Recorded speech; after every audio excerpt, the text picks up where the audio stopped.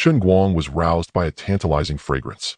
That charred, savory aroma mingled with the scent of chopped scallions seeped in through the crack of the window, rushed straight into his nose, and yanked him out of his drowsy sleep. He opened his eyes and stared at the beam above his head for 3 full seconds. The beam was wooden, carved with faint insect-repelling patterns, and coated with a layer of clear varnish whose surface was already mottled with age. Something was wrong. This was not his room. His room had a white latex-painted ceiling and a flush-mounted light, not these old-fashioned wooden beams, and not this rough-carved canopy bed.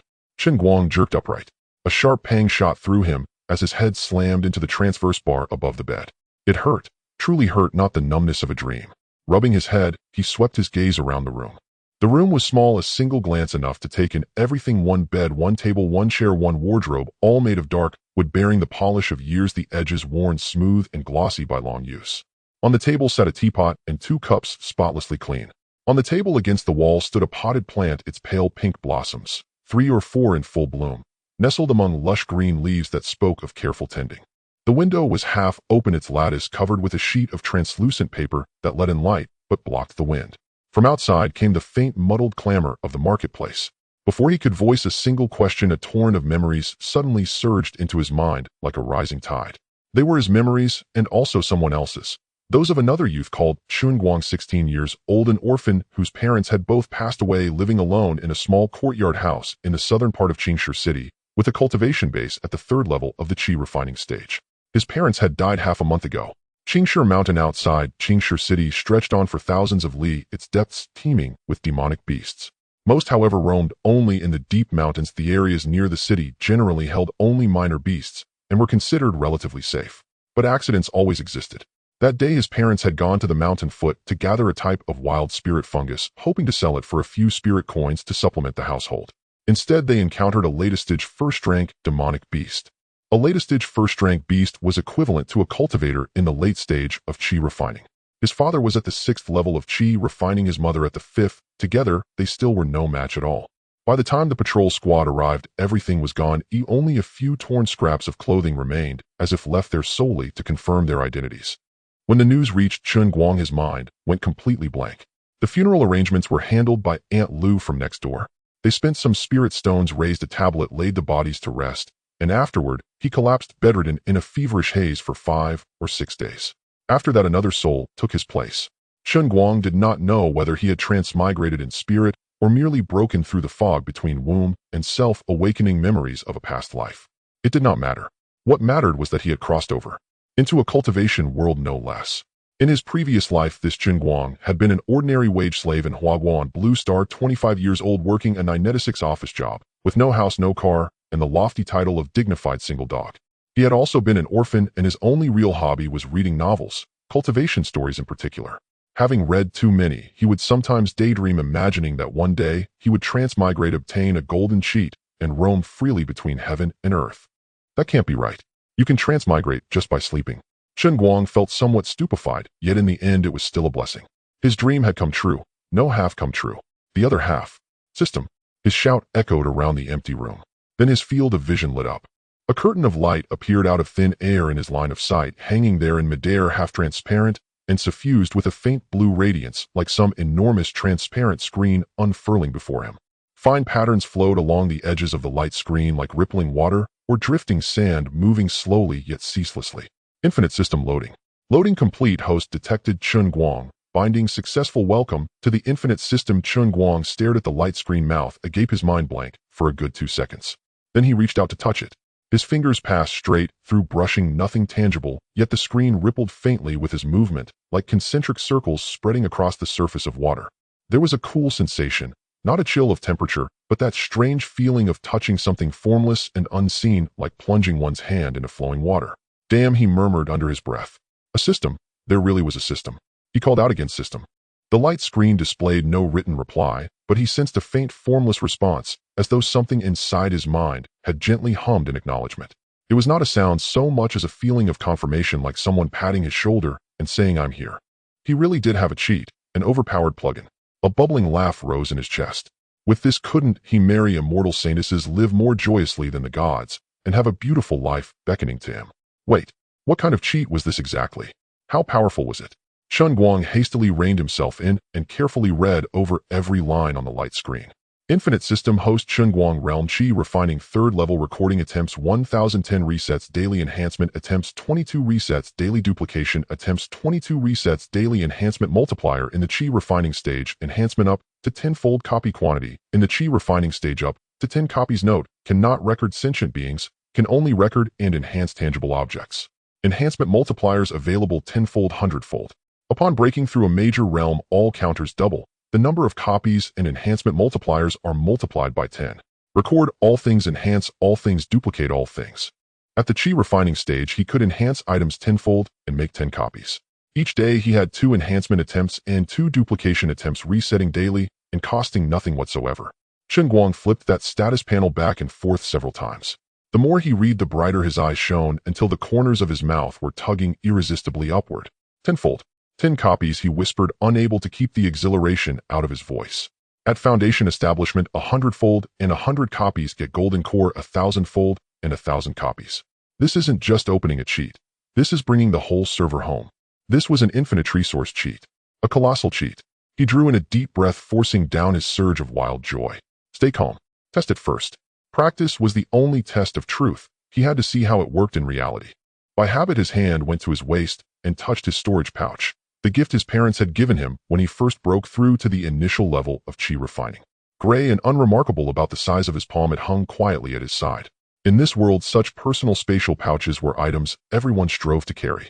Chen Guang unfastened the storage pouch. With a nudge of spiritual energy, the mouth of the bag loosened and his consciousness slipped inside.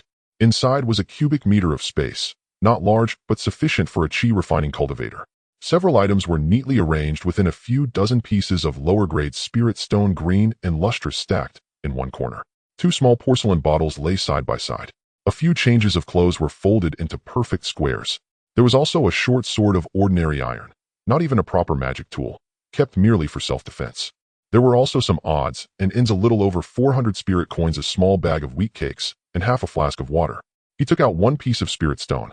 The small stone 2 centimeters to his side was a vivid green throughout. Its 8 corners had each been shaved down slightly, leaving it smooth and rounded to the touch, without any sharp edges. Its green was fresh and translucent, as though spring itself had been solidified within. Held up to the light filtering through the window paper, one could faintly see extremely fine lines flowing inside. That was the spiritual energy circulating within the stone. He glanced at the 400-plus spirit coins as well. Round coins about the size of copper cash, a shade smaller than spirit stones, formed from thinly gathered spiritual energy and not worth much. 1,000 spirit coins could be exchanged for a single lower-grade spirit stone. That was all. While his parents lived, the 2 of them could save only a dozen or so spirit stones a year. Over more than 20 years, they had managed to accumulate a little over 100. These were the savings they had kept with him. Cautious as rabbits who dig 3 burrows, they had stashed reserves in several places. The funeral had consumed a portion, leaving just over 40 stones. It was enough to survive on, but for cultivation, to buy pills and rapidly advance his realm, it would vanish in a few days. But if the system could duplicate. Chen Guang placed 1 lower-grade spirit stone in his palm and stared at it for a moment. Record. A line of text popped up on the light screen. Recording successful, lower-grade spirit stone containing pure spiritual energy, usable for cultivation, formations, trade, and as a power source. Standard specifications, quality normal.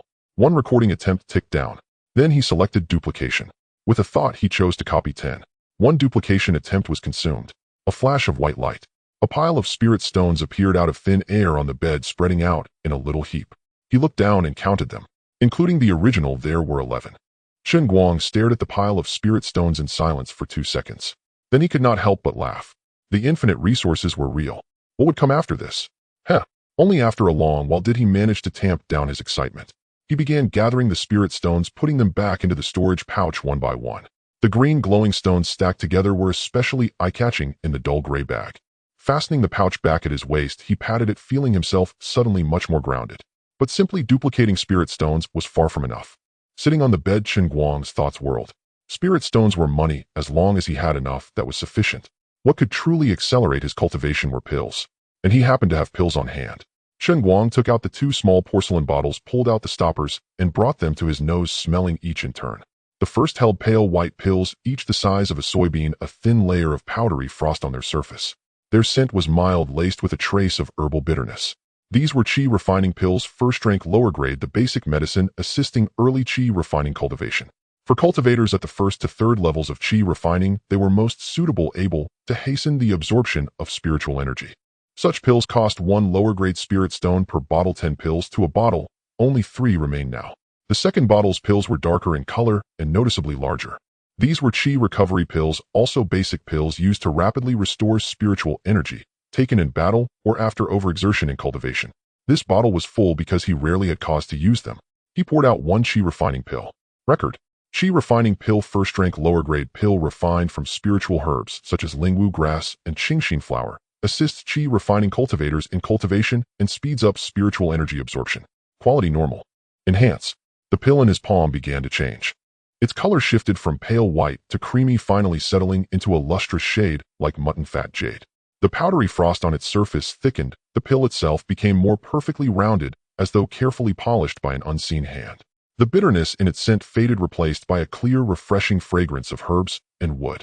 Just one breath of it made the spiritual energy in his dantian stir faintly, as if something within had been awakened. Its quality had changed, though he did not yet know into what. That was easily solved. Record. Recording would display detailed information about the item.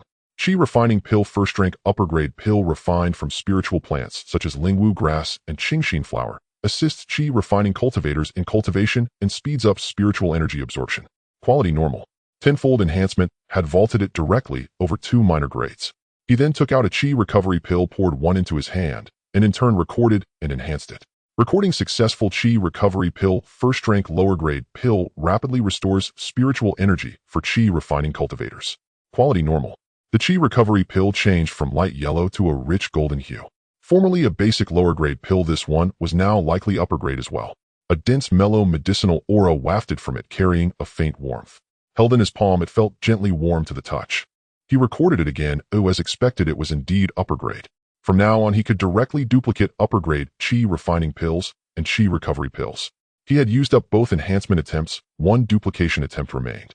He decided to copy the upper grade qi refining pill and later test how it differed from the lower grade version. Chen Guang placed the 2 enhanced pills back into their bottle, then returned both bottles to the storage pouch.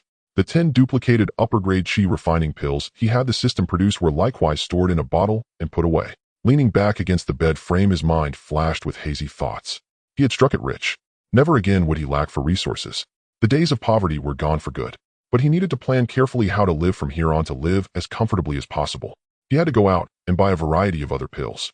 Peiyuan pills, pub barrier pills. These were commonly used auxiliary medicines in the qi refining stage. Peiyuan pills could stabilize one's foundation, while pub barrier pills increased the chance of success when breaking through minor bottlenecks. He would buy a bit of each, record them, then duplicate and enhance. After that, he could simply shut himself in at home to cultivate in seclusion with an endless supply of pills to consume. Why go out and buy more? It would also spare him from drawing unnecessary attention. Later, upon reaching foundation establishment, he would buy foundation establishment pills, bring them back to duplicate and enhance, and at that point his chances of forming a foundation would be 100%. The more Chen Guang imagined his future, the more delightful it seemed, and the wider his grin grew. He stood up, walked to the window, and pushed it open. Outside lay the small courtyard, but because the main hall was taller, he could see beyond its walls. Dusk was drawing in. The setting sun had set the horizon ablaze and orangered the edges of the clouds, gilded with gold. In the distance, the outline of Qingshi Mountain was blurred like a giant beast slumbering on its side. Within the city, lanterns inscribed with spirit patterns lit up one after another, stretching along the streets in winding lines like a flowing river of light. He lived in an ordinary residential quarter in the southern part of Qingshi City, rows of houses of blue brick and gray tiles arranged neatly. The alleyways were not wide enough for 3 people to walk abreast. The ground, paved with blue stone slabs, kept clean. Every so often, dedicated street cleaners would cast broad-range cleansing spells to maintain the city's hygiene. From afar came the sound of pipes and strings mingled with laughter. That was from Listening Rain Pavilion, the most renowned pleasure house in the city, a 5-story building with red lanterns hung high. Music drifted without cease. The windows on the 2nd and 3rd floors were half open, revealing indistinct silhouettes of women, some plucking chin, some dancing, some leaning on the railings gazing out. Several streaks of light arced across the sky above, cultivators returning late, flying by sword. They were all at the foundation establishment stage, for qi refining cultivators were forbidden to ride their swords within the city, while golden core experts needed no swords at all. They could fly on their own. Along the city walls, a spirit-patterned lighthouse stood every 100 zhong, casting a soft radiance that shrouded the entire city in a warm halo of light. This world was vast.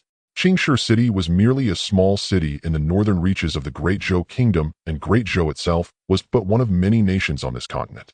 As for the world beyond, all he knew of was a single immortal alliance, lofty as the blue heavens themselves.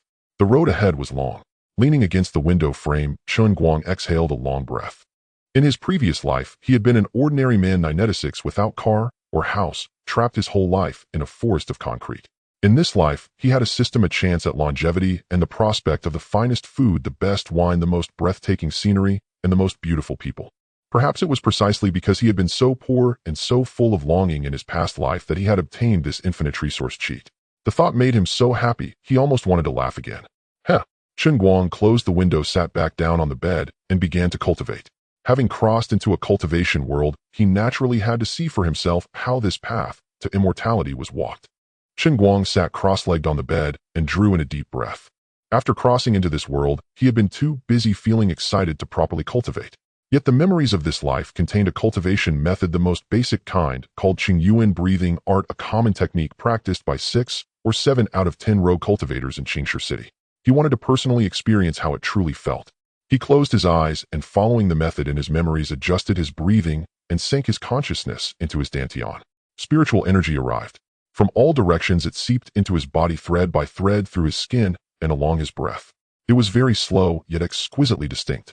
The instant the spiritual energy entered his body, he felt a faint coolness slowly coursing along his meridians, like taking a sip of cold water in midsummer that refreshed him from his throat all the way down to his stomach. After circulating once through his meridians, the spiritual energy finally settled in his dantian. A small amount of qi already resided there, the foundation of the third layer of qi refining. The newly arrived energy merged into it like a single drop falling into a small pool of water, its change almost imperceptible. It was wondrous and delightful, yet truly agonizingly slow. How slow exactly? After circulating for about 15 minutes, the increase of spiritual energy in his dantian was roughly equivalent to adding a single drop of water into a bathtub. At this rate, it would take him about 2 years to cultivate from the third layer of qi refining to the fourth.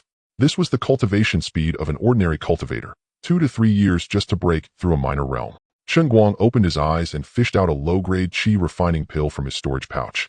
He tossed it into his mouth, and as the medicinal power dissolved, the influx of spiritual energy quickened, changing from scattered droplets to a fine trickle.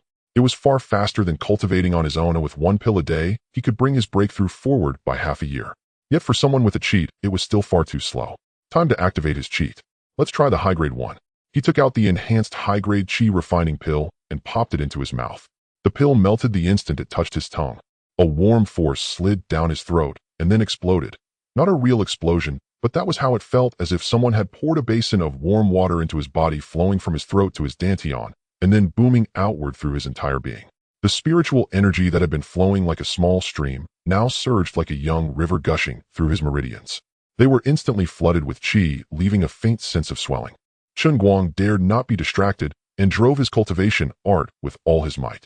Spiritual energy roared along his meridians. 1 cycle, 2 cycles, 3 cycles. With every complete circulation, a portion of the qi settled into his dantian. The pool of spiritual energy in his dantian was rising at a speed visible to the naked eye. 1 cycle after another. Chen Guang was completely immersed in it. The sensation was intoxicating. He could clearly feel himself growing stronger, his meridians widening, his dantian filling. With every completed circulation, his speed was just a little faster than before. The one drawback of growing stronger was that time seemed to accelerate. When he opened his eyes again, the sky outside the window was already faintly bright. An entire night had passed, yet though he had not slept at all, he did not feel the slightest bit tired. Chen Guang slowly exhaled a long breath of turbid air. It condensed into a white line in midair and lingered for quite a while before dispersing. The bottleneck of the third layer of qi refining had loosened. Not just a vague feeling, but a solid, tangible change. He could clearly sense that the barrier had thinned. At this pace, after another month or 2 of cultivation, he would be able to break through to the 4th layer of qi refining. One had to know that ordinary cultivators needed 2 to 3 years to go from the 3rd to the 4th layer of qi refining. In a single night, he had done the equivalent of half a month of someone else's work. Having a cheat was pure bliss. In high spirits, Chen Guang glanced at his system panel. Infinite system. Host Chen Guang. Realm 3rd layer of qi refining. Recording times 1010 resets daily. Enhancement times 22 resets daily. Duplication times 22 resets daily. With the dawn of a new day, all his counters had been refreshed. Today, Chen Guang planned to go out and buy some pills, then hole up at home to cultivate. But before going out, he needed to secure some spirit stones. Having been poor in both his lives, he felt uneasy whenever his pockets were empty. Chen Guang poured all the spirit stones from his storage pouch, counting them one by one. Including the 10 he had duplicated yesterday, there were 53 in total. He did not immediately duplicate them because he wanted to run an experiment. He found a piece of cloth and wrapped all 53 spirit stones inside, tying the mouth tight to make a small bundle. Record. A prompt appeared recording successful low-grade spirit stone bundle containing 53 low-grade spirit stones. Then he duplicated 10 copies. A flash of white light, and 10 identical bundles appeared neatly on the bed. Well, it really worked. This cheat is outrageous. He had only been testing it and had not expected it to succeed. Since the system defined things in units, a whole bundle counted as a single unit. The possibilities from now on were endless. Chen Guang opened one bundle, 53 stones. He opened all 10 bundles, 530 stones. Together with the original 53, he now had a total of 583. It was enough. Over 500 low-grade spirit stones would be a fortune for any ordinary chi refining family. Chen Guang swept the stones back into his storage pouch. As he looked at the bulging pouch, a sudden thought arose: the pouch itself should be recordable as well, shouldn't it? But after some thought, he decided not to record and duplicate it. Making too many copies would be unsafe to leave at home, and even more impossible to carry on his person. However, he could at least test whether it could be enhanced. Let's give it a try. There's nothing to lose anyway. He unfastened the storage pouch, placed it on his palm, and activated his intent. Enhance. White light enveloped the storage pouch, lasting for about one breath. When the radiance faded, its outward appearance showed no change. It was still the same dull gray. Chen Guang's heart skipped. Had it failed? He hurriedly probed it with his consciousness. The inner space had expanded. From 1 cubic unit, it now held about 10. Huh, it really worked. Chen Guang's eyes lit up, and his lips curved into a grin. Tenfold enhancement. Its capacity had grown 10 times over. Carrying things on trips would be far more convenient from now on. Wait, that's not right. Why weren't the items inside enhanced? Chen Guang suddenly sensed something amiss and examined the contents of the pouch more carefully. The items inside indeed had not been enhanced. Why? Could it be that enhancement could only target a single independent entity? Different from duplication, then. He was tempted to test it further, but in the end decided against it. The drawback was minimal, and at this early stage of his ventures, he should prioritize cultivation and leave deeper research for later. He fastened the storage pouch back onto his waist and patted it. Chen Guang cast a simple cleansing spell that everyone knew changed into a clean set of clothes and checked himself in a bronze mirror. A 16-year-old youth, slender of frame and with refined features, looked back at him. After a night of cultivation, his spirit was vibrant and his eyes shone brighter than the day before. Satisfied, he pushed the door open and stepped out. The alley was already bustling with life. Old Joe, who sold pancakes, was pushing his cart and crying his wares, his voice hoarse yet full of vigor. A few half-grown boys chased one another up and down the alley, wooden swords in hand, shouting, "Watch my sword! Watch my sword!" Aunt Lou from next door was plucking vegetables at her doorstep. Seeing him come out, she called to him in a loud voice, "Xiao Guang, so early. You're looking well." "Morning, Aunt Lou." Chen Guang replied with a smile. "Cultivated all night. I'm feeling great." "Oh my..." Aunt Lou sighed in admiration. "Have you had breakfast?" "I've got rice porridge." Already eaten, already eaten. You go on with your work," Chen Guang said with a grin, waving his hand as he slipped away. At the end of the alley lay South Market Street. Most of the shops on both sides had already opened their doors. Shop assistants were removing wooden panels and setting out goods. In front of the spirit plant shop, fresh blossoms and herbs were displayed, still beaded with dew. The leaves of the spirit mist grass were shrouded in a thin white haze that was pleasing just to look at. In the magic weapon shop, window blades and swords gleamed, and a string of wind chimes hung at the door, chiming softly as the breeze passed. From the food shop wafted aromas so tempting they made passers-by slow their steps. Freshly steamed buns, still billowing with heat, selling for 1 or 2 spirit coins apiece. Chen Guang bought 2 buns from a stall by the roadside and paired them with sweet tofu pudding, eating slowly as he watched the street. The street grew steadily more crowded. A cultivator riding a spirit crane flew in from outside the city and landed at the gate, put away the crane, and strode inside, drawing many sidelong glances. The air was laced with the scents of grass and wood, medicinal herbs, food, and the pine needle fragrance drifting in from Qingshi Mountain in the distance. Cries of vendors, haggling voices, and the sound of footsteps intertwined, weaving a bustling web of noise. Unlike the hurried, anxious bustle of the cities in his previous life, the human energy here was unhurried and warm, brimming with a vivid vitality. Huichun Hall, a well-regarded three-story pill shop, occupied 4 storefronts. Its black lacquer signboard bore 3 large gold characters, and 2 assistants in matching gray-blue short jackets stood at the entrance. "Please come in, honored customer. What do you need?" One assistant stepped forward to greet him. "I'm here to buy some pills," Chen Guang said as he walked inside.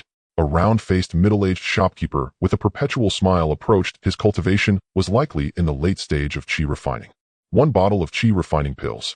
At present, Chen Guang was frighteningly wealthy. He no longer needed to ask prices, though he knew the cost of these pills by heart.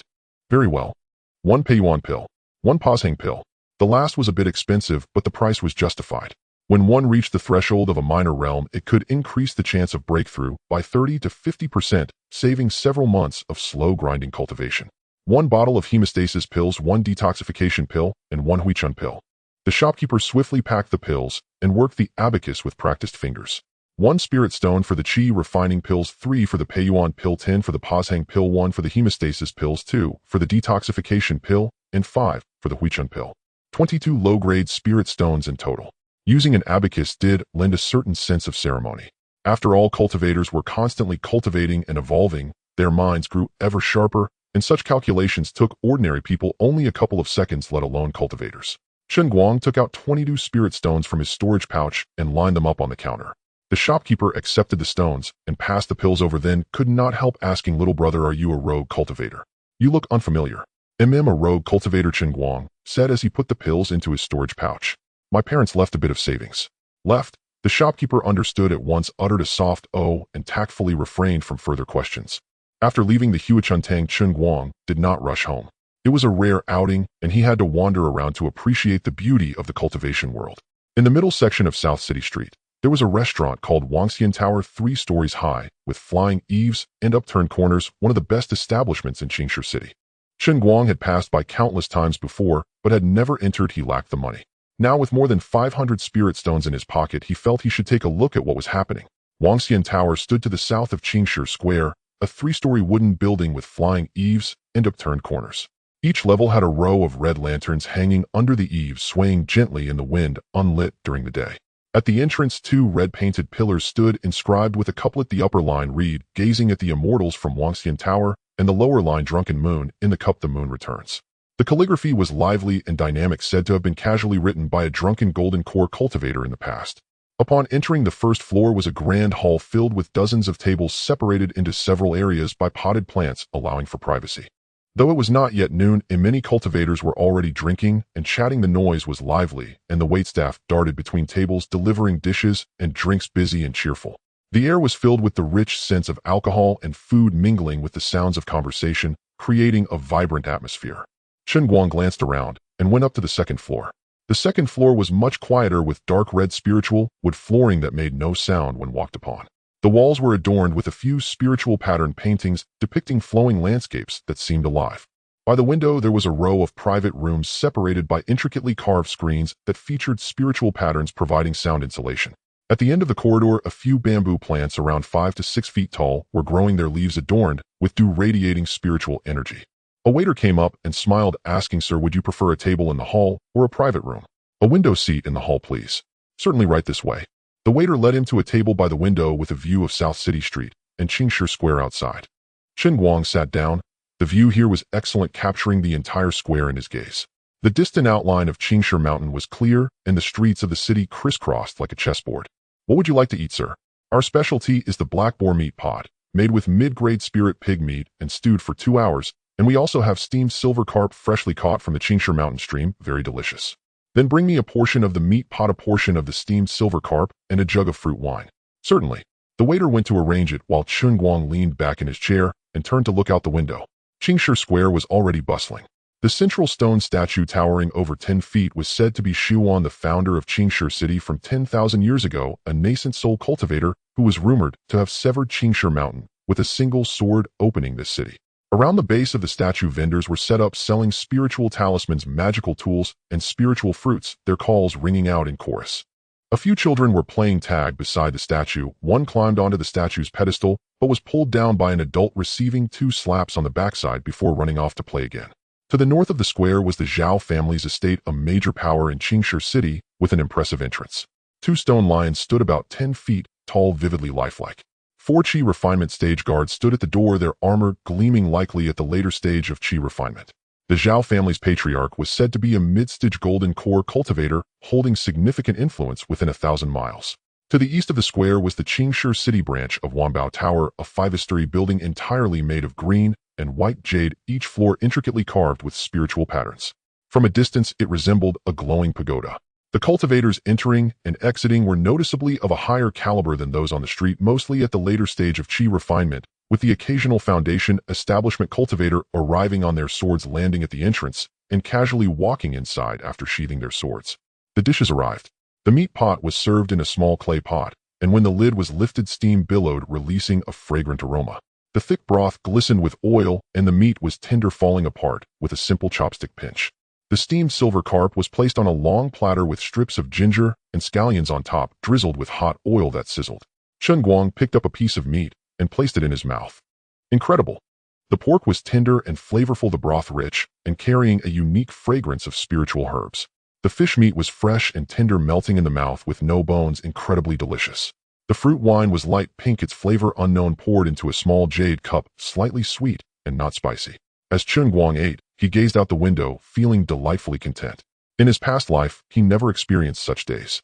Working 9 to 6, packed in subways, eating takeout, and when dining out, he never knew what kind of technology or harsh practices were behind his meals.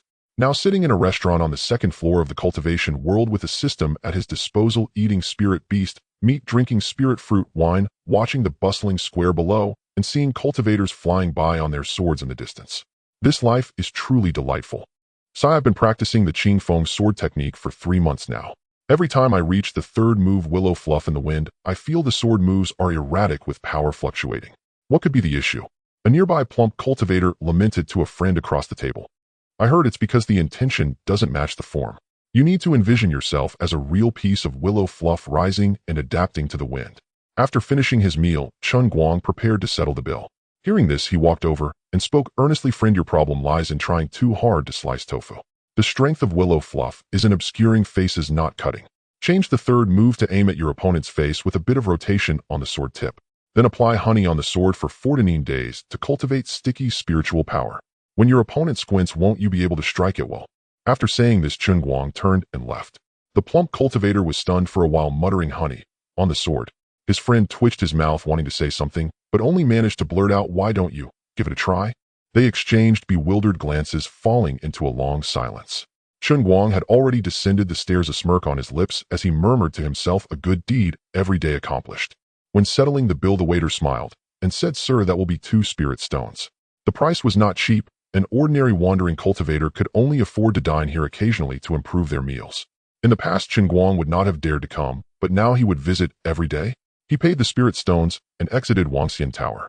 Back home, he secured the courtyard door and laid out the pills he had bought today alongside those left over from yesterday. 1 bottle of Qi refining pills, 10 pieces low-grade first tier. 1 bottle of hemostatic pills, 10 pieces low-grade first tier.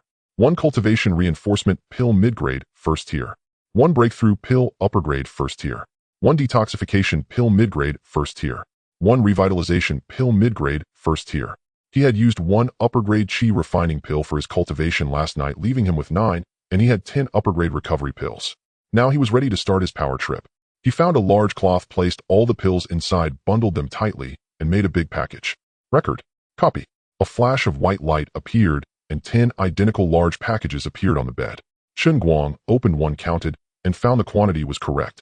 Including the original, he now had a total of 110 ordinary Qi refining pills, 99 upper-grade Qi refining pills, 110 upper-grade recovery pills, 11 cultivation reinforcement pills, 11 breakthrough pills, 11 detoxification pills, and 11 revitalization pills. Chen Guang had never had such wealth in both of his lives. Thanks to the invincible system, he had one more enhancement opportunity today, which he needed to use. Chen Guang took out a cultivation reinforcement pill from his storage bag, cradling it in his palm. The pale blue pill had fine patterns on its surface. Enhance. White light enveloped the pill, and after a moment the pill had transformed. It changed from pale blue to deep blue, with intricate spiritual patterns appearing on its surface, faintly glowing with spiritual light. The rich fragrance of the pill invigorated him with just 1 whiff. He then took the enhanced cultivation reinforcement pill and recorded it. Recording successful cultivation reinforcement pill upper grade. First tier pill stabilizes foundation, useful for chi refinement cultivators, more effective the lower the realm. Now the system had the template for the upper grade cultivation reinforcement pill. In the future, when he wanted to use it, he could just copy it. As for the enhanced upper grade cultivation reinforcement pill in his hand, he would eat it now to taste its flavor. Choosing the cultivation reinforcement pill was to solidify his foundation, fearing that excessive pill consumption would destabilize it. He intended to progress swiftly and steadily. Chen Guang stored all the pills back in his storage bag and sat cross-legged. He first took out the newly enhanced upper-grade cultivation reinforcement pill and tossed it into his mouth. The potent medicinal energy gently permeated through his meridians and the barriers of his dantian, and he could feel his foundation solidifying. Then he took an upper-grade qi refining pill and threw it into his mouth. Spiritual energy surged. Chen Guang closed his eyes, fully operating the Qingyuan breathing technique. The spiritual energy circulated in his meridians, and with each cycle a portion settled into his dantian. The spiritual energy pool in his dantian was slowly rising, and the barrier at the bottleneck was thinning with each wave of impact. Time passed unnoticed during cultivation. When he opened his eyes again, the sky was nearly dark. Chen Guang stretched his neck and felt his dantian. Perhaps in a month or two, after cultivating for several more days, he would likely break through and step into the fourth layer of qi refinement. He stood up and walked to the window, pushing it open. The night in Qingshi City had arrived again. The spiritual pattern lanterns illuminated the entire city warmly and brightly. The flow of people on South City Street was increasing rather than decreasing. Wandering cultivators who worked during the day were off-duty, coming out to shop and dine more lively than during the day, with queues forming at the entrances of spiritual food shops and bargaining happening in the magical tool shops. A few drunken wanderers linked arms and strolled by, humming unknown tunes. From a distance, the sounds of silk and bamboo and laughter could be heard from the Tingyu Pavilion, the sound drifting faintly too far to catch the details, only feeling the lively atmosphere. Every 100 feet along the city wall, there was a spiritual pattern lighthouse, emitting soft light, enveloping the entire city in a warm glow. Leaning against the window frame, Chen Guang gazed at the sea of lights, letting out a long breath. In his past life, he was an ordinary person trapped in a concrete jungle for a lifetime. In this life, with the system at his disposal, the Tao is promising and longevity is attainable. Now with qi refinement, he has a 200-year lifespan, and upon reaching foundation establishment, it would be 400 and 1,000 years for golden core. Just live on. With the best food, the finest wine, the most beautiful scenery, and the most charming people. No rush, take it slow. He shut the window, sat back on his bed, and continued his enriching cultivation. Chen Guang took out another upper-grade qi refining pill, swallowed it, and closed his eyes. Spiritual energy surged, circulating through his body.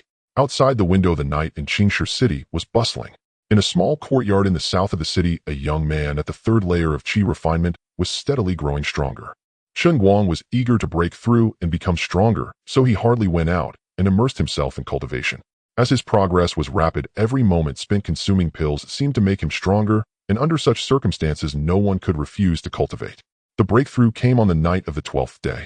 That barrier felt like a thin membrane wrapped around his dantian, quivering slightly with each impact of spiritual energy. Eventually, Chen Guang no longer needed to forcefully strike. As the spiritual energy surged through his meridians, it naturally broke the membrane. With a soft pop, his dantian suddenly expanded, and the influx of spiritual energy accelerated, making his meridians wider. He could feel his body greedily absorbing the surrounding spiritual energy, every pore opening as if breathing. Chen Guang opened his eyes, and the sky outside was already bright. Fourth level of qi refinement. He had traversed here for less than half a month, completing a journey that would normally take ordinary loose cultivators 2 to 3 years. It felt great. He glanced at the system panel. His realm had changed, but nothing else had. The enhancement multiplier was still 10 times, and the number of copies remained 10. Chen Guang took out the pills to examine them.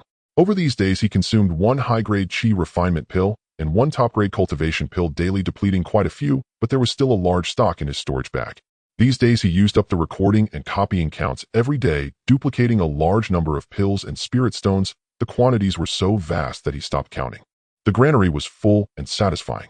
However, Chen Guang always felt that something was off, but with so many pills and spirit stones, what could possibly be wrong? Chen Guang slapped his head in frustration and hit the bedboard. The cultivation method. He had actually been cultivating with the most ordinary method for half a month. Every day was spent consuming pills and cultivating without even considering switching to a better method. If he had thought about it a few days earlier and changed to a good method, the effects of his cultivation over these days could have easily doubled, wasting several days of time. After feeling frustrated for a while, he slowly calmed down. Since time had already been wasted, it was still not too late to change now. It was just right. Having broken through, it was time to go out and spend. He casually tidied himself up and was ready to go out. As he pushed open the courtyard door, a commotion could be heard at the entrance of the alley. Two cultivators at the 6th level of chi refinement were demonstrating spells by the roadside. One cast a fireball, while the other raised a spiritual light shield to block it. Surrounding spectators laughed and cheered, and when the fireball exploded, a wave of heat rushed toward them, felt even from several yards away. In fact, fighting was prohibited within the city, and even such sparring wasn't allowed. If someone reported them, these two would have to spend a few days in confinement. However, the onlookers were not meddling, and neither was Chen Guang, who turned to walk out of the alley. After taking a few steps, he suddenly stopped. What if that fireball had come toward him? Could he have blocked it? It was unlikely. What would he do if he encountered it? It would be fatal. Out in the world, how could he go without something to protect his life? He had been careless. The question was, what should he use? Chen Guang pondered as he walked. Got it. Magical tools. How could he have forgotten such good items, focusing only on using pills to cultivate? Fortunately, it was not too late to remember. He decided to handle it all today. Chen Guang walked through South Market Street towards the Qingstone Square, bypassing the stone statue and heading east. Wanbao Tower was considered the best place to purchase treasures in Qingstone City, selling everything. The 5-story building was entirely built from blue and white jade. Each eaves corner hung a string of spiritual pattern bells, ringing softly as the wind blew. The sound was not loud but clear and crisp, capable of traveling far. The outer walls were engraved with spiritual patterns that during the day they were not very visible, only faintly glowing, but at night they illuminated, making the entire building appear wrapped in a layer of light silver. A plaque at the entrance bore the golden words Wanbao Tower on a black background, written in an elegant style by a golden core cultivator with sharp strokes that made one's eyes ache from looking too long. On both sides of the entrance there were two statues of Pichio, each about a yard tall. Cultivators coming and going were numerous, mostly loose cultivators in the chi refinement stage, with the occasional foundation establishment cultivator. In this small city, Wanbao Tower was the most impressive building. Chen Guang followed the flow of people inside. The lobby on the first floor was very high, with a giant spiritual crystal lamp hanging from the ceiling, emitting a soft white light. The floor was paved with spirit jade slabs, polished smooth as a mirror. The shelves around were filled with various items, meticulously categorized. This was his first visit, and everything seemed fresh to him as he looked around. A maid approached, wearing a light blue long dress with a delicate appearance and seeming to have a cultivation level in the mid-chi refinement stage, apparently higher than his own. Welcome, esteemed guest. May I ask what you are looking for? I want to take a look at the cultivation methods. There was no hurry for magical tools. Sure, the cultivation methods are on the 2nd floor. I will take you up. As the maid turned and led the way, Chen Guang suddenly remembered something great. Puppets. These were much better than magical tools. They could attack and defend, doing everything a person could do. Moreover, they could be enhanced after purchase, upgrading from Tier 1 to Tier 2 and from Tier 2 to Tier 3. Most importantly, they were absolutely loyal. Wasn't this the perfect protector? The more he thought about it, the more he realized it was something he as a newcomer should prioritize. He just didn't know if they had any. Do you sell puppets here? Chen Guang decided to ask directly. The maid paused, turned to look at him, and showed an apologetic smile. Esteemed guest, puppets are at least Tier 4 items. Our Wanbao Tower in Qingstone City only sells items up to Golden Core tier, so we do not have puppets for sale. I am truly sorry. Chen Guang was taken aback. Tier 4. Yes, Tier 4 nascent soul items, the maid patiently explained. Only Golden Core cultivators are stationed in Qingstone City, so Wanbao Tower only sells up to Tier 3 items. If you want to buy puppets, you can go to the county city. Chen Guang opened his mouth, wanting to say something, but swallowed it back. He lowered his head in silence for 2 seconds before nodding. All right, I understand. His tone was much lower than before. It was really a pity that there were no places to sell puppets. The maid noticed his low spirits and gently asked, esteemed guest, would you still like to look at cultivation methods? Yes, Chen Guang suppressed his disappointment and nodded. Buying cultivation methods was still a priority. He followed the maid to the 2nd floor. The 2nd floor was quieter than the first, with dark spirit wood flooring and several spiritual pattern paintings hung on the walls. The landscapes in the paintings flowed gently. The 2nd floor was divided into several areas, including a talisman area and a cultivation method area with few customers, mostly chi refinement cultivators quietly selecting items. The maid led him to the cultivation method area, where several rows of bookshelves were placed by the window. Each jade slip was kept in a spirit wood box with the name and a brief introduction of the cultivation method inscribed on the box lid. It was truly luxurious that even chi refinement items were in jade slips. Esteemed guest, this is what can be cultivated at the chi refinement stage. You may browse at your leisure. Chen Guang approached the bookshelf and began examining them one by one. Xianbing Ju Liuhua, Gong Hu and Ju were all rather ordinary. Zidi and Ju had a lightning attribute with high difficulty, but great power, while Daxu Jing was attributeless. These cultivation methods could be cultivated to the golden core or nascent soul stages. This was a great aspect of this world. The cultivation civilization was highly developed, and low-level cultivation methods were common. As long as one wanted to learn, there would be no shortage of methods. However, what was displayed here were all Qi refinement volumes only capable of reaching the peak of Qi refinement, and to break through one would need to accumulate spirit stones to buy the foundation establishment volumes. Chen Guang mentally reviewed these cultivation methods and felt they were lacking. He walked further in and noticed a jade slip in the corner of the bookshelf. The lacquer on the box was somewhat worn as if it had been left untouched for a long time. The lid bore 4 characters Wuji Jinjia. Chen Guang picked it up, opened the box, took out the jade slip, and pressed it against his forehead, channeling a thread of spiritual energy into it. At the Qi refinement stage, without divine sense, this was the only way to read the jade slip. Information flooded into his mind. Wuji Jinjia was an attributeless cultivation method that concurrently trained the body Qi and spirit, resulting in a balanced and harmonious flow of spiritual energy with strong adaptability. The method had an enormous resource consumption requirement, and the more resources consumed, the better the results. The spiritual energy cultivated far exceeded that of the same tier and was solidly foundational with no rejection toward any attribute of spells. The upper limit of this method was extremely high, theoretically even allowing one to become an immortal. A friendly reminder: this method requires at least 10 times the resources of the same tier to begin. There was a cultivation method specifically for the protagonist. But to be honest, this method was tailor-made for him. Training body Qi and spirit in harmony was perfect without flaws, and the more resources consumed, the stronger it became. What the newcomer lacked the most was resources. However, how could such a method leading directly to immortality be placed here? Could it be due to the high resource consumption? Perhaps those people thought it was better to let others cultivate, as anyone cultivating would have to buy their resources, ultimately profiting them. Moreover, they were established forces with inheritances spanning tens of thousands or even millions of years, which gave them the confidence to not fear anyone rising against them. Regardless of the truth, Chen Guang increasingly felt that this made sense. Wanbao Tower in Qingstone City only sold the first 2 tiers, which were content for the Qi refinement and foundation establishment stages. He thanked the ancient forces for allowing such a good thing to be passed down, sincerely grateful. He looked at the price: 200 low-grade spirit stones, slightly more expensive than other cultivation methods, but for this level of method, it was practically free. However, everyone knew that what was free was the most expensive. Chen Guang walked up to the maid with the jade slip in hand. "I will take this cultivation method." The maid glanced at the jade slip in his hand, slightly surprised. This jade slip had been in the corner for a long time, and many had looked at it, but few had bought it.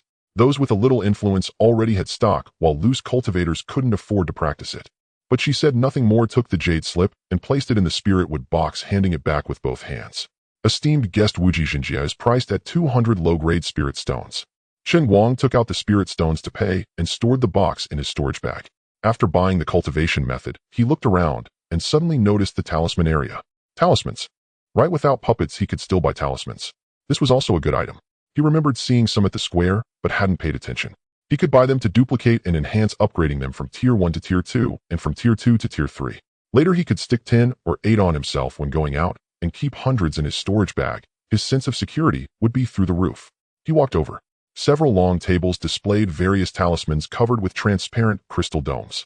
Nearby were shelves stacked with blank talisman paper, rows of talisman brushes, and bottles of talisman ink. Chen Guang looked around. A low-grade Tier 1 talisman cost 300 spirit coins, each medium grade 500 and high grade 1,000 spirit coins each. The prices were reasonable and ordinary cultivators could afford a few.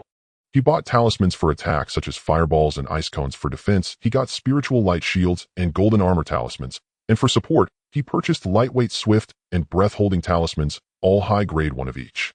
While selecting the talismans, he thought about whether he should try drawing talismans himself. He wanted to learn all the arts of cultivation, but right now the most important thing was to cultivate. Forget it, he would buy them first and see about practicing later. While selecting the talismans, he thought about whether he should try drawing talismans himself. He wanted to learn all the arts of cultivation, but right now the most important thing was to cultivate. I'll take a stack of low-grade Tier 1 blank talisman paper, a medium-grade brush, a bottle of low-grade talisman ink, and detailed explanation of Tier 1 talismans. The maid fetched each item. That will be 35 spirit stones in total. The detailed explanation of talismans is the most expensive, costing 20 spirit stones. Chen Guang had just wanted to mention buying magical tools when he heard the maid's reminder. Esteemed guest, I must remind you that if you fail while drawing talismans, the talisman paper will explode. If you don't know how to use a spiritual shield technique, it can be a bit dangerous. Explode. Is that true? I haven't heard that it would explode. Of course, because drawing talismans involves injecting spiritual energy along specific routes into the talisman paper. If you fail, the injected spiritual energy will go out of control and explode, though the power is far less than a complete talisman. Alright, I'll go buy some spells and magical tools. Chen Guang hadn't heard of such a thing, but didn't want to try it. Buying was fine, he wasn't short on money. Alright, please follow me to the first floor, the maid said as she walked toward the first floor. When they reached the spell area, he first took the spiritual shield technique, and then chose the object manipulation technique and sword control technique. These were different. He also selected fireball technique, ice cone technique, 5-element escape technique, and golden armor technique. Except for the escape technique, which was high grade, the others were medium grade. He bought them all at high grade, fearing he wouldn't be able to keep up with the cultivation. Previously, he had only heard of these spells, but hadn't purchased them, so now that he was here, he decided to buy them all.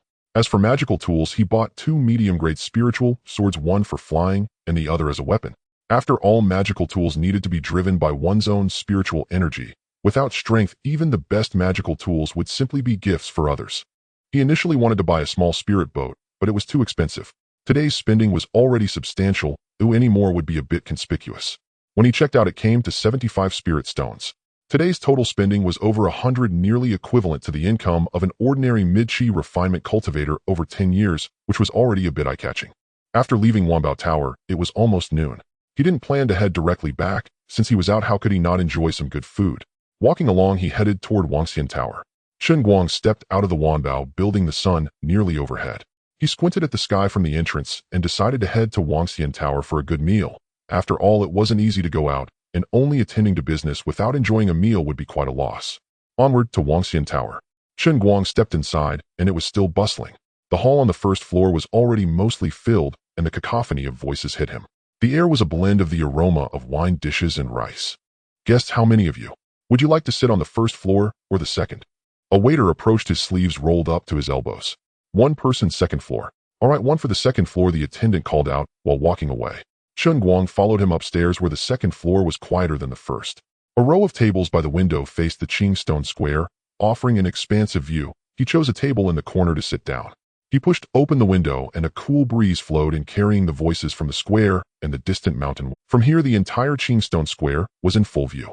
A circle of people surrounded the statue, while Nan Street appeared like a gray ribbon extending from the edge of the square, with shop signs densely packed on both sides. Further away stood Qingstone Mountain, its slopes undulating. The nearby hillside was a deep green covered with pines and spiritual bamboos, but beyond that it became indistinct, shrouded in mist. The attendant poured a cup of tea and asked, "What would you like to eat?" "We have Qingstone fish freshly caught from the mountain stream this morning. We also have spiritual mushrooms stewed with mountain chicken, using wild chickens from deep within Qingstone Mountain. And there's steamed spiritual sparrow braised rabbit stir-fried meat with bamboo shoots, whatever you prefer. I'll have a Qingstone fish, a portion of spiritual mushrooms stewed with mountain chicken, and a pot of peach wine." "All right. Would you like the fish steamed or braised?" "Steamed." "Got it," the waiter answered, and Chen Guang leaned back in his chair, gazing out the window. There were more people in the square than in the morning, and a circle of onlookers surrounded the statue, watching a wandering cultivator performing a spell.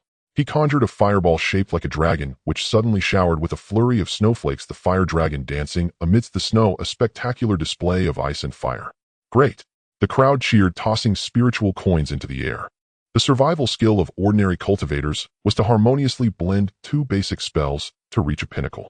In terms of controlling these spells, there were probably few chi refining cultivators who could match him. Not long after the dishes arrived. The Qingstone fish was about a foot long, lying in a white porcelain dish garnished with shredded ginger and scallions drizzled with a layer of light brown fish sauce. The fish skin was a bluish-gray, slightly curled, revealing the snowy white flesh inside. He used his chopsticks to push aside the ginger and scallions, picking up a small piece of fish belly to taste. The fresh sweetness of the fish melted on his tongue, infused with a subtle fragrance of grass and wood. The fish was so tender that it hardly required chewing, a gentle bite, and it disintegrated. Next, he looked at the spiritual mushrooms stewed with mountain chicken. As he lifted the lid of the clay pot, steaming aromas wafted out, rich with the scent of mushrooms. The broth was golden yellow with a thin layer of oil floating on top. The chicken was stewed to perfection, falling off the bone with the slightest touch of his chopsticks. The broth was exquisite, rich, yet not greasy, with a hint of sweetness from the spiritual ginseng. Chen Guang drank 2 bowls of soup, breaking out in a light sweat, feeling invigorated. This soup was powerful. He poured another cup of peach wine. The pale amber liquid looked delightful in the white porcelain cup. The flavor was light, more akin to fruit juice, but after swallowing, warmth spread in his stomach, a faint heat radiating through his limbs. Delicious, Chen Guang exclaimed. At the next table sat 3 people, 2 men and a woman, all appearing to be at the late stage of chi refinement, dressed in gray robes, looking like itinerant cultivators who had spent years living in the mountains. On their table were 2 plates of peanuts, several plates of meat and vegetables, and a pot of wine, indicating they had been drinking for a while. Damn, we've lost big this time. The older man took a swig of wine. I spent 5 days in the mountains and only found 3 stalks of clear heart grass, and they were low grade. What's that? Another man chimed in. Last month when I entered the mountains, I encountered a high-grade ironback wolf and nearly didn't make it back. I only escaped thanks to spending a fortune on high-grade swift movement talismans and fireball talismans. I didn't get any precious herbs and lost 2 high-grade spiritual talismans. It was a total loss. You guys don't know anything, the woman said in a hoarse voice. The Zhao family discovered a 500-year-old purple spirit mushroom deep within Qingstone Mountain, which attracted a second-tier demon beast, the Crimson Feather Eagle. The Zhao family lost a foundation establishment elder and didn't even get the mushroom. Purple spirit mushroom. That's a main ingredient for many second-tier pills, the first man gasped. There's a Crimson Feather Eagle in Qingstone Mountain. Just because it wasn't there before doesn't mean it will never be. The depths of Qingstone Mountain connect to the Ningyun Mountain Range. You know about the Ningyun Mountain Range, right? It's home to nascent soul beasts and even some that have attained divinity. The Zhao family's elder was in the early stage of foundation establishment. How could he escape from a flying second-tier demon beast? Isn't the Zhao family's ancestor a golden core cultivator? Why didn't he intervene? Can a golden core cultivator just intervene at will? If he moves, the golden core demon beast will also move. How could they allow someone to bully the weak? The woman lowered her voice. Moreover, the Zhao family has been busy arranging a marriage alliance with the city lord's mansion recently. They don't have the energy to deal with this. A marriage alliance. The Zhao family and the city lord's mansion. You didn't know? The Zhao family's eldest daughter, Zhao Lingwei, is marrying the city lord's son next month. This news has almost spread throughout Qingstone City. Then the Zhao family will be even more powerful. They already have a golden core ancestor, and now they'll be allied with the city lord's mansion. Who says it doesn't? But this has nothing to do with us itinerant cultivators. The 3 fell silent for a moment, then the first man spoke again. By the way, have you heard? Wanbao Building will have a new batch of goods next month, supposedly transported from the capital of the Great Zhou Kingdom, including foundation establishment pills. Foundation establishment pills. That's a treasure for breaking through to the golden core stage. How many spirit stones would that cost? It must be over 10,000 low-grade spirit stones. Anyway, we can't afford it. Even if we can't afford it, can't we just take a look? The woman laughed. Let's go together when the time comes. It'll be good to open our eyes. Sure, let's go together next month. The 3 clinked their cups and began discussing other topics. Chen Guang didn't listen in any longer. He turned his head to gaze at the mountains outside. Qingstone Mountain shimmered under the afternoon sun, enveloped in a faint blue light, with mist swirling above its midsection, obscuring its outline. He recalled what the people at that table had said. Generally, demon beasts of the same level were slightly stronger than cultivators, and cultivators often needed to rely on external items to survive. And then there were foundation establishment pills, the advanced version of foundation establishment Dan. These things felt very far from him, yet strangely close. He had only reached the 4th layer of chi refinement. A first-tier demon beast could take his life easily. As for the Zhao family with their golden core powers, they were an enormous entity to him at this moment. However, he had a cheat. Those previously unattainable treasures would soon be within his grasp. The talismans he bought today could be enhanced when he returned home. He wondered if he could upgrade from 1st tier to 2nd tier. And that book, the Wuji Jinjie, required 10 times the resources just to enter, which others couldn't afford, but he could. He would return and switch to a stronger path. Thinking of this, the slight urgency in his heart faded again. Why rush? He had a cheat. He leisurely finished his meal, downed the last sip of wine, and called the attendant to settle the bill. The total was 6 coins, a small sum. After leaving Wangxian Tower, he didn't head directly home, but strolled around the square. Stalls set up by itinerant cultivators sold all sorts of goods: spiritual herbs, ores, demon beast skins, and bones, old talismans, and old jade slips, mostly worthless trinkets. However, there was one stall displaying several dull-colored stones with a wooden sign beside it reading, "Found deep in Qingstone Mountain, unknown, or 1 spirit stone each." Chen Guang picked one up for inspection. The stone was heavy with a fine pattern on its surface, as if corroded by something. He tried to infuse a strand of spiritual energy into it, and the stone warmed slightly, but quickly cooled down. "Will you sell it for 500 spirit coins?" Although he wasn't short on money, he still wanted to haggle. The stall owner, a thin, dark man, hesitated for a moment before nodding. Chen Guang took out 5 strings of spirit coins to pay, having duplicated them during his seclusion since there was hardly anything else to copy. He put the stone into his storage bag regardless of what it was. He would record it when he got home. Even if it turned out to be an ordinary stone, he wouldn't lose much. He had also figured out some system rules in recent days. First, he could only record his items. To record something, he had to buy or steal it. He could record life forms such as medicinal herbs, seeds, and ordinary fish, but not those with intelligence. After browsing around, he also bought a few wooden boxes made from crane spirit trees. The sun was already setting, and Chen Guang walked through Nan Street toward the south of the city. In the alley, Aunt Lu was at the door gathering the spiritual herbs she had dried all day.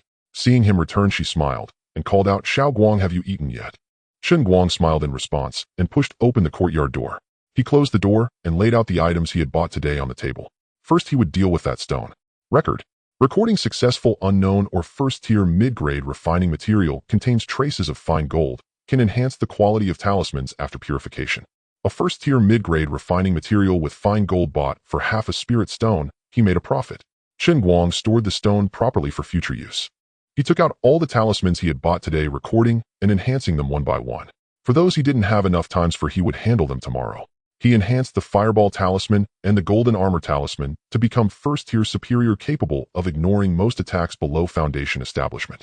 After enhancement, he put all the talismans, including the spiritual sword, into the wooden boxes, then recorded the enhancements in a single sweep. With so many talismans, he felt a sense of security. He took out 2 of the superior Golden Armor Talismans and kept them close. He couldn't be too careful at home anyway, so it didn't hurt to have them. He only recorded the materials for making talismans without enhancing them. Since he had just learned to draw talismans, using first-tier low-grade talisman paper and ink was sufficient. He could upgrade them later once he improved his skills. The main event was here. He took out the Jade Slip of Wuji Jinjia and carefully went through its contents. After reading it, he felt a bit regretful, wishing he had looked at it sooner. The reason this cultivation method was so astonishing was that it utilized countless resources to enhance oneself in all aspects, and the resources were not used haphazardly. Various medicinal herbs and demon beasts were turned into medicinal baths to strengthen the body in all ways. Tiger bones, deer, blood ginseng. If he had known, he would have looked at the Jade Slip earlier and could have bought something in advance. But that's not right. He glanced at the Jade Slip again. It seemed buying in advance wouldn't be useful, as he could only begin practicing body refinement after successfully switching his cultivation method. This was merely the requirement for body refinement. Qi refinement required a considerable amount of spiritual materials and pills. He looked at the names and didn't recognize them, estimating they wouldn't be available in Qingstone City. But it didn't matter. Even using the most ordinary spirit stones would suffice, and the effects would still far exceed those of ordinary cultivation methods. What a remarkable ordinary spirit stone! It lives up to the name of celestial methods, Chen Guang exclaimed, feeling a bit smug. Spirit stones were wonderful, they were essential. As for the requirements for spirit refinement, they were relatively simpler, probably because of the low realm. He only needed to operate the cultivation method while focusing on the visualization diagram. The method had its built-in aids. However, the method also suggested using treasures to assist in cultivation for faster results, such as the recovery incense to restore mental energy and the spirit-enhancing pill to gradually raise the mental energy limit. While the shopping list had grown a few more items, but there was no hurry. He hadn't even switched his cultivation method yet, so having treasures was useless. His main task now was to cultivate. Chen Guang stored everything away, sat cross-legged on the bed, closed his eyes, and immersed himself in. Outside the window, the sky gradually darkened, the spirit pattern lanterns lit up, and the night market on Nan Street began to bustle. In the distance, the sound of silk and bamboo from the listening rain pavilion drifted over, intermittent, yet enchanting. Chen Guang didn't hear any of it. All his attention was focused on switching his cultivation method. Chen Guang closed his eyes, feeling the spiritual energy circulating slowly within his body. Unlike the usual techniques that follow the 12 primary channels and 8 extraordinary meridians, the Wuji true explanation is different. This technique requires the opening of 36 hidden meridians in addition to the 20 primary and extraordinary channels. The hidden meridians are concealed between the primary channels, deep within the bones and nestled among the organs. They are completely unnoticeable in daily life, and the vast majority of cultivators remain unaware of their existence throughout their lives. However, once these hidden meridians are opened, they will connect with the primary and extraordinary channels to form a vast network, significantly increasing the speed and volume of spiritual energy circulation, far surpassing ordinary techniques. The 36 hidden meridians each have unique functions. The first one to be opened is called the Earth Gate. Like the foot-Shaoyin kidney meridian among the 12 primary channels, it starts at the Yongquan acupoint on the left foot, ascends along the inner side of the calf, wraps around the knee, and goes all the way to the base of the thigh. Its purpose is to connect with the spiritual energy of the earth. Once opened, it allows the practitioner to automatically absorb earth qi from below their feet during cultivation, significantly speeding up the replenishment of spiritual energy. In contemplation, Chen Guang swallowed a high-grade qi refining pill. The medicinal power dissolved in his stomach. Warm spiritual energy surged toward his dantian while he held a spirit stone in his hand, taking a deep breath as the spiritual energy began to probe toward the entrance of the Earth Gate meridian.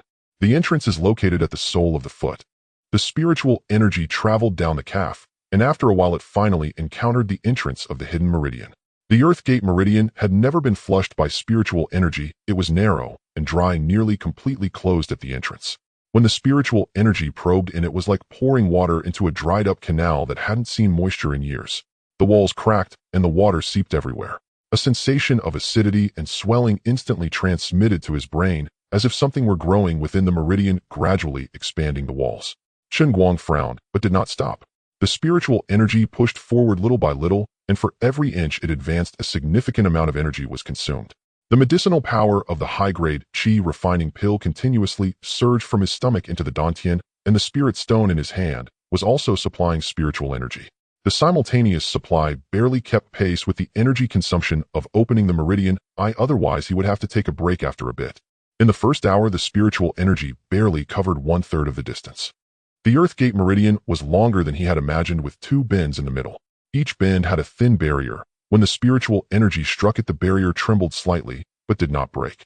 He could only grind away at it little by little. In the second hour, the barrier was nearly worn down. He took a deep breath and suddenly urged the spiritual energy to charge forward.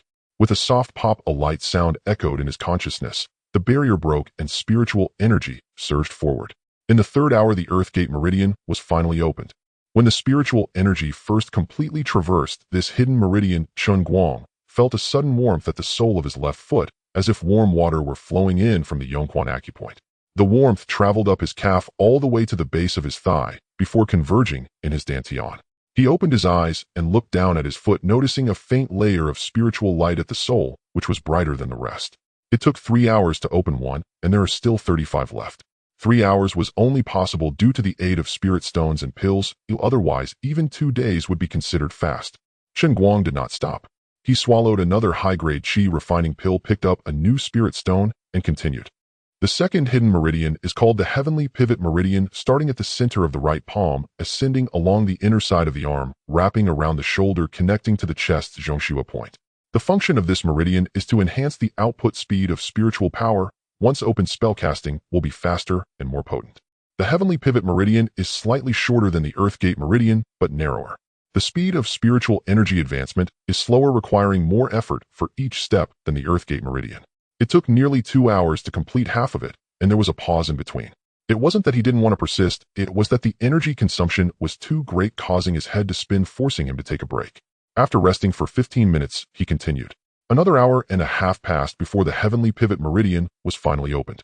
The moment the spiritual energy surged into his palm, he felt a slight tingling in his right fingers, as if something were dancing at his fingertips. The third meridian is called the Spirit Platform Meridian. It starts at the Lingtai point on the back, ascending along both sides of the spine, connecting to the occipital point. The purpose of this meridian is to enhance mental power. Once open, perception becomes sharper, and the control of spiritual energy is more precise. The opening of the Spirit Platform Meridian is more painful than the first 2.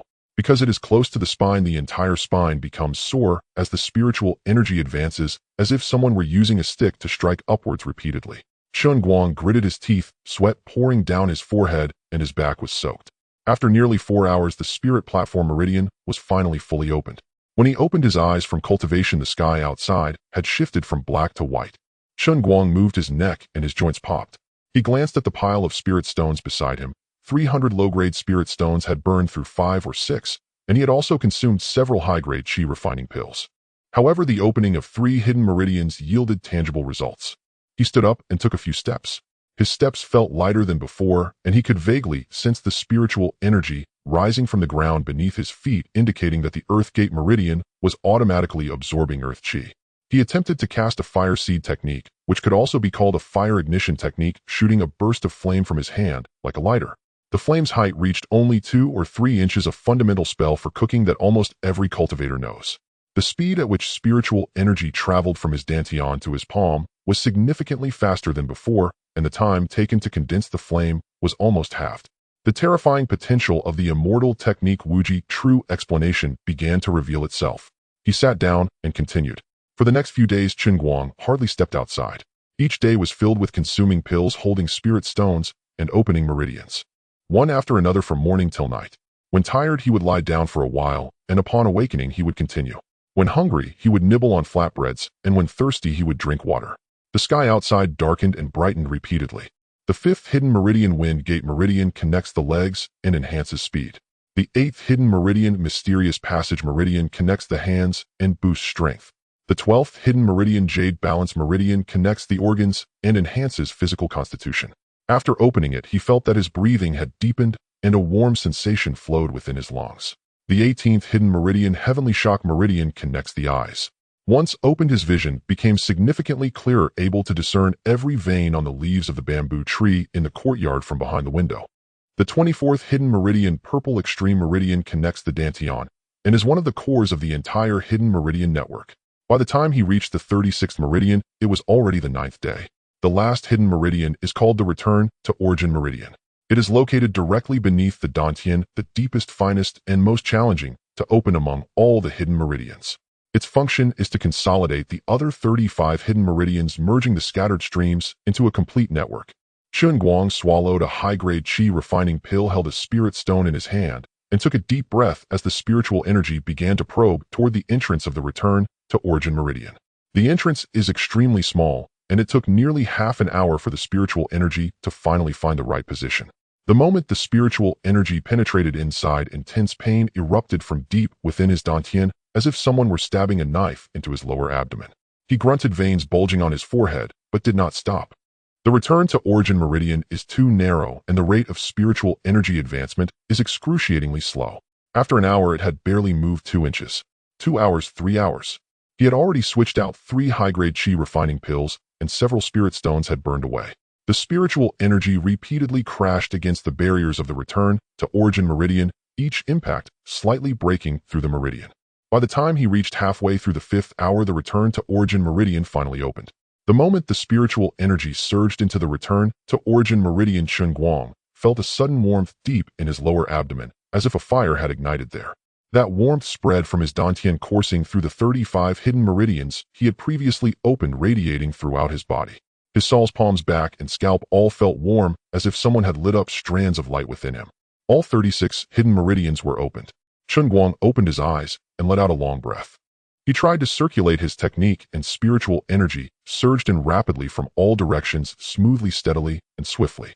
The channels he traversed were no longer just the 20 primary pathways, but a total of 56 pathways working simultaneously. Like a great river, 36 tributaries flowed into it, multiplying the volume several times. Moreover, the speed of absorption and transformation of spiritual energy was also several times faster than before. He stood up and walked a few steps in the courtyard. His steps felt light, and it seemed as if he had boundless strength. His perception of the surroundings was clearer and more nuanced, as if he had completely changed bodies. Fire seed technique. He began the spell, and the spiritual energy reached his palm from his dantian almost instantaneously. The speed at which the flame condensed was likewise nearly instantaneous. Fire seed technique. He began the spell, and the spiritual energy reached his palm from his dantian almost instantaneously. The speed at which the flame condensed, how did it become like a flamethrower? Cleanse technique. Chen Guang cast another common spell. A beam of spell light swept around, gathering the dust inside and outside the house into a ball the size of a fingernail. Chen Guang stared dumbfounded at that dust ball. When did his cleanse technique become capable of covering such a large area? And was there really this much dust in the courtyard?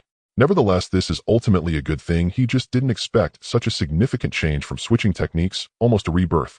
Immortal techniques are indeed impressive, living up to their reputation with terrifying power, but the consumption is equally daunting.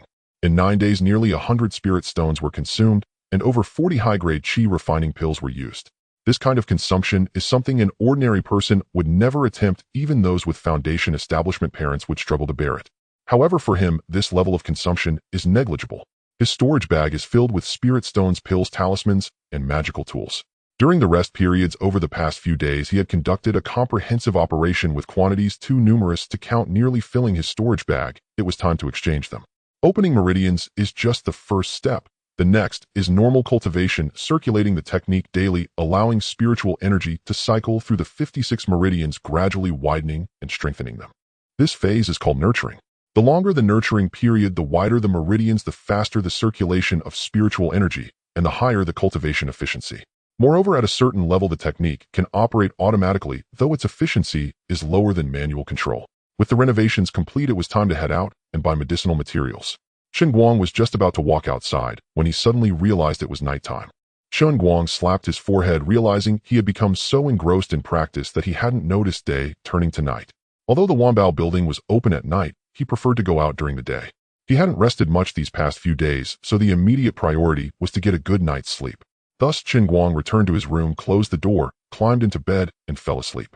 The actions flowed seamlessly, and he fell asleep easily. Chen Guang was awakened by the sunlight.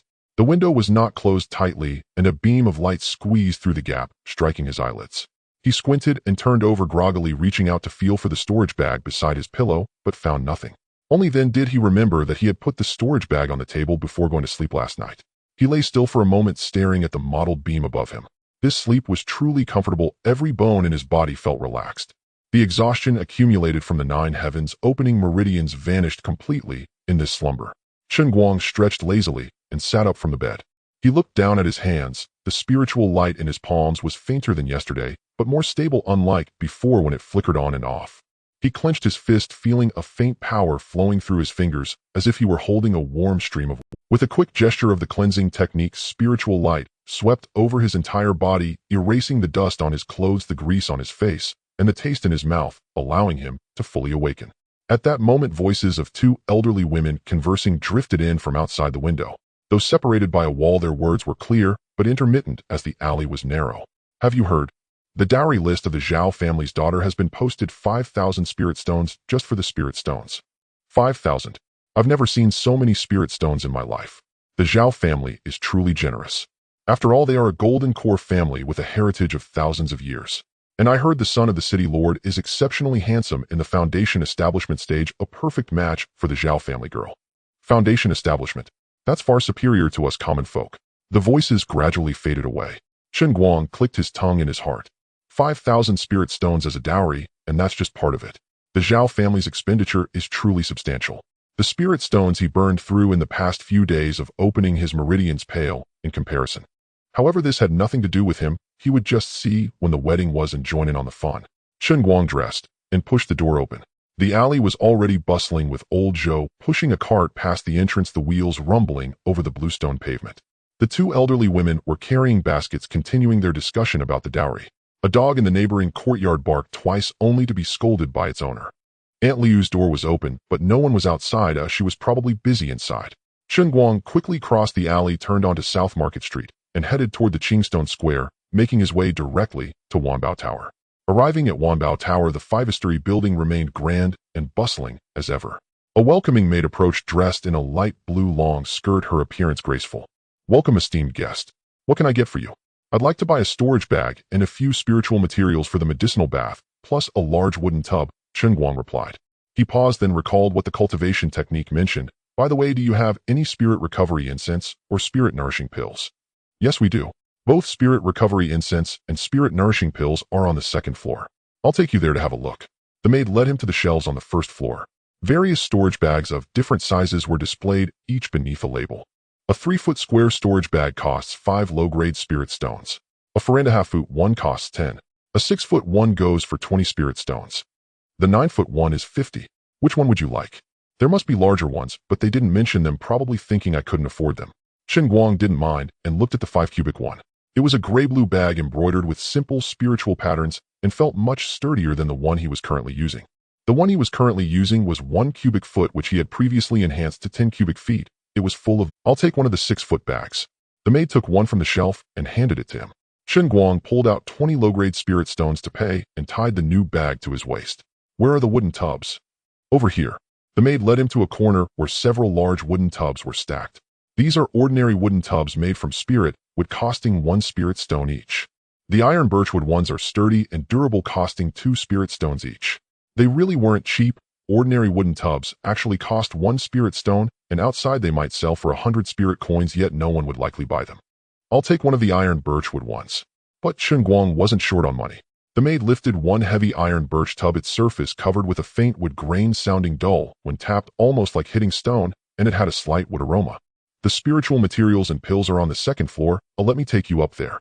After reaching the 2nd floor, the maid led him to a row of shelves near the refining materials area, where various jars and oil paper packages were displayed. Chen Guang took out a piece of paper from his storage bag, a list he had prepared last night.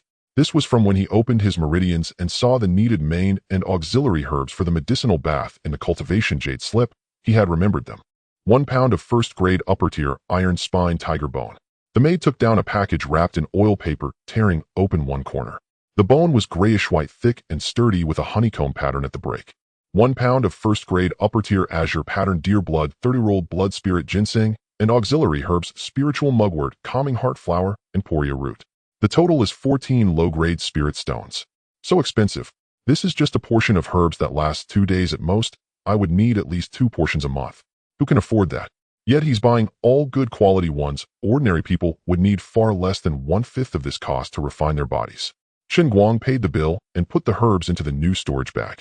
The spirit recovery incense and spirit nourishing pills are this way. Please follow me. The maid led him to another shelf nearby.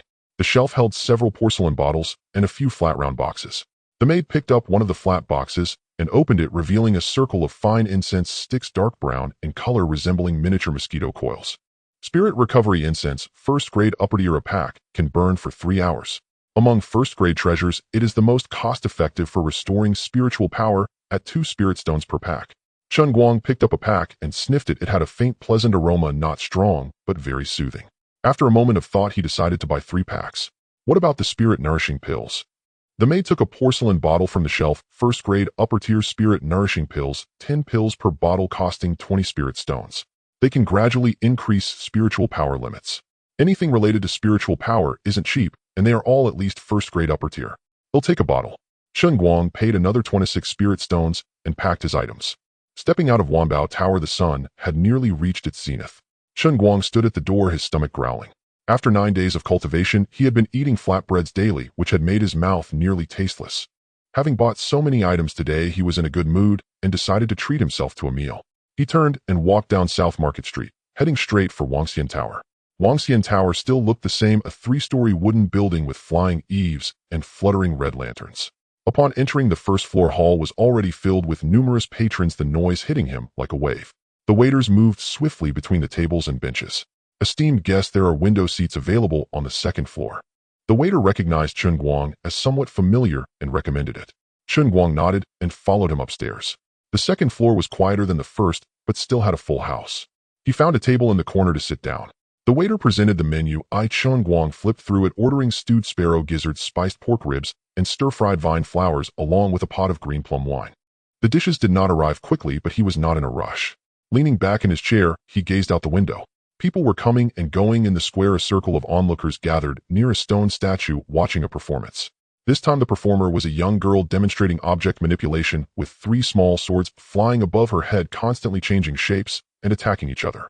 It was impressive. She could control multiple spirit swords, and the surrounding crowd cheered continuously. A few children crowded around a stall selling spiritual fruits, clamoring for the bright red jus fruit, while adults held them back.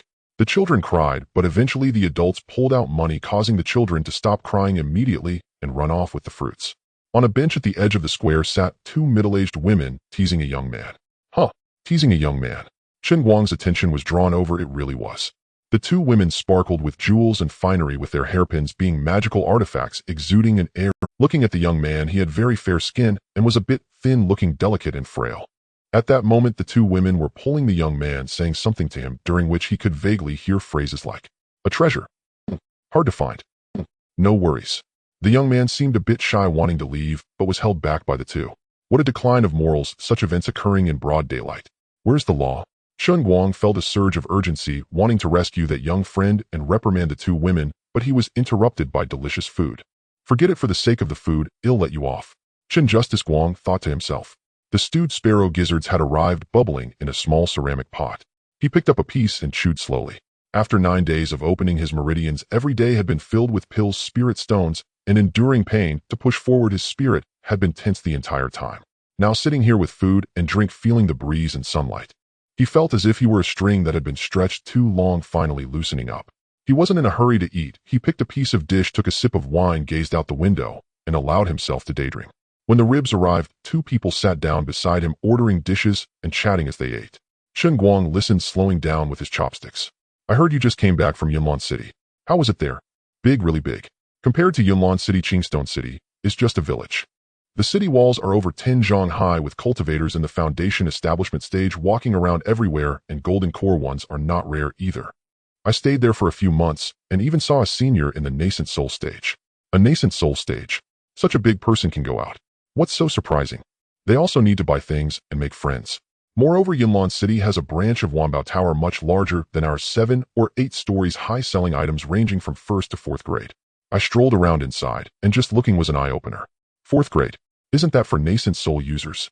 Yes, a bottle of pills is priced at several hundred low-grade spirit stones. I didn't even dare to ask. So why did you come back this time? I plan to live there, came back to pack my things and handle matters at home, and I'll leave next month. Yunlan City has many opportunities. There are foundation establishment loose cultivators everywhere, and you can find work easily. The spirit stones earned in a month, there are enough to live in Qingstone City for half a year. That's true. Will you come back after you leave? Come back. No way, I'll be settling down there. You don't know how convenient it is to travel there. Take the City Express, only 1 spirit coin, and there are communication talismans allowing you to know the outside world while sitting at home. Life there is so comfortable. If you want to go, send me a message when you arrive. The 2 clinked their cups and continued chatting about the Yunlan City market, the prices of spiritual materials, and which one was cheap. Chen Guang picked up a piece of rib and chewed slowly. Yunlan City, he silently repeated the name. Foundation establishment, cultivators everywhere, plenty of golden cores, and not few nascent soul ones. City Express. It can't be public transport, can it? So advanced. What is a communication talisman? There are too many good things, completely unlike the Qingstone City he's in now. It seems he really needs to visit a big city to see this vast world. Moreover, he should also step out. He had stayed here for over a decade, leaving behind too heavy a mark. Now that he had a background, the differences from before were significant, and after a long time problems would likely arise. And surely there would be puppets in bigger places. He had not forgotten this. The more he thought about it, the more he felt that puppets would suit him very well. However, in the past year and a half there had been no issues, so he would focus on becoming stronger first and gather information on which city is good. Leaning back in his chair, he gazed at the clouds outside. The clouds floated over from behind the Qingstone mountain, one after another, lazily. The wind flowed through the window, carrying the noise from the square, drifting in and out. He thought of nothing, just sitting there lost in thought. After a long while, he finished the last sip of wine in his cup and called the waiter. Please pack some food that can be taken away. A portion of rice cakes, spiritual fruit candies, jerky, 1 of each, and also that stewed sparrow gizzard, spiced pork ribs, 5 spiced duck, grilled white-tailed chicken, and sauced beef, 1 portion of each to take away. The waiter calculated, including what you ate, that's a total of 35 spirit stones. He planned to buy these items to record and replicate a set of dishes, intending to minimize going out in the future. He had already spent enough spirit stones in these few days. Spending more would be unwise. Chen Guang paid the bill and waited for the waiter to pack the items before carrying the food box and oil paper package downstairs. Chen Guang emerged from the Wangxian Tower, the sun already tilting towards the west. The sunlight slanted over from the side of Qingshi Mountain, casting a long shadow that danced on the bluestone slab.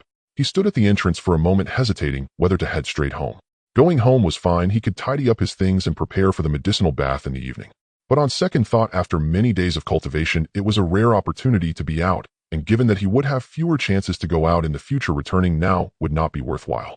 Anyway, the medicinal bath was not urgent. Being delayed for an hour or 2 wouldn't matter. It was better to wander around outside a bit more and enjoy the lively atmosphere. So he didn't take the shortcut through Nanshi Street, but took a detour to stroll around the other side of Qingshi Square. The square was quieter than it was at noon. The street performer had packed up, counting spirit coins, tossing them one by one into a cloth bag with a smile on her face, evidently pleased with her earnings for the day. The stall selling spirit fruits was still there, but the red fruits had already sold out, leaving only a few bunches of drooping green spirit grapes. The vendor was shouting about lowering the price. Grapes are cheap now. 2 bunches for 1 spirit coin. A few elderly ladies gathered around, picking and choosing while complaining. These have been out for a day. They aren't fresh anymore. Will you sell 3 bunches for 1 spirit coin? The vendor grimaced. Ma'am, I can't even cover my costs at that price. One elderly lady ultimately bought 6 bunches for 3 spirit coins, taking an extra one as a bonus on her way out. The vendor opened her mouth, but couldn't say a word accepting her fate. Chen Guang smiled and continued walking forward. To the north of the square was a row of shops selling all sorts of items. One shop sold spirit pets with several spirit sparrows chirping incessantly in cages at the entrance. He crouched down to take a look. The cheapest ones cost several dozen spirit coins, while the expensive ones were priced at 3 to 5 spirit stones. Raising such pets also required feeding them spirit grains and cleaning their cages, which was quite a hassle. Never mind. Next to it was a shop selling spirit plants with several pots of blooming spirit flowers displayed at the entrance. One pot of light purple orchids was priced at 500 spirit coins, said to be a wild variety dug up from deep within Qingshe Mountain. Chen Guang sniffed. It did indeed smell fragrant. Moving further ahead, he found a weapons shop showcasing several gleaming swords in the window.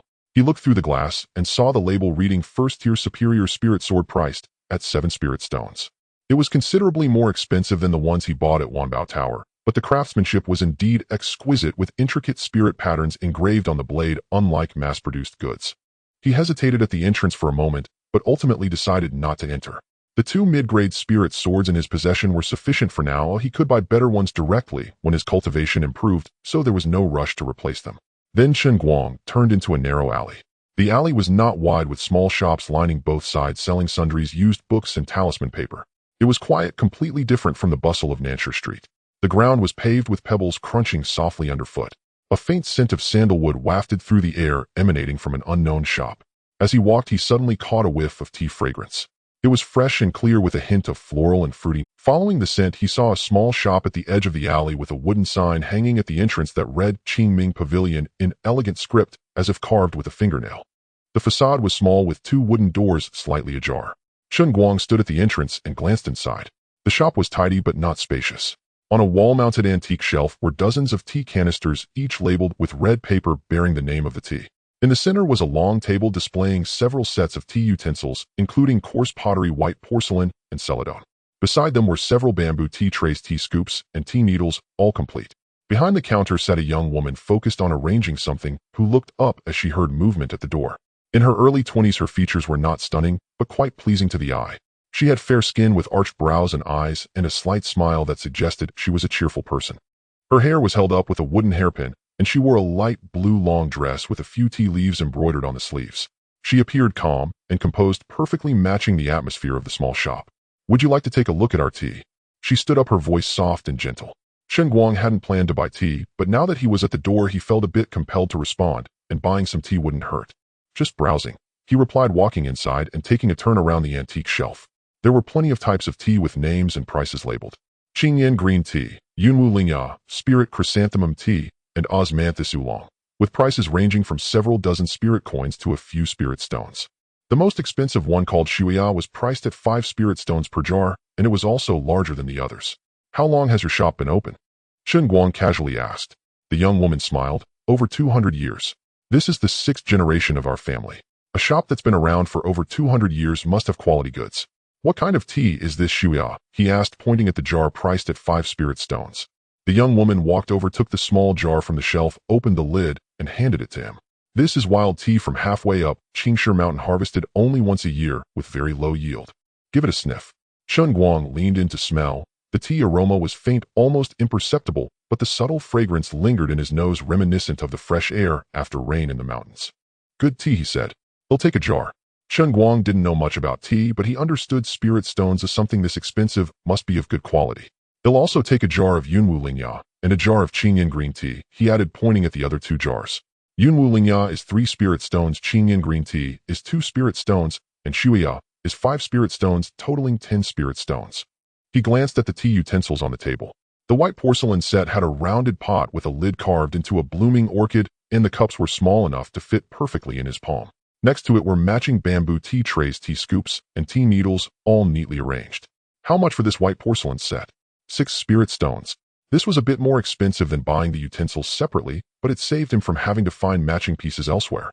Chen Guang picked up the teapot. It was well crafted with a smooth glaze and a perfect fit between the spout and lid.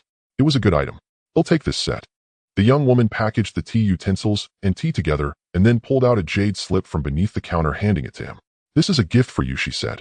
It contains instructions on how to brew tea, including the water temperature, steeping time, and which tea to use with which pot. It's easy to follow for beginners.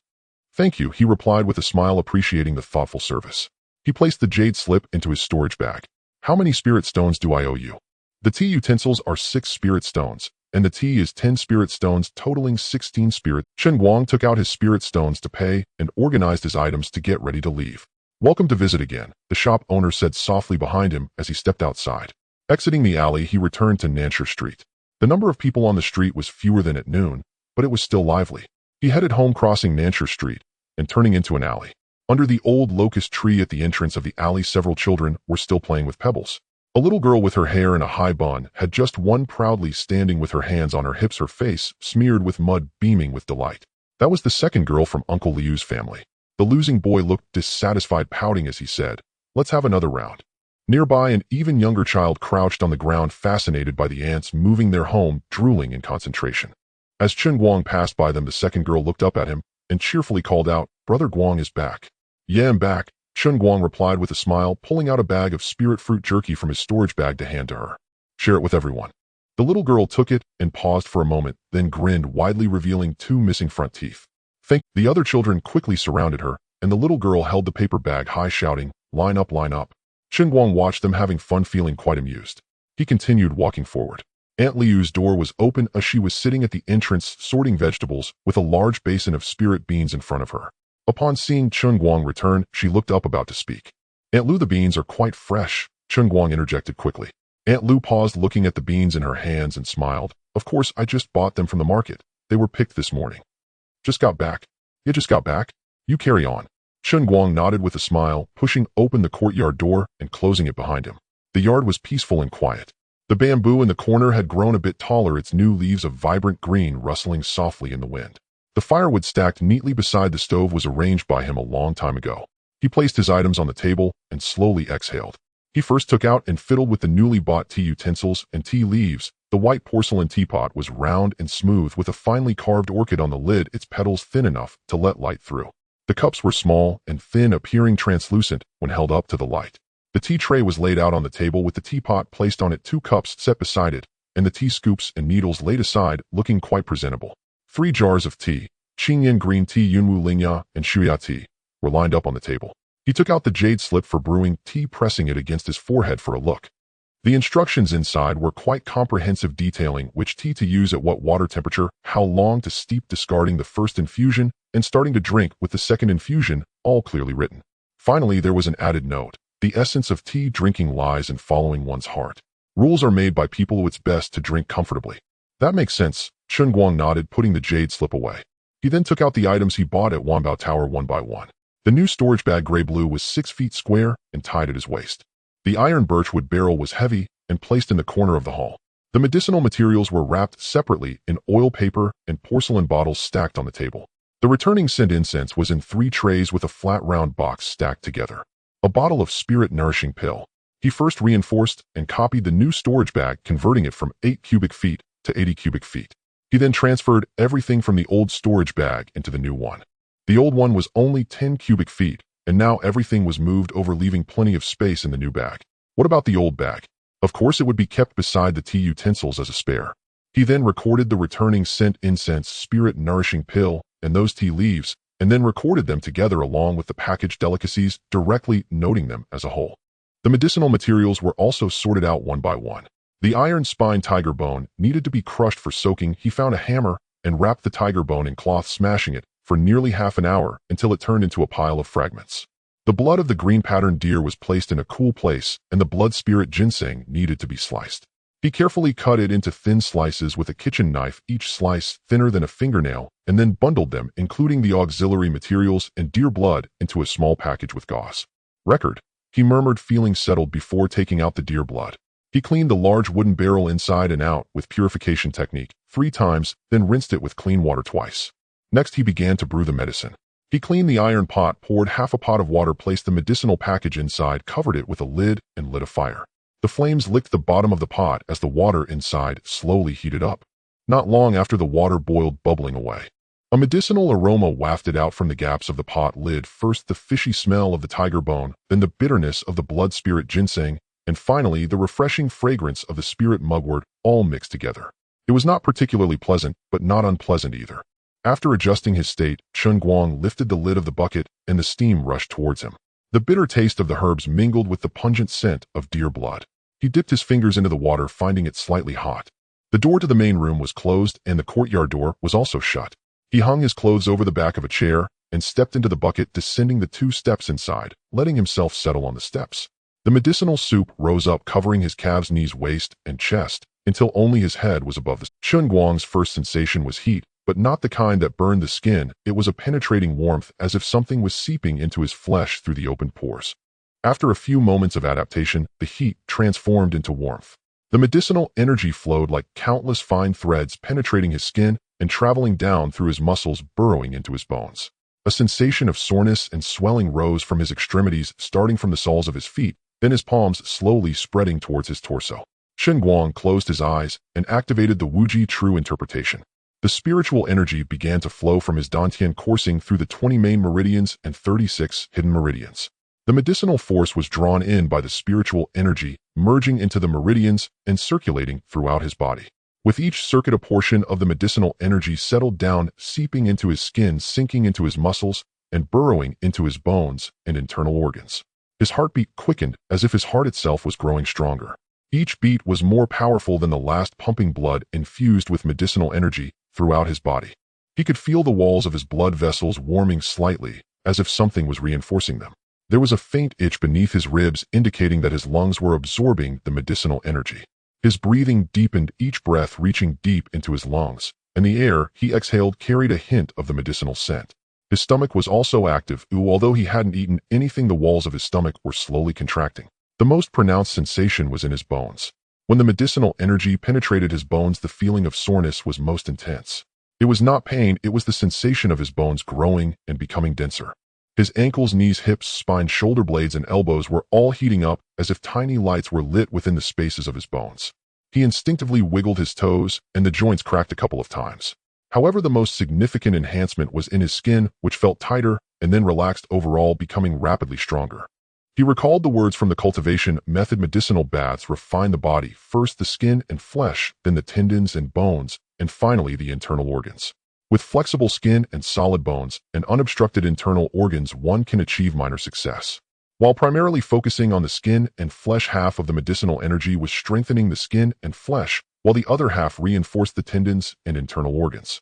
This was just the beginning. The spirit stone was held in his palm, continuously replenishing spiritual energy. The medicinal energy consumed spiritual energy at a slower rate than he expected, mainly relying on the medicinal energy for body tempering. Time passed slowly, the night outside deepened.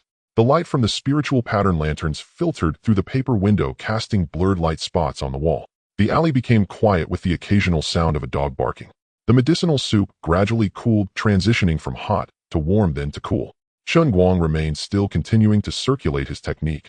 The cooling didn't matter, the medicinal energy would still be absorbed. He felt as if his body had transformed into a piece of dry wood soaked in water, with every fiber absorbing moisture and swelling.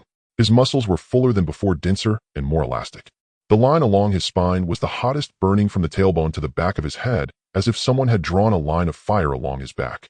Each vertebra was heating up, with each one hotter than the last. He did not know how long had passed. The medicinal soup had completely cooled and had almost turned transparent, indicating an excellent absorption effect and marking the end of the body tempering process.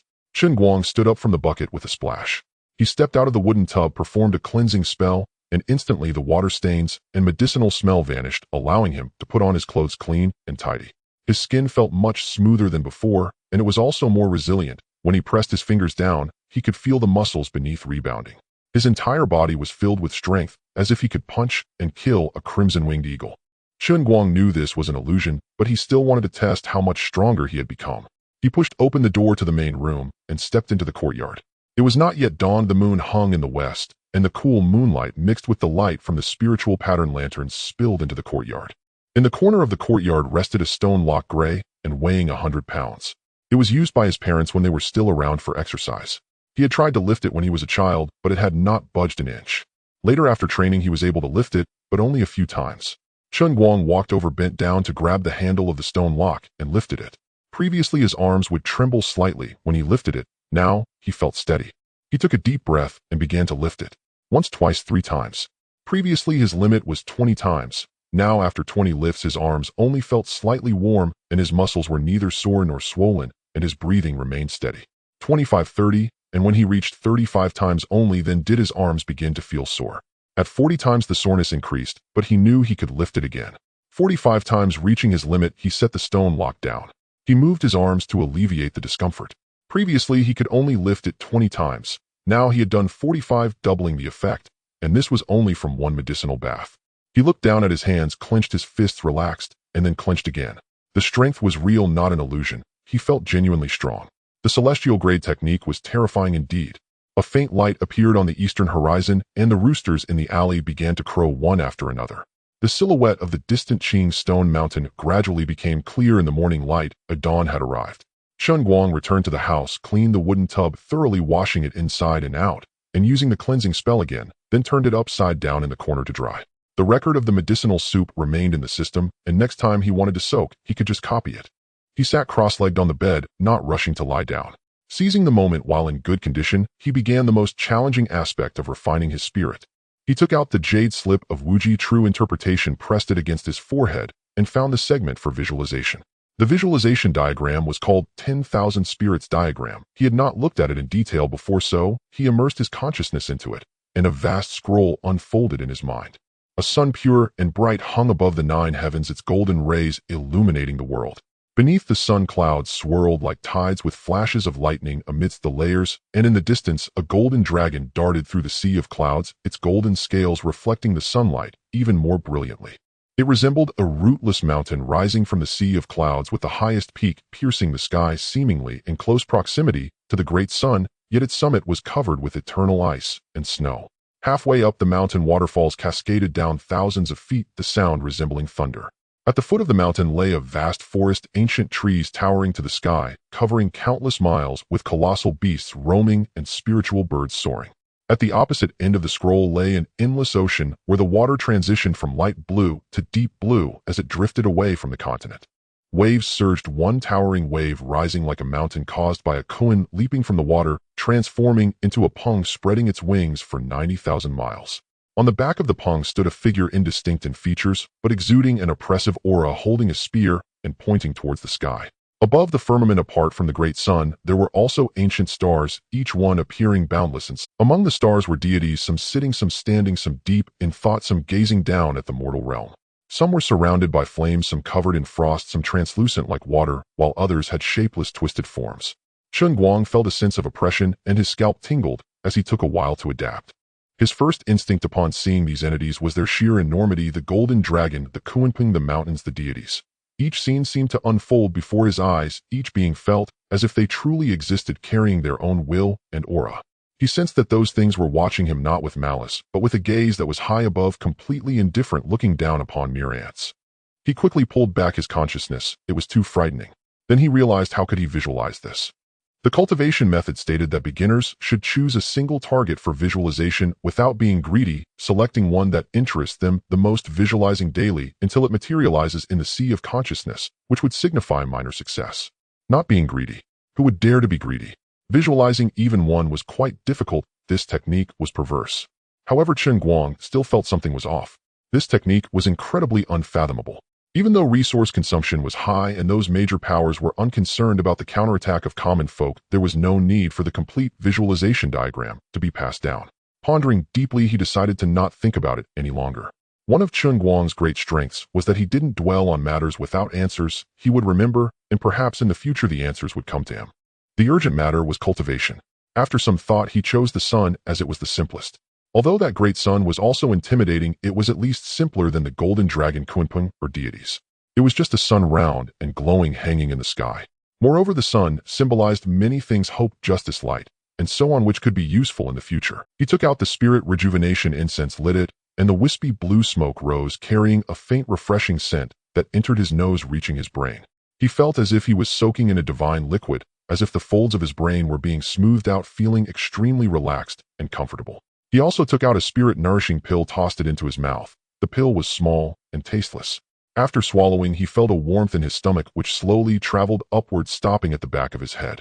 He closed his eyes and activated the technique. The image of the sun from the jade slip appeared in his mind. He struggled to maintain this image. One breath, two breaths, the sun began to blur, the halo dissipated, and the round shape began to collapse into an... He struggled to maintain this image. One breath, two breaths, the sun began to blur, the halo dissipated, and the round shape began to collapse into an oval. Starting over the sun, round golden yellow with a halo around the edge. This time, he maintained it for 5 breaths. Again 7 breaths. Again 10 breaths. Every failure prompted him to quickly restart. Each time he managed to sustain it for 1 or 2 more breaths than before. The blue smoke from the spirit rejuvenation incense swirled at his nose, and the energy from the spirit nourishing pill slowly spread in the back of his head. His consciousness stretched like an elongated rubber band taut. He did not know how long it had been, but he suddenly felt a subtle change. The sun in his mind flickered brightly. It lit up on its own as if someone had turned on a lamp behind that sun, with light filtering out from within it, golden yellow and warm. In that instant, he sensed a faint, majestic aura emanating from the sun, grand and righteous, carrying an intensity that one could not directly gaze upon. He jumped in surprise, and the image shattered.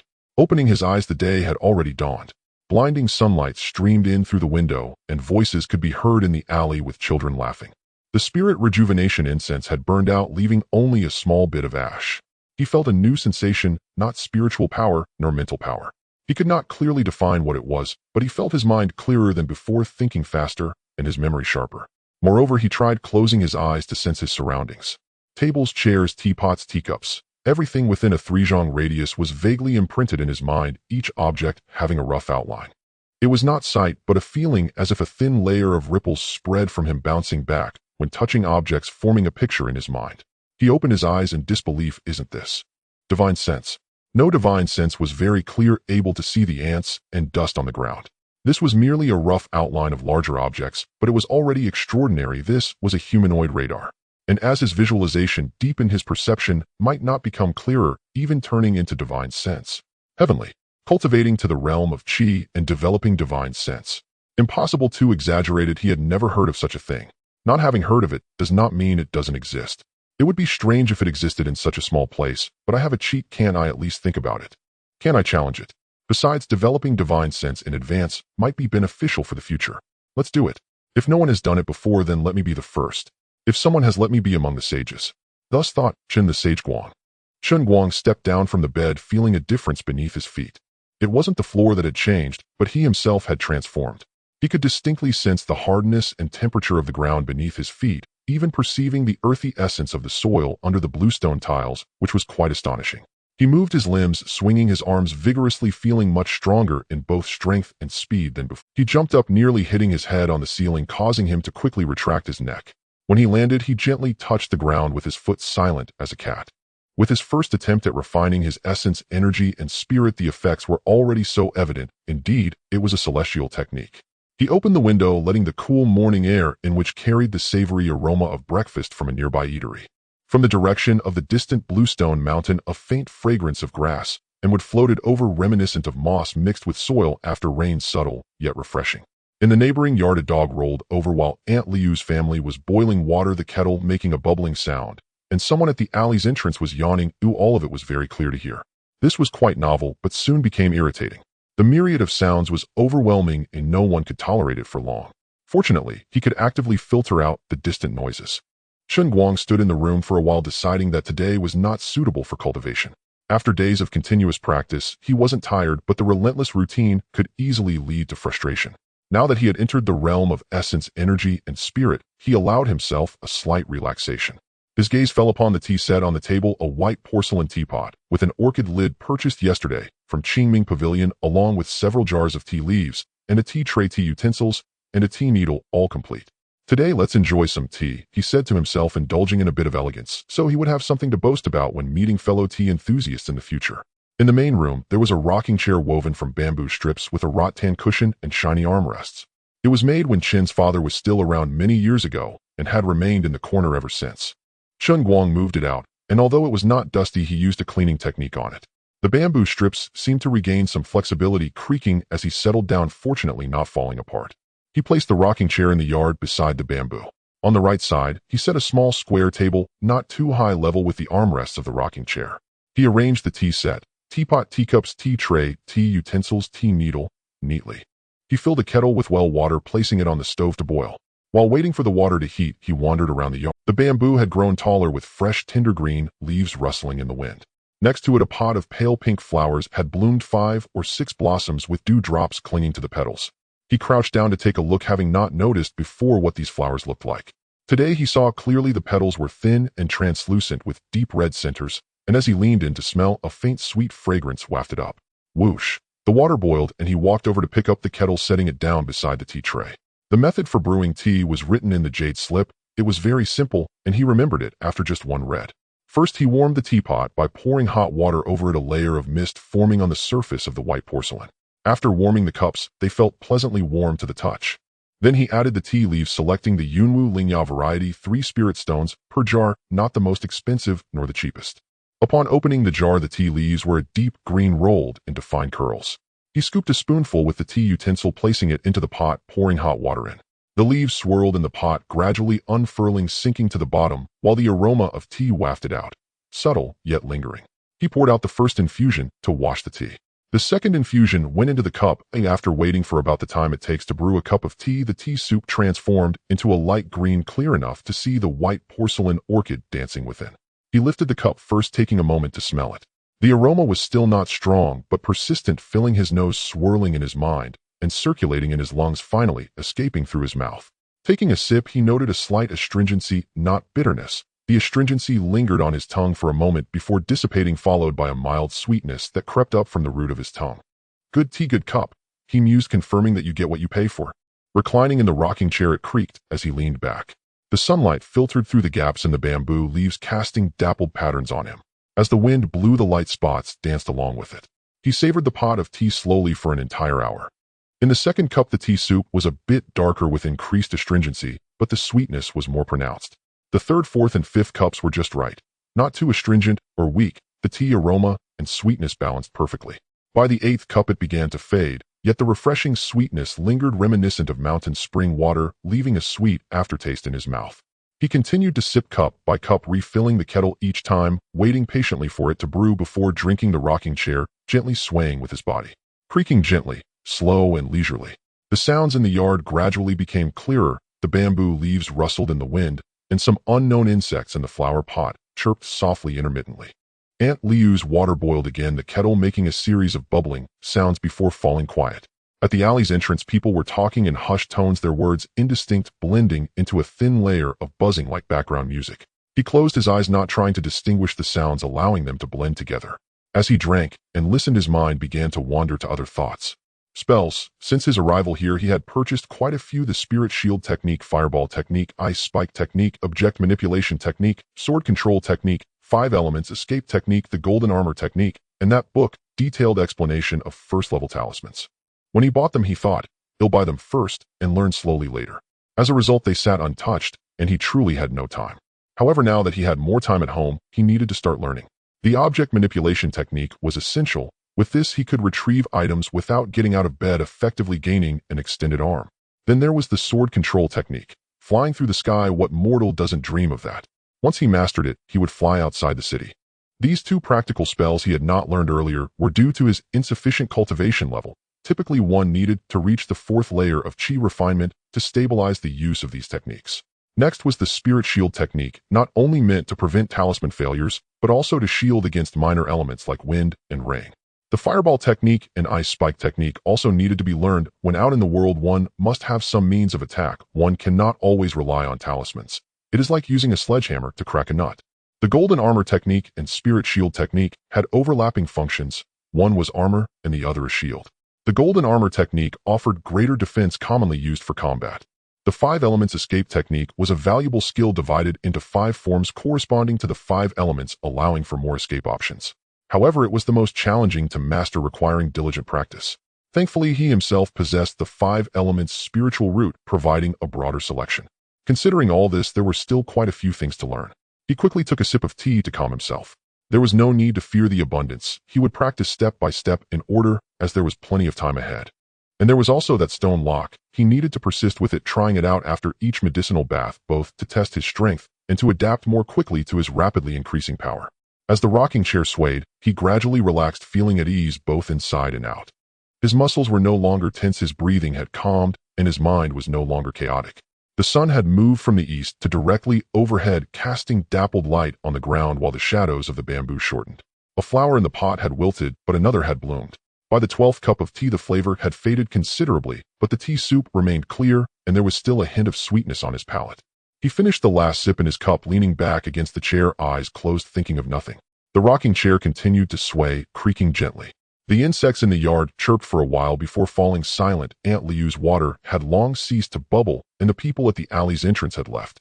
The wind blew in from the mountains carrying the fresh scent of grass, and went swirling through the yard before escaping over the wall. The sunlight was just right. Not too hot, pleasantly warm, with the shadows of the bamboo leaves dancing across his face, sometimes covering his eyes, sometimes his mouth. He felt too lazy to move, letting the shadows play on their own. The rocking chair creaked rhythmically as if someone was humming a tune in his ear. The melody was unclear, but he seemed to have dozed off, or perhaps he hadn't. His mind was hazy, thinking of everything and yet nothing. The image of the sun lingered just like the one in his visualization, round and golden, hanging quietly in his mind, still and unbright, simply existing. He didn't know how long had passed when he opened his eyes. The sun had already shifted westward, and the shadow had moved from the left to the right, the shadows of the bamboo leaves casting a ground full of shimmering gold. The tea in the pot had completely cooled, with the last bit left untouched, just a residue. He poured it out and took a sip. It was astringent and bitter, no longer palatable. But once the bitterness passed, there was still a hint of sweetness, along with a soothing effect on his throat. Truly good tea. He stood up and stretched lazily. The rocking chair continued to sway, creaking softly and leisurely. He collected the tea set back into the house, cleaned the teapot and cups thoroughly, used a cleaning technique on them, and placed them back on the table. He covered the tea jar, wiped the tea tray clean, returned the tea utensils and tea needle to their places, and brought the rocking chair back to the main room, setting it in the corner to be moved out again when needed. In the yard, he noticed the wilted flower and plucked it, tossing it into the pot as fertilizer. He stood in the yard looking around, nodding in satisfaction. The sunlight streamed in through the wall, casting a long diagonal line on the ground, the shadow stretching from his feet all the way to the main room's door. He hadn't cultivated all day, but he felt even more relaxed than if he had. Now it was time to begin cultivating. Oh, why sleep in when alive, when after death one would sleep eternally? With determination, he turned back into the house, closing the door behind him. The yard fell silent, only the bamboo leaves rustling in the wind. The days of diligent cultivation were fulfilling. Every day was almost the same. In the morning, he practiced his techniques several times, circulating spiritual energy through his 56 meridians to warm up, then had breakfast, which he didn't need, but was a matter of ritual. The mornings and afternoons blended together. Sometimes he studied spells, sometimes he flipped through the book, detailed explanation of first-order talismans, and at times he did nothing at all, simply lounging in a rocking chair. Everything is difficult at the beginning. It took him several days of practice with the object manipulation technique to float the spirit coins steadily, and many more days to master it, as if it were an extension of his own limbs, achieving the ultimate fantasy of his past life in winter, the ability to retrieve items without getting out of bed. If only he had this spell in his previous life, it would have spared him half the troubles. The fireball technique and ice spike technique were of similar difficulty. One was hot, and the other cold, both relying on spiritual power to condense in the palm, posing no challenge, and he learned them in 3 or 4 days. The golden armor technique was significantly more challenging than the spiritual shield technique. Once mastered, his entire body was enveloped in a layer of golden armor. It wasn't exactly armor in the traditional sense and lacked the exquisite details of real armor. It was more like modular armor made of pieces. As for its defensive power, he hadn't tested it. He wouldn't throw fireballs at himself. That would be ridiculous. The sword manipulation technique was the most difficult. Just getting the sword to obey took him over 10 days. He fell countless times while standing on it, but fortunately, he was always making progress. Today, he was an inch higher than yesterday, and tomorrow, he would be more stable than today. And so the days passed like this, practicing techniques and learning spells, with the rest of the time spent sitting, drinking tea, snacking, and daydreaming. Of course, life wasn't hard. If it weren't for the situation outside, it would be even tougher. If trouble came, it was not for nothing. The delicacies in his storage bag were specially packed from the Wangxian Tower: rice cakes, dried fruits, jerky, soy-braised bird, gizzards, pepper-salted ribs, 5-spice, duck, barbecued whitetail, chicken, and soy-braised beef. He had made dozens of copies of each, eating as he pleased whenever he wanted. After practicing spells, he often floated a plate of soy-braised beef from his storage bag, sliced it thin, arranged it on a porcelain plate, and used the object manipulation technique to send it to his hand, picking pieces to eat one by one. The beef was salty and flavorful, with a good chew, perfect with tea. Sometimes he would also take a piece of barbecued whitetail chicken, tearing it apart with his hands. The skin was crispy and the meat tender, discarding the bones into a corner trash bin. The five-spice duck was permeated with spices, becoming more fragrant with each chew, although it occasionally got stuck in his teeth. The dried fruits had a sweet and sour taste. He would suck on a piece while cultivating, enjoying the flavor, making the process less tedious. The delicious food was laid out on a small table with a teapot beside it. The rocking chair creaked rhythmically, and thus the days passed. Autumn in Qingshi City was fleeting, and before long winter was approaching. In the first few days the bamboo in the yard was still green, but without noticing the leaves turned yellow. The wind blew from the direction of Qingshi Mountain, no longer the humid warmth of summer and autumn, but carrying a refreshing chill that felt very comfortable against his skin. The light from the spirit-patterned lighthouse on the city wall remained unchanged, illuminating as soon as it turned dark and dimming with the light. The market in the northern part of the city was busier than usual. After the autumn harvest, there were more spirit herbs. Herbalists from the mountains displayed the goods they had gathered over months for sale: clear heart grass, spirit mist flower, poria, coco's blood, ginseng, and three-headed wool, all bundled and piled on the stalls, the sounds of haggling ringing from dawn till dusk. A lucky herbalist unearthed a 50-year-old blood spirit mushroom, which was bought on the spot by someone from the 10,000 Treasures Tower, reportedly for 200 spirit stones. When the news spread, many were envious for several days. The private academy in the southern part of the city changed instructors. The old teacher retired last month, and his youngest son returned from afar to take over his position. The new teacher was very young, in his early 20s, loud, leading the students every morning in boisterous readings that could be heard half a street away. Chen Guang lay in the rocking chair, feeling as if he had returned to his school days in his past life. The demon beasts in Qingshi Mountain seemed to have gone mad. As winter approached, they became particularly active. First, a few first-order ironback wolves appeared on the northern slope and killed 2 herbalists.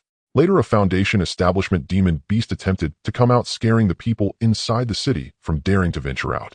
Later, the city guards sent a team into the mountains for purging, claiming successful hunts, allowing everyone to venture out normally. Old Zhou, who sold pancakes, chatted with people while selling, saying that something seemed to have gone awry in the mountains, with demon beasts behaving more restlessly than in previous years. Strange sounds could often be heard from deep within, and no one dared to go inside. In the adjacent alley, a family was mourning victims of the recent turmoil. The sounds of wailing and lamenting could be heard, even with several walls in between. Although he wasn't familiar with that family, Chen Guang still went to pay his respects. He could not miss out on a meal at a bank. He was not completely housebound. He occasionally strolled around the alley, disposed of some trash, and chatted with the elderly neighbors, while also proving to them that he was still alive, as he feared they might rush into his little courtyard. The taverns and tea houses in the city were bustling as usual. Wangxian Tower had recently hired a storyteller said to have come from the capital of the great Zhou Kingdom, well-traveled with tales of celestial battles, demon beasts attacking cities, and cross-domain spirit formations. Every tale was captivating, and those who had listened claimed it was excellent. The place was packed every day with no empty seats. Even the second floor was filled with people. Chen Guang had never gone to listen, but he occasionally heard people in the alley discussing how vivid the storyteller was, as if they had witnessed it all firsthand. The Zhao family's young lady had her wedding date postponed time, and again it was initially set for autumn, but was pushed to winter, and now it was said that they would wait until spring. There were all sorts of reasons floated around.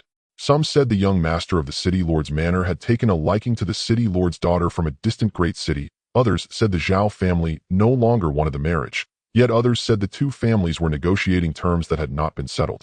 Rumors abounded. In any case, Aunt Lu and her group of women gathered together to chat for an entire afternoon, and Chen Guang could listen for the same length of time.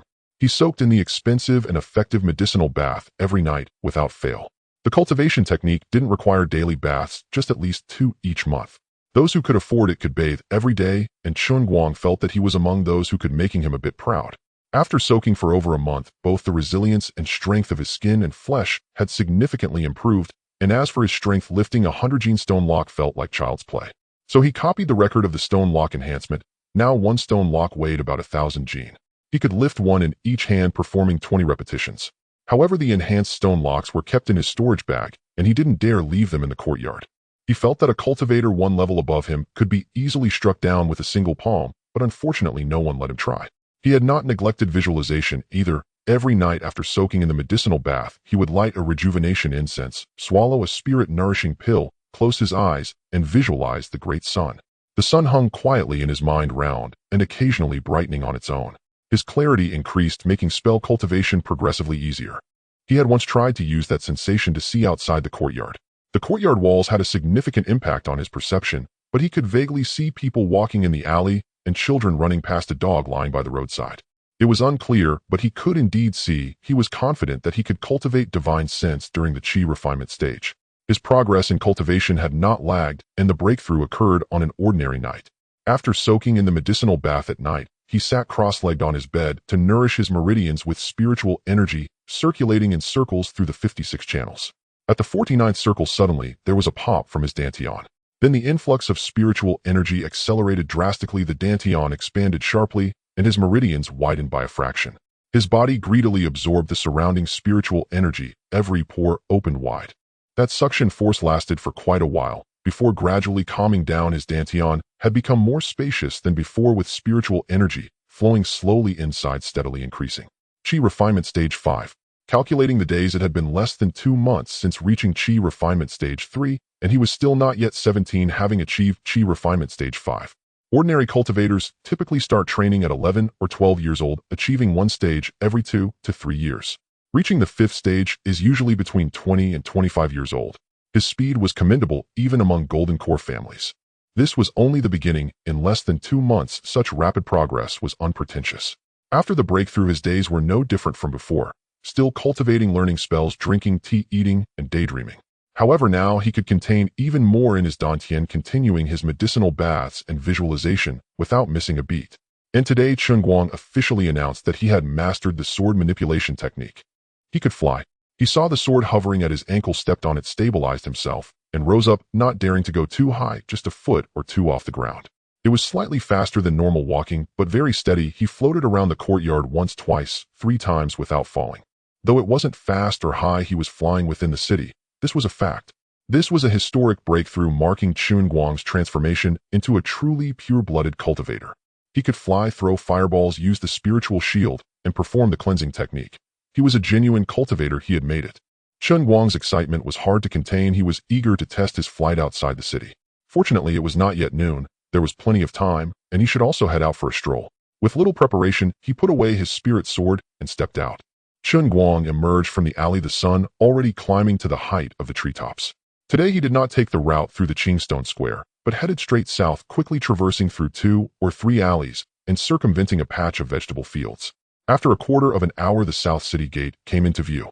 Though the south gate of Qingstone City was a size smaller than the east main gate, it still stood a good 6 zhang high, with the word South and Gate elegantly carved above the arched doorway. On either side of the gate, the city walls reached a height of 8 zhang, their grayish-white surfaces adorned with intricate spiritual patterns that faintly shimmered with an ethereal glow. A pair of city guards stood at the entrance, all at the late stage of Qi refinement, fully armored with magical tools hanging at their waists, exuding a majestic and solemn aura as they scanned the flow of people entering and exiting.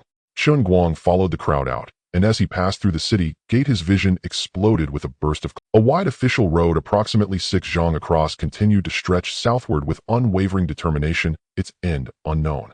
The surface was paved with neatly arranged thick blue stones, worn smooth and shiny by the countless footsteps of travelers. On either side of the road lay vast fields where the wheat seedlings were just beginning to show their heads. In the distance, Qingstone Mountain loomed on the horizon, undulating in waves. The nearest peak was a deep green covered in pine and cypress trees, while the deeper mountains gradually faded in color until they blended with the mist at the edge of the sky.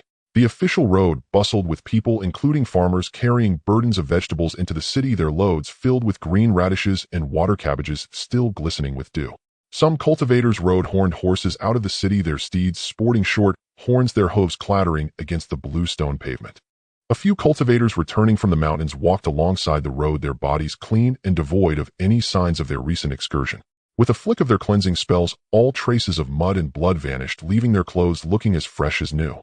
They chatted as they walked, some complaining about their bad luck today, having only found a few herbs, while others excitedly mentioned that someone on the north slope had unearthed an old mountain ginseng, selling it for a considerable sum. A slow-moving ox cart passed by him, carrying an old farmer who had a pipe in his mouth, squinting his eyes and not even looking at the road as the ox knew the way. After walking southeast for about a quarter of an hour, the fields gradually thinned out, replaced by a vast expanse of grassy land. The grassland spanned several hundred zhang in circumference, with a flat terrain where the grass was low, barely reaching his ankles. Scattered across the grassy expanse were several ponds, some with diameters of 7 to 8 meters, others 3 to 4 dozen meters wide, with the largest one measuring 50 to 60 meters situated in the center of the grassland. The pond water was crystal clear, reflecting the white clouds in the sky, with several clusters of reeds swaying at the edges. Much of the grassland around the pond was trampled and bare, marked with countless footprints likely left by those whose flying swords had gone awry and fallen in. On the grassland stood several groups of people, most of them young, around 20 years old, at the fourth or fifth stage of chi refinement. Some were meditating and regulating their breathing, others were practicing hand gestures, a few were hovering unsteadily on their swords, while older individuals sat on the grass, watching their children practice, occasionally offering guidance. Not far from the edge of the grassland, a young boy dressed in a blue shirt was standing on a sword, less than half a meter off the ground, arms outstretched, and leaning forward, the sword floating 2 meters ahead of him. A middle-aged man, presumably his father, stood nearby. "Lower your center of gravity. Don't lean forward. If you lean, of course you'll fall forward."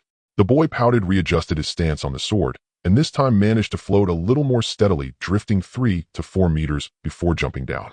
The middle-aged man nodded, his expression still stern, but his tone softened considerably.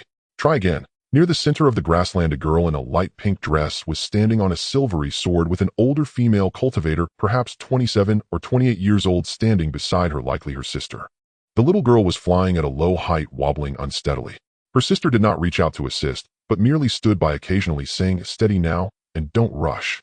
Further away, several people were resting on the grass. Some were polishing their swords, while others laid back basking. Chen Guang observed these people and felt more at ease knowing there were others practicing nearby, allowing him to train boldly. He found a secluded corner with a small pond about 10 meters across. The water was clear and only about a meter deep, allowing him to see the stones at the bottom. He decided to practice around this pond, as its size was just right in case he lost control and fell. He would land in the water and not be hurt. He took out his spiritual sword, laid it flat on the ground, stepped onto it, and steadied himself. Spiritual energy flowed from his feet into the sword's body, causing it to emit a faint glow. He took a deep breath. Sword control technique, rise. The sword slowly ascended. Half a meter off the ground, then 1 meter, 3 meters. At this height, his legs trembled slightly, but it was much better than during his first practice in the courtyard. Steady now, continue to rise. 5 meters, 6 meters. Wind began to blow from the mountains, lifting the corners of his clothes and tousling his hair. He released one hand to push his hair back, causing the sword to wobble slightly, and quickly pulled his hand back. This height far surpassed that of the bamboo in the courtyard. He looked into the distance. The walls of Qing Stone City stood behind him, their grayish-white surfaces glinting in the sunlight. His heart raced, not from fear, but from excitement. His knees bent slightly, lowering his center of gravity, and he leaned forward, steadying the sword. At 8 meters, he paused at this height, not daring to ascend further, allowing himself to acclimate. Looking down, the pond appeared like a mirror embedded in the grassland, crystal clear to the bottom, with reeds swaying at the pond's edge, their shadows dancing on the water's surface. The people around him appeared smaller from this height. The boy in the blue shirt was still wobbling in the air, and the girl in the pink dress was practicing flying a little higher than before. Chen Guang attempted to fly forward. The sword moved slowly ahead, even slower than walking. Stability was paramount as the wind blew toward him. He squinted his eyes and drifted over the pond. When he reached the center of the pond, he looked down and saw his reflection on the water's surface, the shadow of the sword swaying within. He tried flying around the pond, his body tilted slightly, causing the sword to follow suit as it traced an arc. The pond was not large, and it did not take long to circle it. He flew slowly, feeling every subtle tremor of the sword beneath his feet. During the first 2 laps, he was still somewhat nervous, his body stiff. Whenever he turned, he worried about falling off, but as he flew, he gradually relaxed. His knees were no longer locked, and his shoulders were no longer tense. The 3rd lap was smoother than the 2nd, and the 4th was steadier than the 3rd. By the 6th lap, he could feel the sword as if it were an extension of his feet. When he moved left, it moved left. When he moved forward, it moved forward. There was no need to think consciously, his body instinctively knew how to move. He tried to accelerate, pouring more spiritual energy into the sword. It buzzed as its speed noticeably increased. The wind howled past his ears and the corners of his clothes fluttered. The pond spun beneath his feet, its reflection swirling alongside it. Clouds drifted in the water, grass swayed within. This sensation was entirely different from standing on the ground, utterly wonderful, as if he were lifted by the wind, feeling light as a feather. After flying for several laps, he tried ascending a little higher, reaching 12 meters. The wind grew stronger, forcing his eyes to squint, but he felt no fear. The sword remained steady, and he felt steady as well. The pond beneath him shrank, transforming from a mirror into a patchwork of bright spots, while the reeds along the pond's edge appeared as thin as threads. He attempted to make a sharper turn, leaning his body sharply, causing the sword to whip around, the inertia pulling him outward. His feet felt unsteady, and his heart leapt. He did not fall. The sword steadied itself, and he stabilized as well. After completing the turn, he exhaled deeply and couldn't help but let out a laugh. With each successive lap, his confidence grew, accelerating, decelerating, turning, ascending, and descending. Every movement became increasingly fluid, as if he had practiced for a long time. The wind howled past his ears, the pond spun beneath him, and only the clouds in the sky drifted leisurely. He felt like a bird, not a soaring eagle, but a fledgling that had just jumped from its nest, flapping its wings and trying to take flight, awkward yet joyful. After flying for quite some time, he felt it was enough. His spiritual energy was nearly depleted, his legs began to feel a little sore, and his spirit was somewhat fatigued. It was time to rest. He slowly descended, landing at the edge of the pond. As his feet touched the ground, his legs weakened, nearly causing him to kneel down, and he stood for a moment to recover. Sitting by the pond, he swallowed a recuperative pill and rested the sword across his knees, gazing at his reflection in the pond. The water remained calm, still holding the slow-drifting white clouds and his own face. The 16-year-old youth had delicate features, his hair tousled by the wind, but his eyes shone brightly, and his lips bore a smile he had yet to retract. His progress today was significant. He could now freely control direction, height, and speed.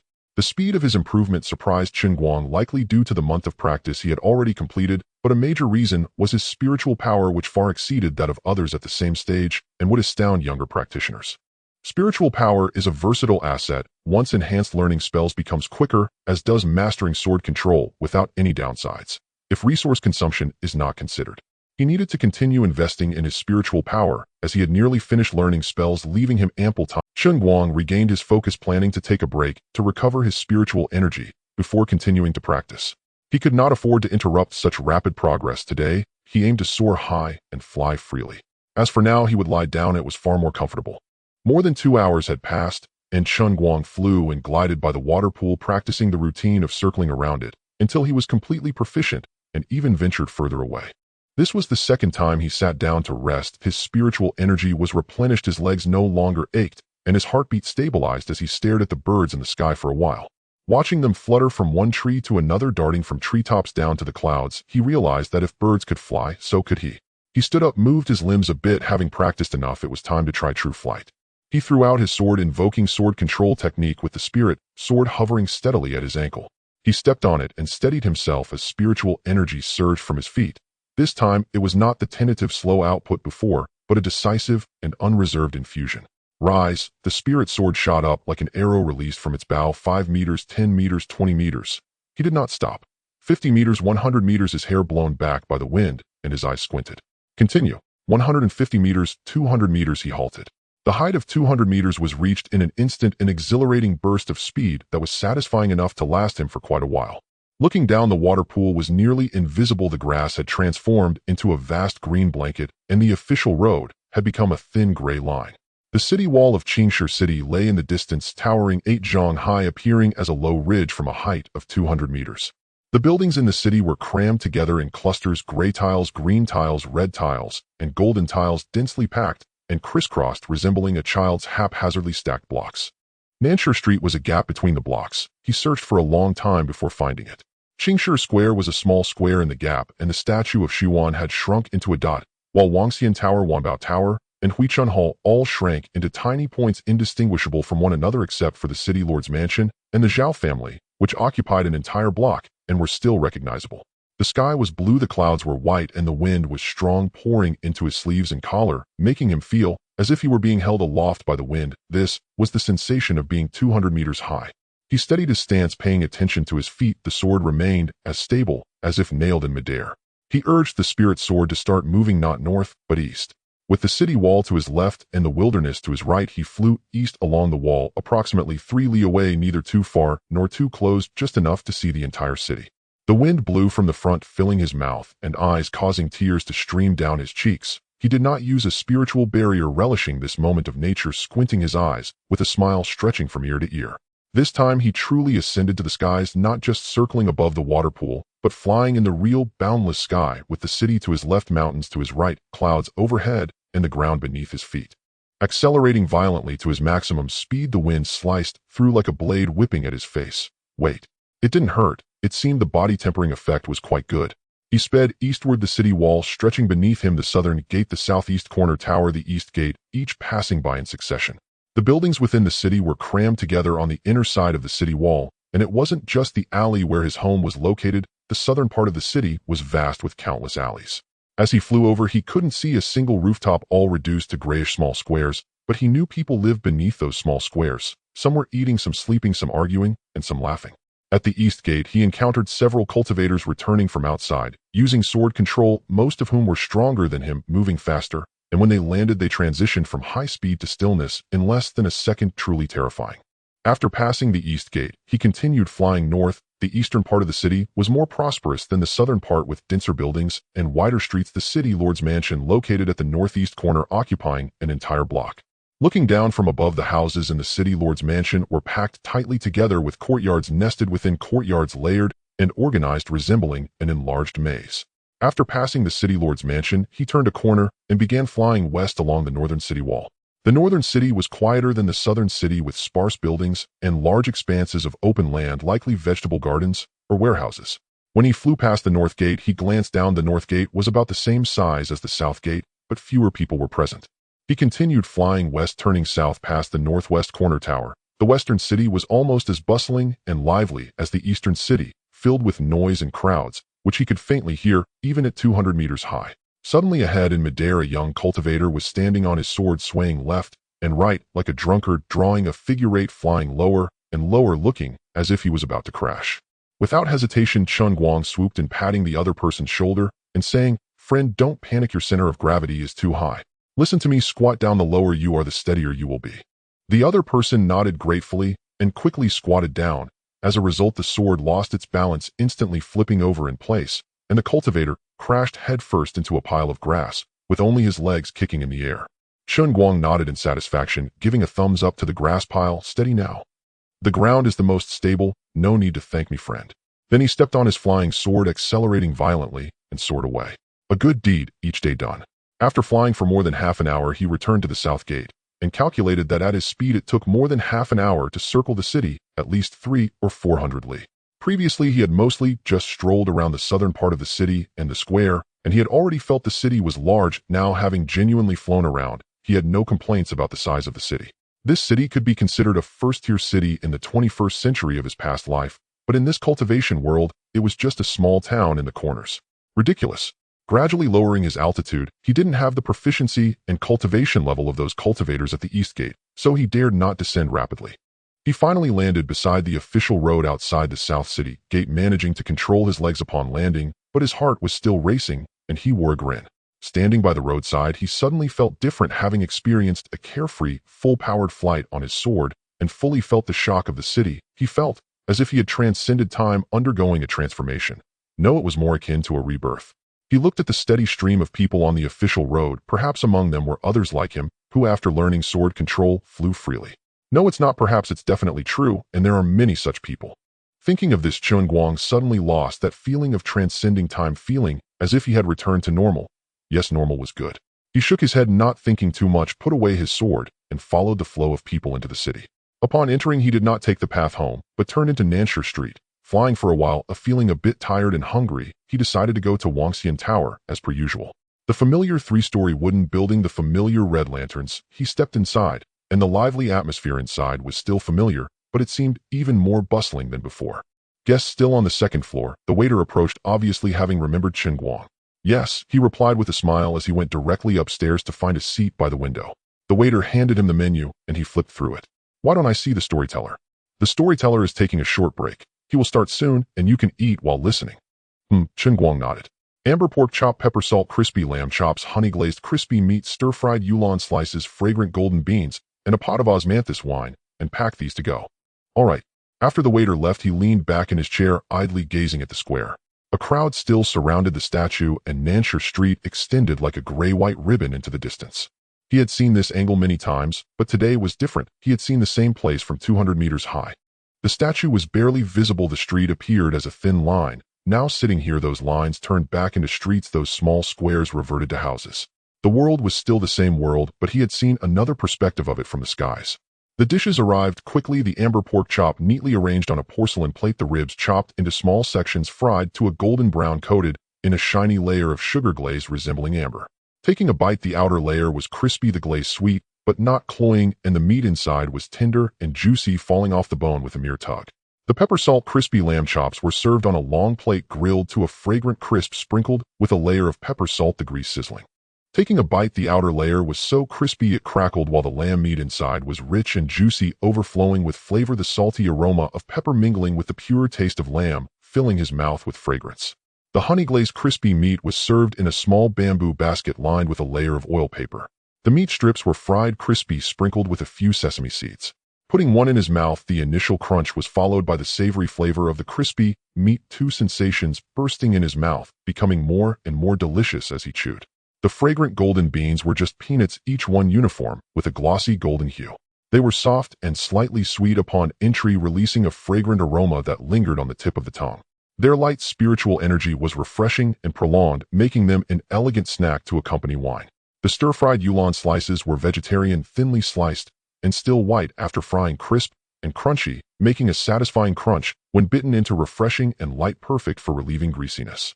The osmanthus wine was poured into a white porcelain cup, a light amber color, sweet upon entry, carrying the fragrance of osmanthus. When the dishes were served, the hall below suddenly quieted for a moment, followed by a wave of applause and cheers as the storyteller began, his voice traveling from the first floor, clear even through the floorboards. It is said that the sword Immortal stood atop the clouds, stepping on a beam of 1,000 zhang sword light, facing a three-headed dragon. The roar of the dragon shook the mountains and caused them to crumble. The storyteller's voice rose and fell high like thunder, exploding in his ears, low like the wind passing through the valleys, and at the thrilling parts, with a clap of the wooden block, there was another round of cheers below. Chen Guang took a bite of the pork chop, chewing slowly. Was it true or false? Didn't he come from the capital of the great Zhou? Are there really sword immortals and dragon creatures? Surely not just boasting. With a bite of pork chop and a bite of lamb chop, Chen Guang enjoyed the food while not forgetting to question the boasting storyteller from the capital. He savored his meal, leisurely, thoroughly satisfied and full. What a delight! Chen Guang couldn't help but exclaim. Suddenly, he froze and took out some tea leaves from his storage bag, chewing on them. He smiled meaningfully, then stood up to settle the bill. Including takeout, and I'll give you some change, a total of 13 spirit stones, he said, a small amount. Chen Guang paid the spirit stones, put the meal box into his storage bag, and walked out the door. In the depths of the spirit washing pool, a clear pool of spiritual liquid lay, said to cleanse the mundane impurities of a mortal in just 3 days, rendering their spiritual roots as pure as jade. He had truly forgotten about the matter of talent. With daily consumption of medicinal herbs, his cultivation speed soared like a rocket, masking his lack of innate talent. However, talent was certainly not insignificant. If it were enhanced, his cultivation speed would undoubtedly improve as well. Being a grade B human spiritual root, he had great potential for growth. He pondered the classification of spiritual roots, heaven, earth, and humanity, with the human category divided into grades A and B. The heavenly and earthly spiritual roots seemed not to be further divided, and whether there were higher levels above them remained unknown, yet he felt certain there must be. Regardless of that, his current goal was to obtain a heavenly spiritual root. Thus, he exited the Wangxian building and made his way directly to the Wanbao building. The Wanbao building remained as it always was, though the welcoming maid at the entrance had changed. She had a round face, a bright smile, and was slightly shorter than the previous one, her voice crisp and clear. Welcome, esteemed guest. What would you like to see today? Do you have anything that can enhance talent and comprehension? Chen Guang added comprehension to his list of enhancements. With strengthened comprehension alongside mental fortitude, his understanding would surely advance more swiftly and robustly. We do have such items available on the second floor. Allow me to escort you there. The maid turned and led the way, speaking as they walked on the second floor. We have spirit washing liquid, which can purify spiritual roots, and Mingxin, dew, which enhances comprehension. These are newly arrived goods offering excellent value and high quality. Chen Guang followed her up to the second floor. It was livelier than the last time he visited, with 3 or 4 customers selecting items.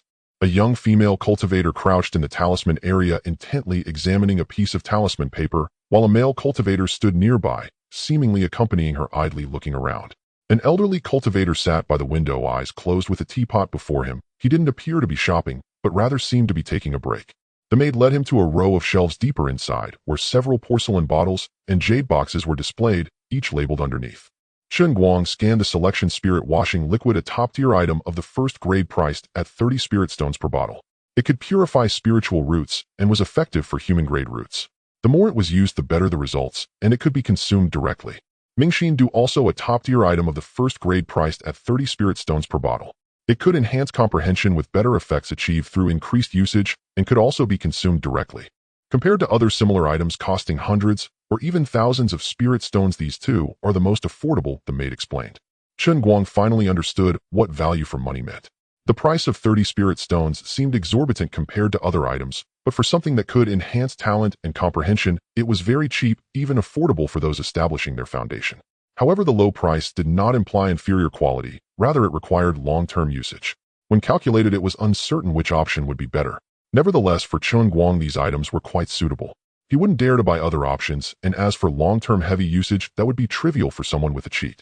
Let's have one of each. Chen Guang feigned contemplation before gritting his teeth and placing the order needing to. The maid took 2 bottles from the shelf, placed them into 2 special boxes, and handed them over, saying that will be 60 spirit stones in total. He didn't rush to pay, instead he bought some spells and treasures before finally taking out the spirit stones to settle the bill and placing the items into his storage bag. You at Wanbao Building have truly drained my savings, Chen Guang acted out. The maid covered her mouth and laughed, her eyes curving into crescent moons. You just esteemed guest. Not to mention that while your savings may be drained, with enhanced talent and comprehension, you will earn more and faster in the future. This transaction is not a loss. May your words bring me good fortune. With just a few words, she made the buyer feel content, even grateful. Truly, she was skilled at her job in a high-end establishment. After saying this, Chen Guang turned and went downstairs. As he emerged from the Wanbao Building, dusk had already fallen. The clouds in the sky had been set ablaze by the sunset, spreading layers of orange-earth hues as if someone had dipped a large brush in paint and swept it across the sky. He gazed at it for a moment before heading home. On South Market Street, most shops had begun to close, with few operating 24 hours. He saw a woman selling cloth, methodically bringing the pieces back inside.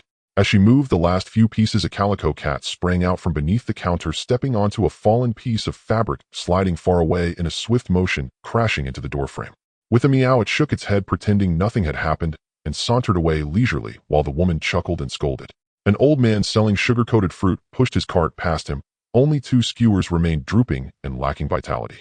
He wasn't in a hurry to sell, walking slowly while humming a tune out of tune. A young mother led her child across from the other side. The child clutched a fruit in hand, juice dripping down his face. The mother walked while using a cloth to wipe his face, but the child was reluctant, twisting and turning. She grabbed him by the collar, pulling him back. The child obediently took a few steps before starting to twist again. Passing by an alleyway, a fragrant aroma wafted out, mingling with the scents of scallions and hot oil, enticing one to linger. It was a stall selling pancakes. An old man stood behind the iron plate, ladling a scoop of batter onto it, using a spatula to spread it into a round pancake. He cracked an egg, sprinkled scallions, flipped it, brushed on sauce, folded it neatly, and handed it to a waiting child. The child took a bite, yelping from the heat, but unwilling to spit it out, puffing air into his mouth, while the people in line laughed.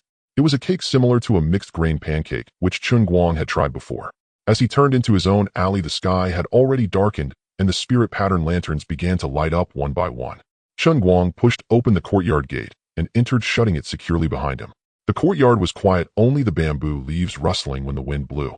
He placed the items he bought today on the table. A bottle of spirit washing liquid, not large, about as tall as his middle finger, contained in a transparent bottle. The liquid was pale white. Shaking it revealed a resemblance to milk, though not as white. Mingxin Du, similarly contained in a small transparent bottle, was pale green. Just looking at it made his head feel clearer. He opened it slightly. He first placed the spirit washing liquid and Mingxin Du into one box to document them, then made 10 copies. The shopkeeper had said that each could be used up to 10 bottles a month, so he planned to utilize the maximum limit, starting with the regular version and later switching to the enhanced version after a few months. After organizing the food package from Wangxian Building, he continued to document everything. Once everything was tidied up, he moved the rocking chair into the courtyard, adjusted his position, and lay back. A teapot floated out from inside, followed by a teacup pouring hot water. After 1 steep, 2 steeps, the tea was a pale green, clear and bright, with the white porcelain orchid at the bottom of the cup continuing to float in the water, bobbing gently. He took a sip, leaning back against the chair, gazing at the sky. The sky had darkened, the moon not yet risen, but a few stars twinkled brightly. The insects in the courtyard chirped, their sound fine and intermittent, at times from this side, at times from that, yet it was not annoying, but rather added to the tranquility. After having 2 cups of tea, he took out the bottle of spirit washing liquid from his storage bag, pulled the cork, and sniffed. It had no scent, just like water.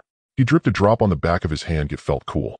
After spreading it, his skin felt a bit tight, as if he had applied a layer of egg white. He took out Mingxin Du to smell as well, though it had no scent either, which was good. As long as it wasn't unpleasant, he would drink it directly later. For now, tea. As the rocking chair swayed, he recalled the few cultivators he met at the East Gate today. Their speed from rapid motion to complete stillness occurred in less than a second. Their speed and control were truly remarkable. As for him, descending from 200 meters to the ground took him ages. The gap was significant. Although they were of a higher realm, he had a cheat. Alright, he felt a bit of urgency now. In a hurry, he drank 2 more cups of tea before standing up, moving the rocking chair back into the hall, and securely closing the door. The moon emerged from behind the clouds, clear and cold, illuminating the courtyard and casting long shadows of the bamboo onto the ground, creating black lines. A dewdrop formed on the petals of a small flower, sparkling as the moonlight shone upon it, shimmering briefly. Chen Guang sat cross-legged on the bed, taking out the washing spirit liquid and the hard enlightenment dew from his storage bag. He first uncorked the washing spirit liquid, tilted his head back, and poured it directly into his mouth. It indeed had no taste like water, and when he swallowed, a cool sensation passed through his throat before it disappeared.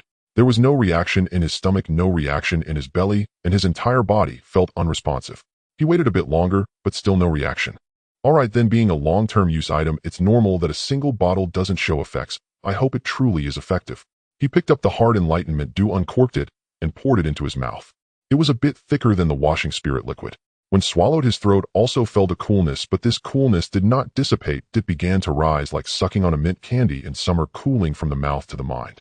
He closed his eyes and felt as it reached what seemed like his spiritual platform, dissolving into sensation. The sun still hung there quietly, becoming a bit clearer, and the surroundings brightened slightly. After the coolness slowly dissipated, his mind indeed felt clearer than before, just a little, but he could feel it.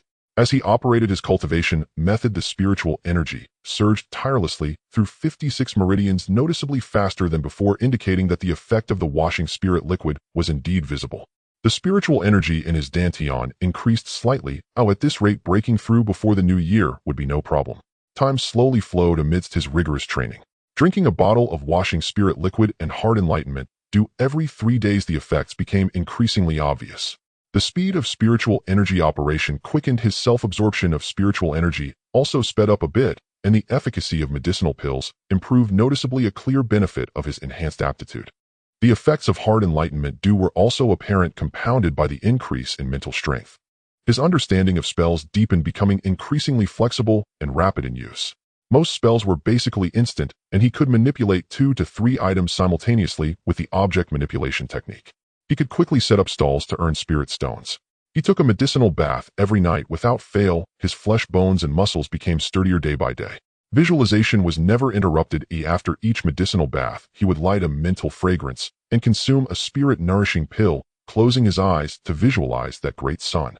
He could feel his mental strength gradually increasing, most notably in his sensing range, which expanded from 3 zhang to 5 zhang. He could see the bamboo flower pots and stones in the corners of the courtyard, even with his eyes closed. Beyond the courtyard wall, the outlines of passers-by in the alley became clearer, almost indistinguishable from those inside.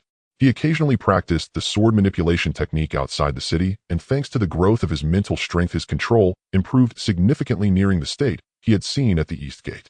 Not only was his acceleration faster, but his deceleration was also quicker. Moreover, he often encountered the same cultivators practicing around the city. Those at the 4th or 5th layers of chi refinement dared not stray too far from the city. Each time they met, they would race. Everyone was very cooperative, being young and feeling that their realms were similar, so they were not afraid of each other. Many times a mere exchange of glances would ignite a sword race. But every time Chen Guang won, and he won by a wide margin, leading some to believe he had a higher realm, criticizing him for bullying the weak.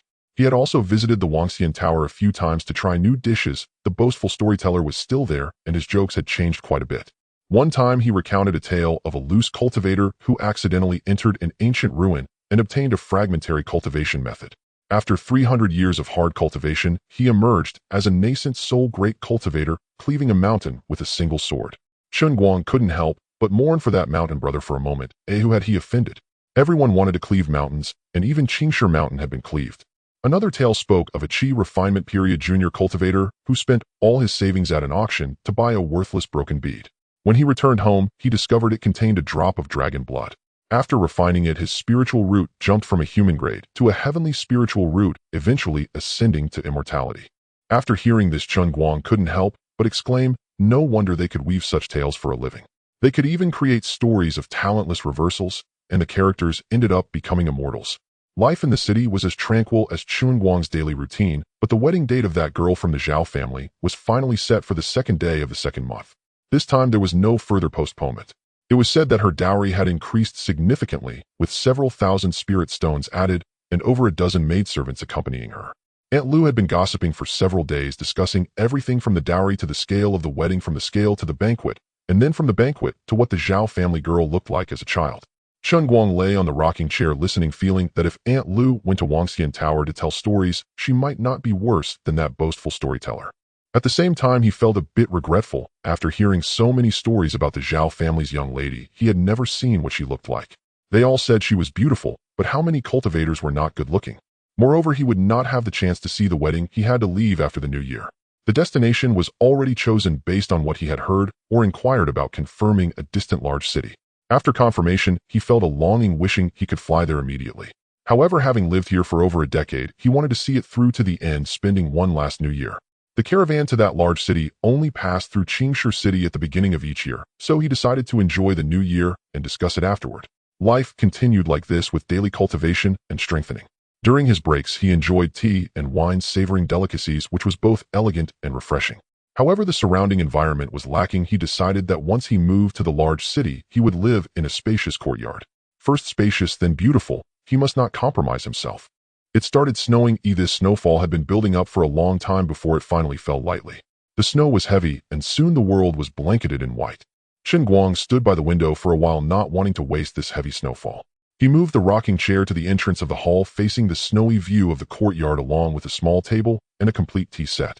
He placed the tea set on the table in front of the window, boiled water, warmed the pot, and put in tea leaves. This time he chose snow bud tea to match the occasion. The jar of snow buds was the smallest. When he opened the lid, the tea leaves were tightly curled and emerald green, darker than those of the cloud mist spirit buds. The aroma was faintly fragrant, with a hint of bean and chestnut scent, accompanied by a touch of fresh bamboo and grass. After adding water, the fragrance wafted up a clear and elegant orchid scent, clean and slightly cool like the air after the snow clears. The taste was fresh and gentle, neither bitter nor astringent. The tip of his tongue first detected a sweetness, followed by a delicate aftertaste. The tea felt smooth and warm, like savoring a mouthful of early spring dew. After swallowing, a faint chestnut fragrance and orchid notes lingered in his throat. Sipping tea while watching the snow, it had already accumulated a thick layer. The stone path in the courtyard was invisible. The bamboo bent under the weight of the snow, and occasionally a chunk of snow would slide off the bamboo leaves and crash to the ground with a soft thud. The walls were also covered in white, with layers that looked fluffy like bread. Someone outside shouted, "It's snowing." The voice was distant, absorbed by the snow, making it hard to hear clearly. Ya's laughter echoed from the alley, crisp and clear, easily audible even through several walls. Chen Guang poured another cup, sipping slowly. The tea soup rose in steam from the cup, wisps of white fog curling upwards, quickly dispersing in the cold air. He watched the snowflakes fall gently, covering the entire world. The alley was quieter than usual. Old Joe's cart still passed by the alley every day, and the dog from the neighboring courtyard had also stopped barking, probably curled up in its nest, unwilling to come out.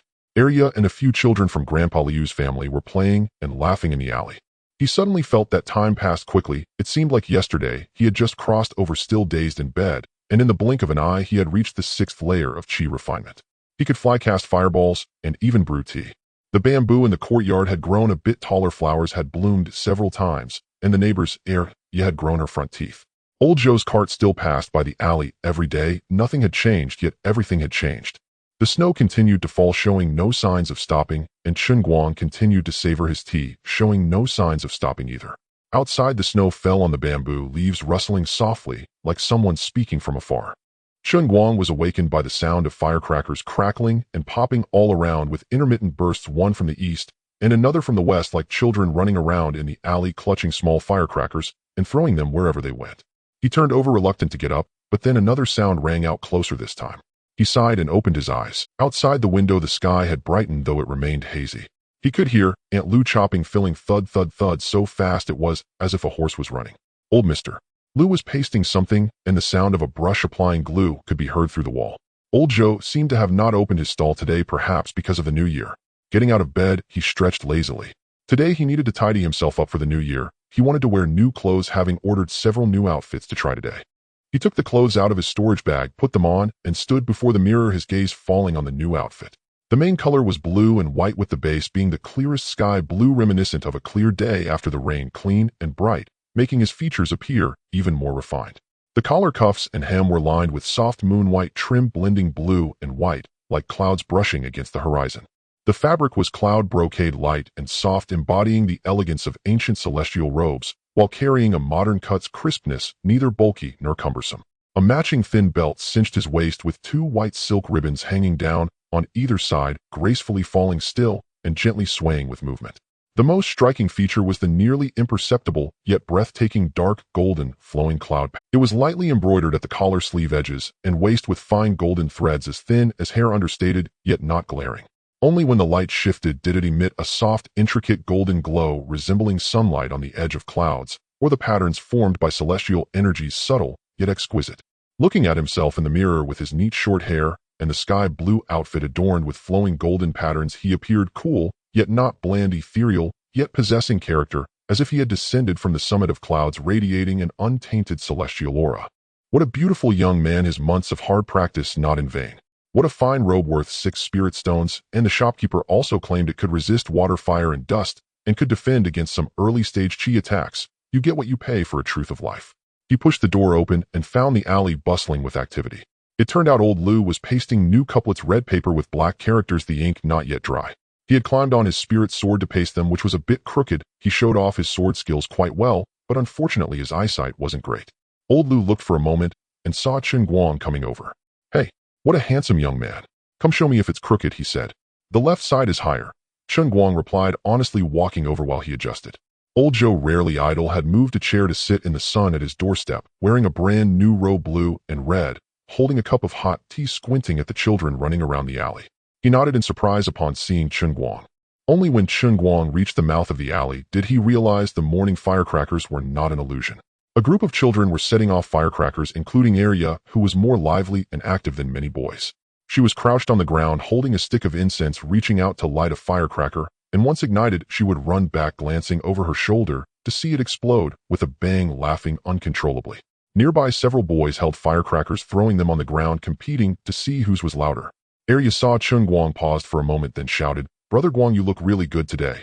Chen Guang smiled, not bothering to argue with the child, and reached out to ruffle her hair. "You look good too, Happy New Year." Arya grinned, revealing 2 front teeth. "Happy New Year."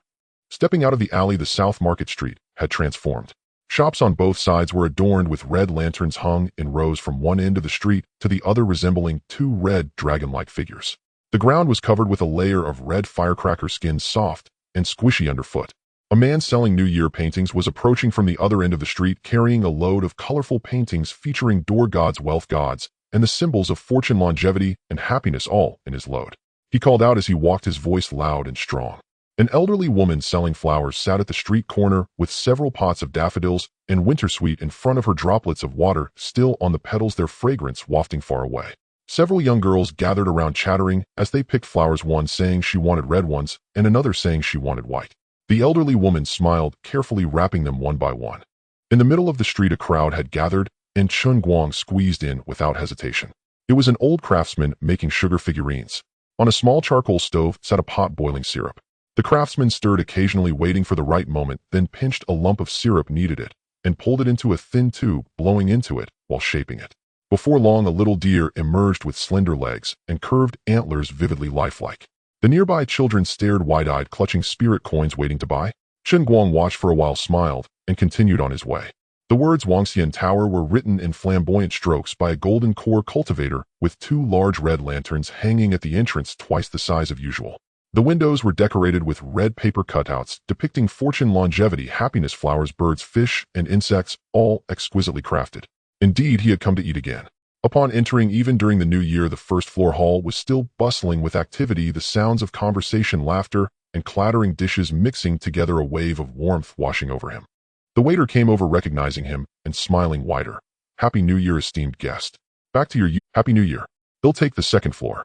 He went up to the 2nd floor where the window seats were all taken. He settled at a table deeper inside, and the waiter handed him the menu, which was thicker than usual. "It's the new year, so we've added new dishes," the waiter explained.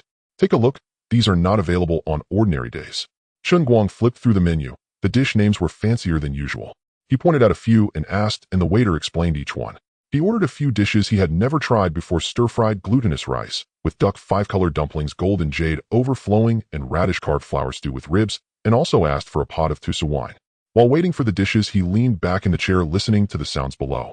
The boastful storyteller was not telling tales of immortals today, but was instead discussing New Year customs, saying things like, staying up on New Year's Eve is to welcome the first ray of spiritual energy of the new year, and on the first day of the new year one shouldn't sweep the floor as it sweeps away good fortune. The crowd below listened intently, occasionally interjecting, which led to laughter. The storyteller's words alleviated some of Chen Guang's doubts about the New Year's traditions here, such as couplets and firecrackers, which were quite similar to those from his past life. Whether the storyteller's words were true or not, the old folks in the alley only said it was passed down from their ancestors, and he didn't understand. Dishes began to arrive one by one. The stir-fried glutinous rice with duck was served in a green porcelain plate, with the glutinous rice a vibrant green, the dried bamboo shoots a tender yellow, and the duck meat a rich red, layered perfectly. He took a piece of duck meat. It was rich, yet not greasy, melting in his mouth, the fragrance of the glutinous rice, mixed with the freshness of the bamboo shoots, perfect with rice. The 5-color dumplings came in a steamer, showcasing 5 different colors: white, green, yellow, purple, and red, each with different fillings. Taking a bite, the juices burst in his mouth, the skin thin and the filling ample. Golden jade, overflowing, consisted of corn, pine nuts, and shrimp, with golden corn kernels, tender pink shrimp, and roasted pine nuts, sweet and crunchy. The radish carved flour stew with ribs was served in a small clay pot, the soup so clear that the ribs at the bottom were visible, with the radish carved into plum blossom petals floating on top. He ladled some soup, fresh, with the radish being tender and the ribs falling off the bone. The tusu wine was poured into a white porcelain cup, amber in color, smelling sweet. Taking a sip, it was not spicy, with a hint of medicinal flavor, but not unpleasant.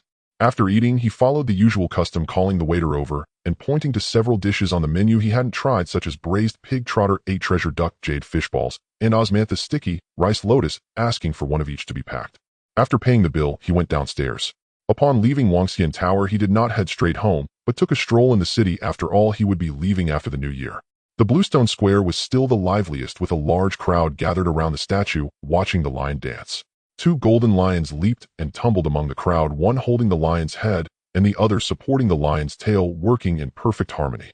They occasionally stood up and rolled the bells on the lion's head, jingling, while someone nearby beat the drums, the rhythm dense like raindrops. As the performance reached its climax, the crowd burst into cheers, spirit coins raining down, and a row of children sat on the base of the statue, their legs swinging in the air, holding strings of candied hawthorns, their eyes fixed in awe. At the edge of the square, someone was releasing sky lanterns, one by one, slowly rising from the ground, their orange-yellow glow drifting in the air, flying higher and farther until they turned into small dots, merging with the stars. Releasing sky lanterns during the day. Oh, the weather is overcast today. The city guards were also preparing for the evening's fireworks show.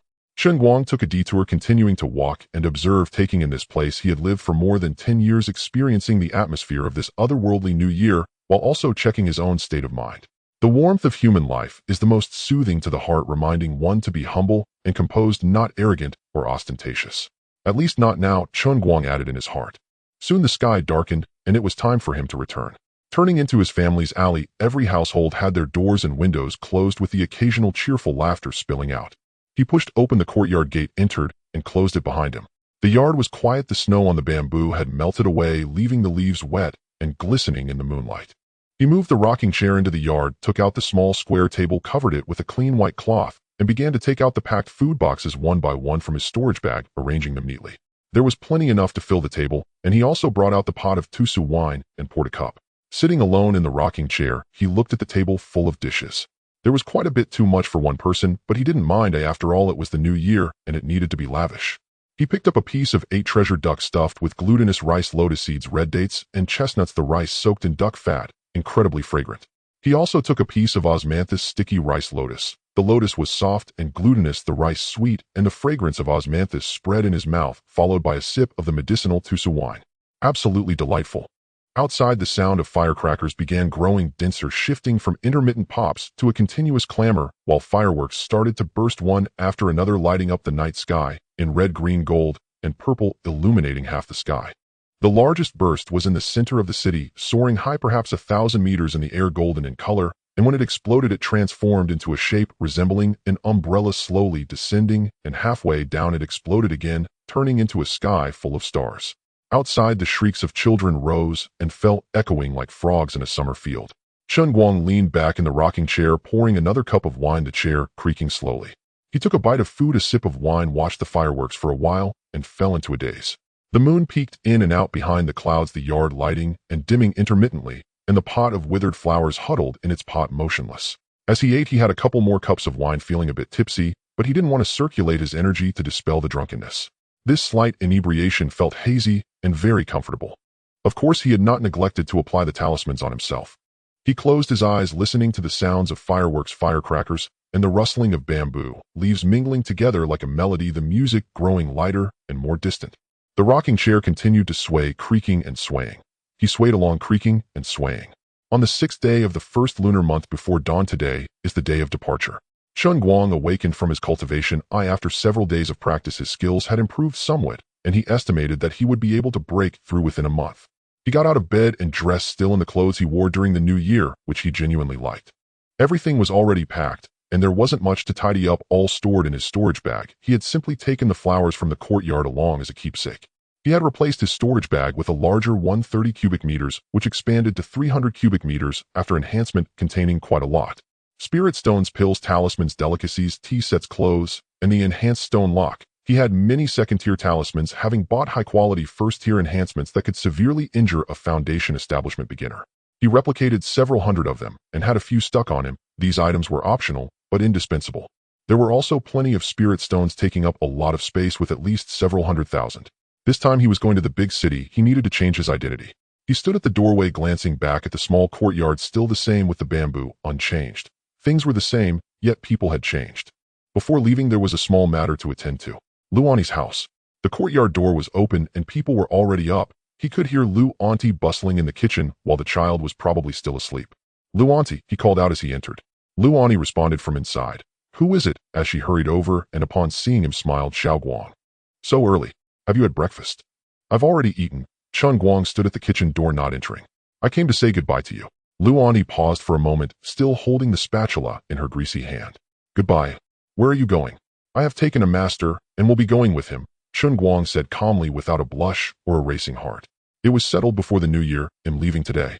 Lu Auntie was stunned for a while, slowly lowering the spatula. "Taking a master? Which master? Where from?" "From the capital. I passed through Qingshi City before the new year, and was told I have a fate with him." Chen Guang smiled. "He is quite significant, and has given me many things, not the kind of trickery." He handed her a storage bag. "This is what my master gave me to give back to those around me." Lu Auntie hesitated for a moment before taking it. "Your parents would be very pleased to know you've made something of yourself. So study hard under your master, don't slack off. It's a long journey. Take care of yourself while you're out there." "I told them yesterday." "Lu Auntie, I'm leaving now." Go on, go on." Chen Guang did not linger much. He had another family to visit. The limping Zhang lived at the end of the alley, just around the corner. He was the most reclusive person in the alley, with one leg crippled from a duel in his youth, and he did not like to interact with others. But when Chen Guang was young, his parents were busy and no one looked after him. It was the limping Zhang who watched over him. He had also helped a lot during Chen's parents' funeral, but recently he had been staying indoors and was ill, seemingly due to lingering issues from his youth. His door was closed, probably still asleep. Chen Guang knocked on the door and waited for a while, but there was no response. He knocked again and a hoarse voice came from inside. "Who is it?" "It's me, Chen Guang," he called. Zhang Eryi was the second son in the family. The door finally opened, revealing Zhang Eryi wearing a cotton coat, his hair disheveled, squinting at him as if he hadn't woken up yet. "So early, what is it?" "Come in and sit." "No, Zhang Eryi, I have to leave. I have taken a master and will be going to the capital."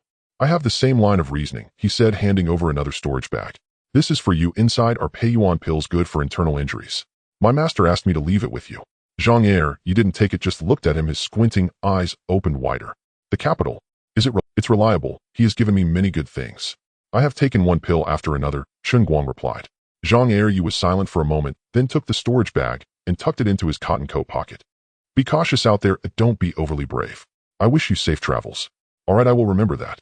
"You should continue resting," Chen Guang said before turning to leave, while Zhang Eryi watched him for a while before closing the door and returning inside. The contents of the storage bag weren't too much: 200 spirit stones, some pills, talismans, and magical tools. Zhang Eryi had also given him a few high-quality Peiyuan pills with a total value of about 300 spirit stones. The reason he concocted an identity for this was first to help Lu Auntie and Zhang Eryi. One must be grateful and not leave regrets. Second, to change his identity, he needed to live as a disciple of a strong person in the new city to more efficiently enhance his cultivation. He had used this identity when buying a larger storage bag, but further actions were needed. Third, to prepare for the future if someone were to investigate his identity. Discovering this might instill a bit of caution in them. Regardless of its effectiveness, it was worth doing. Exiting the alley, the sky was already bright. The cloud ship was docked at the northern square, but Chen Guang did not walk straight north. It was too far and too slow. He headed south, exited the city gate, and flew east on his sword, soaring freely towards the rising sun. Now he flew both fast and steadily, even performing some flashy maneuvers, accelerating to the maximum speed, heading east, then north, and finally west, arriving at his destination. The cloud ship square was only about 5 or 6 miles from the north gate, very large, with the ground paved with large pieces of bluestone, each several meters square, smooth to a mirror-like finish by the air currents from the passing cloud ships.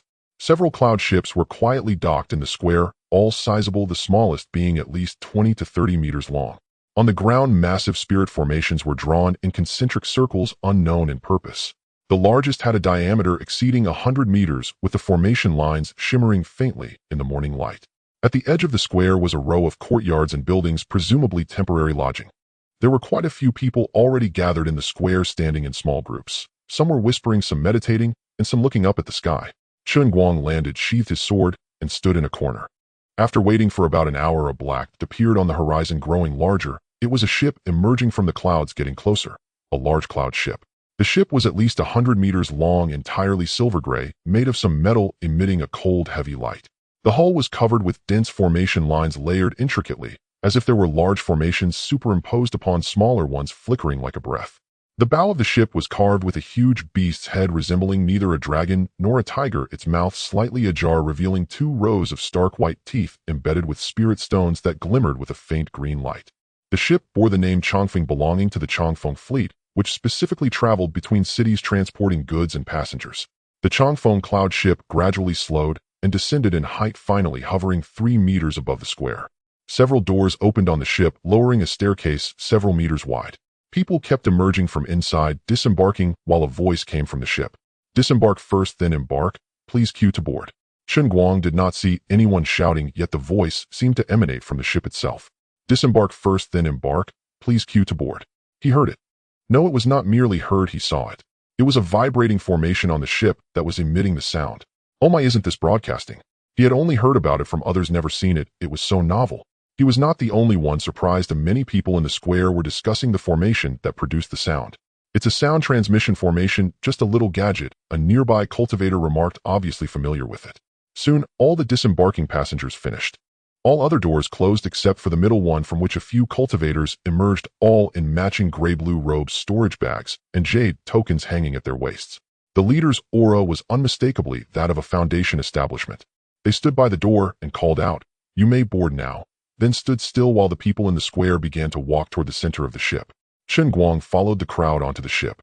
Inside, it was spacious, with the entrance leading to a corridor covered in a red carpet, crystal lamps embedded in the walls casting a soft light. At the end of the corridor was a hall occupying a considerable space. The hall had an arched ceiling lined with rows of large crystal lamps emitting warm white light. The floor was made of a deep-colored spirit wood, and at the entrance stood a large sign with inscriptions glowing faintly and clearly visible. Full journey, private cabin, 200 spirit stones, first class seat, 40 spirit stones, second class seat, 15 spirit stones. Not bad, not too expensive. Beside the sign was a circle of counters, behind which sat young female cultivators, a stack of jade tokens in front of them, and it was Chen Guang's turn. He spent 30 spirit stones to buy a first-class seat by the window. The female cultivator accepted the spirit stones, picked up a jade token from the table, and handed it to him. The jade token was palm-sized, entirely milky white, with first-class 666 engraved on the front and spirit patterns on the back, feeling warm to the touch. For Zone 1, just stick the jade token next to your seat on the sensing formation. Chen Guang liked this number. He took the jade token and walked inside. Please sit according to the jade token number, refrain from loud noises, and do not engage in dueling. Friends with children, please take good care of your little ones. Thank you for your cooperation. Such a familiar broadcast, Chen Guang thought as he listened and followed the sign to Zone 1. The first-class seating area was much quieter, clearly equipped with soundproof formations. Inside were individual compartments, semi-enclosed with partitions made of a combination of spirit wood and crystal, providing both privacy and an unobstructed view. He found his seat. There was a small groove on the side pillar, palm-sized and matching the shape of the jade token. He pressed the token against it, and with a soft click, the compartment's restrictions were lifted, and the semi-transparent screen solidified, slightly blocking the outside view. Inside the compartment was a wide chair wrapped in soft fur, deep brown in color, feeling delicate and warm to the touch.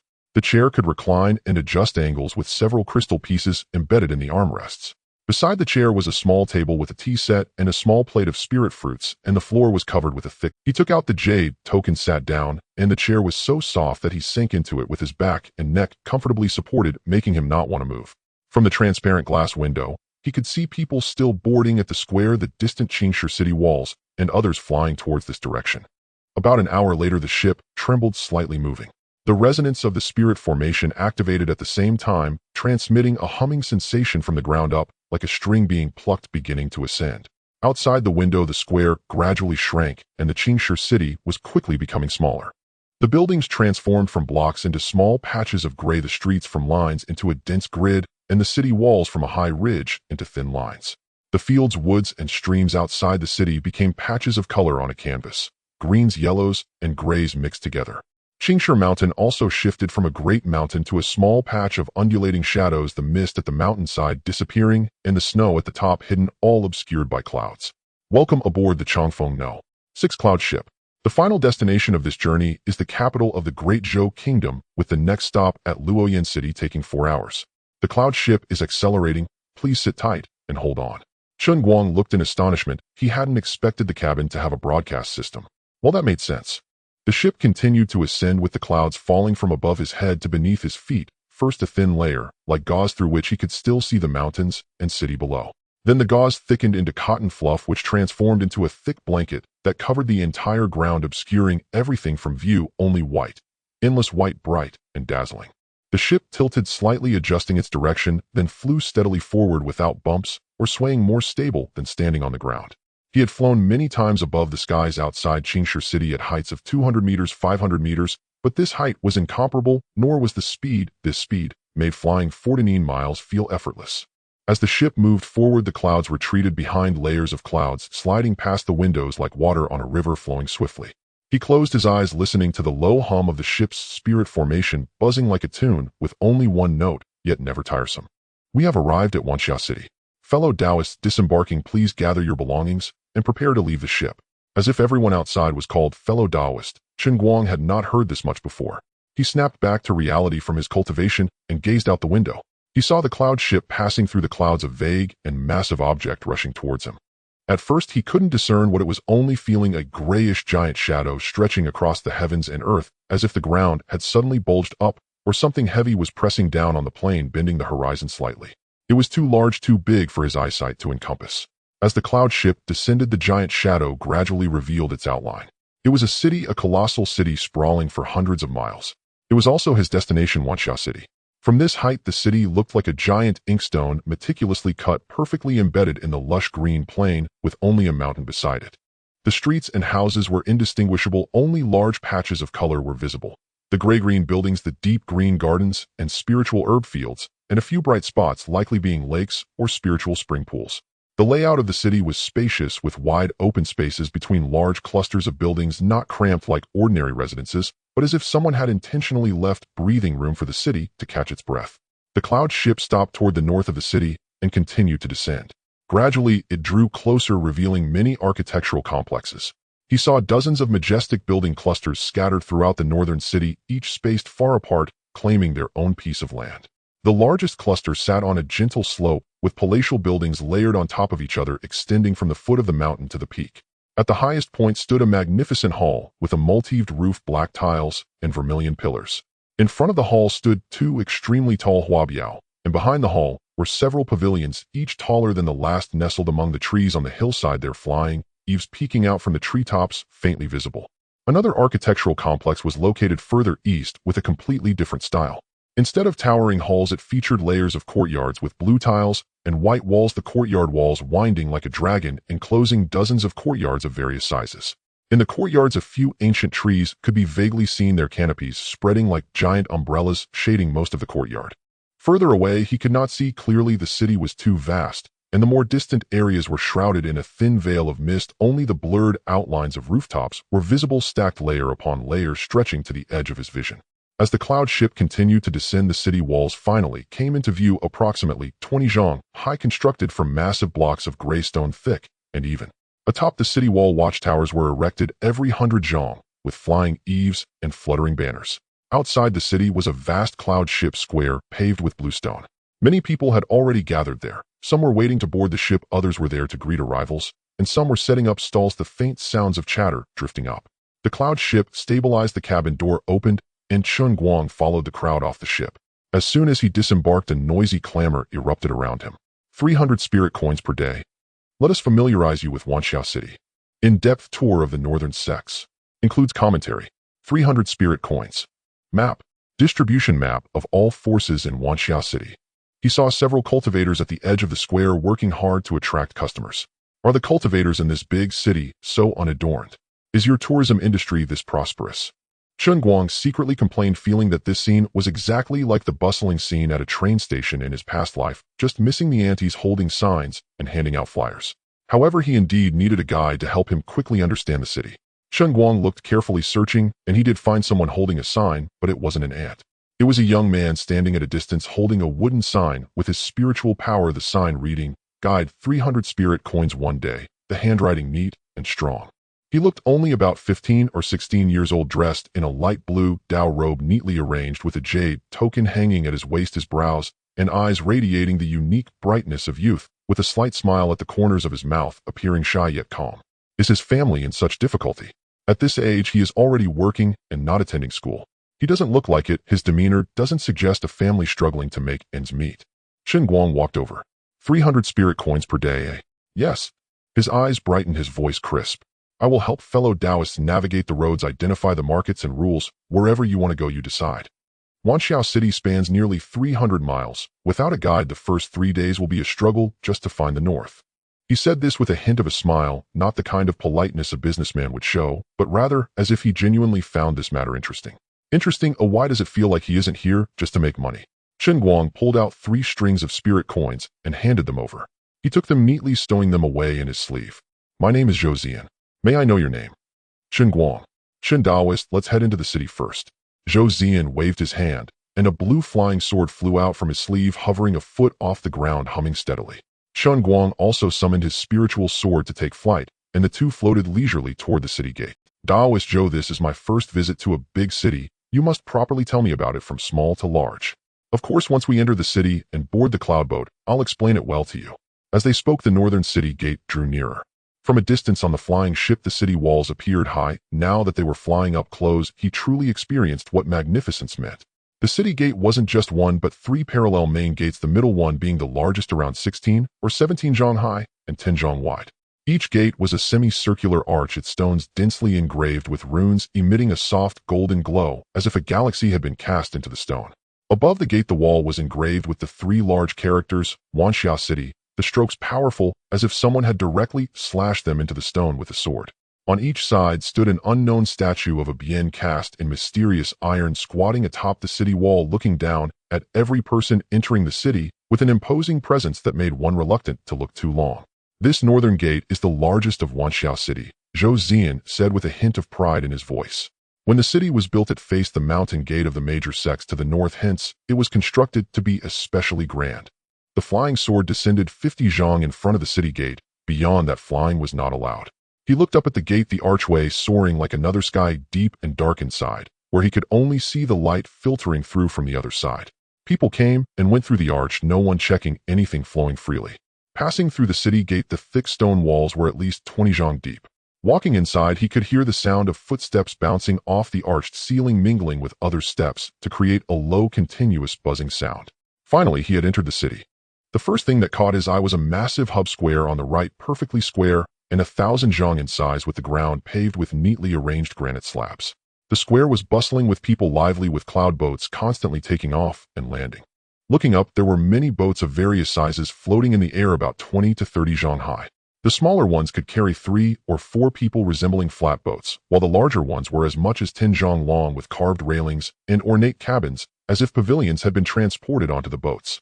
They were not fast, drifting slowly in midair with formations etched on their undersides, emitting a faint blue glow resembling a school of glowing fish swimming in shallow waters from a distance.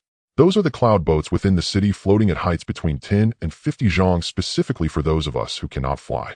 Riding the cloud boats, one can enjoy the scenery much more comfortable than being stuck underground. The northern part of the city has the densest cloud boat routes with many sects and beautiful scenery, making it ideal to travel by boat. In Wanxia City, Qi refinement and foundation establishment cultivators cannot fly with their swords, Zhou Ziyan explained quickly. Only 3 types of people can fly: the city guards, golden core seniors, and nascent soul ancestors. For us to travel, we either walk, fly close to the ground on swords, or take vehicles and boats. Underground. Yes, the boats are cloud boats, and the vehicles are underground rail cars, Zhou Ziyan explained while leading him toward the square. The spirit tracks are laid underground, and the rail cars, much larger than horse-drawn carriages, run along the tracks quickly. It takes less than 2/4 of an hour to travel from the northern city gate to the southern city gate, carrying about 100 people per trip, with 9 vertical and 9 horizontal routes connecting the entire city. As expected of a big city, even the subway exists, though it seems to be as fast as high-speed trains. However, those things are quite stuffy, surrounded by stone walls, and you can't see anything. Since it's my first time here, I suggest we take the cloud boat. First, from above, we can better understand Wanxia City. Chen Guang nodded, agreeing that they should take the cloud boat. As for the subway, he could experience it later when he had time. On the north side of the square and near the city gate stood a pavilion 2 zhang high and 5 zhang long and wide, with a wooden sign hanging above that read Earth Track Line 1. Inside the pavilion, a stone staircase led underground with people constantly coming in and out. There was also an elevator. Those were several things resembling elevators, transparent, with visible cabins moving up and down inside. That's a cloud ladder powered by formations going straight up and down very fast. Zhou Ziyan noticed Chen Guang staring at the cloud ladder. It's really great. There are so many good things in this big city. Chen Guang marveled again, feeling a bit overwhelmed. He shook his head and continued. He wanted to see how modern this city could get. Aside from this pavilion, the rest of the square was filled with cloud boat docking areas. They were arranged in rows according to size from outside to inside, first 1 zhang in size with 2 rows accommodating 4 people each, then 2 zhang with 4 rows and 12 seats, and finally 5 and 10 zhang in size. As for how many seats there were, he couldn't see clearly from a distance. Each row was a long corridor stretching for miles from north to south, with a bridge extending at intervals to facilitate boarding and alighting. Zhou Ziyan led Chen Guang to the 1 zhang cloud boat area, casually selecting a nearby boat that was unoccupied. The boat was long and narrow, with slightly raised ends resembling a crescent moon. The sides were only 2 or 3 feet high, and the bottom was covered with a layer of soft padding with a glass lamp hanging at both the bow and stern. They boarded and sat in the first row. Zhou Ziyan took out a jade token again, infused it with spiritual power, and affixed it to a formation spot on the boat. Then the cloud boat began to slowly ascend, while a spiritual power shield enveloped the boat, becoming nearly invisible without disappearing. This jade token is the boat track token. It can be recharged with spirit coins and is used for riding cloud boats and rail cars. There are formations inside. After leaving, it will automatically deduct spirit coins based on the size of the cloud boat, distance, and time used, Zhou Ziyan explained, showing Chen Guang the jade token in his hand. Moreover, in the city, if you want to ride a cloud boat, just infuse spiritual power into the jade token, adjust the formation, and set the number of people, and a corresponding cloud boat will come to pick you up. You can wait in the middle of the road, and it doesn't matter if you don't know the way. Just input your destination into the cloud boat, and it will navigate on its own. An autonomous vehicle in the air. Chen Guang was once again amazed, but he didn't want to show it. How do you get this jade token? You go to the affairs office to apply for it. I'll take you there later, he said as the cloud boat reached its designated height of about 20 zhang, and then slowly drifted toward the city. The cloud vessel drifted forward steadily at an altitude of 20 zhang. No faster than a leisurely stroll, yet remarkably smooth, with scarcely any sway felt by those aboard. Chen Guang reclined against the backrest of his seat, gazing downward as the northern district of the city unfolded beneath him. A vast living scroll slowly unfurled by unseen hands. Cultivator, please savor this view at your ease. I shall offer a brief introduction to Wanxia City. How old are you, Cultivator? Chen Guang could not resist asking. I am 15 this year. Why do you ask? Zhou Ziyan blinked in mild surprise before replying. Nothing in particular. Merely idle curiosity. Chen Guang murmured, mildly astonished that the youth was not only young, but also rather guileless. Zhou Ziyan quickly regained his composure and continued. Wanxia City is the prefectural capital of Wanxia Commandery Shilai Province under the Great Zhou Kingdom. It spans 300 li north to south and east to west, houses 10 million souls, and administers 22 subordinate cities. The prefectural governor's office hosts multiple nascent soul cultivators, including more than one who has reached the peak of that realm. Each year on the 7th day of the 7th lunar month, Wanxia Mountain, south of the city, bathes in golden twilight and nocturnal radiance. Due to the interplay of sunlight and geological composition, myriad streaks of rosy light bloom across its slopes, brilliant, prismatic, breathtaking. Hence the city's name, 10,000 Rosy Lights. These auroras draw cultivators from distant lands, not only to witness the spectacle, but even to settle here. Thus, Wanxia City far surpasses other prefectural capitals in prosperity, second only to the provincial capital Itzi. Chen Guang found that pride unsurprising. It was precisely this allure that had drawn him here. Nascent soul cultivators occupied a rare middle ground, neither too lofty nor too common, and Qingshi City lay beyond Wanxia's jurisdiction entirely. Since you hail from a remote region, you must keenly perceive the contrast between Wanxia City and your hometown. Do you have any questions? The shift is staggering, truly immense. Though the upper limit of cultivation appears to rise by only one major realm, it feels as though I've crossed from one world into another. Chen Guang voiced his bewilderment openly without hesitation. Every cultivator newly arrived from realms below the nascent soul tier shares this question. I shall gladly clarify it for you, Zhou Zian replied earnestly, with no trace of condescension toward lesser territories. The distinction between golden core and nascent soul transcends mere cultivation rank. It marks a profound societal stratification. The clearest sign of this divide lies in the Tianxian 10,000 Realms spirit manor. Its branches exist exclusively within nascent soul-level domains. Likewise, the Immortal pavilions follow suit, establishing sub-pavilions only where the manor operates. Thus, regions beneath the nascent soul tier remain untouched by the manor, unvisited by the pavilions, and rarely tread upon by cultivators elsewhere. Over time, this has bred an immense chasm between higher and lower realms. Chen Guang had not anticipated such a disarmingly simple cause, the mere presence or absence of the spirit manor and Immortal pavilions. Yet, what are the Tianxian 10,000 Realms Spirit Manor and the Immortal Pavilions? He truly had never heard of either. The Spirit Manor serves as the sole institution across the great world for spirit stone deposits and withdrawals. Deposit your spirit stones and you receive corresponding spirit vouchers, universally accepted throughout the great world and vastly more convenient than raw stones.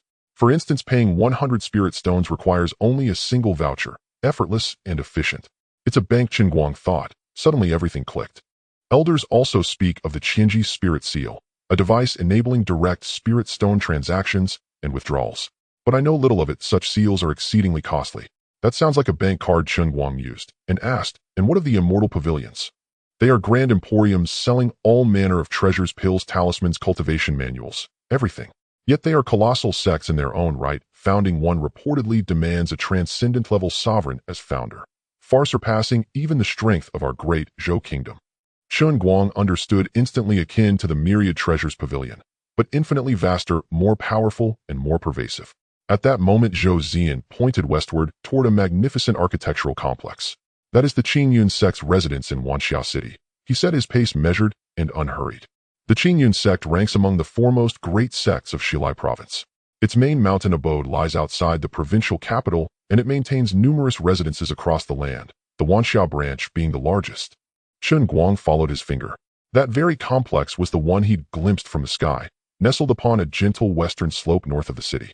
Terraced halls rose stepwise up the incline, crowned by a central palace reminiscent of the Hall of Supreme Harmony in the Forbidden City. Only grander black glazed tiles, vermilion pillars, and a ridge adorned with a row of gilded roof-ridge beasts shimmering in the sun. Yet the entire compound was veiled by an almost imperceptible layer of spiritual light, as if draped in translucent gauze. Details blurred, only broad outlines and hues emerged. Occasionally cultivators entered or departed, their figures flickering once within the luminescence before vanishing as though swallowed whole. All sect residences employ defensive arrays to shield against external scrutiny, Zhou Zian explained. From outside we may observe only the layout of the buildings. Chen Guang nodded, of course. Who would wish to live perpetually under public gaze? The cloud vessel drifted onward. Zhou Zian gestured eastward toward a cluster of courtyards. That is the 100 Herbs Hall's residence. Chen Guang looked. Yes, the same conspicuous landmark he'd noted from above. This complex bore no resemblance to Qingyun's imposing halls. Instead, it consisted of serene white-walled courtyards roofed in azure tile, dozens upon dozens, tiered and intimate. A faint spiritual aura shrouded it too, obscuring interior activity. Only silhouettes of architecture and tree shadows remained visible. The 100 Herbs Hall is no sect. It is a pharmaceutical enterprise, Zhou Zian clarified. It supplies the majority of pills consumed across the Great Zhou Kingdom, including those sold by Immortal Pavilions, which source part of their inventory from them. The vessel glided further. Then Zhou Zian suddenly pointed toward a stark, jet-black, cuboidal pavilion slightly ahead and to the right. That is the North District's Library Pavilion, the city's northern repository of knowledge. It houses countless low-tier cultivation manuals, arcane techniques, and essential insights into realm progression. For a fee in spirit stones, one may enter, peruse, or transcribe texts. Yet its greatest treasure lies in biographies of luminaries and travelogues penned by wandering cultivators. Chen Guang followed his gaze. The pavilion stood modestly, 4 stories tall, but spanned a vast footprint, each upper level receding inward like a truncated pyramid. Its exterior was built from a deep, lustrous black stone etched densely with array patterns. Around it grew crane-ling trees, their dense canopies enveloping the structure completely. The open plaza beside the library is the 25th dueling platform of the North District, Zhou Zian added, pointing westward to a circular expanse. Chen Guang observed it closely, a compact arena only several dozen zhang across, paved in gleaming white stone. At its center rose a raised platform, some 15 or 16 zhang wide, engraved with a massive formation array. When cultivators quarrel and prefer not to venture beyond city limits, they may settle disputes upon this platform, Zhou Zian said. No formal contracts are required. Oversight is minimal. As in the wilds, duels range freely from friendly sparring to mortal combat, though a spirit stone fee applies. Chen Guang glanced twice more. A fine place to watch spectacles later. The cloud vessel sailed on. Buildings in the northern district thinned gradually. Zhou Zian pointed out several more landmarks. Merchant guild warehouses, retreats of minor sects, mansions belonging to golden core cultivators. Each revelation deepening Chen Guang's understanding of the district's intricate tapestry. Simultaneously, he realized how extraordinarily complex the northern district truly was. Sects abounded. Factions proliferated. Each claimed its own domain. Every architectural cluster shimmered beneath a veil of spiritual light, visible only as rooftops and walls, its inner life utterly concealed. After half an hour of flight, Zhou Zian remarked, "Ahead lies the North District Administration Office. Would you like to obtain your cloud vessel transit token?" "Yes." Chen Guang nodded. Acquiring it now was indeed timely. The cloud vessel descended smoothly onto a small plaza. To the north stood a 3-story pavilion of considerable size, its lintel bearing a plaque inscribed with the characters "Administration Office." A steady stream of people entered and exited. They disembarked and entered. The hall was spacious, housing 6 or 7 service counters. No lines formed. Zhou Zian led Chen Guang directly to one counter. "We require cloud vessel transit tokens." Behind the counter sat a young female cultivator, expressionless. From her drawer, she withdrew a jade token. 100 spirit coins. Load value onto it.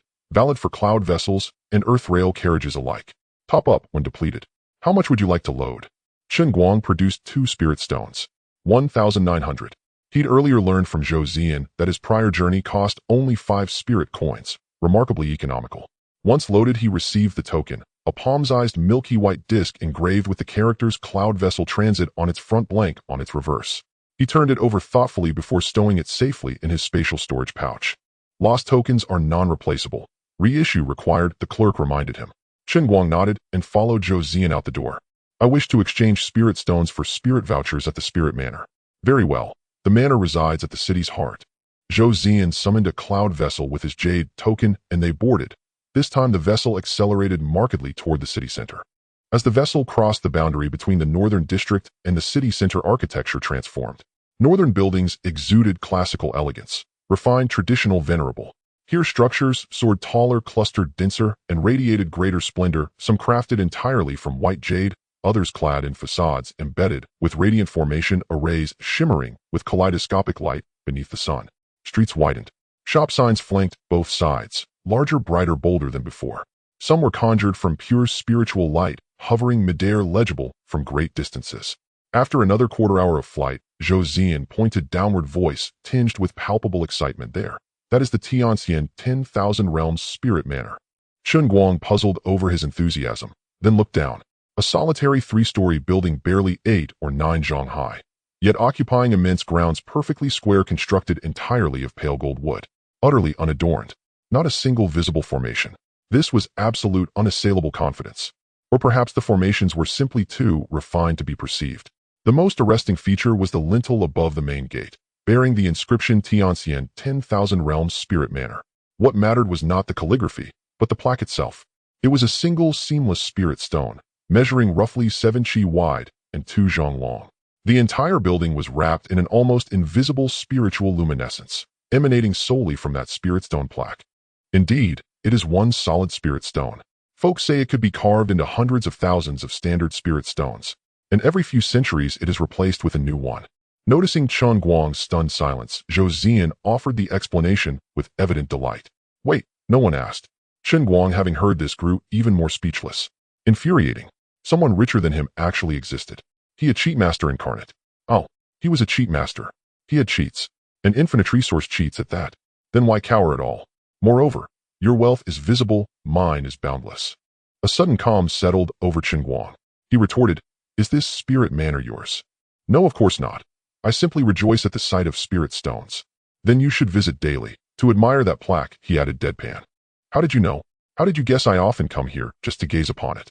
Zhou Ziyan stared eyes wide with astonishment and joy, as if he'd finally met a kindred soul. Chen Guang fell momentarily silent. So, he was a budding spirit stone connoisseur. Now he understood precisely why Zhou Ziyan lit up at the mere sight of the spirit manor. I deduced it. We've arrived, let's descend. Chen Guang declined to engage further. No, your bones resonate with destiny. No, you share a karmic bond with spirit stones. No, I sensed instantly you're no ordinary. He feared Zhou Ziyan might seize the opening and climb ever higher. Enough banter, time to step onto the stage. The cloud boat settled onto the plaza before the spirit manor's entrance, and Chen Guang leapt down, with Zhou Ziyan following closely behind. Senior fellow Zhou, thank you for your efforts today. We part ways here. Chen Guang turned back and withdrew a spirit stone from his storage pouch, offering it with a smile. A small token of appreciation, please do not decline it. Zhou Ziyan blinked in surprise and hastily waved his hands. Senior fellow Chen, you're far too courteous. Our agreement was 300 spirit coins per day, and that has already been settled. I cannot accept this. Take it. To speak plainly, and without deception, I hail from a remote region, yet fortune favored me. My master recognized my potential and bestowed upon me a cultivation art. After instructing me for some time, however, he departed, declaring that true strength is forged only through battle and bidding me seek him again once I had grown mighty. Still he left behind ample spirit stones and protective treasures. Thus I ventured forth from my humble origins to broaden my horizons. I am in no one of spirit stones. Chen Guang wove his narrative with quiet confidence. Moreover, you rendered me tremendous aid. This single spirit stone is but a modest expression of gratitude. Pray accept it without hesitation. Truly, senior fellow, you are blessed with extraordinary fortune, Zhou Ziyan murmured, at last accepting the stone and bowing deeply. Then I thank you sincerely. Should you ever require assistance in Wanxia City, do not hesitate to contact me. This is my communication jade slip. He drew. Zhou Ziyan retrieved his jade slip, bowed once more, and declared, until we meet again. Until we meet again. He turned, summoned a cloud boat, leapt aboard, and waved farewell. The vessel ascended smoothly, gliding northward. Chen Guang stood atop the stone steps, watching until the boat dwindled to a speck, dissolving into the distant river of airborne vessels. He turned and stepped into the spirit manor. The grand entrance stood wide open. Within, the light was soft and ethereal, not artificial but reminiscent of diffused daylight filtering through layered clouds, evenly bathing every corner of the space. There were no lamps upon the ceiling. Only a single vast slab of translucent spirit jade, its luminance gently emanating from the rear surface. The glow was neither harsh nor dazzling, yet suffused the entire hall in radiant clarity. Intricate hair-fine engravings traced its surface, ripples like water's surface or wind-sculpted dunes, concentric circles radiating outward. Gaze upon them long enough, and one might swear the patterns breathed and shifted. The floor was composed of another material, deep gray veined with delicate golden filaments, yet firm beneath the foot, offering a subtle, faintly granular resistance. Along both sides of the hall rose several massive pillars. Their shafts were not hewn from stone, but carved from whole trunks of spirit wood, deep brown, unvarnished, yet gleaming with a lustrous oil-like sheen. Their grain was entirely natural, tight concentric whorls as fine as cobwebs, each ring embedded with infinitesimal golden filaments spiraling seamlessly from base to capital. Neither base nor capital bore metal cladding. Instead, each was sculpted from solid white spirit stone into lotus blossoms, petals so thin they transmitted light, within which a viscous luminous fluid seemed to flow. Each pillar viewed in full resembled an ancient tree rooted deep in the earth, nourished not by soil and rain, but by gold thread devotion and spirit stone blossoms. No counter marred the hall's expanse. Only a row of service windows, each manned by a cultivator clad in identical deep blue uniforms, silver spirit embroideries adorning collar and cuffs. Few patrons lingered inside. Small clusters moved quietly, standing in orderly lines. Not a word was spoken, even footsteps fell with muffled reverence. A faint soothing sandalwood fragrance permeated the air, not added but naturally exuded by the timber itself, calming the mind and steadying the breath. Chen Guang scanned the hall and noted one spirit ticket window unattended. He approached directly. Behind it sat a young female cultivator, serene of countenance, expression neutral, yet not unkind. "I wish to exchange spirit stones for spirit tickets." "How much?" 2,000 low-grade spirit stones. The young woman nodded, withdrew a stack of spirit tickets from her drawer, and laid them neatly upon the counter. Denominations available: 10, 100, 1,000, and 10,000, all valued in low-grade spirit stones. "Which denominations would you prefer?" He knew this already. Zhou Zian had explained it. One ticket of 1,006 of 140 of 10. Her fingers danced across the stacks swiftly, selecting the precise notes, aligning them with practiced precision, and sliding them forward. "Please keep them safe," she cautioned. "Spirit tickets bear no name. Possession is proof of ownership. Lost tickets are irretrievable." Chen Guang accepted the stack and examined them closely. The 1,000 note was pale gold, embossed with intricate spirit etchings and numerals centered with the bold characters Wai Qian. The 100 note shimmered silvery white. The 10 note glowed soft aquamarine. Though differing in hue, all shared identical dimensions and texture, silken smooth, cool, and supple beneath the fingertips. The numerals resembled Arabic digits, perhaps serial numbers.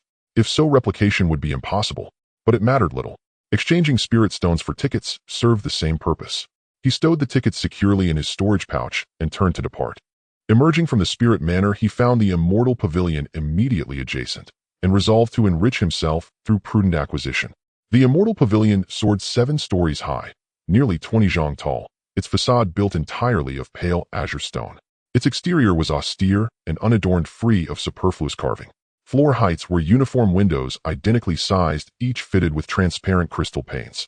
Above the entrance hung a colossal plaque inscribed with the words, "Wantong Immortal Pavilion," in bold black characters upon a gilded field. Cultivators streamed steadily through its threshold. "Pity the plaque isn't made of spirit stone," Chen Guang murmured, then stepped across the threshold.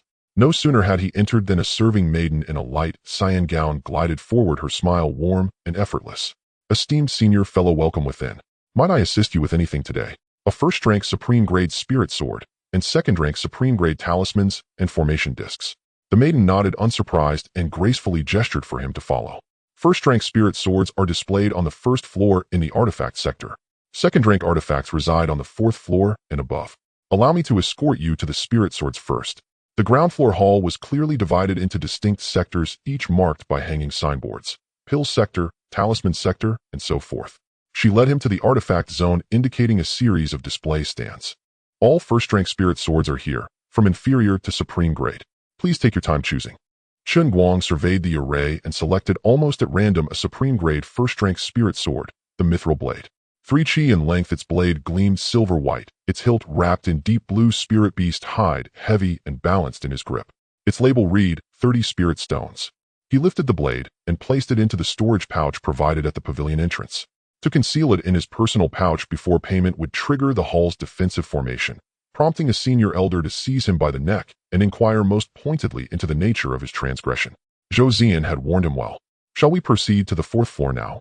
the maiden asked. "Yes, immediately." She guided him to a set of transparent cloud ladders nestled in a corner of the hall. Within their crystalline shafts floated softly glowing lift cabinets, each etched with faint pulsing spirit arrays. The maiden pressed a nearby array node. The cabinet door slid open soundlessly. They entered, and she tapped the foreglyph. The door sealed, and the cabin ascended, smooth, silent, weightless, while luminous spirit etchings along the walls cascaded downward layer by layer until they arrived. The door parted, 4th floor. A second serving maiden approached, clad in a lighter azure gown, taller and more refined in bearing than her counterpart below, her cultivation at latest chi refinement. She offered a graceful half-bow, her voice like flowing water. "Esteemed senior fellow, the 4th floor specializes in foundation establishment-level talismans and pills. May I offer guidance?" To Chen Guang's mild surprise, his attendant was not a foundation establishment cultivator, but perhaps since he himself remained at chi refinement, the pavilion matched his rank accordingly. He dismissed the thought. Acquiring treasures was paramount. "I require second-rank supreme-grade talismans, both offensive and defensive, as well as second-rank supreme-grade formation discs." The maiden inclined her head. "This way, please." Though simpler in design than the lower floors, the 4th floor employed markedly superior materials. The floor was not stone, but woven mats of bamboo, strands finer than human hair interlaced into dense, resilient patterns that yielded softly beneath each step.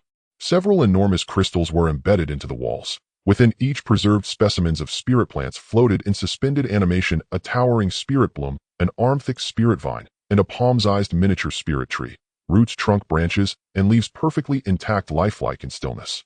A gentle luminescence emanated from the crystal surfaces, lending the specimens an uncanny vitality, as though they still drew breath. In the talisman sector, each item rested beneath a transparent crystal dome. The maiden gestured toward a section and said these are second-rank supreme-grade offensive talismans. Thunderstrike Talisman, Frostburst Talisman, Fire Dragon Talisman. Each unleashes power equivalent to a full-strength strike from a Foundation Establishment Peak Cultivator. Chen Guang glanced at the price, 80 spirit stones per talisman. No trifling sum, roughly equal to a typical Foundation Establishment Lake Cultivator's annual income. Yet it held no relevance for him. He selected one of each type, then proceeded to the defensive talisman sector, choosing the Profound Armor Talisman and the Diamond Body Talisman. The formation discs are displayed over here, the maiden said, guiding him to another zone after he completed his talisman selection. Each disc rested upon its own isolated display platform, a miniature formation holding it aloft, rotating slowly in midair. He examined them carefully before selecting a second-rank supreme-grade comprehensive formation disc, one capable of early warning, defense, entrapment, and lethal suppression, highly effective even against Foundation Establishment Peak opponents. Such perfection demanded a commensurate price, 600 spirit stones. Having finalized his purchases, the maiden escorted him back to the cloud ladder. She pressed the activation node and bid him farewell with a gentle bow. May your path be auspicious, senior fellow. Do honor us with your presence again. Chen Guang nodded, entered the cabin, and descended to the first floor to settle his account. 1,080, mere pocket change. Chen Guang stepped out and began summoning a cloud boat. He intended to find an inn that offered both food and lodging stay for a few days, and then slowly look for a small courtyard to reside in.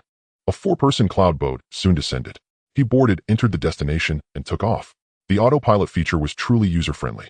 The cloud boat accelerated towards the north of the city, heading directly to the inn he had spotted on the way.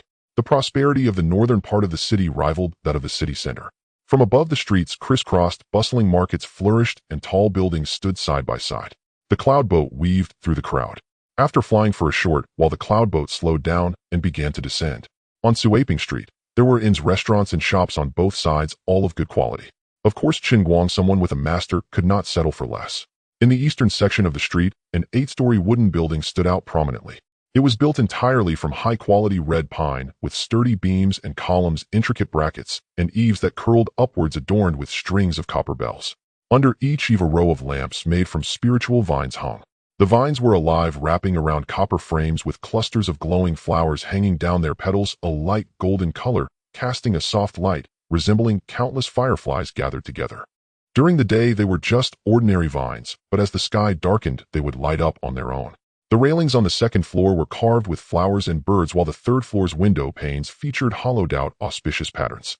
Each floor above the fourth had a terrace adorned with flowers and plants. At the entrance stood 2 red-painted pillars inscribed with a pair of gilded couplets, while the plaque above the door with a black background and golden characters read Dingxiang Tower in rounded full strokes. The cloud boat stopped at the entrance, and Chen Guang jumped down. In front of the building was a clearing where several cloud boats were parked. Chen Guang wanted to see what this Dingxiang Tower was all about, and if it held any surprises. Upon entering the inn, he first encountered a spacious hall cleverly divided into several areas. In the center was an artificial mountain water feature with a few stones creating a small hill atop, which sat a miniature pavilion. At the foot of the hill, a gentle stream flowed, and several koi leisurely swam in the pool. Suspended above the pool was a massive hexagonal glass lamp crafted from a type of spiritual wood. The lamp's surface was inlaid with thin crystal pieces featuring colorful glazes depicting flowers of the 4 seasons. To the left of the pool was a resting area with several sets of tables and chairs, while to the right was a Gue platform with a massive panoramic painting of Wanxiao City hanging on the wall behind the table. Behind the pool were stairs and a cloud ladder leading upstairs. The ground was paved with dark-colored spiritual wood flooring showcasing the wood's grain. It felt slightly springy underfoot, and a faint scent of sandalwood mixed with the aroma of meat wafting from the kitchen lingered in the air. The first floor only had some separated seating areas that were quite elegant. Chen Guang nodded in approval. A young man dressed in a deep blue robe approached, smiling with a gray apron tied around his waist and a feather duster in hand. "Dear friend, are you here for a short stay or to rent a room?" His voice was clear and carried a slight local accent. "I need a room and also want to eat." "All right then," the young man said, stepping aside to lead the way. "Our Dingxiang Tower has rooms from the 6th to 8th floors. Ordinary rooms are 300 ling coins, comfortable rooms are 450, superior rooms are 650, elegant rooms are 909 netadine, and premium rooms are 1,999. Which type would you prefer? The elegant room, Chen Guang thought. Even though he could afford it, he still needed to keep a low profile. All right, the 8th floor elegant room it is. Please follow me, the young man said, maintaining a high level of service. He led Chen Guang to the cloud ladder where they both entered. The young man pressed the formation pattern 8, and they arrived at the 8th floor where the corridor was carpeted with dark gray. This is the elegant room on the 8th floor facing south with good lighting. Chen Guang stepped inside, and the young man began to introduce the space. Upon entering was a living room, not large, about 40 square meters, but tastefully decorated. Against the wall was a wooden couch covered with a deep blue cushion, and in the center was a low table with a tea set. On the wall hung a landscape painting depicting the scenery of Wanxiao Mountain with detailed brushwork and soft colors. To the left of the small hall was a moon gate leading to the bedroom. The bedroom was larger than the living room and had some cultivation functions. In the center was a large wooden bed covered with light blue bedding, and the pillows were fluffy, looking very comfortable. At the head of the bed was a small table holding a lamp and a plate of spiritual fruits. Opposite the bed was a wardrobe carved with plum blossoms, which was empty except for a few hangers. To the right of the living room was a bathroom, small but fully equipped.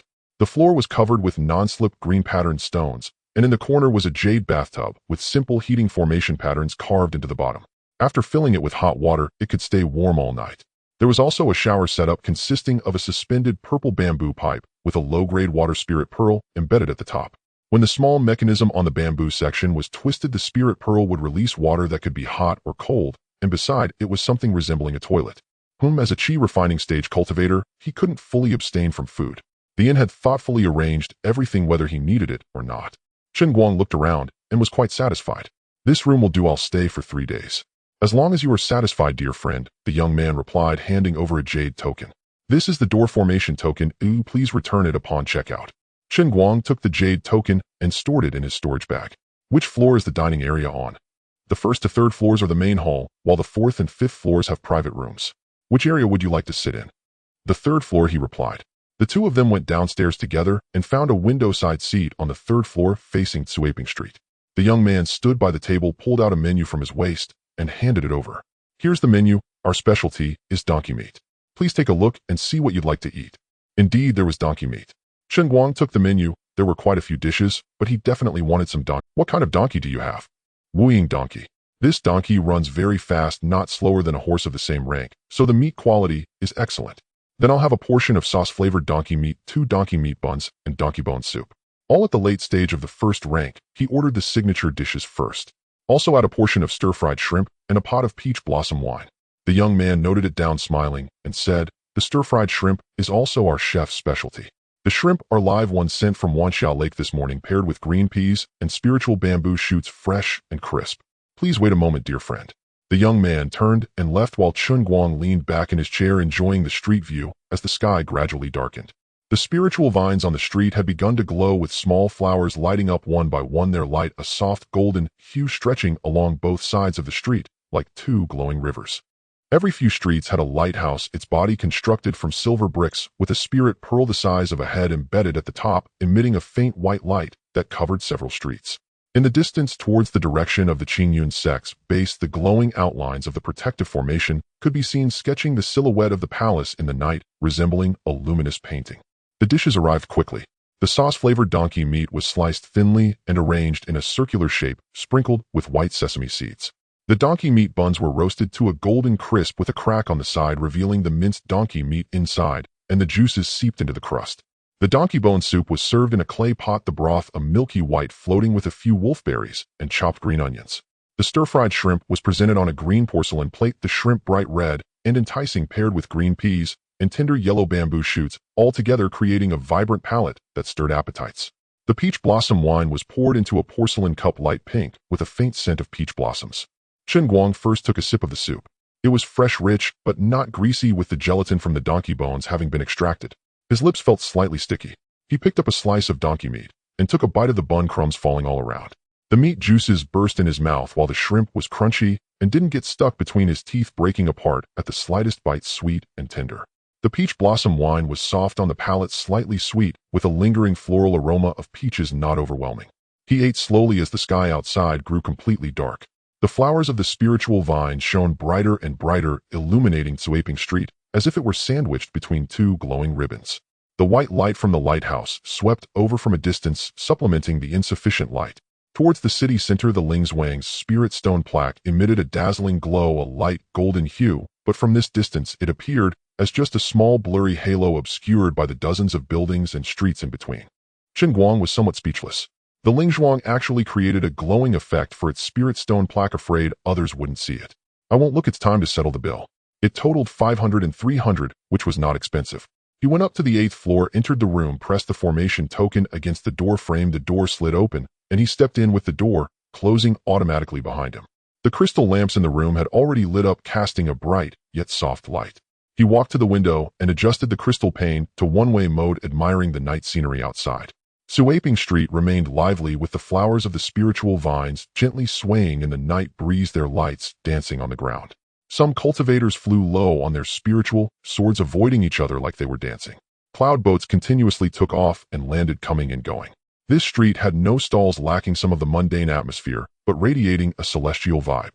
He lay back on the bed and began to take out the items he bought from the celestial pavilion one by one from his storage bag, feeling exhilarated. First was the array plate enhance. A flash of white light passed, but no visible changes occurred. Recording successful Tier 3 lower grade comprehensive array plate capable of trapping enemies, killing enemies, providing warnings and defense. With enough spirit stones, it can kill early stage golden core cultivators and trap mid-stage ones. Wow, it really became a Tier 3 item. This indicates that the gap between foundation establishment and golden core is not tenfold. Next, Chen Guang enhanced the Xuanjia talisman to Tier 3, using up his enhancement attempts. Then he placed the array plate talismans and spiritual swords into a box. Record copy 2. 21 boxes took up quite a bit of space. Chen Guang first took out the Tier 3 Xuanjia talisman and attached it to his body, then he took out the enhanced array plate. Thinking about the system's recording information, is there enough spirit stones? Chen Guang found the spirit stone filling entrance, which had a decent amount of space. He filled it up. 500 pieces, 2,000 pieces, 5,000 pieces, until it reached 10,000 pieces. This won't do. I still want to go for 100,000. You're far behind, brother Ma. Chen Guang complained, feeling unsatisfied. He had plenty of spirit stones, but unfortunately not much use for them. Then Chen Guang filled each array plate one by one. If you ask him why he didn't fill them up first before copying, he would definitely tell you that you don't understand the joy of recharging. Today is not suitable for cultivation, it's time to sleep. He pulled the blanket to his chest. The bed was soft, the pillow was soft, but not too soft, very comfortable, and had a hint of herbal fragrance. Comfortable. There's nothing to do today, we will discuss it tomorrow. Chen Guang was asleep, but there were always those who weren't, even chirping like crickets. To the west of Wanxia City, the Zhou family is one of the most powerful forces, boasting not just one or two nascent soul ancestors. It is rumored that the Zhou family has connections with significant figures, and even the county magistrate shows them great respect. In one of the courtyards of the Zhou family residence, "And I got another order today. I'm about to complete my task." Zhou Zian rushed into the bamboo serenity cottage, shouting loudly. In the depths of the cottage among the bamboo grove, a woman sat quietly beside a stone table with wisps of tea smoke rising. She appeared to be in her early 20s, tall and slender, with delicate shoulders and an astonishing figure. Her waist was so thin that it could barely be grasped in one hand, and she wore a plain white robe of light fabric that subtly revealed her graceful form. Her ink-black hair, casually tied up with a bamboo hairpin, with a few strands falling beside her neck, accentuating her fair and long neck. Her brows and eyes were as serene as distant mountains, her skin pale, to the point of translucence, faintly illuminated by flowing spiritual light. Her cultivation at the nascent soul stage was restrained, but when she raised her gaze, her phoenix-like eyes revealed a tranquility born from 5 centuries of existence. Her fingers holding the cup were like jade, her wrists slender, with veins faintly visible beneath her skin. The bamboo leaves rustled as she lowered her eyes and took a gentle sip, her entire being exuding a sense of tranquility and detachment, as if she had merged with the bamboo grove. Zhou Jingyi, the youngest nascent soul powerhouse of the Zhou family, at merely 500 years old, had already been in the nascent soul stage for many years. She possessed a heavenly spirit root and outstanding talent, and was accepted as a direct disciple by a vice president of the Tranquil Heart Academy, thus elevating the Zhou family's status. She quietly watched as Zhou Zian ran towards her like a foolish child. This foolish child was her own nephew, endowed with a holy spirit root and a special constitution, and was valued by influential figures of the Immortal Academy. Truly a bright future ahead.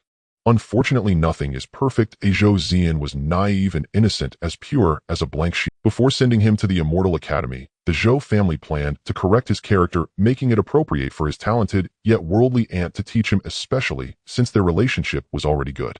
"Aunt, look, this is what I earned today," Zhou Zian exclaimed, holding up a spirit stone and 3 strings of spirit coins, proudly showing them to his aunt. "I know about the spirit coins, but what about the spirit stone?" Zhou Jingyi asked, having sent him to be a guide in Wanxia City, knowing he needed to complete 50 orders before he could go to the Immortal Academy, thus aware of the market conditions and not allowing him to lower his prices. "It's because someone thanked me saying I helped them a lot and insisted I accept it." Zhou Jingyi gazed at him silently, only able to sigh. "There are still many fools in the world," Zhou Zian replied. "That's not true. Chen Daoyu is a really good person. He even guessed that I go to look at the spirit stone plaque every day." He showed no signs of embarrassment. Hearing this, Zhou Jingyi sighed again in resignation. Not only was her nephew naive, but he was also obsessed with wealth to the point of obsession. Ever since he saw that the spirit stone plaque was made of spirit stones, he had been visiting it every day, and now as a guide, he loved going there. However, it was an embarrassment for the Zhou family. Now, everyone with a bit of power in Wanxia City knew that the Zhou family's pride visited the spirit stone plaque every day. If it weren't for not being able to compete with the spirit stone shop, the Zhou family would have long since removed that plaque. Chen Guang had no idea that someone was calling him a fool. If he knew, he would definitely endure it. The nascent soul-old monster was not to be trifled with. But he would certainly say, "Do not underestimate the young." When Chen Guang opened his eyes, sunlight was already streaming through the crystal windows, bright and blinding. It was already noon. Having gone to bed early yesterday, he woke up in the morning before dawn. Not wanting to go out at night, Chen Guang practiced for a while, unexpectedly reaching noon in a single session. He got out of bed, performed a cleansing spell, went downstairs to eat, and then headed out to find a courtyard. There was an empty seat by the window on the 3rd floor. He sat down, and the waiter brought over the menu. Chen Guang casually ordered several dishes he had never tried before. While waiting for the food, a voice suddenly sounded above him. It wasn't very loud, but it was clear.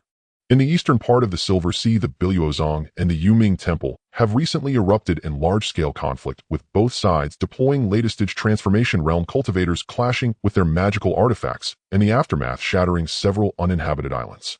It is rumored that the conflict is related to the mysterious death of the Biluozong leader's son." Chen Guang froze for a moment, looking up at the ceiling. What was this?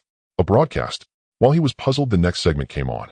"The headquarters of the Gold and Silver Immortal Palace has issued a spiritual tide warning, predicting that within the next 10 years the eastern and southern seas of the Silver Sea will experience several large-scale spiritual tides, during which the concentration of spiritual energy may increase several times.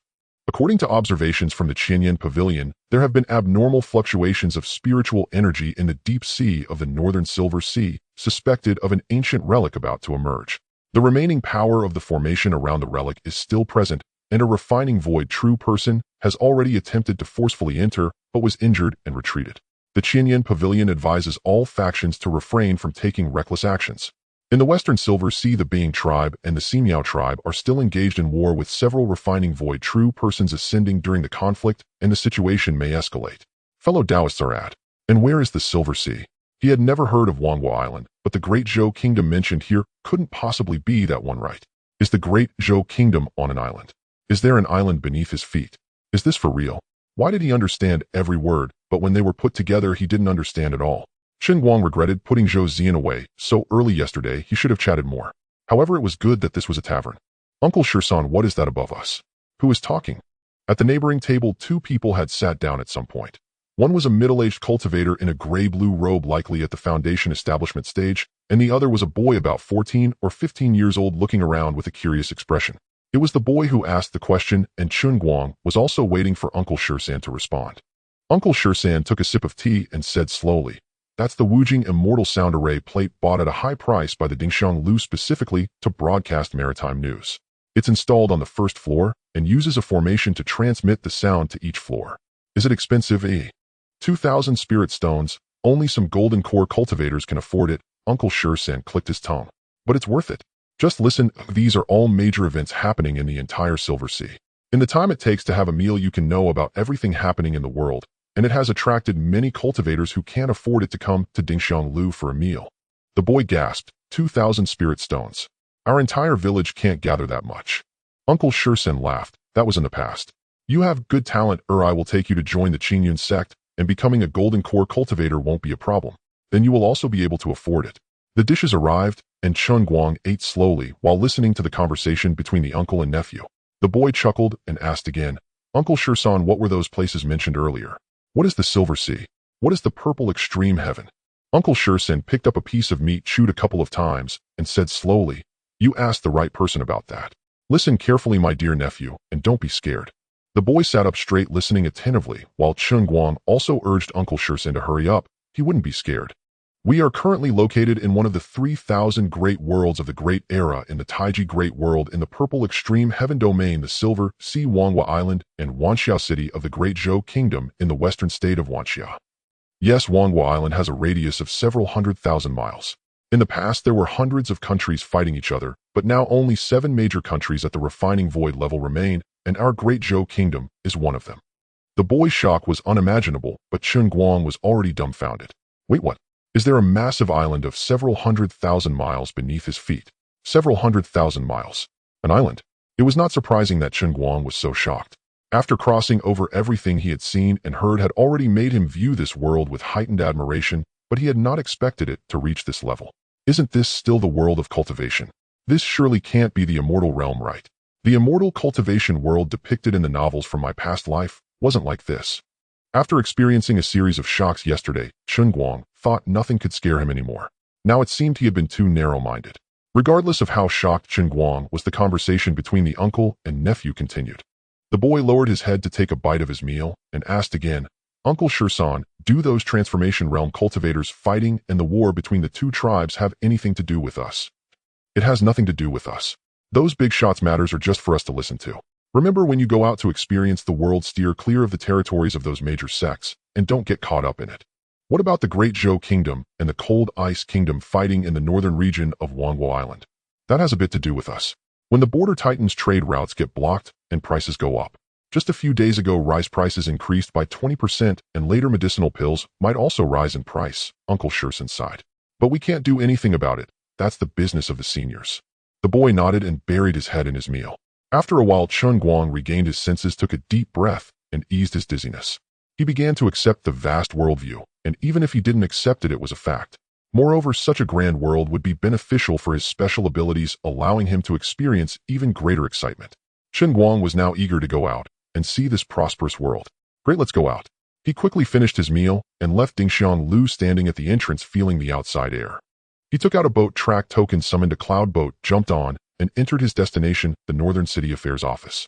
To find a courtyard, he definitely needed to find the tooth person. There had been one at the entrance when he visited the Affairs Office yesterday.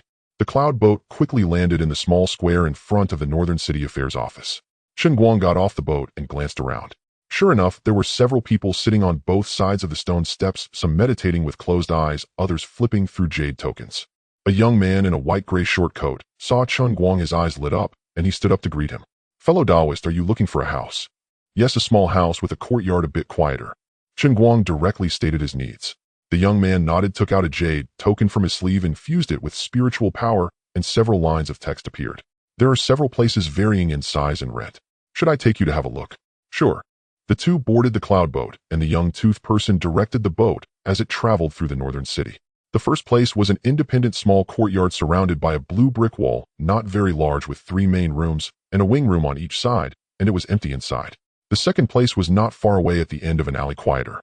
The courtyard wall was newly built. The courtyard was significantly larger than the first, with a small gravel path, and there was a small water pool beside it.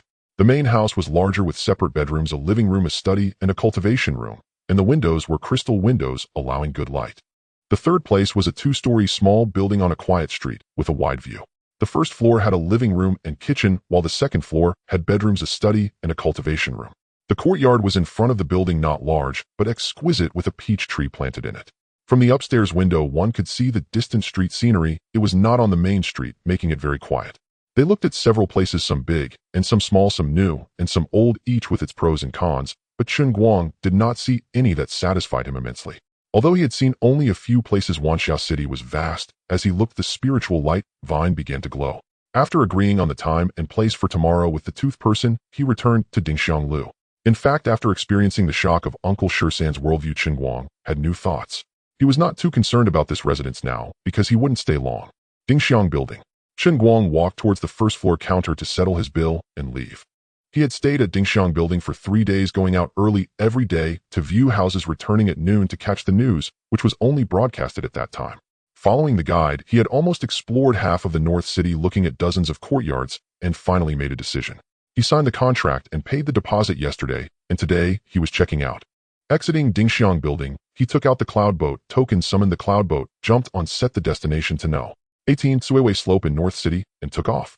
The cloud boat flew north for less than a quarter of an hour, passing through a bustling market and several quiet streets before beginning to ascend.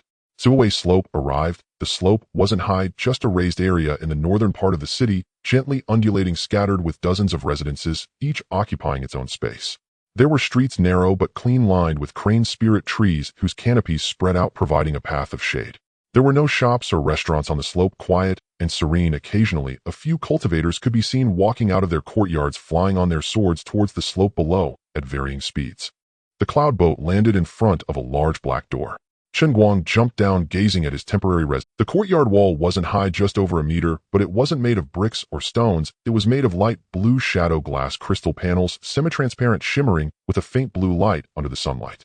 From the outside, the shadow glass crystal wall looked like a huge piece of frosted glass, only allowing a blurred view of trees and the outline of buildings inside, with no details visible. However, from the inside, looking out, everything was clear. The door was a pair of double-opening doors made of iron and tan, with deep brown in color, with golden nails hammered into the door panels, 6 rows neatly arranged. The door knockers were also golden, shaped like a mythical beast with a majestic head, holding a golden ring in its mouth. When knocking, one would tap the beast's head with the golden ring, making a sound that was not loud, but carried far. The door frame had no plaque, bare and empty. The guide said he could choose a name and have a plaque made, but Chen Guang had no intention of doing that. He took out the formation plate from his storage bag and placed it on the door frame, causing the door to silently slide. The courtyard was not small, about 600 to 700 square meters, which he liked. Upon entering, there was a winding bluestone path leading to the inner pavilion, with specially cultivated spiritual grass on both sides, about an inch high and a tender green, soft to the touch.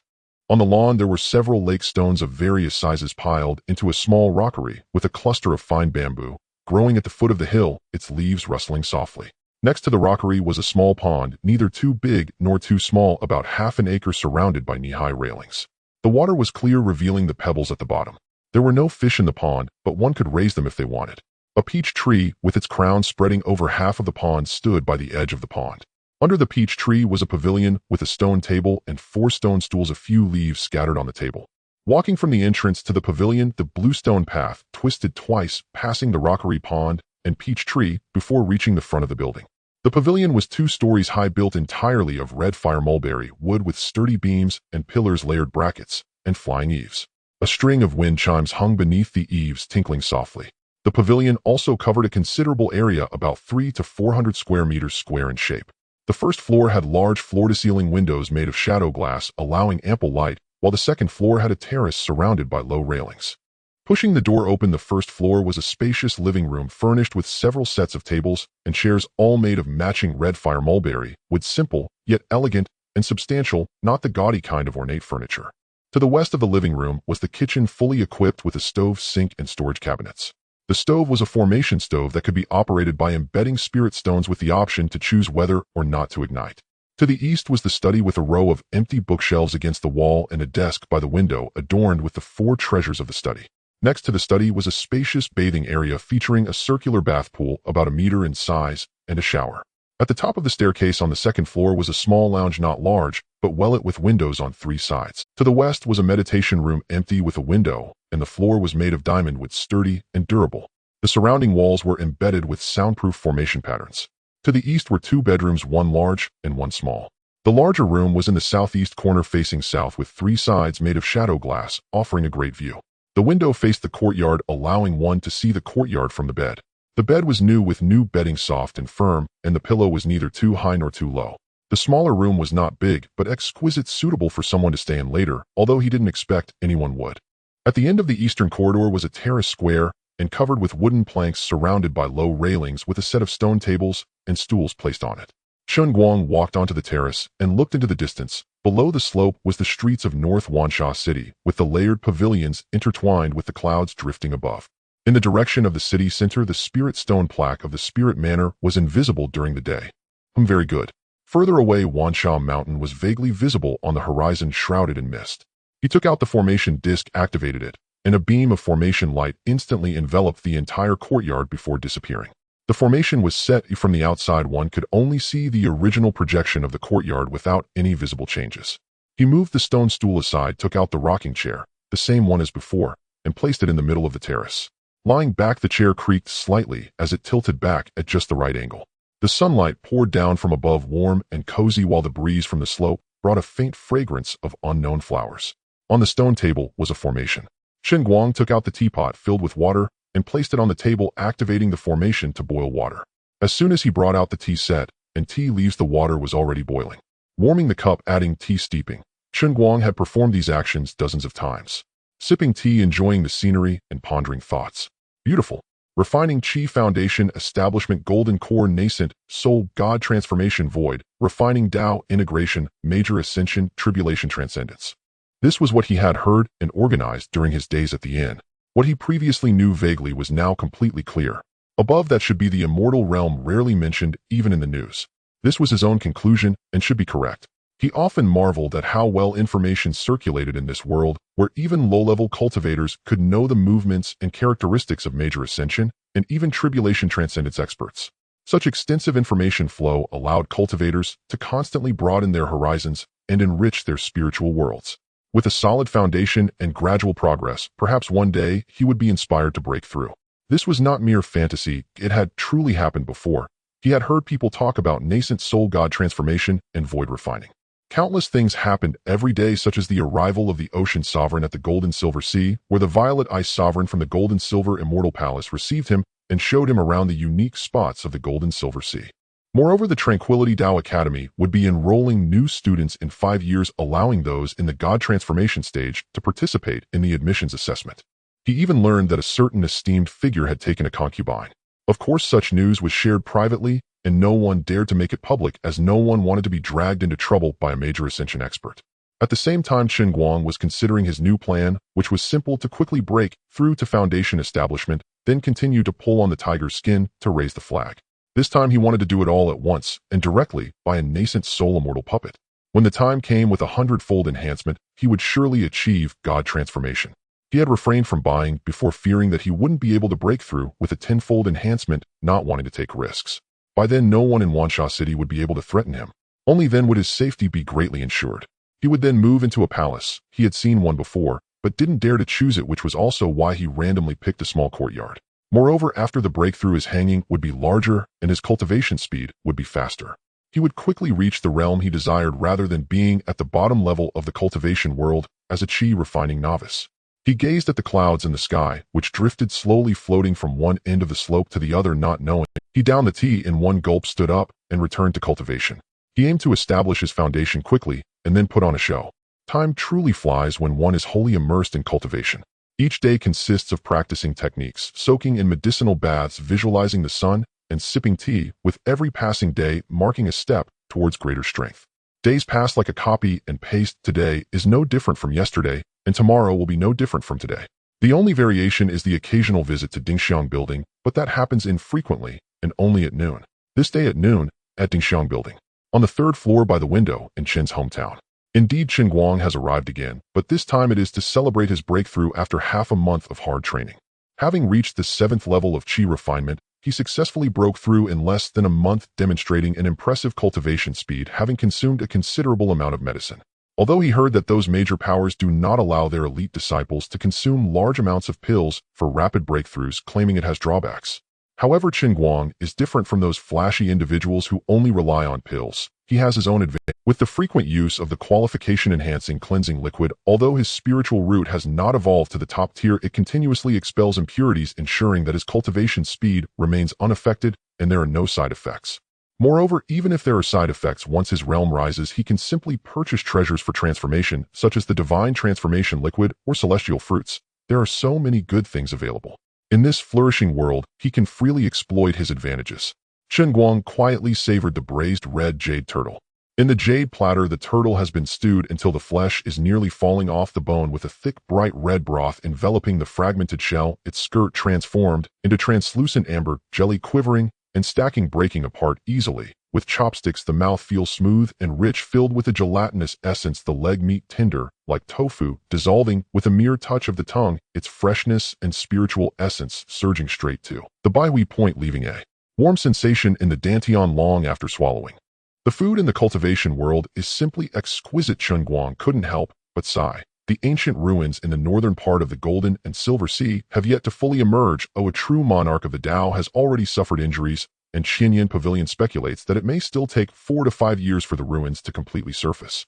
A few days ago, the sword sovereign of the Purple Extreme Heavenly Void sect arrived, appearing in the southwest of the Golden and Silver Sea. Witnesses claim he scanned the seabed with divine sense for 3 days, seemingly searching for the long-lost ancient heavy water spirit pearl, and sea cultivators all avoided him, not daring to approach. Recently, 2 transformation realm cultivators nearby Bow Island in the Golden and Silver Sea accidentally destroyed a private fragmented goldfish breeding ground. While sparring with celestial techniques, they have been detained by the Celestial Palace and may face a compensation of 100. After establishing his foundation, Chen Guang also plans to buy this boundless celestial sound array to listen to it every day at home. Just as Chen Guang was daydreaming, 3 people ascended from the cloud ladder.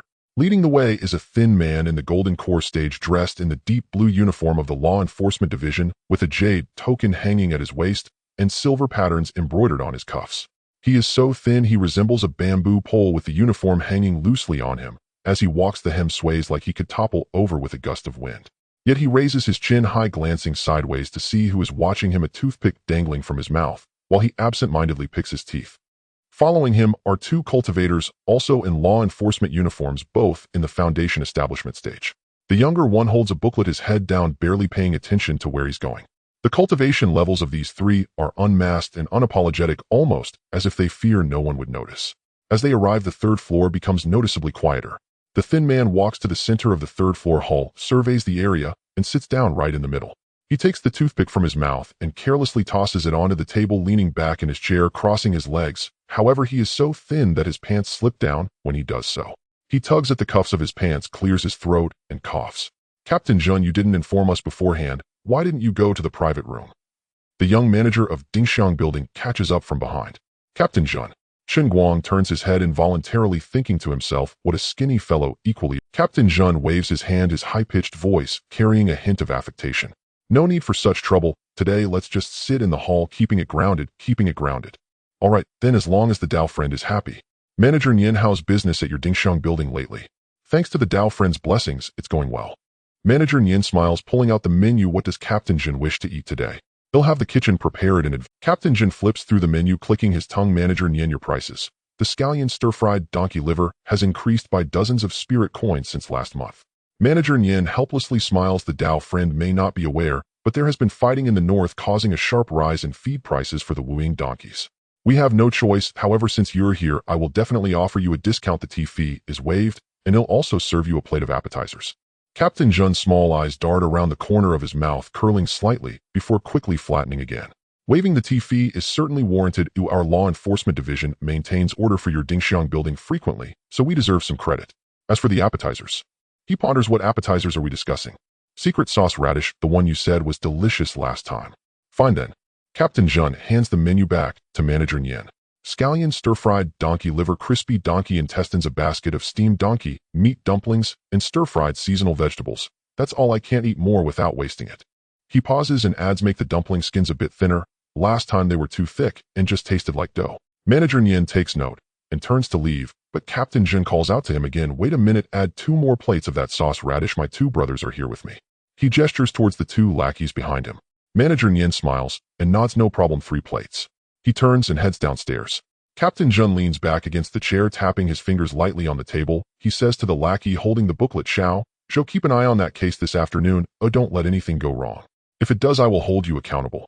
Whoever you want to find, I won't care." Xiao Zhou nods. "Captain, I've looked into that case. It's about 2 brothers disputing their inheritance. One accuses the other of stealing his spiritual artifact, but in truth that artifact was left by their father, and both have a share. I sent them off to negotiate among themselves." Captain Jin clicks his tongue. "You actually reported such trivial matters. In the future, send these kinds of cases directly to the Affairs Division. Don't bring them to me.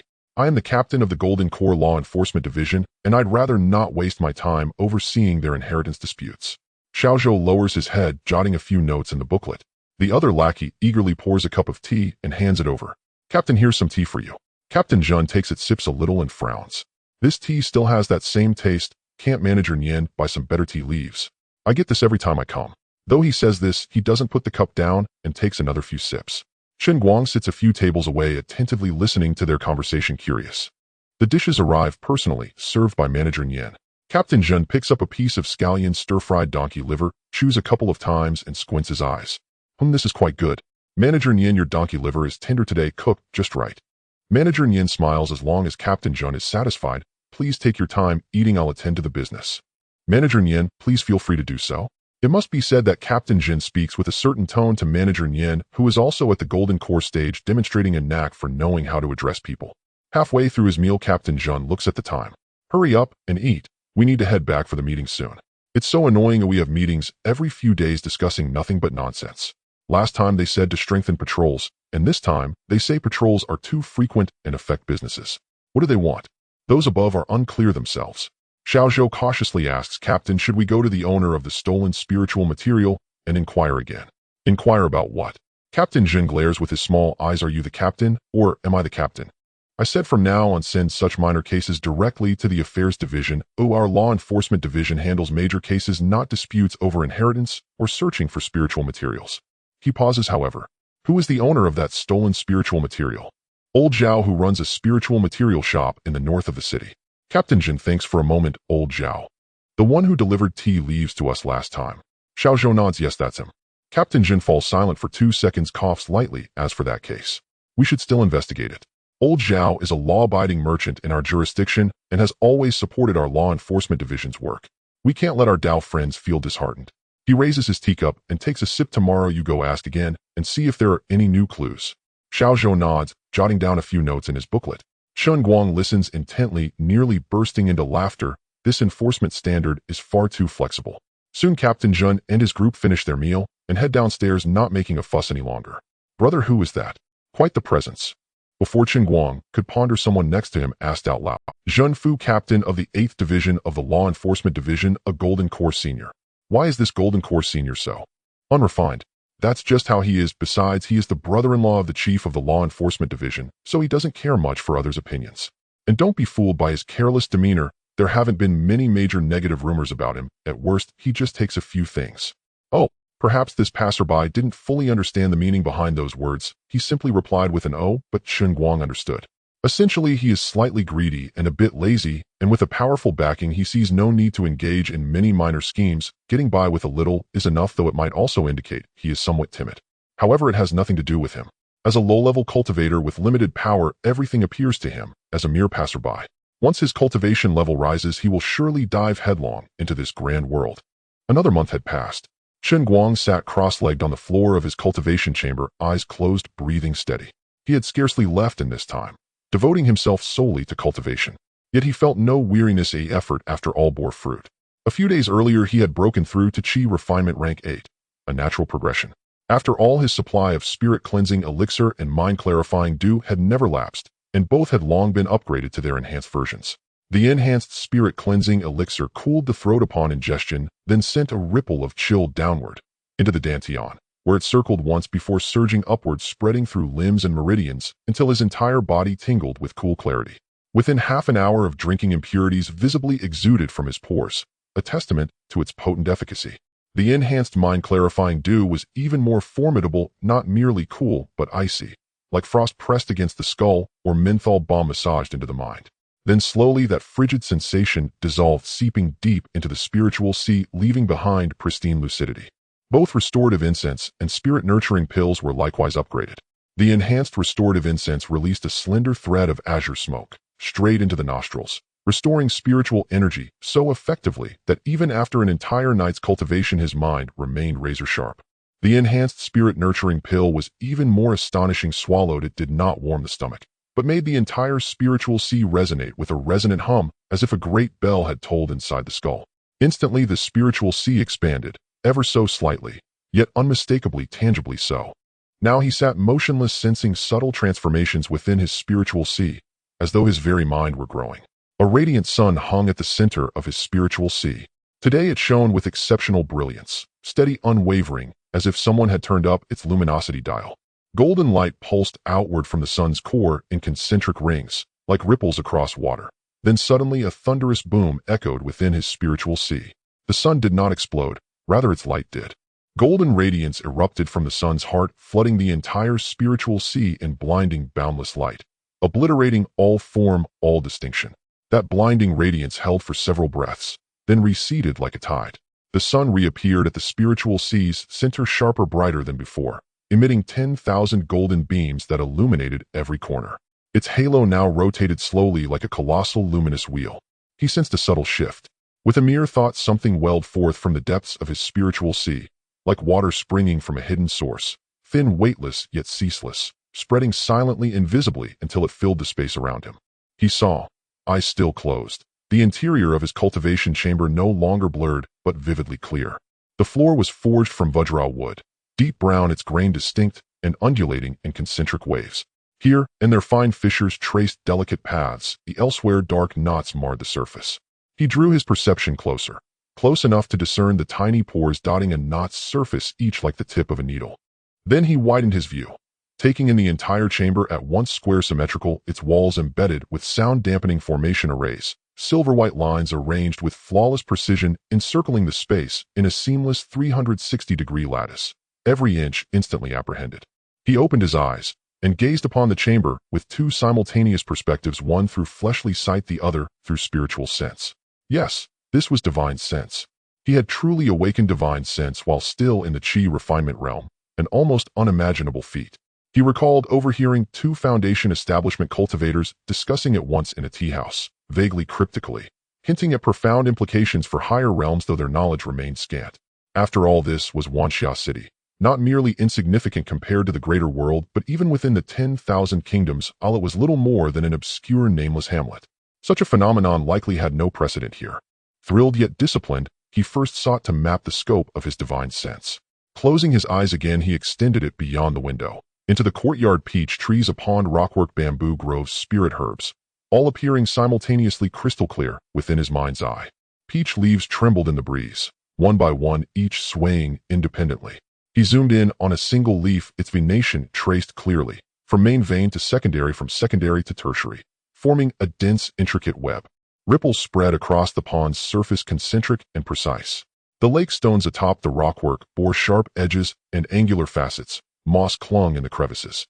Bamboo stalks rose in segmented joints, each crowned by a raised circular ridge. Every detail resolved with perfect fidelity. He pushed further, past the courtyard wall constructed of shadow lapis crystal, semi-transparent, offering no resistance. His divine sense passed through effortlessly. Beyond Late Suewe Slope Street, crane spirit trees stood tall, their canopies broad and densely foliated. Zooming in on a single leaf, he traced its parallel venation, straight, evenly spaced like the teeth of a comb, distinct from the branching network of the peach leaf. He attempted to extend further, yet his skull began to throb. His divine sense had reached its limit. He estimated its radius approximately 10 zhang. Within that 10 zhang sphere, nothing escaped his perception. Beyond it, all dissolved into haze. He withdrew, no longer straining. Chen Guang opened his eyes, exhaling deeply. His pulse raced, a wide involuntary smile stretched across his face. To awaken divine sense during the chi refinement realm, though its range fell short of that wielded by Foundation establishment cultivators, was nonetheless his own achievement. Through sheer diligence he had accomplished the extraordinary. And yes, a subtle nudge from the system had helped. Next he tested its utility. He retrieved a spirit coin, extended his divine sense, seized it, and with a single thought it shot forward, hovering steadily before him. Effortless. He tried again, the teacup on the table, the meditation cushion tucked in the corner, both lifted simultaneously, gliding smoothly, without collision or conflict. Mastering the art of object control to manipulate 3 items at once had taken him months of intense focus. Now with divine sense it required only a flicker of intent, effortless as breathing. Yet it could not yet handle highly complex concurrent operations. Setting the 3 objects down, he tested finesse, guiding a brush with divine sense. He inscribed the character Shin Spirit upon the table. Fluid strokes, precise turns, nuanced pressure, all governed perfectly by thought alone. Gazing at the character written with pure spiritual intent, he prepared to write more. When something stirred deep within his body, not chi flowing through meridians, not spiritual energy coiling in the dantian, something deeper, more fundamental, like a seed long buried finally cracking its shell to send forth a slender, tender sprout. He paused, stunned. then closed his eyes, probing inward. Something had changed, indescribably yet undeniably. A new ease permeated his being, as if a narrow, winding path he'd trodden for years had suddenly widened, making every step effortless. A faint suspicion dawned in Chen Guang's mind. He began circulating the Wuji true scripture. Spiritual energy surged in from all directions, flooding through 56 meridians, faster, smoother, unimpeded. One full circulation completed in nearly half the usual time. He grasped the spirit stone and tested absorption. Spiritual energy rushed into his body at twice its former speed. His spirit root had evolved. It had ascended, astonishingly swiftly, to human rank grade A, far sooner than he'd ever imagined, expecting such a transformation only after foundation establishment. Perhaps the emergence of divine sense had acted as a catalyst. But no matter, it was unequivocally us. After this brief session, he found himself yearning for the legendary celestial spirit root, the ultimate aspiration of countless cultivators. If a human rank grade A root accelerated cultivation so dramatically, what would a celestial root achieve? Unimaginable. Yet he knew well the staggering resources required to ascend further. His spirit-cleansing elixir intake had already maxed out for months. Even after enhancement, he'd consumed it over a dozen times, converted to raw value that amounted to tens of thousands of spirit stones. And even then, it took the catalytic spark of divine sense to trigger this evolution. A celestial spirit root, too vast to contemplate. Still, once he broke through to a major realm, everything would grow easier. Cultivation, resource acquisition, advancement. Enough testing. For now, it was time to feast.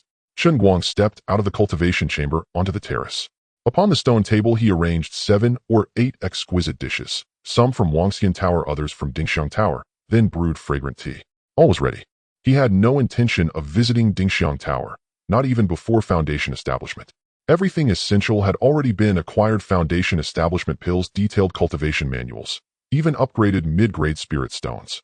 A single trip to the city center had sufficed to settle all matters. Now, only foundation establishment remained. Chen Guang stood in the courtyard with 2 stone locks of formations set before him, adjustable in weight, entirely black, and etched with intricate patterns. Originally, the maximum adjustment was limited to 10,000 pounds, which was the peak strength of an ordinary cultivator who did not practice physical training. He found that insufficient reinforced the formations, which became more complex, yet he couldn't comprehend them. Now he could adjust to 100,000 pounds. A month had passed since the enhancement of his spiritual roots. After this enhancement, his cultivation speed accelerated, and he broke through to the 9th level of qi refinement in just half a month, followed by a few more days perfecting his cultivation to the peak of qi refinement. After reaching perfection, he continued to adjust his state, aligning his essence, energy, and spirit. His divine sense could now cover a range of 15 zhang. The medicinal bath he had been using was reinforced, and after such a long period, he now planned to test his physical strength.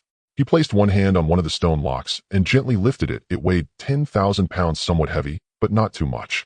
He directly adjusted it to 40,000 pounds and lifted it with more effort, feeling some strain. Then he lifted the other one, both hands raised simultaneously, slowly, yet powerfully. The stone locks were lifted high. This was his maximum strength. Combined, his arms could lift a total of 80,000 pounds. At this moment, his physical power was fully unleashed. There was no movement from his body, yet the wind around him seemed to pause, like an ancient beast crouching in the grass, still and yet intimidating. A hint of primal aura emanated from him, faint yet pure, embodying the untrained raw power of a bygone era, akin to a wild beast just waking from slumber, yawning without opening its eyes, and the surrounding insects ceased their sounds. Chen Guang quietly experienced this, and finally he retracted his strength, the aura dissipating. 40,000 pounds with one arm was 4 times that of an ordinary cultivator. He was quite satisfied. Although he could further enhance his strength and desired to lift 100,000 pounds with one arm, it was not worth it. The immediate priority was foundation establishment. The slight regret of not having a perfectly rounded physical body could be addressed later. He calmed his state and returned to the training room, sitting cross-legged. After adjusting his state for 7 or 8 days, he was ready for foundation establishment. He took out a foundation establishment pill from his storage bag, pale golden in color, with fine patterns on the surface resembling the veins of a leaf. Superior foundation establishment pill, slightly stronger than the superior version, slightly weaker than the ultimate version, with a success rate of 90%, significantly enhancing the quality of foundation establishment. The superior version could not be purchased. This was a reinforced medium grade one, and he was quite satisfied. He swallowed the pill and officially began. There was no need for refinement. The medicinal power dissolved immediately. The medicinal effect was not gentle. It felt like a fire was ignited in his stomach, surging upwards to his chest, throat, and crown, then plunging down to his dantian limbs and the soles of his feet.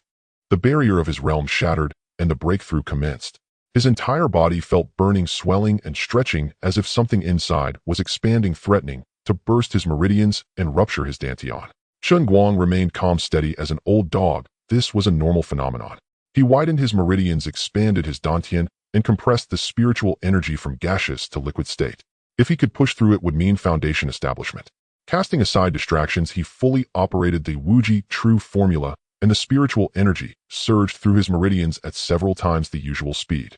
The medicinal power of the foundation establishment pill was like boiling water poured over the spiritual energy, causing it to erupt instantly, rampaging through his meridians, making the meridian walls ache. But the medicinal power simultaneously protected the meridians and dantian, enlarging and shielding them. This was the superior foundation establishment pill, and it felt somewhat uncomfortable. Gradually, the walls of the meridians under the pressure began to widen and thicken, and the dantian was also changing. The boiling spiritual energy surged into the dantian, accumulating more and more densely, the pressure growing increasingly intense, so much so that Chen Guang felt his dantian was about to explode. Finally, at the very center of the dantian, a drop of liquid appeared. Pale golden and sparkling like a drop of melted gold, it slowly fell, and the surrounding spiritual energy upon contact accelerated its liquefaction, dropping one drop after another, like rain landing at the bottom of the dantian. The spiritual liquid gathered more and more, forming a small pool, and finally all the spiritual energy was depleted, leaving only a pool of spiritual liquid in the dantian, pale golden and calm as a mirror. A total of 380 drops. An ordinary person would have around 100 drops. Thus the breakthrough was complete, and Chen Guang officially became a foundation establishment cultivator. Chen Guang opened his eyes and exhaled deeply. Unexpectedly, that breath shot towards the wall like a sharp sword.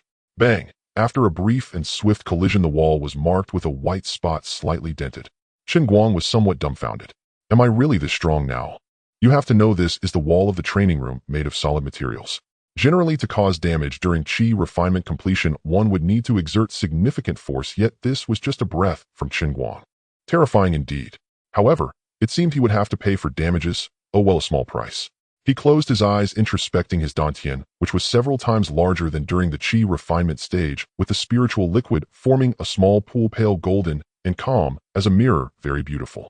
The spiritual liquid was not as restless as spiritual energy. It was very tranquil, yet Chen Guang could sense the power it contained, far purer than spiritual energy. The meridians had also changed. The 56 main meridians were several times wider than before, their walls thicker and more resilient, transforming from narrow paths into broad avenues.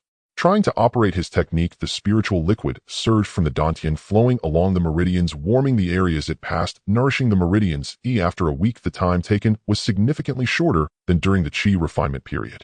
Boom! His divine sense swiftly spread outwards.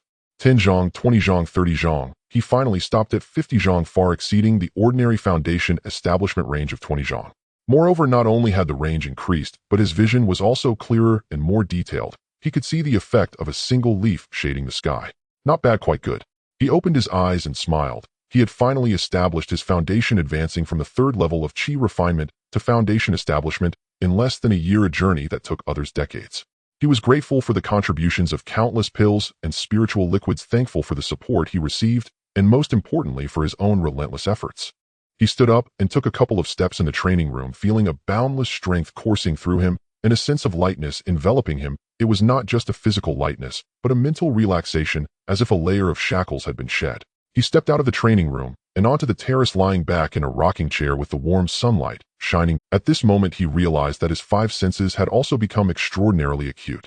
He lifted his head to look into the distance. The crane spirit tree outside the courtyard had clearly discernible leaf veining, and even the cracks in the bark were vividly apparent. He tilted his ear to listen, and he could faintly hear the sound of pebbles clashing at the bottom of the water pool in the courtyard. Moreover, strangely, he could vaguely sense the life forces of the creatures around him. The faint vitality of a grasshopper in the bushes, the body heat of an unknown bird flying overhead, felt like faint shadows reflected in his heart. The breakthrough in great realms is a transcendence of lives levels.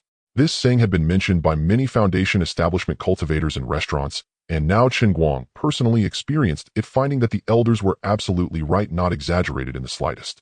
He had not paid much attention to the changes in his 5 senses before, but this time the transformation was remarkable.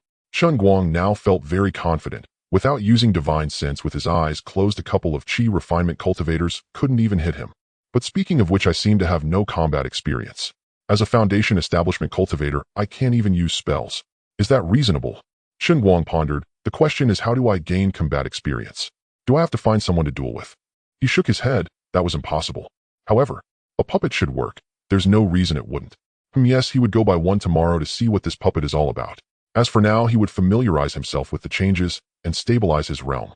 Tomorrow the performance would be. Chen Guang donned a new outfit today, a mystical blue robe crafted from a blend of silkworm silk and flowing brocade. It was light and breathable, feeling cool to the touch. The collar and cuffs were embroidered with cloud patterns using spirit threads, understated yet exquisitely detailed. At his waist, he wore a black leather belt with a button carved from fire spirit jade, simple and sleek, yet fully functional.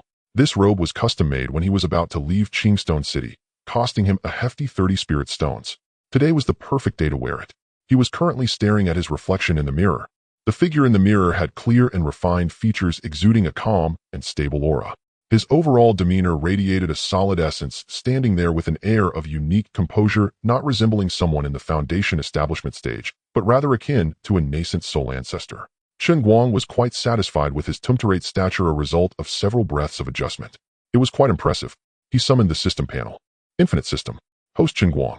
Realm, early foundation establishment. Record count 2020 resets daily. Enhancement count 44 resets daily. Copy count 44 resets daily. Enhancement multiplier, foundation establishment can enhance by 100 times. Copy quantity, foundation establishment can copy 100 times. He glanced at it one more time, closed the panel, and headed out to spend. The speed of the cloud boat was moderate. He began his act from this moment on. The Immortal Pavilion had arrived. The Wantong Immortal Pavilion, a 7-story building still retaining its grandeur and vibrant crowd. Chen Guang disembarked from the cloud boat and walked straight inside. A maid dressed in a blue long skirt approached him, saying, "Senior, please come in." "What do you need?" Chen Guang slightly revealed a hint of his aura. "Everyone did this, otherwise how would others know your realm? You have immortal puppets here, right?" Chen Guang's voice was not loud, but his tone was firm. The maid was taken aback for a moment, but quickly regained her smile, stepping aside to lead the way. "We do on the 7th floor, please follow me." They ascended the cloud ladder and reached the 7th floor. The decor on the 7th floor was much more exquisite than below, with windows made of mystical crystal, an upgraded version of shadow-glazed glass, and dozens of lotus spirit lamps suspended from the dome, with a circular crystal counter set in the center. A female cultivator dressed in a light blue long dress approached, her cultivation level indiscernible. She had a cool appearance and an unassuming yet dignified demeanor, her voice soft. "Fellow Taoist, the 7th floor has nascent soul level items. Do you need an introduction?" Chen Guang glanced at her. This maid had a different aura, calm and composed, somewhat resembling his own. Although her cultivation was indiscernible, her addressing him as fellow Taoist suggested she was at the foundation establishment stage. This Immortal Pavilion really assessed people to set the prices. A foundation establishment cultivator buying nascent soul treasures was accompanied by another of the same level, which puzzled him. "The best nascent soul puppet, please." Chen Guang cut to the chase. "I am Mu Wanqing. May I ask for your name, fellow Taoist?" The composed female cultivator continued to lead while conversing. Chen Guang. "Also, it is fellow Taoist Chen. Please take a look. This is a 4th grade high-quality purple gold puppet crafted from purple gold mystic iron, capable of both offense and defense, equivalent to a late nascent soul stage, priced at 4,000 middle grade spirit stones." Chen Guang glanced at her, saying, "Taoist Mu, I want the best. As long as the old man likes it, price is not an issue." "Understood. How about you take a look at this one?" Mu Wanqing walked over to a nearby display.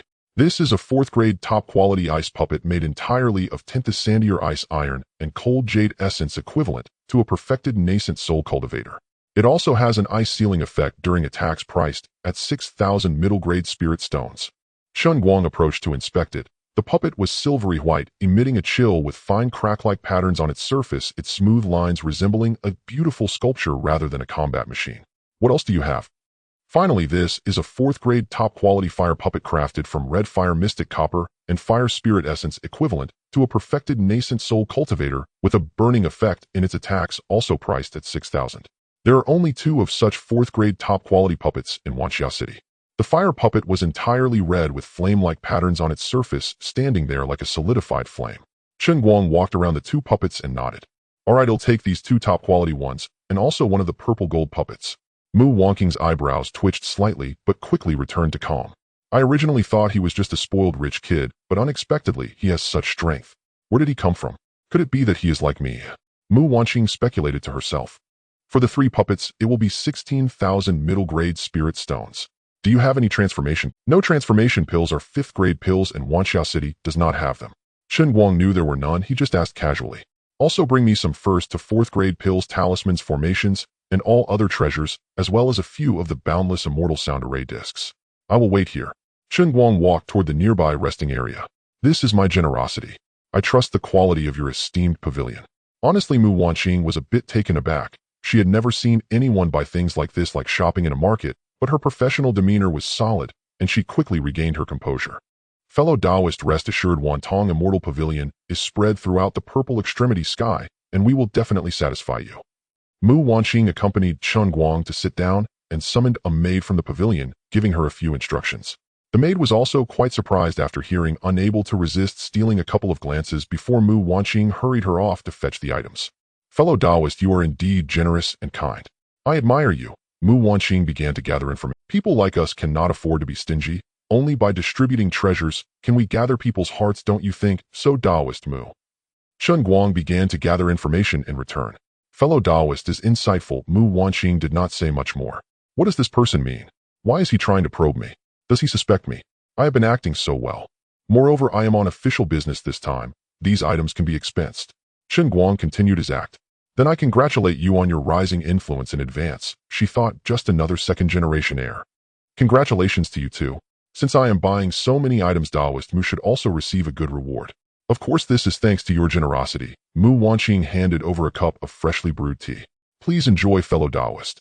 Chen Guang took the tea, sipped it, and said, not bad, gentle and mellow with a soft aftertaste.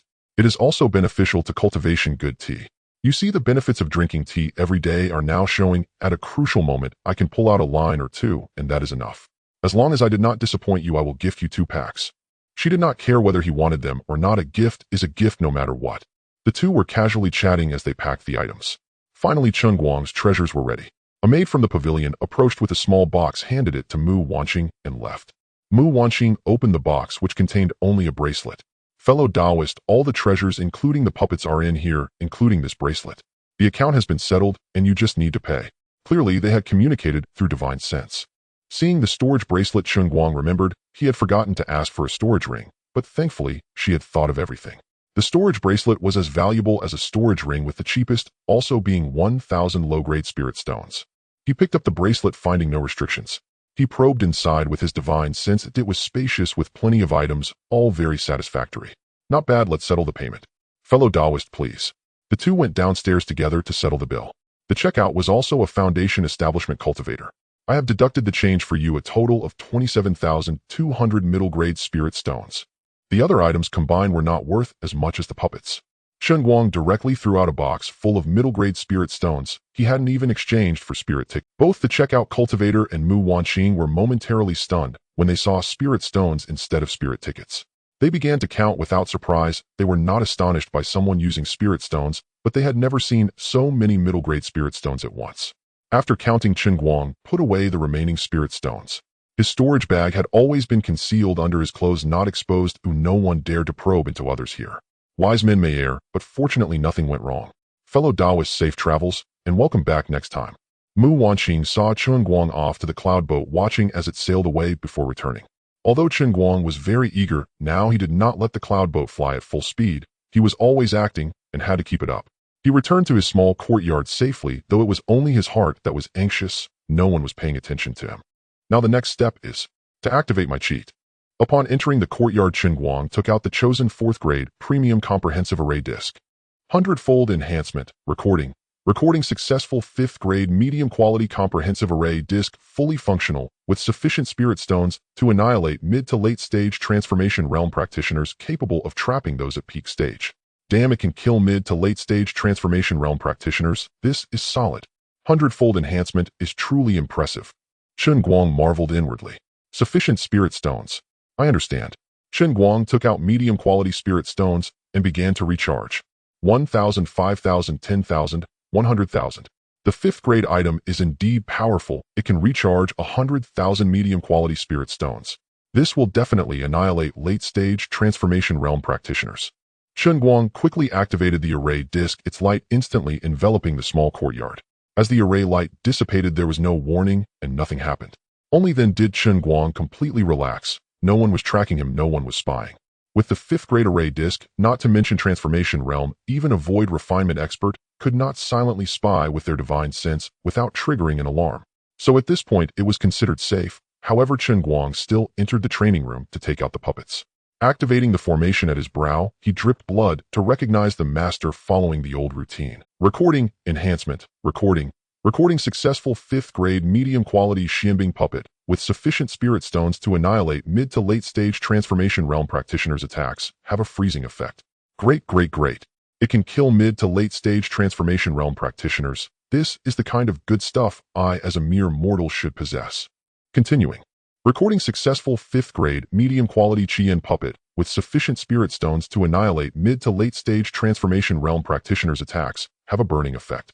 There was no rush for the 4th grade superior puppet. Chen Guang looked at the two enhanced puppets.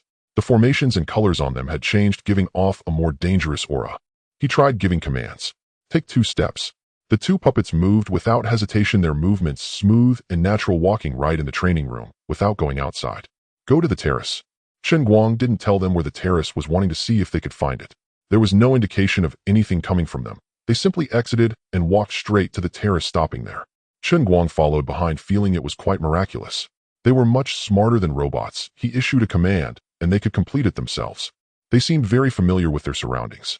There was no sign of any divine sense-like abilities from them. Perhaps Chen Guang's realm was too low, 3 major realms apart, making it normal. He couldn't perceive much.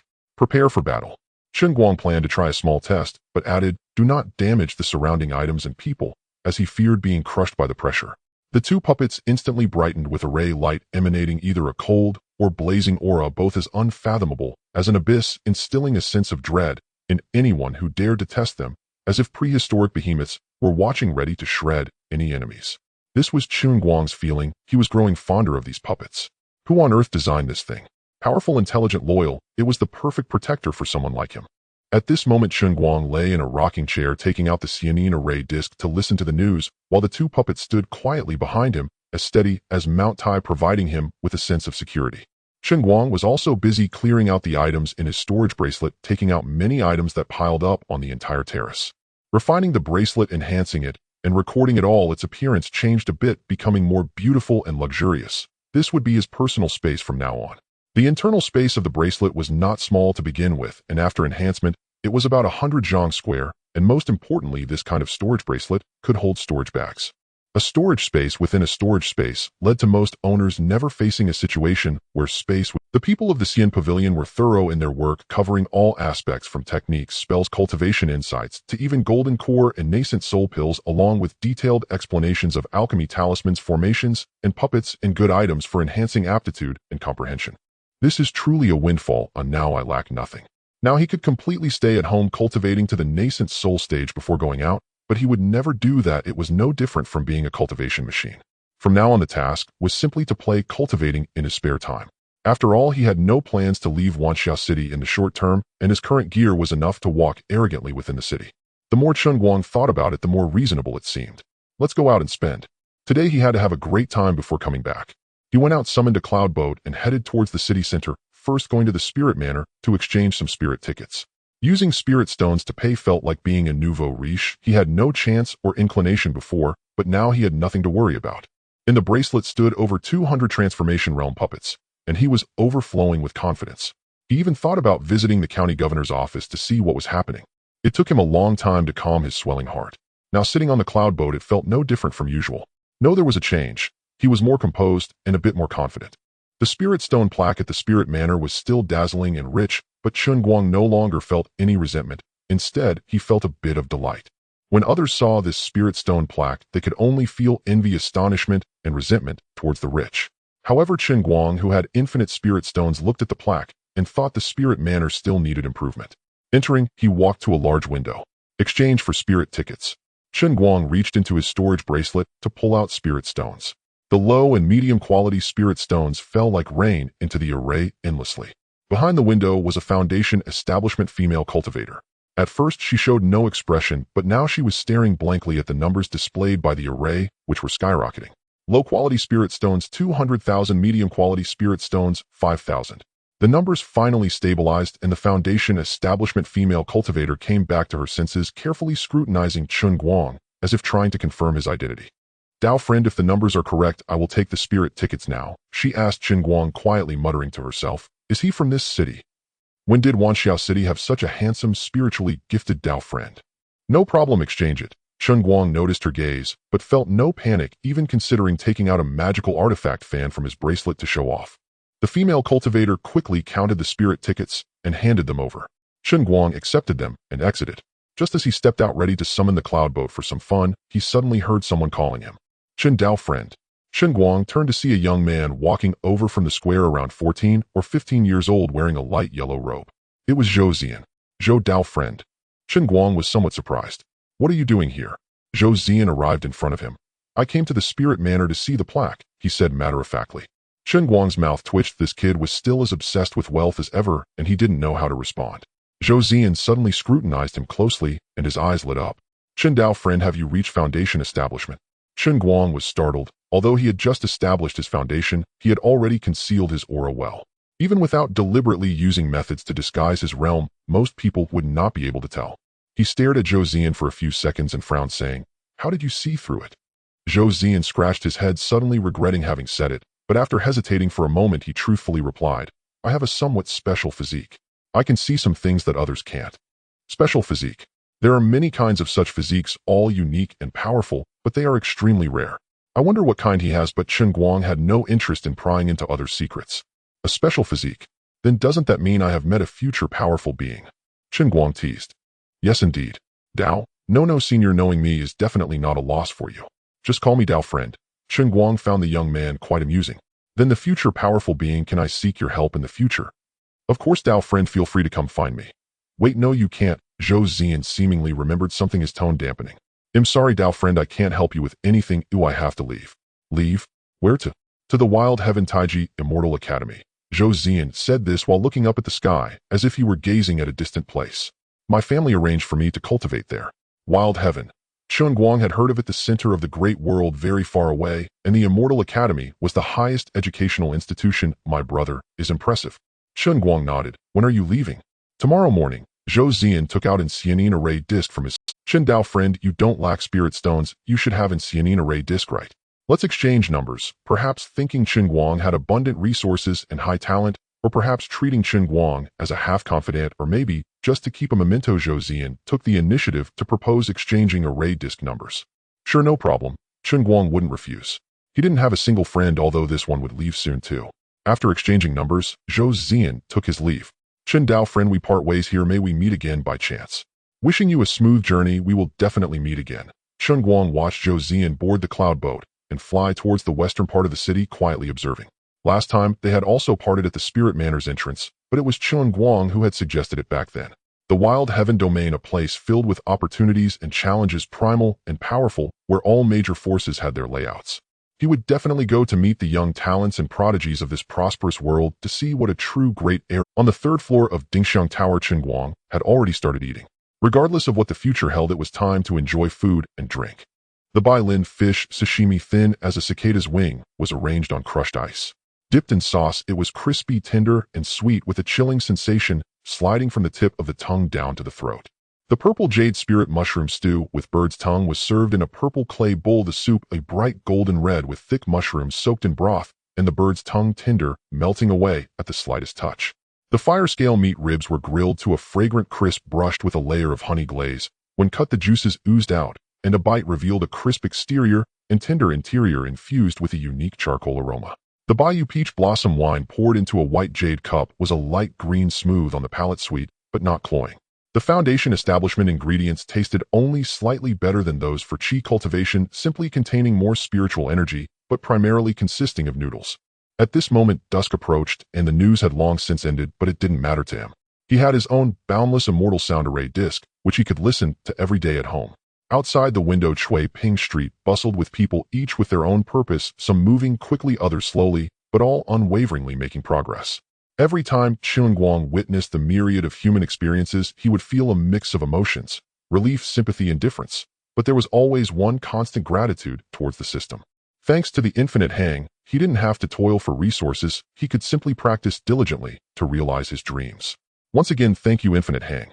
After finishing his meal, he settled the bill, 55 spirit stones much more expensive than Qi cultivation ingredients. Exiting Dingxiang Tower, he summoned a cloud boat, leaving the destination unchosen, letting it drift aimlessly in the sky. Wanjia City was vast. From above, one could not see the end. Most of the time it was shrouded in mist, hazy and indistinct. The towers rose layer upon layer with the cloud boat weaving through them. It was now night, and various lights illuminated the surroundings, spreading into the distance. Different sources of light, lanterns, beacons, light bands, shone and blended together, making the cloud boat seem to float in a sea of lights, utterly delightful. Chen Guang leaned back in his chair, quietly watching the changing street scenes below, drifting until he arrived at an unfamiliar street. The street was wide and clean, with shops and towers on either side, their facades exquisite and elegantly refined, a clear indication of a good place. Chen Guang noticed a building, a five-story wooden structure built entirely of dark red spirit wood with strings of glass lanterns hanging from the eaves, emitting a faint glow. At the entrance stood two crimson pillars, and several young women passed by inside, vibrant and alluring, dressed lightly, with the faint sounds of silk and bamboo mingling with laughter and the crisp clink of cups. Drunken Moon Pavilion. Chen Guang glanced at the plaque and then at the scene inside. Is this? Chen Guang observed the cultivators entering and exiting the establishment. All male, and each wearing a cheerful expression, confirming that this was indeed a brothel. He had never been to such a place in 2 lifetimes, but since fate had brought him here today, he decided to take a look and perhaps critique it. Chen Guang instructed the cloud boat to descend, took out a Tier 2 premium artifact fan, and walked in proudly. Inside was much more lively and exciting. Before Chen Guang could take a closer look, a woman of boundless charm. She wore a dark purple long dress tied at the waist with a golden ribbon. The fabric was minimal, revealing large swathes of springtime beauty. A golden hairpin adorned her head, and as she walked it jingled softly. She gave Chen Guang an appraising glance, her eyes lighting up and her face filled with a smile. Oh, this young master looks unfamiliar. Is it your first time here? Her voice was not loud, but it carried a warmth that made one feel pleasantly intoxicated. Yes, it is my first time, Chen Guang replied honestly. There was no shame in admitting it was his first visit. It was embarrassing to boast and be found out, especially in such a place. Please, young master, come inside. Our Drunken Moon Pavilion is the best place in Wanjia City, the woman said, gesturing invitingly. Upon entering, they found a gigantic hall with a lofty dome rising at least 5 or 6 zhang high. In the center was a huge circular pool, the water crystal clear, with a bottom laid with white jade. Several water platforms stood at intervals within the pool, surrounded by flowing gauze that danced in the breeze. Above the pool, several strips of colored silk hung from the dome, some reaching the water's surface, while others floated in midair. Numerous spirit pearls were embedded in the dome, emitting a soft, warm light that made the entire hall as bright as day without being blinding. The hall's perimeter contained circular seating arranged in 2 levels. The upper level featured semi-open, elegant rooms with beaded curtains. The lower level had scattered seating with tables and chairs made of clear spirit wood intricately carved. On the wall facing the entrance was embedded a massive illusionary crystal, currently reflecting the scenery of Wanjia City, with flowing mountains and rivers, clouds rolling in and out. Many guests were already seated in the hall in small groups, some whispering to each other, others sipping tea, while some sat quietly waiting for the show to begin. The woman led Chen Guang to a front table on the lower level and pulled out a chair. Young master, sit here. It's the best spot to see everything clearly. Chen Guang sat down, and the woman stood beside him, smiling as she asked, what kind of girl would you like to accompany you? Our girls at Drunken Moon Pavilion can play the qin, sing, or dance. We have all kinds, both pure and courtesans. For a pure courtesan, get me the best one, someone knowledgeable to tell me about your ways, Chen Guang replied. The woman nodded, and without any visible movement, a young girl walked out from behind. She wore a light blue long dress embroidered with a few white lotuses at the hem. Her hair was pinned up with a jade hairpin, with a few strands of hair draping by her ears. Her figure was graceful, her waist slender like willow, and beneath her skirt a pair of long straight legs could be vaguely seen. When she walked, it was as if the wind was caressing a lotus pond. Her features were stunning and pleasing to the eye, with gentle brows and eyes, especially those eyes slightly upturned at the corners, holding a hint of laughter and a glimmer of water, as if they could draw in one's very soul. With a faint smile at the corner of her mouth and at the foundation establishment level of cultivation, she walked slowly, her skirt unruffled, arriving at the table, slightly bowing. Her voice was soft. Young master, I am Wu Nizhang, here to accompany you in appreciating the performance today. Chen Guang nodded modestly, gesturing for her to sit. Wu Nizhang sat beside him at a distance that was neither too close nor too far, perfectly balanced. The woman instructed a few words before turning to leave. At this moment, the lights in the hall dimmed, and the spirit pearls in the dome adjusted to a soft light blue. The white jade at the bottom of the pool glowed, and the image on the illusionary crystal disappeared, replaced by a bright moon hanging in the air, casting its light upon the water's surface, creating a dreamlike scene. Wu Nizhang leaned in a little closer, the fragrance of her presence wafting towards him, and said softly, "Young master, the show is about to start. The first dance today is Flying to the Heavens, led by our best dancer at Drunken Moon Pavilion, a latest foundation establishment cultivator who was previously a court dance teacher in the Great Zhou Kingdom." Chen Guang frowned slightly, thinking, "Don't lean so close, I can't handle the pressure of being a virgin in 2 lifetimes." The colored silks above the dome began to move. Several strips of colored silk hung down, and a woman in white descended from the sky, her figure graceful, like willows in the wind, gently tapping the water surface with her toes as she landed on the central water platform. With a sweep of her colorful sleeves, she soared into the air, spinning as the silks flowed behind her, like a celestial being descending. Surrounding her were several dancers attached to the silks, each in different attire and embodying different qualities: red like fire, blue like water, white like ice, each with long legs. They stepped onto the silks, slowly descending, splashing water droplets that chimed against the white jade bottom. Chen Guang was captivated, while Wu Nizhang softly explained, "Young master, this represents the essence of 9 heavens, mystic maiden." The 7 dancers symbolized 7 different spiritual rhythms. The one in white is Taiyin, the one in red is Taiyang, the one in blue is Shuite. "Very fitting," Chen Guang commented without much thought. Wu Nizhang's voice was soft, but every word was clear. "In a moment, petals will fall from the dome. Those petals are formed from spiritual energy, and when they touch you, they will dissipate, leaving no stains on your clothes." Indeed, countless petals floated down from the dome, pink and white, fluttering down. The guests in the hall reached out to catch them, and the petals, upon landing in their palms, transformed into a strand of spiritual light, vanishing without a trace.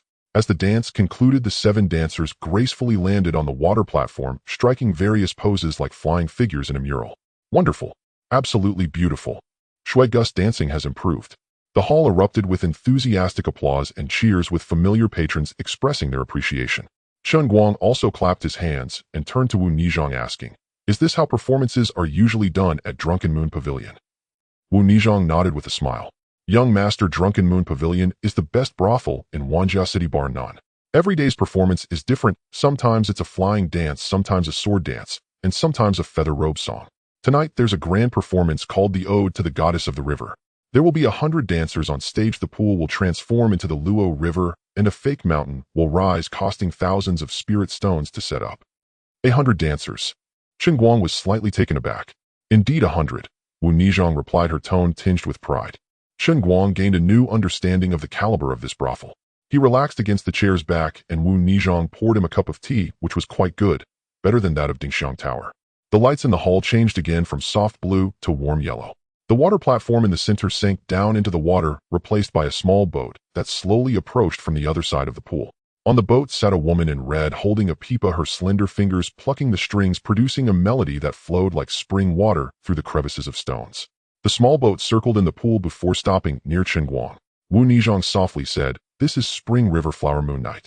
The one playing the pipa is our Drunken Moon Pavilion's pipa virtuoso, with a complete foundation establishment level of cultivation. It's said that her pipa music can make flowers bloom."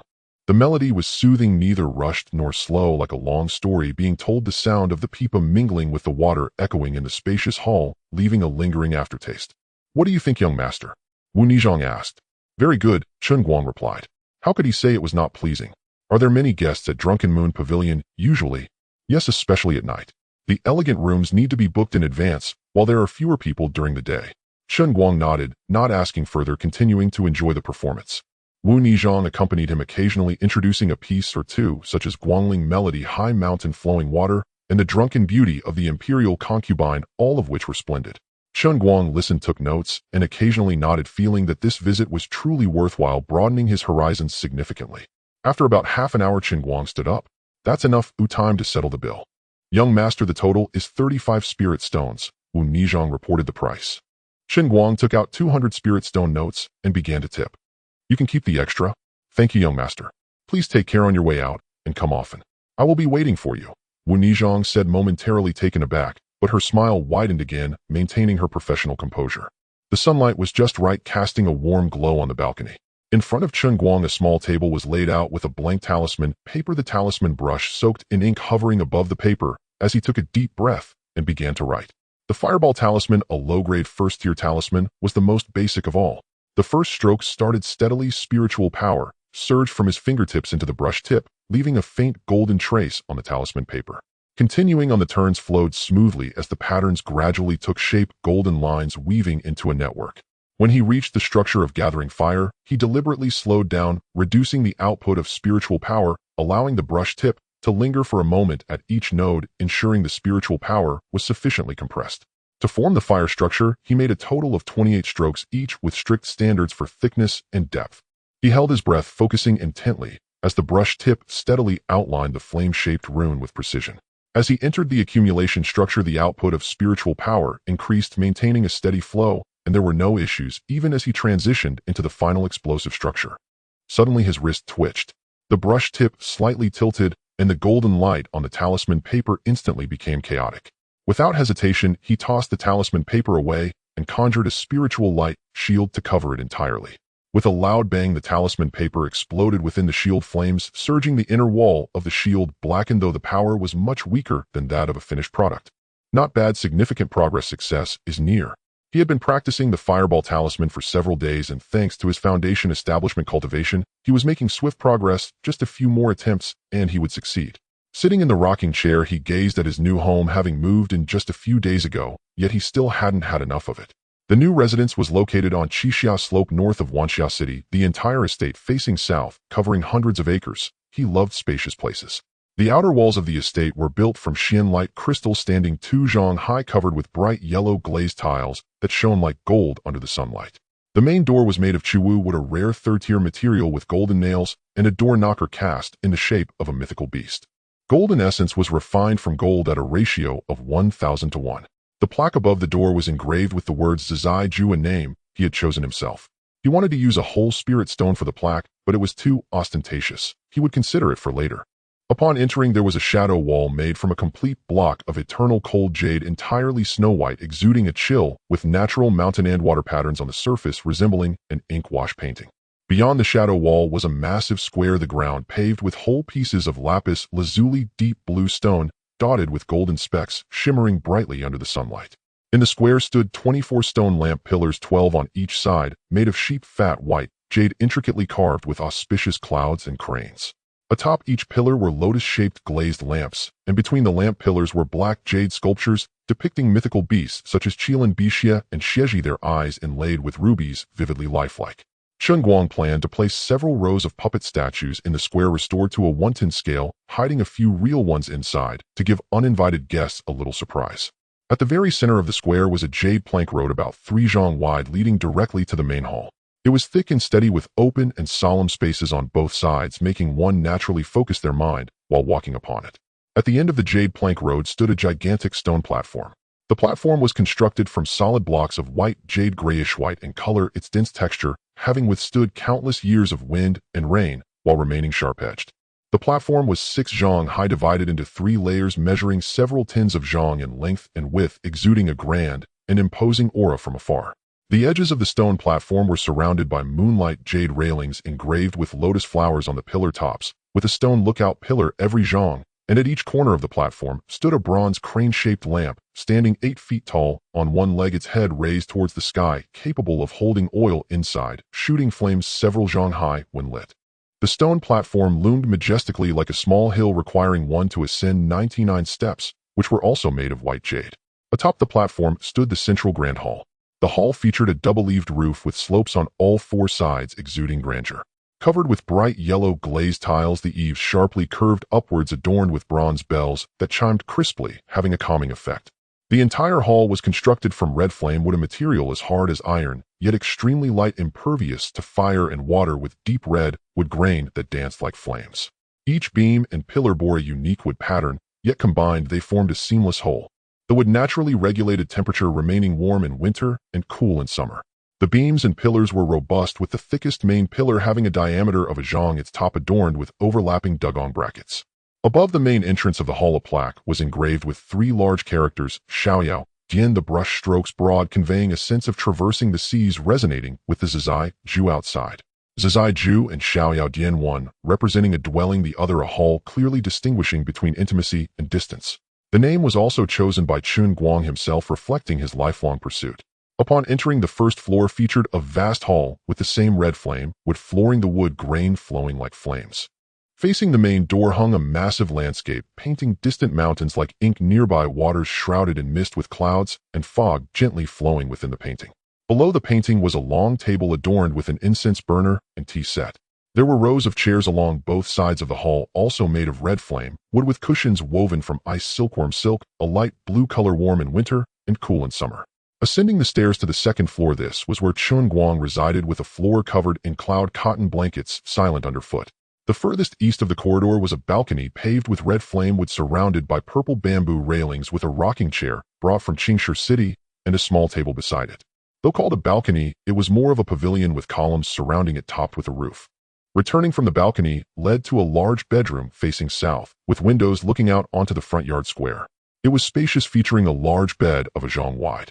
To the west of the bedroom was a small hall with 3 sides having windows allowing ample light, and against the wall stood a small bookshelf with a few books. The largest room was the cultivation chamber, suitable for martial training and alchemy, fully equipped with various formations engraved on the walls.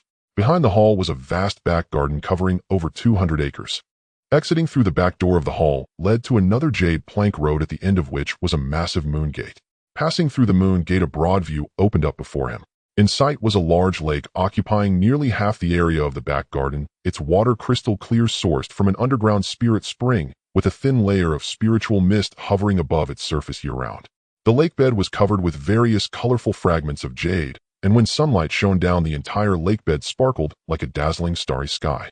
At the center of the lake stood a small island upon which was built a 3-story pavilion covered with green glazed tiles with the plaque inscribed Zhaixing Pavilion.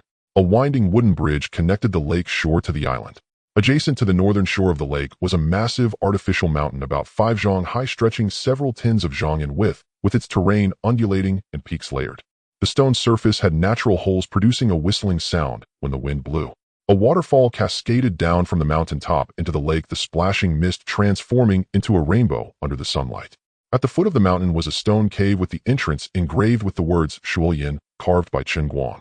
To the east of the artificial mountain was a plum forest. Though it was not the flowering season, the leaves were lush.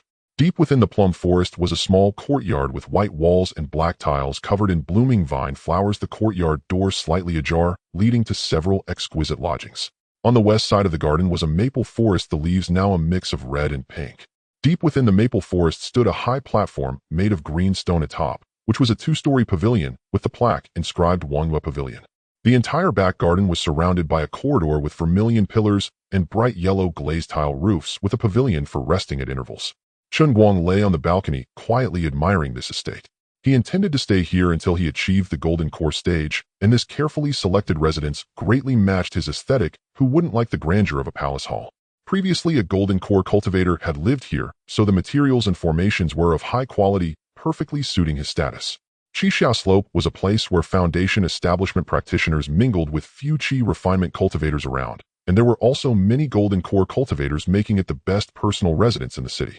After reaching foundation establishment, his sense of security greatly increased, and now he felt relaxed, wanting to learn everything he hadn't had time to study before, such as talismans, alchemy, weapon forging formations, as well as body techniques, fist techniques, knife techniques, and breath control techniques, etc.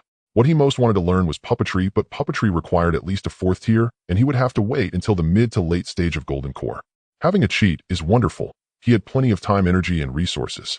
Having a cheat is exhilarating. Constantly having one is endlessly joyous.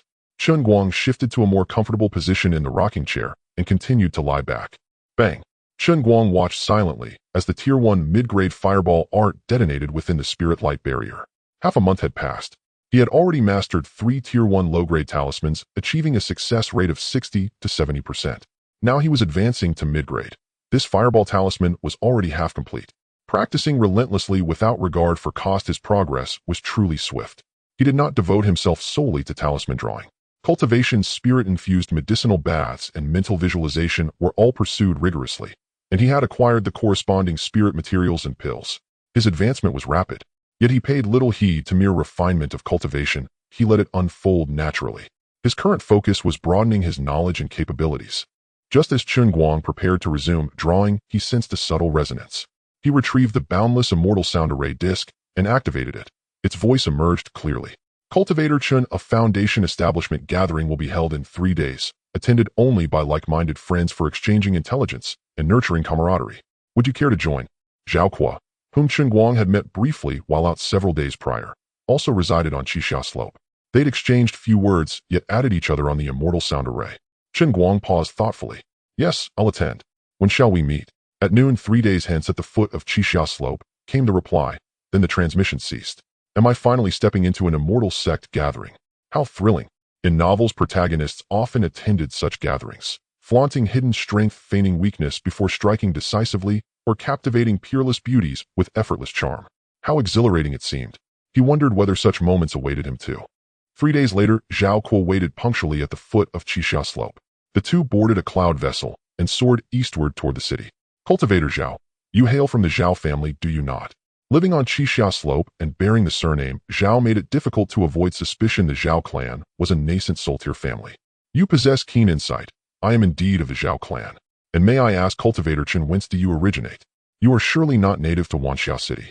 My master took notice of me and brought me here from a remote region. He instructed me to cultivate experience in this land. Chen Guang made no pretense about his humble origins. He refused to feign sophistication. What if others later discussed elite social customs he knew nothing of? That would invite humiliation, or worse, danger.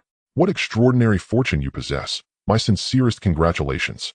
Zhao Kuo offered no disdain, only genuine praise. As it happens, our gathering is hosted at the inviting Immortals Pavilion, a most distinguished venue certain to enrich your understanding. The inviting Immortals Pavilion, the one in the Eastern District. Chen Guang had heard of it, but knew little beyond its name. Precisely, Wanxiao City has but one inviting Immortals Pavilion, and across the entire Xilai Prefecture only that single pavilion exists. Membership is strictly by invitation, and entry without a sponsor is impossible. Moreover, eligibility demands rigorous criteria. Yet today you shall effortlessly qualify. Soon a vast expanse shimmered below, veiled beneath a soft azure spirit light. From outside, only blurred treetops and rooftops were visible. They descended the cloud vessel. Zhao Kuo withdrew a jade token, infused it with spiritual energy, and the luminous water curtain parted, revealing a narrow passage. They stepped through. Behind them the curtain sealed seamlessly. Before them stretched a magnificent garden. Every step revealed a new vista, winding paths, murmuring streams, and artfully arranged scenery. Zhao Kuo pointed toward a 3-story pavilion nearby. That is the pavilion's reception hall, where members register, seek directions, or reserve venues. Let us first procure your jade token. Though modest in height, the pavilion exuded exquisite elegance. Entirely constructed from pale green Qinggui jade, its surface naturally etched with cloud-like patterns evoking serene harmony. Zhao Kuo led him inside. At the counter sat a middle-aged female cultivator, foundation establishment realm, dressed in a moon-white robe, her demeanor gentle and composed. Young Master Zhao, you've brought a friend. Indeed. A new membership, please. The woman glanced at Chen Guang, then drew a blank jade token from beneath the counter. Infuse a trace of spiritual energy and deposit 200 low-grade spirit stones onto the token. All expenditures will be deducted directly. No refunds within 2 years. With a reputable sponsor and willingness to entrust 200 spirit stones to the inviting Immortals Pavilion, you qualified instantly. Moreover, the pavilion maintained numerous branches across the realm, its influence immense. Zhao Kuo had already explained all this. Chen Guang handed over 2 spirit vouchers, accepted the token, and infused it with spiritual energy. It glowed faintly, and his name shimmered into view upon its surface. The woman smiled warmly. Welcome, Cultivator Chen, to the inviting Immortals Pavilion. Our rules are few. All elegant grounds are open for your leisure, so long as you preserve their beauty. Should you require anything, the reception hall stands ready. Chen Guang secured the token and departed the hall with Zhao Kuo. The pavilion's elegant grounds include Bamboo Grove, Peach Grove, a snowy expanse, Maple Valley Orchid Garden, and dozens more. Today's gathering is set in the Peach Grove, over there. Crossing a wooden bridge, they entered an open clearing encircled by peach trees. A stream meandered across the ground, its banks scattered with smooth stones, some occupied by anglers seated in quiet stillness. Several pavilions dotted the landscape. Within them, cultivators sipped tea and conversed softly. Others reclined on woven mats laid upon the grass, eyes closed in tranquil repose. Small clusters gathered naturally, imbuing the scene with profound ease and grace. Zhao Kuo halted beside the stream and offered courteous nods towards several directions. Some looked up and returned the gesture, others waved casually. The angler didn't even turn, merely hummed a low, That angler is Zhou Zijia, direct heir of the Zhou clan. Zhao Kun nodded toward the stream bank. Chen Guang followed his gaze. A young man in a moon-white robe, motionless eyes fixed unblinkingly upon the water's surface, rod held steady. The cultivator sipping tea in that pavilion is Wang Xian, of the Wang clan, Zhao Kuo added. A broad-shouldered youth sat on a stone bench gulping tea from his cup. Beside him lounged two female cultivators, one draped in a pale violet gown, the other in a lotus-pink robe, conversing in hushed tones. The one in violet is Su Qing, grand disciple of a nascent soul elder. Beside her sits Zhou Zixuan, Zhou Zijia's cousin. Zhao Kuo whispered privately, that nascent soul elder is Wan Yu. Zhou Zijia, Zhou Zixuan, Zhou Zian, surely all from the same clan. Su Qing caught his attention. Raven hair cascading like a waterfall, features as delicate as ink wash, painting eyes cool and distant, like a snow lotus atop a lofty peak, beautiful to behold yet untouchable. The one sunbathing on the grass over there. Zhao Kuo tilted his chin toward the distance. Lu Mingyuan, scion of the Lu clan. His distinguishing trait, an unrelenting passion for pleasure houses. He has visited every single one in Wanxia City. Chen Guang glanced over. A young man in flamboyant brocade lay supine upon the grass, a broad leaf draped across his face, deep in slumber. Zhao Kuo guided Chen Guang to the pavilion's edge and raised a hand in greeting. Esteemed friends, this is Chen Guang, a fellow cultivator, and my close friend newly settled on Qixia Slope. Cultivator Chen, welcome, welcome. I am Wang Xian. Let us keep in frequent contact henceforth. He rose and offered a warm clasped fist salute. The two female cultivators in the pavilion inclined their heads slightly. Su Qing cast a fleeting glance at Chen Guang. Her lips curved faintly, a silent acknowledgement. Zhou Zixuan studied him more intently, though she remained silent. Zhou Zijia, still fishing, never turned. He merely lifted his rod in a brief, languid sway, an unmistakable sign of acknowledgement. The figure reclining on the grass stirred at the commotion. He removed the leaf from his face, sat upright, rubbed his eyes, and fixed his gaze upon Chen Guang. His eyes suddenly brightened. Rising swiftly, he brushed grass clippings from his robe and strode forward with purpose. Cultivator Chen. Cultivator Chen. His voice boomed. In 3 strides he stood before them, scanning Chen Guang head to toe, then broke into a wide, toothy grin. You look familiar. Have you ever visited the Drunken Moon Pavilion? Chen Guang blinked, astonished that someone could greet so boldly. He smiled. Once, just once. Lu Mingyuan's eyes lit up further. He seized Chen Guang's wrist firmly. Once. Far too. The flying Immortal danced the Rainbow Robe melody, and the new pipa virtuoso just arrived. Oh. He sighed ecstatically, utterly entranced. Cultivator Chen, next time let us go together. My treat. Once you experience it, you'll understand. It is pure transcendence. At the touch of Lu Mingyuan's grip, Chen Guang nearly summoned the hundreds of nascent soul-tier puppets coiled within his storage bracelet to reduce Lu Mingyuan to ash. Was this even a legitimate pleasure house? Could it possibly be named after a mountain? What was wrong with this man, grabbing another man's wrist like that? Zhou Zixuan coughed lightly, frowning. Lu Mingyuan, must you behave so improperly? To invite someone to such a place upon first meeting, how utterly inappropriate. Lu Mingyuan released the wrist and chuckled. Little sister Zixuan, you misunderstand entirely. The Drunken Moon Pavilion is a sanctuary for refining one's aesthetic sensibility and savoring life's subtleties. What do you mean by such a place? Your judgment is far too narrow. Refining aesthetic sensibility. Zhou Zixuan rolled her eyes. So refined that your cultivation stagnated for half a year, and father punished you soundly. Lu Mingyuan waved it off, utterly unperturbed. Cultivation. Why rush? This is the art of balanced exertion and rest. He turned back to Chen Guang.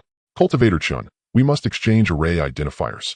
I'll summon you soon. The Drunken Moon Pavilion recently premiered the Rainbow Robe feather dress with the lead dancer specially invited from the prefectural capital. Do join me. Chen Guang longed to refuse, but exchanged identifiers instead. Best to observe first. Wang Xian teased from nearby. Lu Mingyuan, you're quick to recruit others. But what of the wine you promised me last time? Next time, I'll treat us both. Lu Mingyuan swept his hand grandly, then flopped back onto the grass, leaf repositioned over his face. Recruit and collapse. Truly a master of timing. Zhao Kuo and Chen Guang seated themselves on a riverside stone. Nearby, Zhou Zijia's fishing rod twitched. In one swift motion he yanked it upward. A silvery spiritfish arced onto the bank, flapping wildly upon the grass.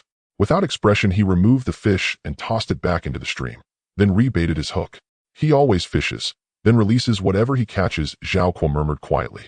He simply seeks solitude, not closeness with others. Chen Guang nodded in quiet understanding. A young man in gray robes approached from afar, engrossed in a jade slip, so absorbed he nearly collided with a tree. He looked up, adjusted his crystal spectacles, and nodded politely toward Zhao Kuo. Brother Zhao, Lin Ma Bai, disciple of the Grand Master of Formation Arts, Zhao Kuo introduced. He speaks little, but possesses profound depth. Lin Mabai acknowledged Chen Guang with a nod, then walked to a riverside stone and resumed studying his jade slip, saying nothing more.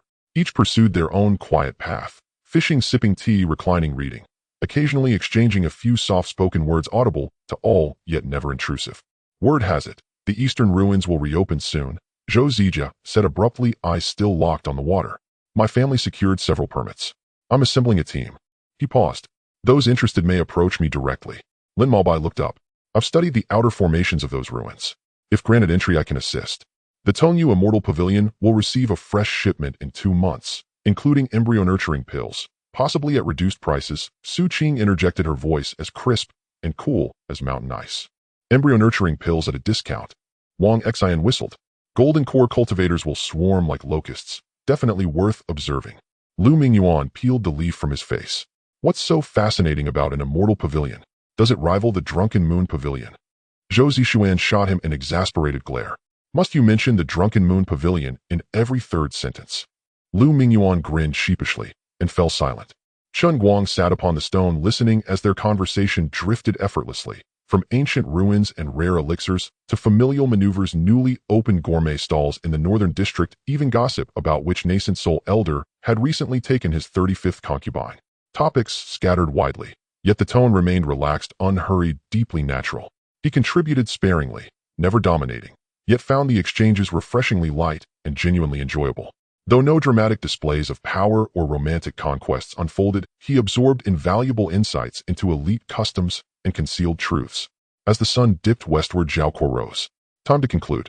Let us disperse, and next time choose another elegant ground, perhaps the snowy expanse or Maple Valley. Lu Mingyuan sprang up from the grass.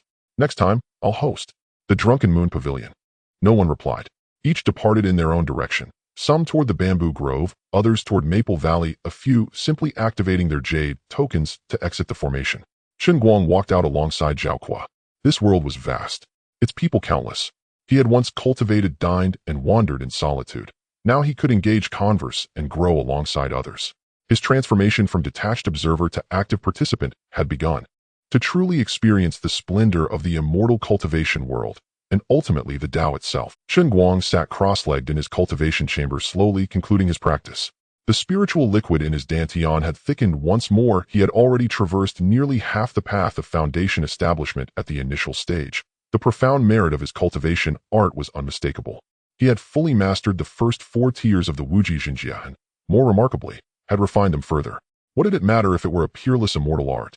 He would refine it regardless. Even with its exorbitant resource consumption, he felt no trepidation. A true prodigy existed to shatter limits. The refined art had indeed transformed. Certain passages grew simpler while others deepened into unfathomable intricacy. Even its meridian pathways had undergone subtle recalibrations. Most dramatically altered was the visualization diagram, more vivid, more arresting, infused with primordial latent elements that had always existed, yet now revealed themselves with raw ancient power. Each meditation session imposed greater pressure upon his mind, yet yielded commensurately richer returns. His current divine sense was likely no weaker than that of a latest-stage foundation establishment cultivator. No, rather his entire being now rivaled that of a latest-stage foundation establishment cultivator. Surpassing 2 minor cultivation realms at the outset, his prodigy system had only just entered phase 2. This was the essence of a true prodigy, and precisely the state he had sought. Though the art had grown more profound, his comprehension likewise sharpened. He now employed grade 2 supreme grade spirit calming fluid. 1 drop sufficed where an entire bottle had once been required. All corresponding cultivation resources had likewise been upgraded to grade 2 supreme grade. None had yet undergone refinement, as he planned a 10-fold enhancement mid-cultivation followed by another 10-fold boost later, fearing the onset of resistance. His most remarkable progress lay in talismanic arts. He had already mastered 3 varieties of grade 1 mid-tier talismans and had begun practicing grade 1 high-tier variants, nearing completion. Chen Guang changed into fresh robes and stepped out. Today held purpose. Lu Mingyuan had invited him to the Drunken Moon Pavilion to enjoy musical performances, and specifically to its inner chamber. Whether inner or not mattered little to him, but the dance and music there would surely surpass the outer hall's offerings. He intended to savor them thoroughly. Descending from his cloud vessel, Chen Guang found Lu Mingyuan already awaiting him at the entrance. attired in a dark-patterned brocade robe of blood-red jade pendant resting at his waist radiating quiet opulence. Upon spotting Chen Guang, Lu Mingyuan stepped forward with a warm smile. "Senior fellow cultivator Chen, today I shall broaden your horizons. Is it truly the inner chamber?" Indeed. The Drunken Moon Pavilion is divided into inner and outer halls. The outer hall is open to all, the inner hall differs entirely. Private, serene, and exceptionally refined, but inaccessible to outsiders unless escorted by a trusted regular. As they walked, Lu Mingyuan continued, "I myself first entered here under another's guidance. Today I bring you, and henceforth you too shall be counted among its loyal patrons." "Many thanks for your generous invitation, senior fellow cultivator Lu," Chen Guang replied with effortless grace, timely polished, and sincere. They chatted lightly as they passed through the outer hall, turned a corner, then crossed a small gate sealed with a subtle formation. They arrived at the inner chamber, a spacious, softly lit space partitioned by semi-transparent screens into several elegant private alcoves. Each alcove faced a central elevated stage beneath which hung a warm amber lantern. Deep-hued velvet carpet muffled footsteps while the air carried a delicate blend of sandalwood and an unfamiliar floral fragrance. A server approached, recognized Lu Mingyuan, and bowed respectfully. "Young Master Lu, your usual seat." "Yes." They entered one alcove. A low table rested upon plush cushions already set with tea and pastries. The screen remained translucent, affording a clear view of the stage from within. Chen Guang seated himself and ran his fingers gently across the screen. Its surface felt smooth and warm. Crafted from Frostmoon sandalwood, a Grade 2 spirit wood renowned for both luminous translucence and its ability to repel spiritual scents. From without, the interior remained veiled. From within, clarity reigned, an elegant design intended to ease guests into unguarded immersion. Lu Mingyuan reclined comfortably against his cushion, legs crossed. Tonight's performer is Hong Chong, the premier dancer of the Drunken Moon Pavilion in Zhou City. They say her beauty defies mortal description. Have you seen her before? No. That's precisely why we're here today. Lu Mingyuan chuckled softly, lowering his voice. Rumors from Zhou City claim that after watching her dance one loses oneself utterly. A free cultivator at the peak of Foundation establishment once witnessed her performance, and returned so overwhelmed by inner demons that he required half a month of secluded cultivation merely to regain composure. "Truly extraordinary," Chen Guang remarked, arching a brow. "Not my words, merely what circulates in Zhou City," Lu Mingyuan replied, lifting his teacup and taking a measured sip. "We shall see for ourselves tonight." Chen Guang took a slow sip of tea, its liquor a vibrant emerald green, rich and mellow upon the tongue, with a faint tingle dancing along his throat before dispersing as gentle spiritual energy. Grade 2 Spirit Tea by Luo Chan. The Drunken Moon Pavilion's generosity spoke volumes. "You certainly possess keen intelligence." Lu Mingyuan straightened slightly, a quiet pride coloring his. "Naturally. Whatever novelty stirs within Wanxia City, I am the first to know, be it a newly arrived master chef or a new dance troupe hired by some pleasure quarter. Even Zhao Kuo and his circle remain less informed than I. Then they must frequently consult you." "Precisely. When seeking diversion, yet uncertain where to begin, they turn to me." Lu Mingyuan smiled wryly. "I possess no extraordinary talents, yet I know every nuance of feasting, drinking, and revelry." Chen Guang glanced at him thoughtful. His abilities were far from trivial. Navigating Zhao Kuo and Zhou Zijia's elite circle demanded more than mere indulgence. His cultivation level eluded Chen Guang's perception, though Zhao Kuo had confirmed it as latest-stage Foundation establishment, and his unparalleled access to information itself constituted a formidable skill. The lantern above the stage flickered, signaling commencement. First came an entrancing ensemble. 3 veiled women seated at the stage's edge played Qin Xiao and Zhu. Melodies sinuous and tender, like invisible fingers tracing the heart's most sensitive edges. A whisper of spiritual energy wove through the music, subtly ensnaring the listener's consciousness. Chen Guang's divine sense brushed it lightly, then withdrew. A faint knowing smile curved his lips. Intriguing. The Drunken Moon Pavilion's artistry surpassed anything he recalled from his former life, far more sophisticated than mere lighting and stagecraft. The final note faded. The lantern flickered again. From behind the screen emerged a woman draped in gossamer thin violet gauze, her torso clad in a matching bandeau embroidered with a half-bloomed lotus. Her waist was slender, the gown slit ascending high along her thigh, revealing a luminous expanse of bare leg. She wore no shoes, only 2 delicate silk cords tied around her ankles, each bearing a tiny silver bell that chimed with every step. Her hair was coiled elegantly at the nape, with wisps framing her temples. Her features were exquisite, brows like distant mountains, eyes like autumn lakes, skin so pale it seemed translucent. Between collarbones and bandeau, that sliver of flesh glowed softly in the lamplight like finest sheep-fat jade. She glided to the stage's center, offered a graceful bow, then lifted her gaze, her eyes sweeping deliberately across the private alcoves of the inner chamber. Her expression held 3 parts languor, 3 parts allure, 3 parts detached nonchalance, and 1 part something sharper, appraisal. She surveyed each alcove, gauging the status and generosity of its occupants. Music resumed, a low, resonant drumbeat steady as a heartbeat. She moved, not danced, but flowed like a serpent, like drifting mist, like water given form. Her spine arched backward with impossible suppleness, her slender hands traced a slow descent, from crown to shoulder, shoulder to waist, waist to thigh. The gauze billowed upward, revealing more of her body. Taut sculpted abdomen, navel inset, with a minuscule gemstone, and ankle bells chiming in time with her rhythm. Her expression remained cool, almost austere, yet that very restraint heightened her allure. It suggested a fire banked deep within, its smoke visible, but its flame withheld, a tension far more lethal than overt seduction. Lu Mingyuan stared transfixed, his teacup suspended midair, forgotten. A droplet spilled onto his brocade robe unnoticed. Chen Guang watched unwavering, his gaze traveling from her face to her collarbones, from collarbones to the lotus at the edge of her bandeau, from lotus to the tantalizing curve of waist barely concealed beneath the gauze. He observed openly, unapologetically, even raised his cup for another sip, inwardly assessing this woman's artistry spanned at least 2 decades. Every motion, its force, its pause, its breath, aligned perfectly with the drumbeat. No empty flourishes, only consummate mastery. When the piece concluded, she paused, breathing softly, chest rising and falling. The gauze clung to her form, accentuating every contour. With another slight bow, she retreated, her steps slightly hurried, betraying a rare flicker of nervousness. Lu Mingyuan exhaled deeply, setting down his cup, only then noticing the tea had long gone cold. Extraordinary. No wonder they say it steals one's soul.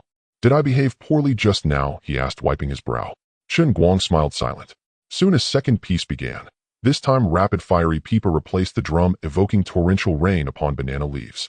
Hongchong reappeared in crimson attire, a short low-cut top revealing deep cleavage paired with matching wide-legged trousers cinched at the waist by a golden-threaded sash, emphasizing her narrow waist. Barefoot upon the stage, her toes painted crimson like 10 tiny red beans. She performed a swift, vigorous dance, feet flashing, body spinning, long hair whipping through the air in sweeping arcs. At the climax, a sharp spin sent her top's hem flaring upward, briefly exposing her abdomen, the gemstone at her navel catching the light. Then a dramatic back bend, hands planted firmly on the floor, her body arching into a perfect bow. Her crimson top slipped from one shoulder, bearing one smooth alabaster shoulder and the deep hollow of her collarbone, her cleavage bathed in lamplight appearing even more pronounced. Applause erupted from several alcoves. Tables thumped, whistles pierced the air. Lu Mingyuan joined the clamor, even striking his teacup lid like a ceremonial gavel, prompting a sharp retort from the neighboring alcove.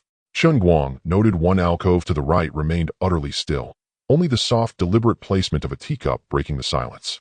Its occupant either possessed extraordinary cultivation or had witnessed such spectacles countless times before. After the second performance, Hongchong departed. A server entered to refresh their tea. Lu Mingyuan leaned back, still savoring the memory. Senior fellow cultivator Chen, what do you suppose Hongchong commands per performance in Zhou City? I couldn't say. At least 200 spirit stones, Lu Mingyuan murmured appreciatively. Worth every coin. Consider that waist, those legs, that gaze. For 200 spirit stones one surrenders their soul. Hardly extravagant. Indeed, not extravagant. But let us speak no more of her. Senior fellow cultivator Lu, have any intriguing developments surfaced lately? Chen Guang sought insights beyond public knowledge. Certainly. A golden core free cultivator named Meng Shanhe recently arrived in Wanxia City. Outside the city walls, he slew a rampaging third-rank ferocious beast, the Flame Wolf, saving numerous lives. The prefectural office has formally commended him. Meng Shanhe, yes, said to hail from remote lands, possessing modest lineage but genuine inheritance, self-made, solitary, and resolute. Lu Mingyuan paused. My father holds him in highest regard, believes his potential boundless. Chen Guang reflected inwardly. That name, that trajectory, echoes a protagonist from certain tales. I wonder if our paths will ever cross. And your father, how does he regard you? Chen Guang asked casually. Lu Mingyuan smiled faintly. My father says if you devoted half the energy you spend in pleasure quarters to cultivation, you'd have formed your golden core long ago. He lifted his teacup and drank. Voice light, yet beneath his eyes a fleeting shadow of sorrow passed, vanishing as swiftly as it appeared. On the stage, performers changed once more, not a solo but a group dance. 6 women clad identically in pale azure gowns exposed broad expanses of shoulder and neck. They moved in flawless unison, arms like jade, legs long and elegant. each gesture exuding intoxicating charm, stirring the senses profoundly. As formations shifted, pairs pressed close, waists entwining, skirts swirling, to reveal delicate lace-edging briefs. In the immortal cultivation world, wonders were legion. Lu Mingyuan perked up anew. This too is splendid. 6 at once, more than one can possibly absorb. Yet Chen Guang observed the dancers, comparing them inwardly. The ensemble dazzled with vitality, yet lacked Hongchang's singular paradox, allure forged in restraint. She was potent spirit wine, fierce lingering. This was sweet fruit wine, pleasing yet lacking depth. Performances cycled through several turns, their conversation flowing loosely. Lu Mingyuan sharing many fresh tidbits about Wanxia City. Sun Boyong of the West City Sun family had challenged another to combat last month, and soundly defeated Wang Xian. At the East City Bazaar, a free cultivator sold a peculiar, or at an exorbitant price, deterring all buyers. Meanwhile, a foundation establishment female cultivator had opened a pastry shop there. Her confections rumored superior even to the Drunken Moon Pavilion's delicacies. Chen Guang listened attentively, interjecting occasional questions. Such details rarely circulated openly. Gossip in taverns abounded, yet truth and fiction tangled inseparably.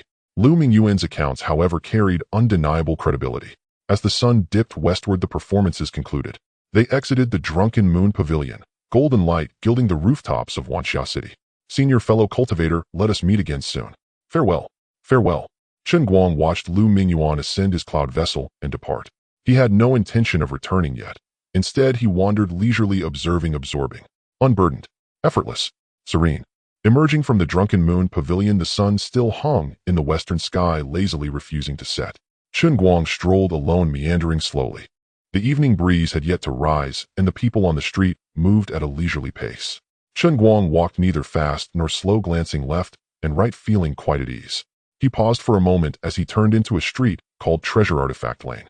He had heard Lu Mingyuan mention this street, known for selling second-hand goods, both good and bad. Some managed to find usable high-level techniques and soared to great heights, while many others were left penniless, filled with bitterness. He had heard Lu Mingyuan mention this street, known for selling second-hand goods, both good and bad. Some managed to find usable high-level techniques and soared to great heights, while many others were left penniless, filled. Come take a look. Second-grade spiritual sword, 90% new, only 30 spirit stones. Ancient jade slips. Contains ascension techniques. Only for those fated come and become immortal. Materials from demon beasts. Available from 1st to 3rd grade. Useful for alchemy or weapon forging. Friend, look at this white tiger bone, how thick it is. Most of the stall owners were chi refining cultivators, and the quality was generally mediocre. Chen Guang slowed his pace, looking at each stall. One stall sold magical artifacts with rows of swords, spears, and halberds displayed. The quality was average with low prices, and the blades were even rusted. Another stall offered pills with jars stacked into small mountains. The writing on the labels was blurred, and one small stall had few items, but what it displayed was quite different from others: a few shabby magical artifacts, a few dull jade slips, and some stones whose materials were unidentifiable. Though others sold used items, at least they were still usable. This stall owner was something else, boasting a pile of junk. The stall owner was a middle-aged man dressed in a grayish-blue robe, seemingly at the foundation establishment stage. He held a cup of tea, and seeing Chen Guang stop, did not greet him, but continued to drink. Chen Guang picked up a magical artifact to examine, a short sword with only half of the blade remaining. The broken end was charred as if burned by some fire. The spiritual patterns on the hilt were nearly indistinguishable, yet the material was solid, heavy in hand, glinting with a dark silver hue. What is the origin of this sword? The stall owner set down his teacup and looked at him. A 3rd-grade treasure used by a golden core elder. It's broken and can't be repaired. Just selling it for its material value, 35 spirit stones. Chen Guang did not rush to haggle. He set the short sword down and picked up a jade slip. The slip was dull gray with a crack running across its surface, nearly splitting it in two.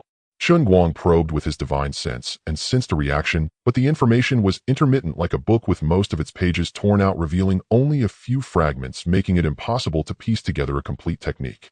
What about this jade slip? It's a fragmented transformation technique. I don't know the name, and the content is incomplete. 30 spirit stones. Chen Guang was actually after this technique, jade slip.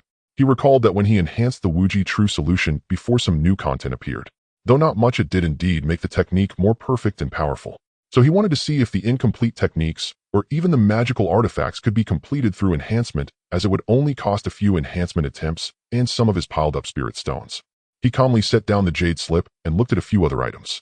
There was a piece of broken armor with a fist-sized hole in the chest, ragged and dull, as if it had lost all its spirit. Its completeness was less than 40%. The stall owner claimed it was a nascent soul battle armor priced at 55 spirit stones. There was also a jade slip intact in appearance, but with only one layer of content, a second-grade wind control technique, priced at 5 spirit stones. Chen Guang calculated in his mind, pointing to the short sword, the incomplete jade slip, the armor, and the wind control technique, jade slip, saying, "They'll take all of these, give me a better price." The stall owner set down his teacup, glanced at the items he pointed at, and mentally counted for a few moments. "If you want all of them, I'll give you 120. Chen Guang took out a spirit ticket and handed it over. The stall owner accepted it, casually stowing it in his storage bag, then picked up his teacup to continue drinking, as if this deal was not worth a single extra word. Chen Guang packed his items and continued to browse. After visiting several stalls, he picked up a few more broken magical artifacts and a few incomplete jade slips, spending less than 100 spirit stones. One stall owner, seeing him specifically choosing broken items, even asked, "Little brother, are you collecting scrap?" Chen Guang smiled without explaining. To others, these items were scraps, but to him they were not. If feasible, there were many more ways to play. Returning to his leisure abode, he entered the cultivation room and took out the items he bought today, examining them one by one. He had 4 enhancement attempts left for today and decided to try a few, saving the rest for tomorrow. He decided to first try the incomplete jade slip, which was dull gray with a crack on its surface and was incomplete. He picked it up, focused his mind, and said record to see what would happen. Recording successful fragmented transformation technique, jade slip content, missing approximately 60%, unable to cultivate. Then he enhanced it. A flash of white light passed, and the changes to the jade slip were visible to the naked eye. The crack disappeared, and its color shifted from dull gray to light blue, feeling much smoother to the touch, as if an ordinary stone had suddenly gained the texture of jade. He extended his divine sense to examine it. Xianbing technique. A transformation technique with ice attributes can be cultivated to perfection. The content is detailed, the technique's path is clear, cultivation insights are listed one by one, and precautions are explicitly written. It is complete, clear, and coherent, not just fragments, but a complete technique. The technique is feasible. The fragmented technique was directly completed. If the transformation technique can be supplemented, then high-level techniques, or even celestial techniques, should also be possible to complete, truly defying the heavens. However, he still needed to continue testing to see if all incomplete techniques could be completed. He picked up another incomplete jade slip, which was in worse condition, broken into 3 pieces barely connected. After enhancement, a flash of white light occurred, and the jade slip restored its integrity. The 3 broken pieces merged into one, and the cracks disappeared. However, the content was only completed to less than half, remaining incomplete. Record, recording successful partially repaired technique, jade slip, 3rd grade content, missing approximately 40%, not recommended for cultivation. This jade slip was too severely broken, the main body was incomplete.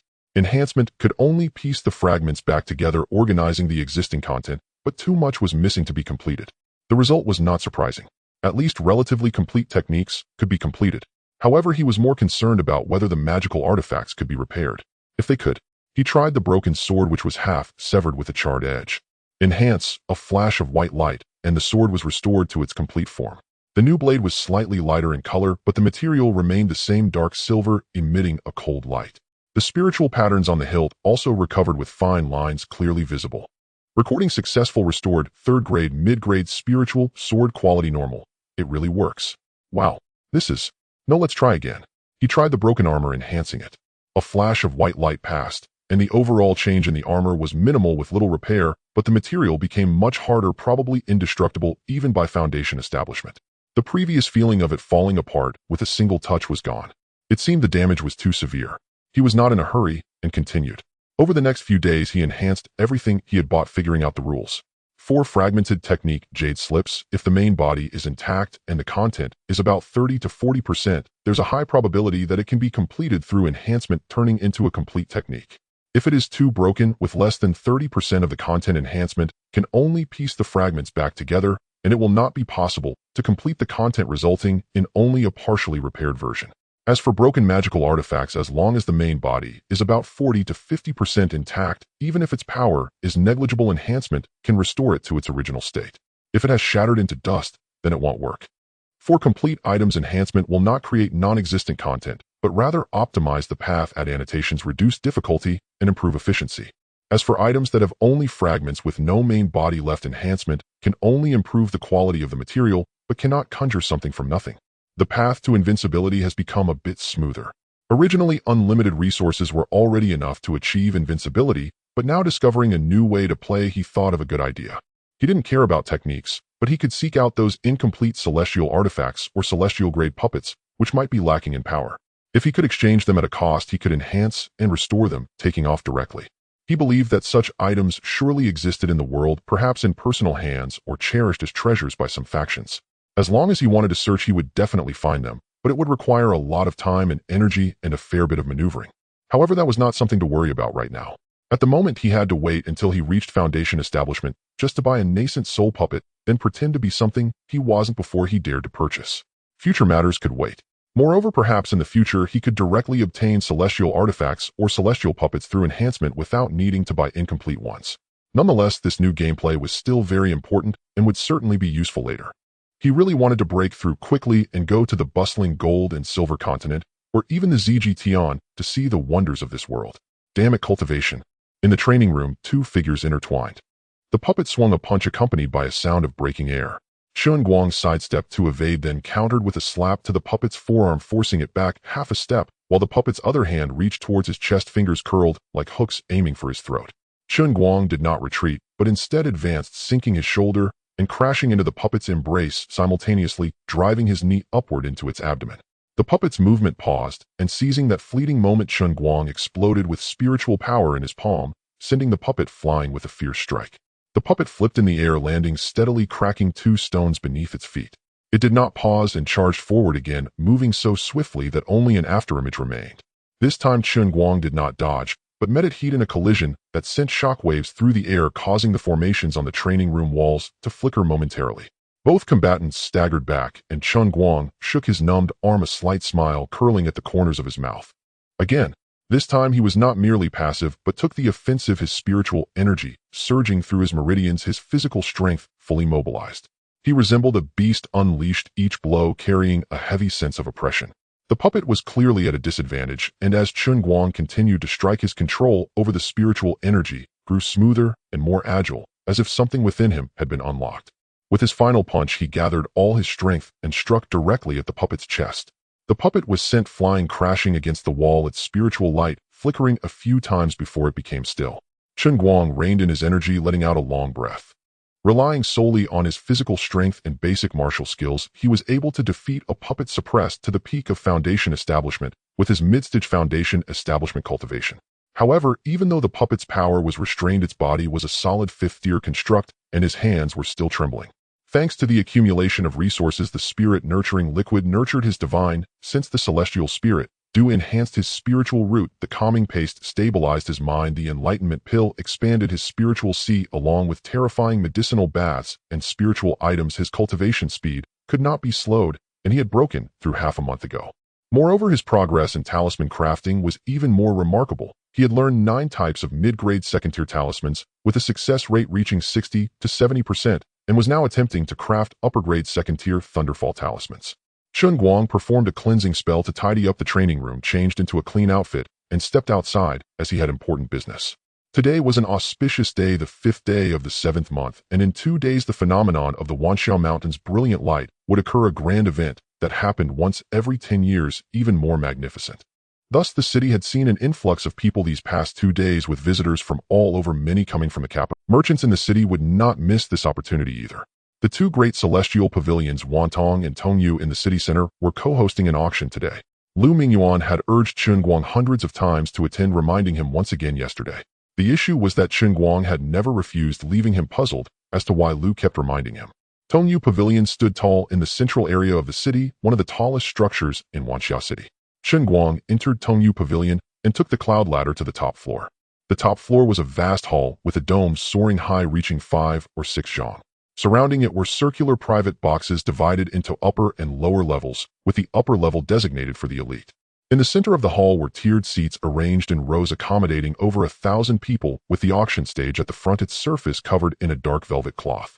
As he stepped off the cloud ladder, he saw Lu Mingyuan waving at him from the corridor. Chen Guang, over here. Now that they had become familiar, he no longer called him fellow Taoist. Who exactly is at the auction that's worth your daily reminders? There are many people, even those from the capital have come. Come, let me introduce you. Chen Guang followed him into the private box, which was spacious with several people inside. Soft chairs circled a round table where tea and snacks were laid out alongside a few small tables, and the windows were made of a single sheet of Xian-like crystal. Zhao Kuozhou Zijia and Wang Xian had already arrived, and Su Qing was there, as well, seated beside a female cultivator in a light green long dress who was beautiful and graceful. There was also a young man in a moon-white robe in his early 20s wearing a complexly patterned jade token at his waist with an air of calm nobility about him. As they were chatting, they all turned to look when Chen Guang and Lu Mingyuan entered. Lu Mingyuan began to introduce them. This is Lu Yunhe, a disciple from the Lu Jia family in the capital, and this is Shen Qinghe, a friend of Su Qing's, also from outside the region. And this is Chen Guang, a senior disciple currently residing here. Lu Yunhe stood and cupped his fists in greeting, while Shen Qinghe offered a slight bow. Chen Guang returned the gestures one by one before finding a spot to sit. Chen Guang noticed a figure standing in the corner, Mu Wanqing, dressed in a blue long dress with a cool appearance and a serene demeanor. Lu Mingyuan casually mentioned, Taoist Mu is from Wantong Pavilion, responsible for coordinating our private box. Mu Wanqing nodded slightly, and Chen Guang smiled back in acknowledgement. As everyone settled back down, Lu Yunhe spoke first, lifting his teacup, his tone neither hurried nor slow. So the recent joyous event for the royal family is that the eldest princess with her mid-stage transformation realm cultivation has entered the Golden and Silver Academy. To be able to enter the academy, her talent is truly astonishing. It seems this is the first time in thousands of years that someone from the royal family has entered the academy, right? Indeed, it's the first time. Those from the capital say the eldest princess has the best talent among the royal family in tens of thousands of years. The transformation realm is something we can only dream of, Zhao Kuo remarked. Lu, are there many transformation realm powers in your capital? Yes, in the capital alone there are a dozen or so transformation realm powers with over 100 transformations, not counting the royal family. Lu Mingyuan leaned in and asked, how difficult is it to enter the Golden and Silver Academy? I haven't heard much about anyone from our great Zhou entering it. Lu Yunhe glanced at him, his tone becoming serious. Although there are 3 major academies in the Golden and Silver Sea, the Golden and Silver Academy is the pinnacle of the Golden and Silver Sea, unmatched. It only recruits once every 100 years, and the minimum requirement is to be in the transformation realm. Each recruitment season attracts over 1 million applicants, but only a little over 1,000 succeed. Most of them belong to great powers or combined forces. For a refining power like our great Zhou, cultivating a qualified academy disciple is exceedingly difficult. Lu Yunhe sighed deeply after finishing. The private box fell silent for a moment. Su Qing quietly asked, what kind of person can be accepted? Lu Yunhe thought for a moment. Cultivation is the foundation, but it's not everything. The assessments of the Golden and Silver Academy are very strict, evaluating combat ability, comprehension, and temperament. As long as you pass, even casual cultivators are treated equally. Zhou Zijia, who rarely spoke, chimed in, do those who come out of the Golden and Silver Academy all reach the refining void? Not necessarily, but the resources of the Golden and Silver Academy speak for themselves. As long as one is not too poor, reaching refining void is highly probable. Chen Guang listened quietly, showing no outward expression, yet his heart yearned for the opportunity to compete with them. Zhou Zijia, didn't someone from your Zhou family enter the academy? Yes, but my cousin entered the Tranquil Heart Academy, not directly. She was accepted as a disciple by the vice dean. Zhou Zijia did not conceal this fact, as it was well known. The Zhou family had thus become the most unique existence in Wanxia City, with no one daring to conflict with them, and even the governor's mansion showed them considerable respect. Lu Yunhe couldn't help but take a serious look at Zhou Zijia, complimenting. Brother Zhou truly is Loki. Congratulations to Brother Zhou's family for soaring to great heights. Chen Guang was similarly surprised, as this was the first time he learned of the Zhou family's special circumstances. Previously, he had only heard that they were not ordinary. The conversation in the private box continued with various reflections. Wang Xian was unable to interject, simply sipping tea cup after cup, while Su Qing and Shen Qinghe chatted quietly, occasionally laughing. Chen Guang noticed Mu Wanqing standing by the window, her gaze fixed on the auction stage, yet her ears were clearly tuned to their conversation. He stood up and walked to the window, and Mu Wanqing slightly turned to give him a bit of space. Taoist Mu, do you know what good items are up for auction today? Chen Guang casually asked. Mu Wanqing, the finale items are confidential, but I've heard there are several decent golden core artifacts. How satisfied is your family with those puppets you bought last time? Chen Guang smiled. The old man finds them lacking due to their single function. They can only fight. I made some improvements, and now their combat power is even stronger. He's using them as bodyguards for me. Improvements? Those were top-tier 4th-grade puppets. They can get even stronger. Yes, the old man is quite adept at this. If you don't believe me, let's add a celestial sound array. When you have time, come to Xiap Slope and contact me, I'll demonstrate for you. Chen Guang took out the celestial sound array, and Mu Wanqing did not refuse exchanging array plate numbers. Taoist Mu, you came from outside the Wanghua Island, right? From the Golden and Silver Continent. Yes, I'm from Wantong Pavilion on the Golden and Silver Continent. Where are you from? Chen Guang did not expect Mu Wanqing to directly reveal her identity and even turn the tables on him. Me? Just a nameless minor clan. I can't disclose my sect and family while out, or I'd lose face. He fabricated a story knowing she couldn't verify it. What do you mean? I already said it. Why won't you? Mu Wanqing thought in her heart frustrated, but spoke cheerfully. You are truly humble. Are you planning to auction anything this time? Just looking around, I doubt I'll find anything I want to buy. The two fell silent for a moment before the lights on the auction. The auctioneer arrived dressed in red, her figure graceful waves of allure, with fragrant shoulders, half-exposed eyes sparkling with charm, laughter like wine, ruby lips parted, her voice as soft as pearls dropping on a plate, drawing silence from the audience. Welcome, esteemed seniors and fellow Taoists. I am Wan Qiyu, today's auctioneer. This auction is co-hosted by Wantong and Tongyu, and all items have been strictly authenticated, ensuring quality. The rules remain the same. Transactions are settled with spirit stones or spirit tickets, and the highest bidder wins. The faint aura of golden cores lingered, indicating the level of strength, also demonstrating the importance the two celestial pavilions placed on the auction. Those in the box promptly seated themselves in the best viewing spots, and Lu Mingyuan excitedly rubbed his hands together, saying, "It's starting, it's starting." Wan Qiyu stood upon the dais, his voice measured and unhurried, yet it coaxed desire from those who listen. First lot, a high-grade foundation establishment pill, starting price, 1,000 low-grade spirit stones, minimum increment 50. Foundation establishment pills are not uncommon. Our low-grade ones are known for their imperfect success rates. Though they can aid a breakthrough, they leave defects that make the later progression to golden core more difficult. Mid-grade foundation establishment pills not only boast higher success rates, but are free of such flaws. High-grade foundation establishment pills are even more potent, nearly assured success, and the ability to forcibly elevate the quality of the foundation establishment, smoothing the path to golden core and even nascent soul. As for top-tier foundation establishment pills, they had never appeared in Wanxia City. Wanxia City's public market only offered mid- and low-grade pills. Chen Guang had failed to obtain a high-grade one earlier, so the competition grew fierce. 1,002. 1,003. The crowd called quickly. Soon the bids reached 1,800, and the D private boxes began to join in. 2,000. 2,001. 2,550. In the end, it was claimed by D Box No. 9. The Tian boxes offered few bids, seemingly uninterested. They probably already possess such things. Wang Xian clicked his tongue. 2,550 spirit stones. Enough to keep me comfortable for 10 years. Lu Mingyuan shot him a glance. How much did you spend on that broken sword last year? 580. What right have you to complain? Wang Xian fell silent, while Zhao Kuo laughed aloud. The auction continued for several more hours, lot after lot. Third-rank low-grade spirit, swords, third-rank mid-grade armors, third-rank high-grade technique, jade slips, fourth-rank low-grade, or lone cultivators in the hall vied for third-rank goods, while the factions in the private boxes fought over fourth-rank items, each busy with their own pursuits. Chen Guang did not buy a single item. He had swept Wantong Shanga earlier and was already well supplied. The things he lacked had been procured. He watched to see if any rare items would appear later, but if none did, it mattered little. He came primarily to take part. Another lot was brought forward, a jade slip, its appearance modest and ancient. Wan Qi's tone grew solemn. A third-rank high-grade technique, Changchun Gong, would attribute. When perfected, it can extend one's lifespan by 100 years and may be cultivated concurrently with other arts. Starting price, 10,000 spirit stones, minimum increment, 500. The hall murmured in astonishment. A technique that extended life by 100 years. Who would not desire it? Lu Yunhe sat up straighter.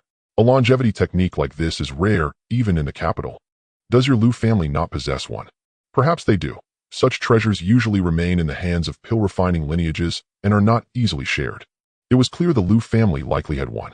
Bidding quickly surged to 20,000 as the private boxes took over. 30,000. At last the bid was sealed by Tian Box No. 9. Lu Mingyuan sighed. 30,000 spirit stones for 100 years of life. Worth it. You'll know when your death draws near, Zhao Kuo retorted. He's only mid-stage foundation establishment. He's certainly not in a hurry, Zhao Kuo added. And that Tian No. 9 box seems to be your Lu family's. If your father hears you lamenting like this, you'll get a beating. Lu Mingyuan rolled his eyes. Then let us not tell anyone. No problem. One banquet at the tavern will seal our lips, Zhao Kuo said without reserve. I have no objection. Agreed. Zhou Zijia and Su Qing also consented, and Chen Guang nodded along. He liked that easy camaraderie. Very well, it's on me, Lu Mingyuan gritted. The auction pressed on. The next lot was a glazed vial containing a pale cyan flame that writhed like something alive. A third-rank anomalous fire Qinglin fire sourced from the depths of the southern border volcanoes. Useful for alchemy and forging. Its weakness is a relatively weak blaze. Its strength is stability, rarely liable to explode. Starting price 6,000 spirit stones, minimum increment 300. Anomalous flames are precious. Chen Guang did not possess one. He had no intention of buying. Such a talisman would demand a great deal of thought and time. Alchemy could wait until golden core or nascent soul stages. Chen Guang felt no interest, but others certainly did. Bidding grew fierce, climbing from 6,000 to 14,000. In the end, a long-bearded, middle-aged man from the hall won it. He was followed by an apprentice boy clearly from a pill-refining faction. It was curious he had not bid from a private box. That fire is beautiful, Wang Xian remarked. You can't refine pills. I could buy it to admire at home, can't I? You can't afford it. Knockout. Lu Mingyuan scored a point back. The next lot was a sword pocked with cracks, as if it might split at any moment. A third-rank high-grade spirit, sword, the live foam sword. Once a fourth rank, it was downgraded by damage. Its sword intent endures, and its strikes carry a shattering effect. Starting price, 2,000 spirit stones. Lu Yunhe spoke with the discernment of one from the capital. The sword intent remains. If a skilled armorer could repair it, it might be restored to fourth rank. How many spirit stones to repair it? At least 200 mid-grade spirit stones, and success is not guaranteed. Then never mind. As the auction reached its latter stages, the hall thinned. Wan Qiyu cleared his throat, and his tone turned subtle. The next lot is somewhat special. A servant presented a tray draped in red cloth. Wan Qiyu lifted the cloth to reveal a fist-sized, transparent crystal orb. Enclosed within was a chicken. Indeed it was, a tiny cockerel of golden plumage no larger than a thumb, standing motionless inside the orb. This is called the timekeeping rooster, a third-rank spirit beast. Its sole function is to crow at the Mao hour each day with precision. The error will not exceed the snap of a finger. The rooster is sentient. Its crow refreshes the mind and dispels agitation. Starting price 1,000 spirit stones. Though its single talent seemed odd, the rooster's effect was appealing and drew several bids. In the end, Tian Box No. 5 purchased it for 1,900 spirit stones. The final lots were brought forward one by one: a 4th rank high-grade armor, a 4th rank mid-grade spirit, sword, a 4th rank high-grade formation plate. Each fetched a substantial price. Last lot, a mid-grade paying Dan, starting at 50,000 low-grade spirit stones, minimum increment 2,500. Paying Dan need no explanation. An unmatched aid for breaking from golden core to nascent soul, and this was mid-grade. Once bidding open, the factions went wild. 60,000. 70,000. Wang, did you skip meals? 80,000. Both of you should go eat. The price climbed in leaps of 10,000, accompanied by barbed remarks. Chen Guang glanced among the men in their box. After all, the trade of insults came from their elders, and the young men felt a little embarrassed. In the end, the pill was bought by the Liu family for 190,000 spirit stones. Wan Qiyu inclined his head slightly. My thanks again to the esteemed elders and companions for your support. Today's auction is concluded. Welcome next time. People began to disperse through the hall. Lu Mingyuan, the tavern must be excellent. Your family showed off today. We must dine with the prominent household, Zhao Kuo said, true to his nature. Indeed, don't try to palm us off with something mediocre. Lu Mingyuan rose and stretched. Understood, food lover. Zuaxian Lu, it shall. Splendid. Brother Lu, will you join? Lu Yunhe nodded. As the host pleases. As he emerged from the Tongyu Immortal Pavilion, the sky had turned pitch black. Lu Mingyuan walked ahead with a light step. Drunken Immortal Tower was located slightly east of the city center, a 5-story redwood building atop a blue stone base. White silk lanterns hung from the eaves, casting a warm golden light inside, enveloped by a thin mist, creating a serene atmosphere. The waiter inside clearly recognized Lu Mingyuan. Young Master Lu, a private room has been reserved for you on the 5th floor towards the east with a window facing the street. Lu Mingyuan nodded and led the others upstairs, followed by a waiter in front and another behind, moving briskly without speaking, but ready to respond at any moment. The private room was neither too big nor too small, containing a round table and a tea table. The window was open, allowing the evening breeze to flow and mingling with the sounds of the street. Lu Mingyuan picked up the menu and first handed it to Lu Yunhe. Brother Lu, you're the guest, please order first. Lu Yunhe waved his hand and smiled, saying, I'm new here and not familiar with the dishes. You all go ahead. Lu Mingyuan then passed the menu to Chen Guang. Chen Guang also shook his head, saying, anything's fine, you decide. Lu Mingyuan then took the menu back, not asking anyone else, and flipped through it. 8 treasure spirit duck, steamed jade perch, crab roe, tofu honey, glazed spirit fire squares, stir-fried jade vine, and spirit mushroom old chicken soup. All require second-tier ingredients. Also a jar of 100-year-old Huadiao wine. The waiter noted down the dishes, repeated them to confirm accuracy, and exited. Wang Xian leaned over and asked, "What is jade vine?" Lu Mingyuan replied, "A type of spirit plant. It's crispy and more delicious than ordinary vegetables." Wang Xian responded with an "oh" and didn't ask further. While waiting for the dishes, the group started chatting. Lu Yunhe spoke first. "Is Wanxia City usually this lively, or is it just these few days?" Zhao Kuo shook his head. "There aren't usually this many people. The Xiaohua festival is approaching and many from outside have come." "Brother Lu, did you see many people on your way from the capital?" "Yes, the cloud vessel was full of people, some heading to the state city, others coming directly to Wanxia City." Zhou Zijie seldom spoke up, saying, "This year's Xiaohua is said to be grander than 10 years ago. The city lord's people mentioned that there are fluctuations in the spiritual vein of Wanxia Mountain this year, and the Xiaohua will be more splendid than in previous years." Fluctuations in the spiritual vein. Will there be any danger? No, the city lord's office has already sent people to check. It's just normal spiritual vein activity which won't affect the viewing. I also heard on my way here that this year's Xiaohua might carry some spiritual energy, making it faster to cultivate amidst the Xiaohua than usual. Shen Qinghe was also aware of this. Lu Mingyuan's eyes lit up. "Then we should go to the mountains to cultivate, right?" "I don't know, I'm just repeating what I heard." "Brother Lu, is there anything fun to do in your capital?"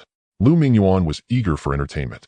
"There are many fun things. For example, there's a street dedicated to selling spirit beasts with all kinds available." He paused, his tone filled with interest. "Once when I went shopping, I saw a spirit lizard entirely goldened with faint patterns on its scales. The shopkeeper said it had a trace of dragon bloodline. Can you guess how many spirit stones?" "I can't guess." 5,000. 20,000 spirit stones. Lu Yunhe exclaimed. "I was shocked at the time.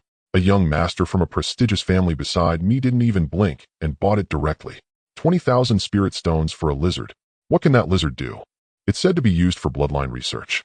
Their family raises a batch of spirit beasts specifically to cultivate high-tier spirit beast bloodlines. For them, 20,000 spirit stones is nothing." "The world of the wealthy, I don't understand," Wang Xian sighed. "You truly don't understand. Do you understand?" "I don't either, but I won't say it out loud." The group laughed for a moment. The dishes arrived quickly. The 8 treasure spirit duck was presented whole, its skin glistening with oil. When poked with chopsticks, the spirit rice, lotus seeds, red dates, and spirit chestnuts mixed with duck fat oozed out. The steamed jade perch was arranged on a large plate covered with shredded ginger and scallions drizzled with hot oil sizzling. Wang Xian was the first to reach for the chopsticks, picking a piece of fish belly and putting it in his mouth, exhaling sharply as it was hot, mumbling that it was delicious. "Is delicious the only word you have?" Lu Mingyuan interjected. Wang Xian thought for a moment. "Fresh. How is that different from delicious?" "It's more refined." "Ha ha ha." Lu Mingyuan laughed. The stir-fried jade vine was green and tender, feeling like eating grass, yet it was crispy and tender. Lu Mingyuan poured a circle of wine, the 100-year-old Huaidiao, amber-colored and smooth upon entry. The group raised their cups and Lu Yunhe held up his wine glass, saying, "Thank you all for your care during my stay in Wanxia City these days. There's no need to be polite. If there's a chance to go to the capital in the future, we'll look for you. Then you must tell me in advance so I can make arrangements." After 3 rounds of wine, the conversation flowed more freely. Lu Mingyuan mentioned that the Lu family spent 19,000 spirit stones on a nurturing pill and sighed, "My father will definitely nag about it when he returns." "You've already spent it, so nagging won't help." "That's the logic, but he will still nag." "Brother Lu, your Lu family should refine nurturing pills yourselves." "How's the quality?" "Mostly middle grade, occasionally a top grade one, but we generally keep the top grade for ourselves and don't sell them outside." He paused. The nurturing pill at today's auction was of good quality. The Lu family spent 19,000, which isn't expensive. "You've already spent it, so nagging won't help." "That's the logic, but he will still nag." "Brother Lu, your Lu family should refine nurturing pills yourselves." "How's the quality?" "All right, I'll borrow your good words." Lu Mingyuan smiled. The group chatted a bit more, and the topic shifted to the local customs and traditions. Lu Yunhe mentioned that in the capital there's a flower car parade every 5 years during the new year, with the entire city adorned with colorful lights and performances bustling with crowds. Zhao Kuo, unwilling to be outdone, added that Wanxia City also has a lantern festival during the new year, which is extraordinarily lively. Chen Guang listened, occasionally chiming in. He enjoyed gatherings like this with no scheming, no overbearing heroes, and no pretending to be weak while hiding strength. Quite nice. However, Chen Guang felt a bit regretful that there were no disturbances. He had no chance to show off, uncertain if there would be opportunities in the future. After enjoying a hearty meal and drinks, Lu Mingyuan settled the bill, and Zhao Kuo asked how much it was, his face expressionless. "Don't ask." Amid laughter, they exited the drunken Immortal Tower, and the group dispersed. Lu Yunhe and Shen Qinghe stayed at an inn in the east of the city, while Zhao Kuo and Wang Xian lodged in the north, Zhou Zijie and Su Qing in the west, and Lu Mingyuan headed to Qixia Slope with Chen Guang. Chen Guang, shall we go together? Lu Mingyuan asked. You go ahead or I'll walk a bit. Lu Mingyuan didn't ask further, flagged down a cloud boat, jumped on, waved goodbye and left. Chen Guang walked slowly along the street alone, feeling more at ease, observing the myriad aspects of life and the splendor of cultivation. There were more people on the street than during the day, and the light poles were spaced every few meters, each topped with a ball of condensed spiritual light, pale blue, resembling little moons. The spiritual light was not static, but fluctuated gently, as if breathing. Between the light poles, slender spiritual threads were stretched, adorned with strings of small formation discs. As the discs spun, they scattered tiny light spots, falling to the ground like stardust. A cultivator riding a spirit crane approached, the crane's neck long, and its feathers pure white with copper bells tied to its feet, jingling as it walked. The rider wore a deep blue robe and had a jade token hanging at his waist, likely a disciple of some sect. The spirit crane walked slowly, taking its time, occasionally lowering its head to peck at the grass by the roadside. Many passers-by turned to glance, and a child reached out to touch it, but was quickly pulled back by his mother. At a street corner, a crowd had gathered around a large Xianlight crystal screen, which in conjunction with a recording stone was displaying the image of a foundation establishment expert giving a lecture. Most of the onlooking cultivators were chi refiners, some holding jade slips, listening and taking notes. The recording stone was akin to a camera capable of taking photos and recording videos, though it required divine sense to operate, and it was quite expensive. The cheapest yellow-grade low-tier recording stone could preserve images for 12 hours, lasting 1,000 years, costing 500 low-tier spirit stones. Chen Guang owned one of these, even a yellow-grade mid-tier one capable of preserving images for 36 hours and lasting 2,000 years. He occasionally took it out to record his life, like now. A bell's chime echoed from a distance. It wasn't the kind from a temple, but rather the sound of spiritual force striking a spiritual bell, clear and resonant, carrying far. Chen Guang looked toward the sound, spotting a tall tower in the city center with a massive spiritual bell hanging from its top, its body engraved with runes. With each strike, the runes would glow, marking the passage of time, ringing 3 times every hour. There was also a large pavilion by the roadside, housing several small teleportation arrays. The array patterns glowed with a faint blue light, and occasionally someone would walk in, disappearing in a flash of white light. Each array had a sign indicating its destination and price, ranging from 300 to 1,000 spirit coins, much more expensive, but also faster than the cloud boats. Such short-distance teleportation arrays were common in Wanxia City, facilitating quick travel between various markets for cultivators. Chen Guang passed by a magical artifact shop where a spirit sword was displayed in the window, floating midair and slowly rotating. A spirit pearl was embedded in the hilt, flashing like a heartbeat every few breaths, enticing passers-by to enter and purchase. Approaching Qixia Slope, the number of people on the street decreased. The spiritual light poles remained lit, casting a soft, non-dazzling glow. The breeze carried the scent of the grass and trees from the slope. He pushed open the gate to his home and entered the yard. The pond's water rippled in the wind, and the moonlight shattered into a patch of silver light. The bamboo rustled softly as he climbed onto the terrace and lay in a rocking chair. The moon was round and bright, the wind gentle, and the chirping of insects in the yard intermittent. He gazed at the night sky, remaining still for a long time. The moonlight fell upon him like a thin layer of frost. On the 6th day of July, the sky was just right. The city was bustling these days, and Chen Guang didn't want to stay at home wasting time. The streets seemed even more crowded than yesterday as cultivators from afar poured in like a tide, while locals busily conducted their businesses, offering discounts on magical tools and Bionegitone-free talismans, with various stalls selling their wares. Vendors squatted by the roadside, displaying a stack of guide maps of Wanxia City made from condensed spiritual light. With a swipe of his finger, streets, markets, and attractions appeared in midair, clear and vivid. Seeing the map reminded Chen Guang of Zhou Zian, who was like a living map. He wondered if he had encountered even more spirit stones at the Immortal Academy. A plump man dressed in a bright red robe squeezed past Chen Guang, carrying a spirit sword taller than himself on his back, its sheath embedded with 7 spirit stones, swaying with each step. Beside him, a young cultivator covered his mouth to laugh. The plump man's companion nudged him, saying, "I told you not to show it off, it's embarrassing." The plump man retorted, "This sword is a second-tier premium item. If I don't show it off, who would know?" Chen Guang found this reasoning quite valid. He almost took out his transformation puppet to show the passers-by.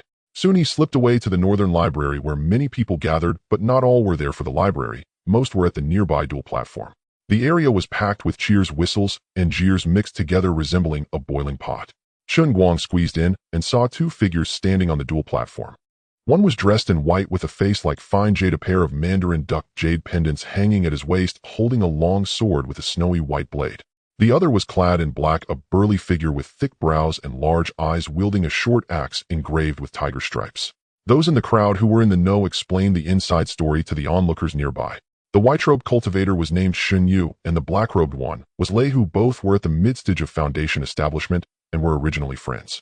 Shen Yu had a fiancée named Lu Shijuan, a member of the Lu family's branch in the west of the city, who was exceptionally beautiful and reportedly skilled in all arts, including music, chess, calligraphy, and painting. Lei, who also had feelings for Lu Shijuan, but had never voiced them. Half a month ago, Lu Shijuan had a quarrel with Shen Yu, and in a fit of anger went to the Drunken Moon Pavilion, famous for its dances. Many female cultivators often visited to enjoy the performances. Coincidentally, Lei, who was also there that day, and he spent the entire night drinking with her. The next day, rumors spread that the two were intimate, creating quite a scandal. The news quickly reached Shen Yu, who went to confront Lei, who for clarification. However, such matters could hardly be settled easily. Lei, who known for his quick temper, ended up punching Shen Yu, fracturing his brow bone. Upon hearing that Shen Yu was hurt, Lu Shijuan rushed back to care for him. After a few days, it was unclear what happened, but their quarrel intensified, culminating in an agreement to meet at the dual platform today. Chen Guang thought it was rather ridiculous that their conflict arose solely from rumors about drinking together. Indeed, there were even more explosive versions of the story. Some said that Lu Shijuan actually liked Lei, who but couldn't break off her engagement due to family pressure. Others claimed Shen Yu had other women outside, which Lu Shijuan was already aware of. There were even rumors that Lei, who had been involved with Lu Shijuan for half a year, and that visit to the Drunken Moon Pavilion was intentionally to provoke Shen Yu. With so many versions, Chen Guang couldn't discern which one was true. However, the two on the platform clearly knew more or didn't care about the truth. What mattered was that something had indeed happened. Shen Yu spoke first. His voice was not loud, but the noise from the crowd couldn't drown it out. Lei, who, we've been brothers, but after today our bond ends here. Lei, who snorted, brothers? Is that how you treat a brother? Shen Yu's face paled slightly. He pointed his sword at Lei, who saying, "You shameless couple, how dare you judge me?" The audience seemed to have rehearsed their reactions. Lei, who slammed his short axe to the ground, the blade striking the stone slab and sparking a shower of sparks. Clearly you sought a mistress and repeatedly hurt her. What could she do? Enough talk, let's fight. Someone shouted, Shen Yu, if you lose, Lu Shijuan will belong to Lei, who. Shen Yu's expression darkened further.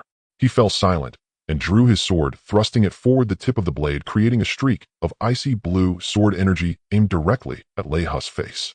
Lei, who sidestepped the attack, swinging his short axe horizontally. A burst of flames erupted from the axe blade, and ice and fire clashed together, emitting a hissing sound as white mist enveloped the area, prompting cheers from the spectators. Shen Yu's sword technique was swift and graceful like a white crane. Each thrust carried a chill, covering the ground in a thin layer of frost. Lei Hu's axe technique was fierce and heavy, each swing generating a wave of scorching heat that forced Shen Yu to retreat continuously. The two engaged in a flurry of exchanges, neither gaining the upper hand. Meanwhile, bets began to be placed among the crowd, with odds set at 1-5. A group of cultivators crouched on the ground, pulling out spirit coins, chattering noisily, even louder than the duel above. Suddenly, Shen Yu changed his tactic, using his left hand to form a seal, pointing the sword's tip to the ground, causing the frost on the surface to instantly crystallize into ice spikes that shot up from beneath Lei Hu. Lei Hu leaped into the air, swinging his short axe, sending a ring of fire from the blade that shattered the ice spikes. However, Shen Yu seized this moment to close in, his sword tip aimed directly at Lei Hu's throat. Lei Hu didn't dodge. As he landed, he released his short axe, which flew straight at Shen Yu's face. Shen Yu turned his head to evade, but the sword tip veered slightly, piercing Lei Hu's shoulder. Lei Hu grunted, grasping Shen Yu's sword blade with his right hand, while delivering a punch to Shen Yu's chest with his left. Shen Yu coughed up blood and staggered back, while Lei Hu pulled the sword from his shoulder, blood splattering everywhere. There were screams from the crowd, cheers of excitement, and shouts of "Stop the bleeding, stop the bleeding." Lei Hu paid no heed to his shoulder wound, advancing step by step toward Shen Yu. Shen Yu clutched his chest, blood dribbling from his mouth, looking at Lei Hu with eyes filled with resentment, anger, and an indescribable emotion. "You lost." Lei Hu stood before him, raising his short axe. Shen Yu closed his eyes. The crowd fell silent, but Lei Hu's axe did not descend. "Your engagement is nullified." He stood for a moment, sheathed the axe, and turned to leave the dual platform, where someone tried to stop him. Shen Yu opened his eyes, watching Lei Hu's retreating figure. He opened his mouth, but couldn't find the words. He collapsed on the platform, blood seeping from his chest, staining his robe white. Someone from the crowd came up to support him and fed him a healing pill. The crowd dispersed. Some rejoiced over their winnings, while others cursed Shen Yu for being useless, and some praised Lei Hu for his loyalty. Chen Guang stood still, watching the pool of blood on the platform, suddenly realizing that he had hardly ever seen blood, let alone killed anyone. Was this normal? In the cultivation world, this was not normal, even fatal. Those second-generation cultivators upon reaching a certain level were often made to witness blood, or else they become nothing more than delicate pillows frightened by the sight of blood and unable to unleash even half their strength. Chen Guang was in the same situation. While he didn't have to worry about his safety, not having experienced such things would lead to troubles later on. The pool of blood on the platform was nothing, but what would he do when faced with a scene of someone being cleaved in two, or if he were the one doing the cleaving? If others remained unfazed while he turned pale and vomited, what would they think? A flower in a greenhouse. At that point, Chen Guang's prestige would plummet from the ceiling to the floor, shattering into pieces. Moreover, would he ever be able to act decisively, killing one person every 10 steps, leaving no trace behind? These were all issues, and not small ones. I must practice, that was certain, but how to practice? Kill someone on the street. Chen Guang glanced at the dual platform before him. Perhaps he could start by visiting the dual platform to broaden his horizons and witness some bloodshed. Chen Guang left the dual platform deep in thought as he walked. He bought a bowl of wontons from a roadside stall, sitting on a small stool beside the vendor to eat slowly. The wonton skins were thin and the filling was generous. Chen Guang enjoyed his wontons while observing the flow of people. There were those riding cranes, leading oxen, standing on spirit swords, and others carrying long spears and broadswords, looking fierce and intimidating. All right, I could go outside and look for robbers. He had heard from people in the tavern that the situation outside the city was quite different. Although there weren't bandits everywhere, it was common to encounter misfortune. Moreover, once encountered, the chances of survival were slim. Those robbers ensured that news wouldn't leak, fearing a crackdown by the authorities, so their actions were ruthless. Chen Guang thought it might be worth a gamble. After all, he had been living in an orderly environment every day and had almost forgotten the cruel realities of the cultivation world. Killing and robbing, I actually look forward to it. On the 7th day of July, before the hour of Shun had even passed, Chen Guang set out early to avoid missing the event, especially since Lu Mingyuan had urged him multiple times, saying he was anxiously waiting, which indicated just how early he was. The people within the city were also rushing towards Wanxia Mountain, truly causing the streets to be deserted. Wanxia Mountain was located several dozen miles to the south of the city. It was not very large, spanning merely a few dozen miles, with its highest peak, Wanxia Peak, soaring only 3,000 zhang. Lu Mingyuan and the others had claimed a spot on a gentle slope facing the main peak. By the time Chen Guang arrived, most of the people were already there. Lu Mingyuan, Zhao Kuo, and Wang Xian had already arrived. The mat was laid out and a row of teapots and cups were arranged as Zhou Zijia and Su Qing were sipping tea. Mu Wanqing was also there, standing to the side with a round fan in her hand. Chen Guang, you are almost the last to arrive, Lu Mingyuan remarked. You all came too early, Chen Guang replied as he sat down and took the tea handed to him by Zhao Kuo. Wang Xian was adjusting the angle of a camera stand, not bothering to look up as he said, Chen Guang, help me check this angle. Chen Guang glanced over and said, looks great. I told you it was right. Lu Mingyuan insisted it was off. Wang Xian replied with a chuckle. Lu Mingyuan leaned back on the mat, crossed his legs, and held a spirit fruit in his hand, smiling. He was dressed in a light blue robe today with that blood-red jade pendant still at his waist. Wang Xian wore a gray short coat, looking less like someone there to watch the sunset and more like someone there to work. What do you think I saw yesterday in the north of the city? Lu Mingyuan suddenly sat up straight, his tone tinged with excitement. What? A spirit crane carrying a person on its back, and that person was holding another spirit crane, which also carried a person who was yet again holding another spirit crane. Lu Mingyuan gestured. A chain of 3 cranes, isn't that strange? That's nothing to be surprised about. I've seen 5 before, Lu Yunhe chimed in, adding. It's absurd. On the side of the capital, some people walk a whole row of spirit beasts, everything, they're all dressed up as if for a wedding. The group laughed for a while. At that moment, a crowd approached from the east, led by a young man dressed in a bright red brocade robe, tall and imposing, striding with confidence. Surrounding him were 7 or 8 cultivators, both male and female, who were no ordinary individuals. He glanced over at them, and Lu Mingyuan defiantly stared back. The two exchanged no expressions, but it felt as if something in the air tightened. That's Sun Bushing of the Sun family, and alongside him are members of the Li and Zhang families, as well as disciples from the Luyun sect and the Wanxia sect, Zhao Kuo introduced. They aren't on the same side as us, Lu Mingyuan said. Whether it's resource veins or territorial conflicts, there are clashes. Sun Bushing spread out a mat to the east and glanced over again before sitting down. This time Lu Mingyuan ignored him, focusing instead on peeling peanuts. Sun Bushing's gaze lingered for a moment before moving away. He wouldn't dare provoke a conflict today, as he wasn't foolish. People continued to arrive one after another. Those who came early took their seats, while later arrivals searched for open spots. The atmosphere gradually warmed, with some cracking sunflower seeds, some drinking tea, some walking birds, and others adjusting camera stands. The area was densely packed with people layered upon layered as long as the mountain itself. At the forefront stood the city guards preventing any attacks from the beasts of the mountain. Although there were no formidable beasts in the mountain, precautionary measures still needed to be taken. The sun began to set. The clouds on the horizon changed from white to pale gold, then from pale gold to orange-earth. The colors of Wanxiao Mountain also shifted to blue-gray, gradually sinking, as if a thin mist seeped from the mountainside. Light began to emerge from the crevices of the mountain, initially a few strands delicate, as if someone had lit a lamp inside the mountain. Wang Xian shouted, "It's coming, it's coming." "Why are you shouting? Who can't see it?" Suddenly the sunset burst forth. The entire mountain seemed to ignite millions of rays of light, surged from every crack and crevice in the rock. Layer upon layer it resembled someone shattering a rainbow and scattering it across the mountainside. The light flowed cascading from the mountaintop to the foot and back again like a waterfall, hanging upside down like flames burning backward, countless colors of gold, orange, and red intertwined, swirling and burning.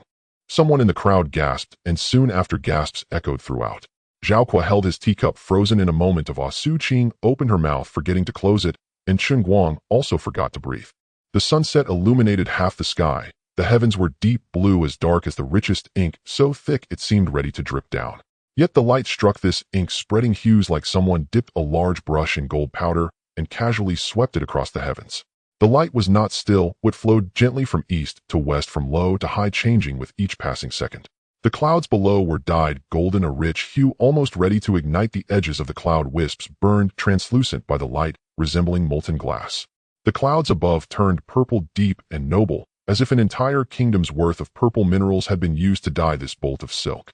In between, a layer of soft pink emerged like peach petals crushed and scattered in the air, gently separating the gold and purple, preventing them from being too abrupt. The trees at the foot of the mountain were pierced by the light. Every leaf became a vessel of illumination. The pine needles turned to golden threads, standing upright, resembling patterns embroidered on brocade, while bamboo leaves transformed into jade green, thin and translucent. When the wind blew, they tinkled like chimes, the sound itself a shade of green. In the distance, Wanxiao City was enveloped in light. The city walls resembled a glowing ribbon, and the glazed tiles on the towers reflected the last rays of light, twinkling as if countless lamps were lit atop. The air was suffused with a refreshing fragrance, difficult to define whether it was the scent of the mountains after rain or the crisp sweetness of melting snow. A breath of it revitalized one's spirit, mingled with the faint, lingering aroma of pine resin, subtle, yet impossible to shake off. Within the glow, a couple nestled together, the girl gently resting her head on the boy's shoulder. Her lips moved, uttering something softly, the words carried away by the wind. The boy merely responded with a soft hum, but tightened his grip on her hand a little more. That grasp seemed to convey all the answers. Not far away stood another pair. The girl held a flower, its petals radiating a kaleidoscope of colors in the sunset, red, gold, purple, each petal gleaming. She gazed down for a long time, long enough for the sunset to dim slightly, while the boy quietly stood beside her, neither urging her nor speaking, occasionally glancing at her, his gaze lighter than the sunset itself. The two pairs of people stood not far apart, each lost in silence, yet firmly grasping each other's feelings in that dusky evening. Mu Wanqing sat next to Su Qing, and Zhou Zishuan occasionally leaning to whisper a few words to Su Qing, her voice soft. The sunset surged in waves like the breath of the mountain. At times it would suddenly darken, as if all the light had been drawn back into the depths of the mountain, leaving a heavy indigo in the world. Then it would suddenly brighten again, brighter than before, as if it had unleashed all its accumulated strength. In that final moment, the entire mountain seemed to unleash all its light towards the sky.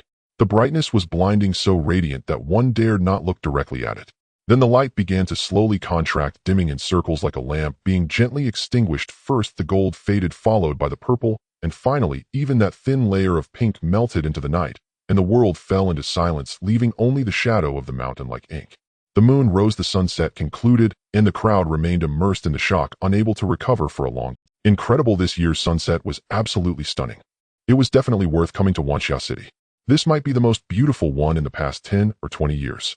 I wonder if it will be just as beautiful in 10 years. After a long time, the crowd began to disperse, and Chen Guang and the others started to pack their things. Yeah, I wonder if it will still be this beautiful in 10 years. Su Qing expressed her desire to see it once more. It's difficult. This time's beauty is related to the changes in the spirit veins, Lu Yunhe remarked. In 10 years it's unlikely, but in 20 or 30 years there will surely be another opportunity to witness it. You all can wait, but we might not be able to, Lu Yunhe added with a hint of regret. Then I'll let you know when the next change occurs. Will you come? Probably. Well, go with the flow. Chen Guang said, uncertain of where he would be in 20 or 30 years, or if he would still remember the sunset of Wanxia City, or if he would still miss its scenery and people. Everything requires time to provide an answer. A month passed quietly in cultivation. Chen Guang sat cross-legged in the cultivation room of the carefree hall, surrounded by spiritual energy ebbing and flowing like tides.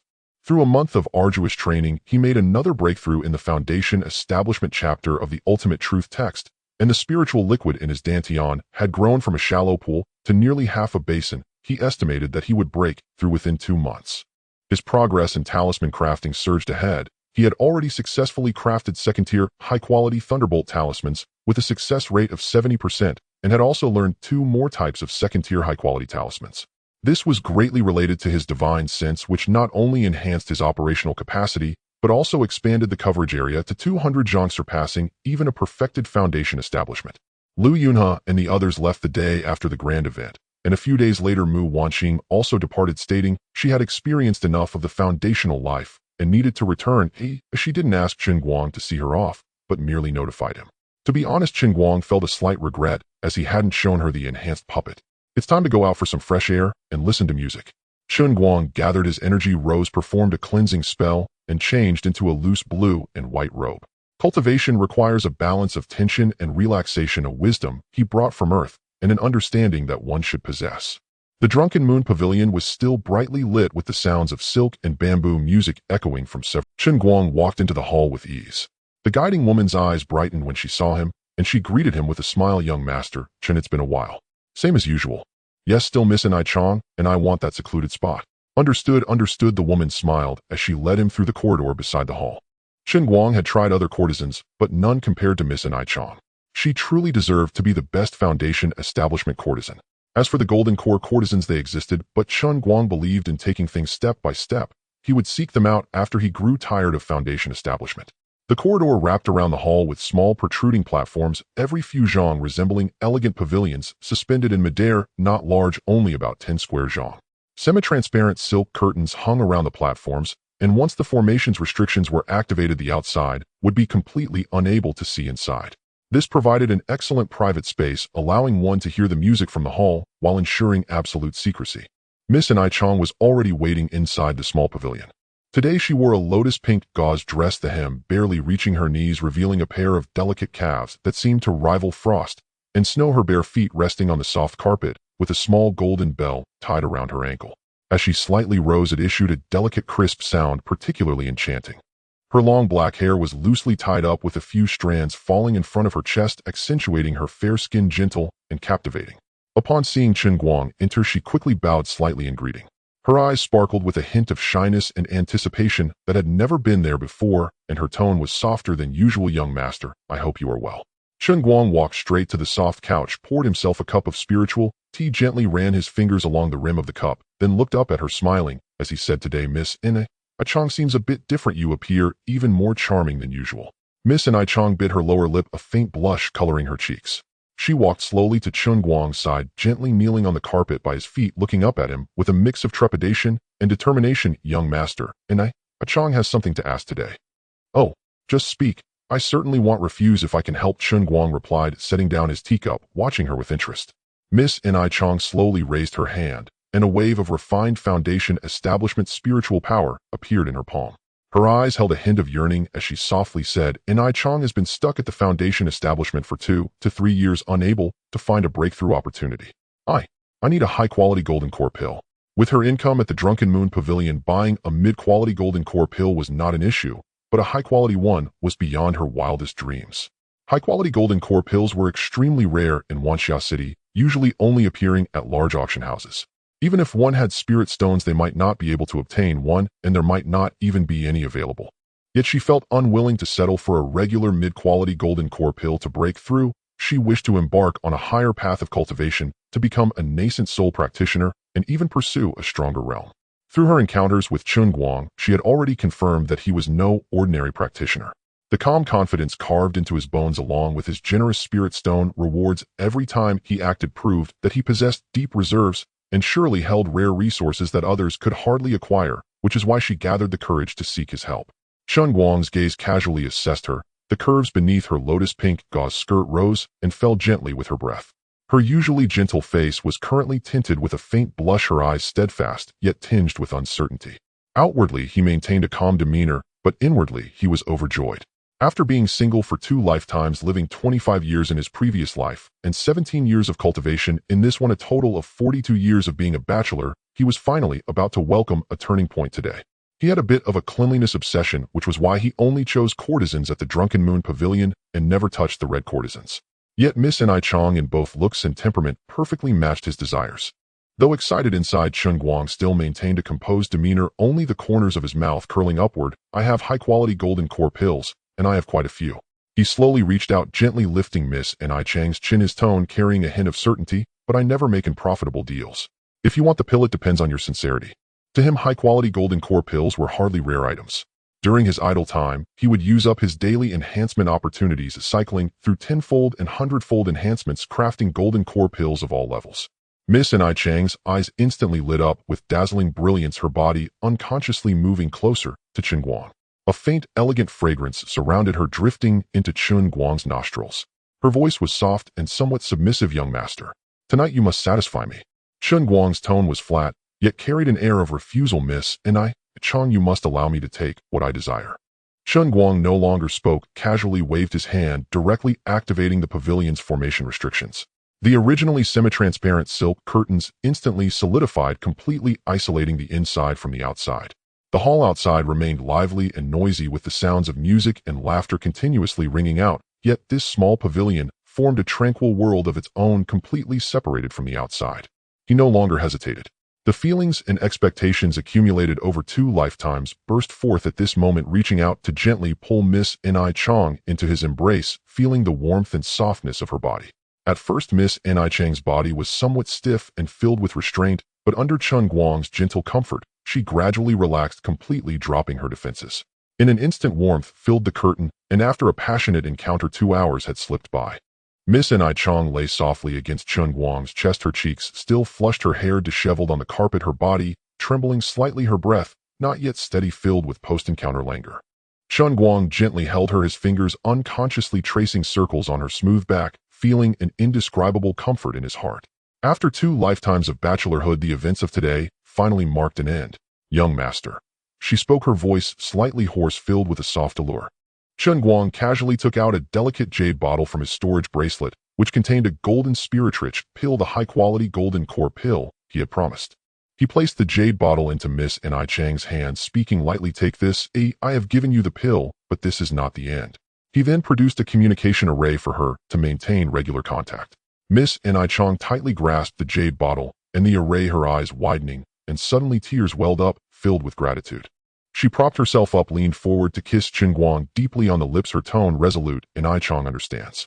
Young master's great kindness, Ni Chong, will be yours from now on, never to betray in this life.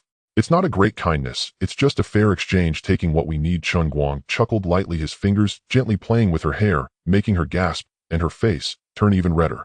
After a while, Chen Guang finally adjusted his robe, stood up, and walked out of the small pavilion. However, he did not leave the Drunken Moon Pavilion immediately, but stood in the corridor pondering for a moment, then called for the guiding woman from earlier. "Do you have any instructions, young master?" The woman approached with a beaming smile. "How much profit does Miss Ni Chong bring you each year?" "Young master has a keen eye. Miss Ni Chong is our top courtesan at the Drunken Moon Pavilion, proficient in music, chess, calligraphy, and painting. Over a year, she can bring in about 1,500 spirit stones."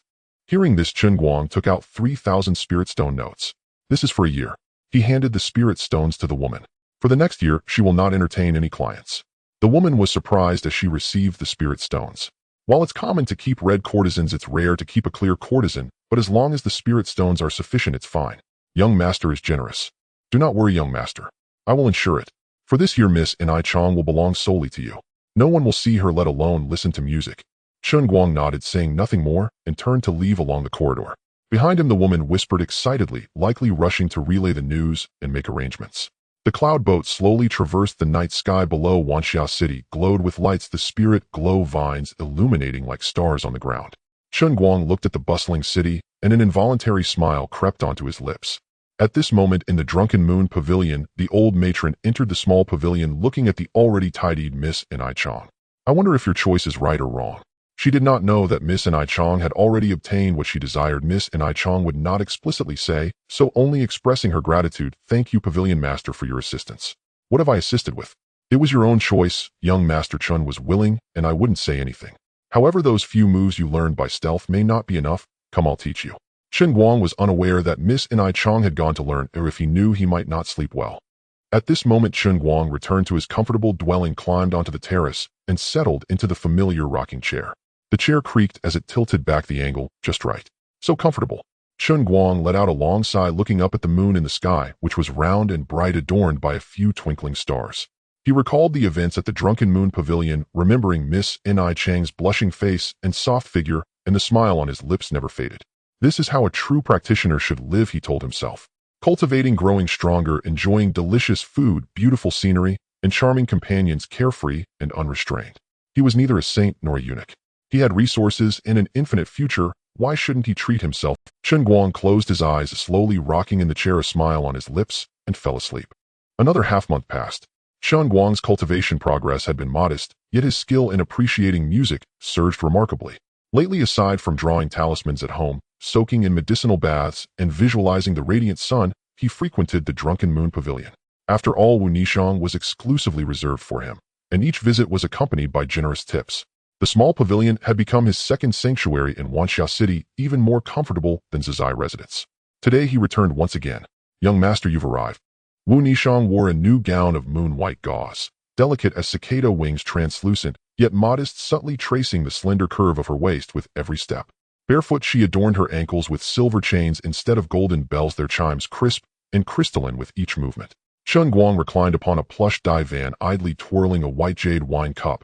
No rush for music today. First dance for me. On previous visits, we were too preoccupied with profound discussions on life's meaning and quite forgot to savor your artistry.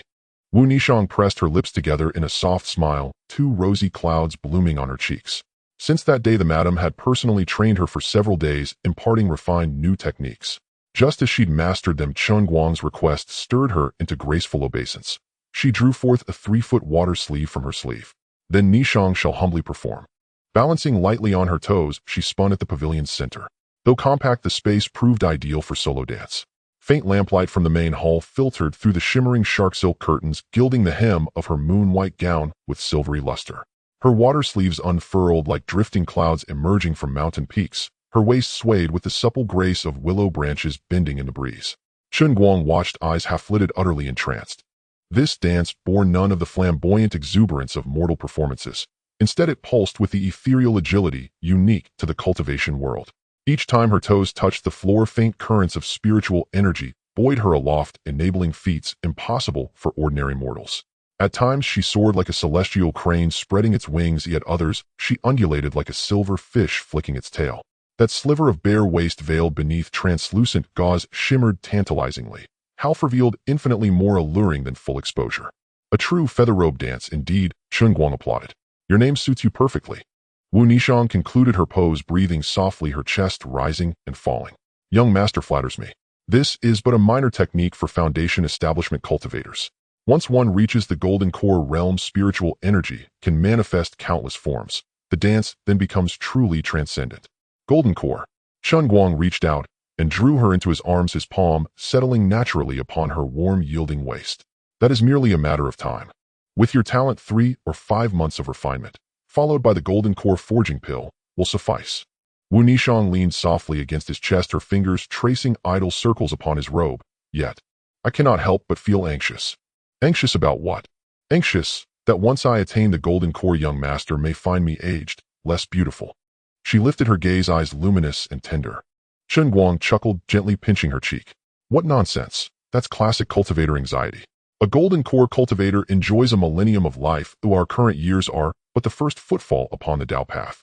Besides, he leaned close to her ear, voice dropping to a low murmur. Greater cultivation means greater stamina and enhanced capacity in certain, most pleasurable domains. Wu Nishang buried her flushed face in the crook of his neck. Young master only teases. Not teasing, discussing the ultimate principles of heaven and earth. Chen Guang spoke with mock solemnity. Consider this: cultivators pursue immortality precisely to claim sovereignty over time itself.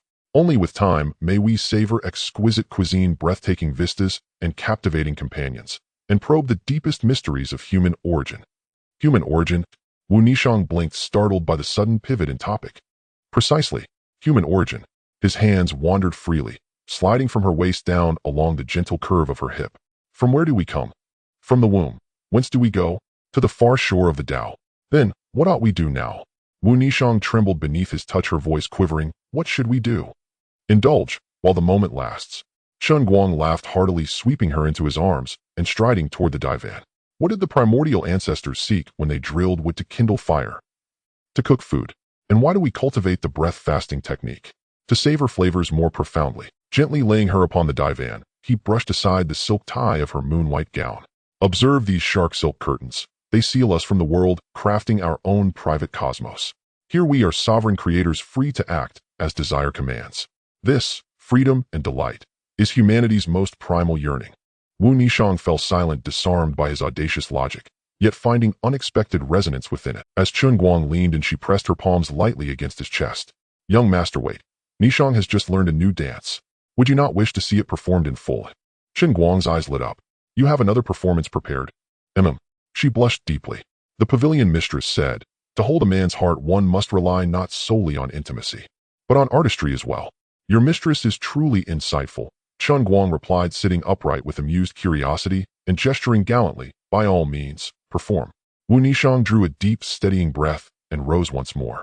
This time she danced without the water sleeves, her movements flowing in quiet harmony with the distant strains of pipa and flute drifting in from beyond the pavilion. Her moon-white gauze billowed with each turn, graceful as clouds under moonlight. Every rotation pulsed with rhythmic vitality. Each sway of her waist radiated feminine elegance and ethereal poise. Chen Guang watched rapt. This spinning dance inherently conveyed effortless charm, yet Wu Nishang infused it with an added layer of gentle, captivating allure, stirring something deep within his spirit. As the final notes faded, Wu Nishang completed her spin and poised herself, breathing softly, cheeks delicately flushed. Chen Guang could restrain himself no longer. With one fluid motion he drew her, still humming with the echo of dance, into his embrace. Young master, the dance has barely ended, she teased, her face glowing crimson as she nestled closer. The rest, he murmured, we shall dance, slowly, upon the divan. A low chuckle escaped him. His palm glided across her back, a whisper of spiritual energy parted the delicate ribbon of her undergarment, silent, seamless. For the next hour the temperature within the small pavilion climbed steadily. Wu Nishang wove the rhythm of her spin dance into another, deeper cadence, sometimes urgent as a summer downpour, sometimes languid as a meandering river. Chen Guang's lifetime of theoretical knowledge fused flawlessly with lived experience, culminating in a tempest of passion so fierce it blurred the boundaries between heaven and earth. Young master, slower. Nishang cannot bear it. Sweat glistened upon her brow, strands of hair clinging to her temples, enhancing her allure tenfold. But Chen Guang, caught in the fervor, refused to relent.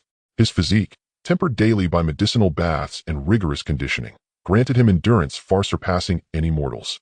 Only after reducing Wu Nishang to breathless surrender, her spirit scattered, and senses adrift, did he finally cease.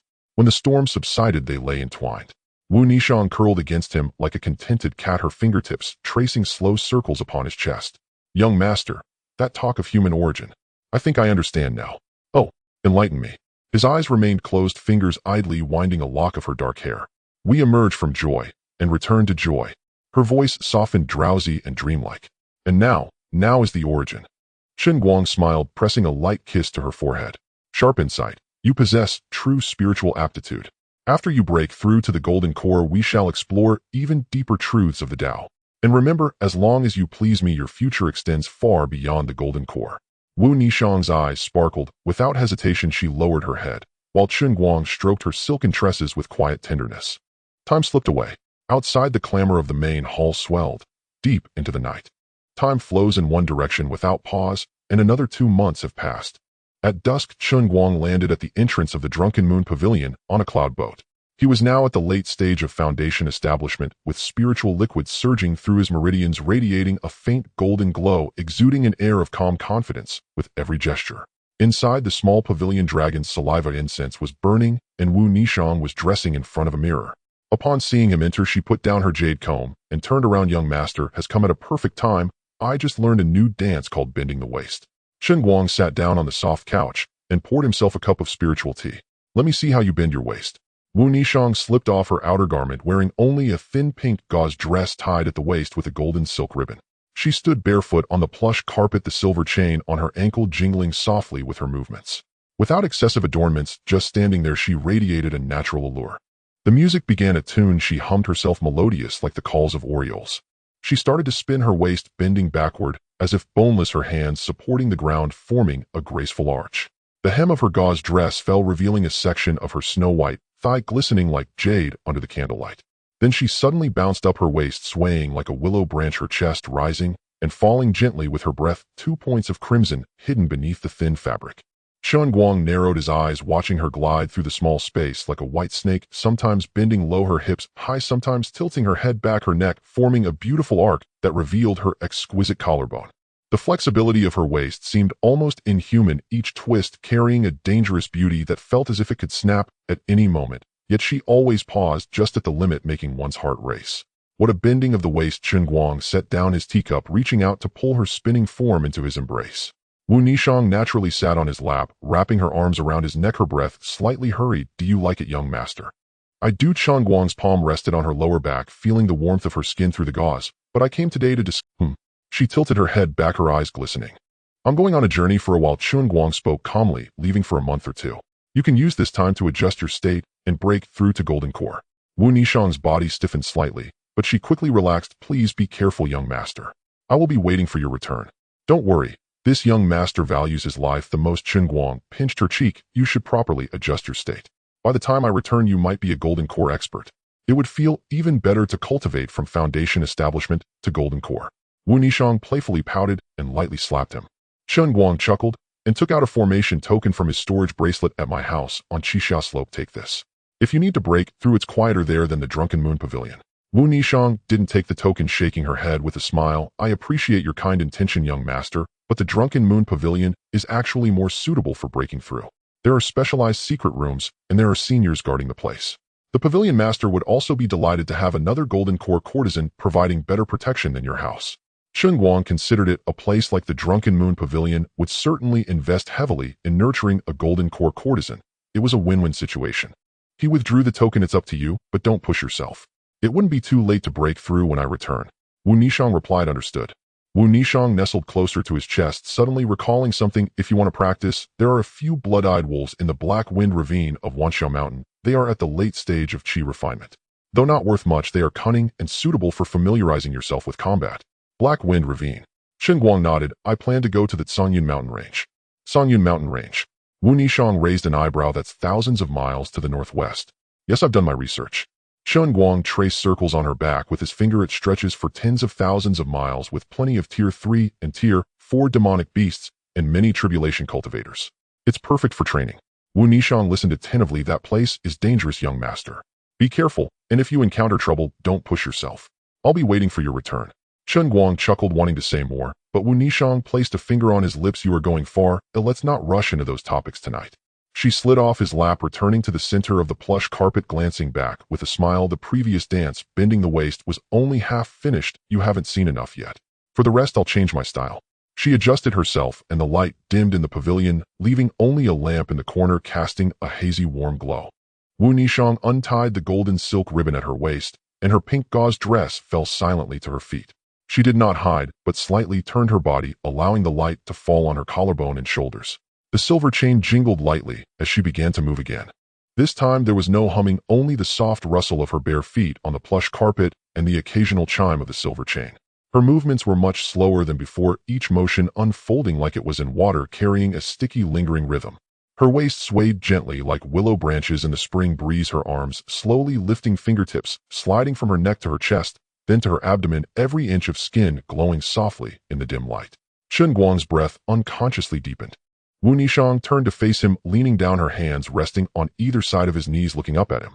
In her eyes danced the reflections of the candlelight along with something else, liquid and sparkling, as if about to overflow.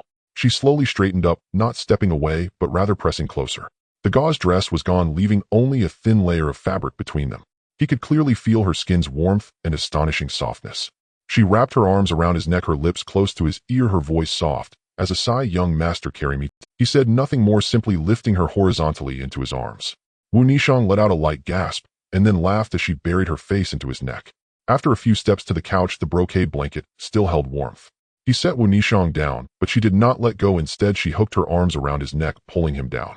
The candlelight flickered, and the last lamp was extinguished by the breeze of his hand. In the darkness, only their breaths and the faint rustling of satin as their bodies turned could be heard. Wu Nishang's skin was as smooth as the finest mutton fat jade, and even in the dark one could feel that luster. Chen Guang's fingers traced down her shoulder along the soft curve of her waist, finally resting at the edge of her hip bone. Her waist was indeed astonishingly slender, her hands almost able to touch each other. Each time he exerted force, he worried it might break, yet she always twisted and accommodated in an incredible way, showcasing that dangerous beauty to the fullest. Uncertain how much time passed, the two finally tumbled onto the couch. Wu Nishang lay on Chen Guang's chest, her fingers aimlessly tracing circles on his pectorals, her voice lazy and content. Young master, be careful on your journey. I'm waiting for you to return and see the complete, bending the waist. Complete. Chen Guang's fingers combed through her tousled hair, slowly untangling. It wasn't what we just saw. Complete. That was just half a piece. She lifted her head. Even in the darkness, her lips curled slightly. For the remaining half, when you return, I'll dance just for you. Chen Guang chuckled, pulling her closer, and they lay quietly together, neither mentioning the need to get up and dress. Until the moon reached its zenith, a drumbeat echoed from the hall, disturbing the small mess of gauze and ribbons by the couch. Chen Guang got up to dress, while Wu Nishang, wrapped in the brocade blanket, leaned against the couch, lazily, waving her hand. Young master, return early. When you come back, I'll dance the complete, bending the waist for you. I'll be waiting. Chen Guang smiled and left through the door. Back at his residence, he did not rest immediately. He checked his storage bracelet. There were thousands of talismans, mainly of Tier 4 and Tier 5. He felt that throwing them could crush a perfected spiritual transformation. Countless pills and magical artifacts, along with hundreds of spiritual transformation puppets. He could copy and enhance them without issue, as the space in the bracelet was ample. More copies wouldn't hurt. They could be unnecessary, but they couldn't be absent. Let's start with the few wolves at the outskirts of Wanxiao Mountain, get some easy blood, then head to the Canyon Mountain range. Chen Guang stood on the terrace, gazing towards the northwest, where the vast mountains lay 3,000 miles away. Once in the mountains, anything could happen, and tribulation cultivators were not uncommon. I have a bit of anticipation. The next morning, Chen Guang changed into casual cultivator attire, suppressing his aura to the 7th or 8th layer of qi refinement. He left Wanxiao City, flying towards Wanxiao Mountain. The wind howled past his ears, carrying a faint scent of blood. As Chen Guang floated on his flying sword towards the northern slope of Wanxiao Mountain, his mind was still pondering matters. How cunning can that blood-eyed wolf be, as Wu Nishang said? He glanced down at the fields passing beneath him and thought, can it be more cunning than Lu Mingyuan? That kid's tactics for luring people to the Drunken Moon Pavilion are more elaborate than a wolf pack's hunting strategy. Chen Guang was mentally preparing himself. He now appeared as a loose cultivator with a storage bag hanging at his waist, looking harmless. However, inside his loose clothing, he had dozens of 5th-grade defensive talismans affixed, ensuring his safety. In just a short while, for a qi refinement cultivator, the distance of several dozen miles was covered in a mere quarter of an hour. Before Chen Guang could fully enjoy the speed of his sword, the entrance of the Black Wind Gorge appeared ahead in the mountain hollow. Chen Guang retracted his flying sword and gently landed on a piece of green stone at the gorge's entrance. The morning mist had yet to dissipate. The Black Wind Gorge was shrouded in gloom, with steep cliffs on either side forming a narrow path. The wind blew from within, carrying a foul stench. Chen Guang swept his divine sense around, capturing everything within a radius of 200 feet. On the left, 3 rock sparrows were pecking at insects in a crevice, while in the bushes to his right front, 3 wolves had already discovered Chen Guang and were beginning to encircle him. He noticed them too. Their spiritual energy was weak, but restless, spread out in a fan shape. An encirclement formation. Chen Guang's lips twitched slightly. Looks like they have a bit of brains after all. He then took out a first-grade exquisite mithril sword he had purchased earlier.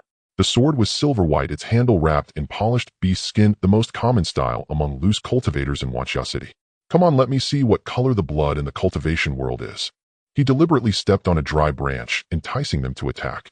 The crisp snap echoed particularly loudly in the gorge, and the bushes exploded open in an instant. 3 pairs of crimson eyes lit up, and the gray-black figures lunged forward like arrows released from a bow. The lead wolf was the fastest, a foul wind rushing towards him, still carrying the remnants of last night's flesh between its fangs. Chen Guang sidestepped, and with the momentum, he slashed upward with the mithril sword. He didn't employ any intricate sword techniques, just the most basic slashing maneuver that even qi refinement cultivators could perform. Thud! The sensation of the sword blade cutting into the wolf's belly was strange. It wasn't like cutting tofu or chopping wood.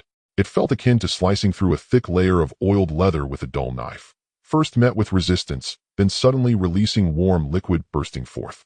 The lead wolf howled in agony as it was flung backward, its entrails trailing on the ground. Dark red blood splattered onto Chen Guang's hand, still warm. Chen Guang was taken aback. He stared at the few droplets of blood, his eyes and divine sense clear.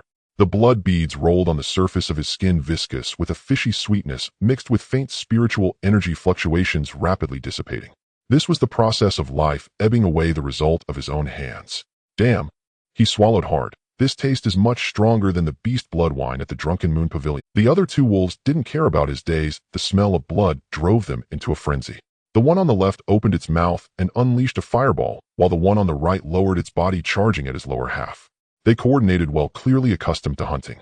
Chen Guang instinctively circulated his spiritual energy, lifting himself 3 feet off the ground like willow fluff. The fireball swooshed past beneath him, heating the soles of his boots. Meanwhile, he flicked his wrist, sending the mithril sword flying, transforming into a silver streak that pierced the throat of the wolf on his right. That wolf made no sound. Its forward momentum abruptly halted, the sword hilt lodged in its throat bone. It convulsed before collapsing, blood gushing from both sides of the blade, spreading a dark red pool on the green stone slab. As he landed, he nearly stepped into that pool of blood, quickly retreating 2 steps and propping the sword on the ground. The last wolf, sensing danger, tucked its tail and fled deeper into the gorge. Chen Guang saw this and swiftly performed a summoning technique, pulling the mithril sword from the wolf's corpse, causing a spray of blood. Then he chased after it in midair, piercing the wolf's hindbrain with a satisfying thud. The wolf's corpse collapsed, its limbs still twitching neurotically. The black-wind gorge fell silent. Chen Guang's heart raced, not from the tension of battle, but from a more primal tremor surging up from his spine. In both of his lifetimes, it was the first time he had personally ended 3 lives. Chen Guang stood amidst the 3 corpses, gazing at the chaos around him. Blood flowed into the crevices of the green stone, entrails sliding out from the opened abdomen, steaming in the morning breeze, the stench a mix of fishy foul and sweet mingled with the scent of undigested carrion from the wolves' bellies, assaulting his senses. He slowly sat down on a nearby stone, his hands trembling. This is too embarrassing. He chuckled bitterly. Killing 3 chi refinement wolves in the late Foundation establishment stage almost made me puke. If those hundreds of divine transformation puppets in my storage bracelet knew, they would probably go on strike collectively. He reassured himself that it was because he was too kind-hearted. Yes, I'm just too kind-hearted. In his past life, he read novels where protagonists killed for the first time without changing their expressions, and he thought that was cool. Now, standing in a pool of blood, he found it ridiculous. Those who showed no reaction when killing for the first time were either extremely cold-blooded or simply had never killed before. His divine sense swept over the 3 corpses, the fluctuations of spiritual energy completely extinguished, leaving only the flesh slowly cooling. This was death, the death of the cultivation world, with no resurrection armor or reset options. Just adapt to it. He wiped his face, his palms slick with cold sweat. If beasts are like this, what about when encountering rogue cultivators? What about those vicious villains who kill and loot, wiping out entire villages? He sat there staring at the blood for a full quarter of an hour, until the dark red began to turn brown, until the stench was blown away by the mountain wind, until his heartbeat finally steadied, allowing him to reach out with a calm face to peel the still warm wolf skin. The wolf skin of this tier wasn't worth much to him, but it was a testament to his first experience of bloodshed, holding some commemorative significance, and skinning it would help him adapt to the bloody scene more quickly. While skinning the wolf, blood splattered onto his hand again. This time his hands did not shake. He merely frowned slightly as he collected the wolf fangs and skin into the storage bag, his movements growing more proficient, as if he were handling a batch of medicinal materials. Wanxiao Mountain is still too gentle. Chen Guang stood up, performed a cleansing technique, then took out water to wash his hands before performing another cleansing technique. Looking towards the northwest, there lay the Songyun mountain range, stretching for tens of thousands of miles, with Foundation establishment and golden core beasts everywhere, rogue cultivators like a flood. This was a true bloody trial ground. He no longer used the flying sword, but took out a second-grade lower-tier Chimu flying boat. This flying boat was purchased at the Wantong Immortal Pavilion after his Foundation establishment. Once activated, it measured 5 zhang in length, styled like a black canopy boat, with numerous formations carved into its hull. To go to the Songyun mountain range, one must have a decent means of transportation. He jumped onto the flying boat, rummaging through his storage bag for a slightly higher-grade blue robe to change into, adjusting his aura to the early Foundation establishment stage. The flying boat emitted a deep hum, slowly ascending into the air as Chen Guang stood on the deck, setting the direction. I hope the rogue cultivators there can offer me some surprises. He squinted, watching the flowing clouds at the horizon. Don't let my hundreds of divine transformation puppets miss their warm-up opportunity. Now he was in the early foundation establishment stage, possessing a second-grade lower-tier flying boat, which counted as a bit of wealth. He hoped it would amuse the rogue cultivators. The Chimu flying boat transformed into a streak of light racing northwest. Its hull was plain with dim spiritual light, resembling an ordinary foundation establishment loose cultivator hurrying off to seek his fortune in the distance. Behind him, the three pools of blood in the black wind gorge slowly seeped into the cracks of the stone, becoming a trivial bloody memory in the countless ordinary mornings of Wanxiao Mountain. The flying boat traversed the clouds for 2 hours, and finally Chen Guang saw the dark green barrier spanning between heaven and earth. Unlike the exquisite elegance of Wanxiao Mountain, that Songyun mountain range resembled a slumbering ancient behemoth, its spine undulating endlessly with peaks like swords piercing the sky. Above the mountain waste, a grayish-white spiritual mist enveloped the area year-round, occasionally illuminated by flashes of lightning in the clouds, echoing with a rumbling thunder. This was yet another aspect of the serious cultivation world. Chen Guang retracted the flying boat, his figure floating down like a fallen leaf. His feet landed on the soft humus, sinking half an inch into the ground as a damp Swedish scent rose from the soil. The spiritual energy here was so rich, it was almost liquid. Taking a breath, it felt heavy in his lungs, akin to drinking warm spiritual liquor. Looking around, towering ancient trees stretched towards the sky, their bark covered in moss and vines. Vines bore fist-sized purplish-red flowers from which thick viscous nectar dripped to the ground, eroding small pits. A distant, unknown beast's roar echoed, booming like thunder, causing leaves to fall in a shower. Is the periphery this thrilling? Chen Guang flexed his muscles, his divine sense spreading out like quicksilver, clearly detecting the movements of an ant crawling over the fallen leaves within a radius of 200 zhang. 120 zhang to the left front, there was a nest of iron wire wasps hidden in a tree hollow.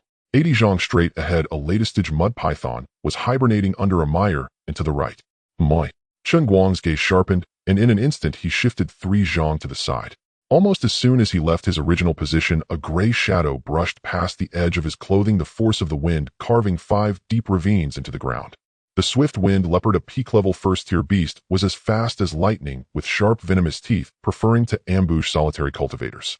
In preparation for this bloodshed, Chen Guang had studied numerous jade slips, familiarizing himself with 2,500 common first to fourth-tier beasts, and 300 uncommon ones alongside their various methods of preparation. He was no novice, but he had to be knowledgeable. Ignorance could not be tolerated. The leopard missed its strike, landing on a rock 4 zhang away. Its limbs crouched low, its back arched like a bow, its crimson eyes fixed on Chen Guang, emitting a low growl from its throat muscles tensed, ready to launch a second attack. Chen Guang looked at the leopard, which was a size larger than a blood-eyed wolf, then glanced at the sleeve of his garment that had been blown up. He curled his lip. Its speed is decent, but its eyesight is poor. But almost hit me. Before his words finished, he formed his fingers into a sword shape, a streak of green spiritual energy coalescing into a sword light about an inch long at his fingertips, which he casually slashed. Swish! The sword light pierced the air, and the swift-winged leopard, taken by surprise, couldn't react in time before its head was sent soaring into the sky. Its headless body was propelled forward by inertia for another 2 zhang, before crashing down, blood splattering onto a nearby ancient tree, trickling down the bark. Chen Guang approached, kicked the stilt-witching leopard's corpse, and squatted down expressionlessly, skillfully skinning the spotted hide and extracting the poisonous fangs. His movements were fluid. Even when blood splattered onto his hands, he merely wiped it on the grass, having become accustomed to such scenes after experiencing Wanxiao Mountain. He could forego the materials, but the methods for handling spoils were something every protagonist in novels had, and he could not afford to be ignorant of them. This was a fine tradition of traversers that must not be lost.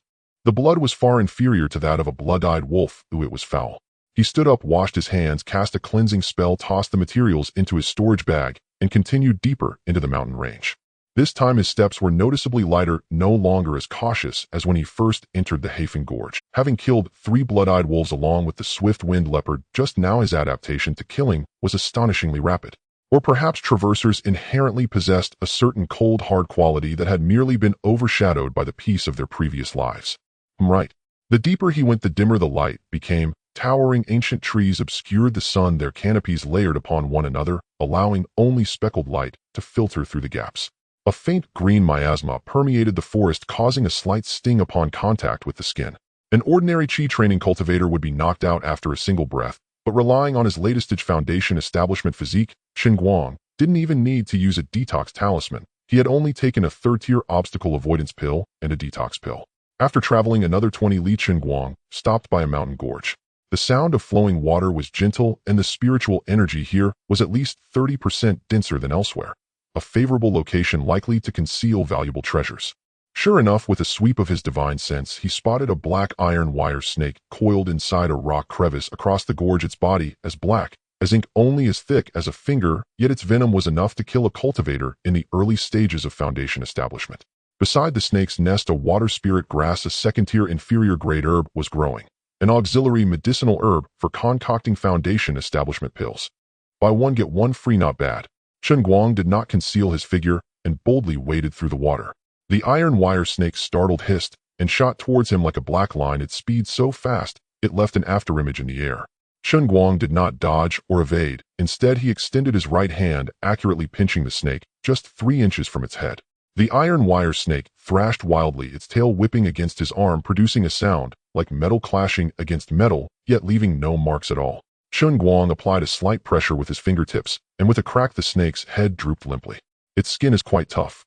He discarded the snake's corpse, harvested the water spirit grass, and was about to leave when he suddenly detected several fluctuations of spiritual energy at the edge of his divine sense, quickly picking the snake's corpse back up and storing it in his storage bag. For cultivators were approaching from the southeast direction, about 170 to 80 zhang away. Chen Guang's figure flickered, disappearing into the shadow of a nearby giant tree, his breath concealed to the utmost, revealing only a pair of eyes to observe quietly. He did not dare to probe too closely with his divine sense.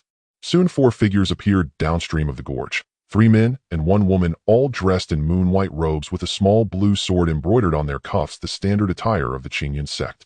At the forefront was a young man, tall and upright like a pine tree, with handsome features, sword-like brows, and starry eyes. A flying sword emanating spiritual light hung from his waist, and he wore a blue jade spatial bracelet on his wrist. He occasionally turned to speak to the girl beside him, a gentle smile gracing his lips. The girl appeared to be around 16 or 17 years old, with bright eyes and white teeth, sporting a playful bun on her head. She carried a long sword almost taller than herself, its scabbard wrapped in pink ribbons, giving off a somewhat mismatched, yet lively vibe. Lin Shixiang, look over there.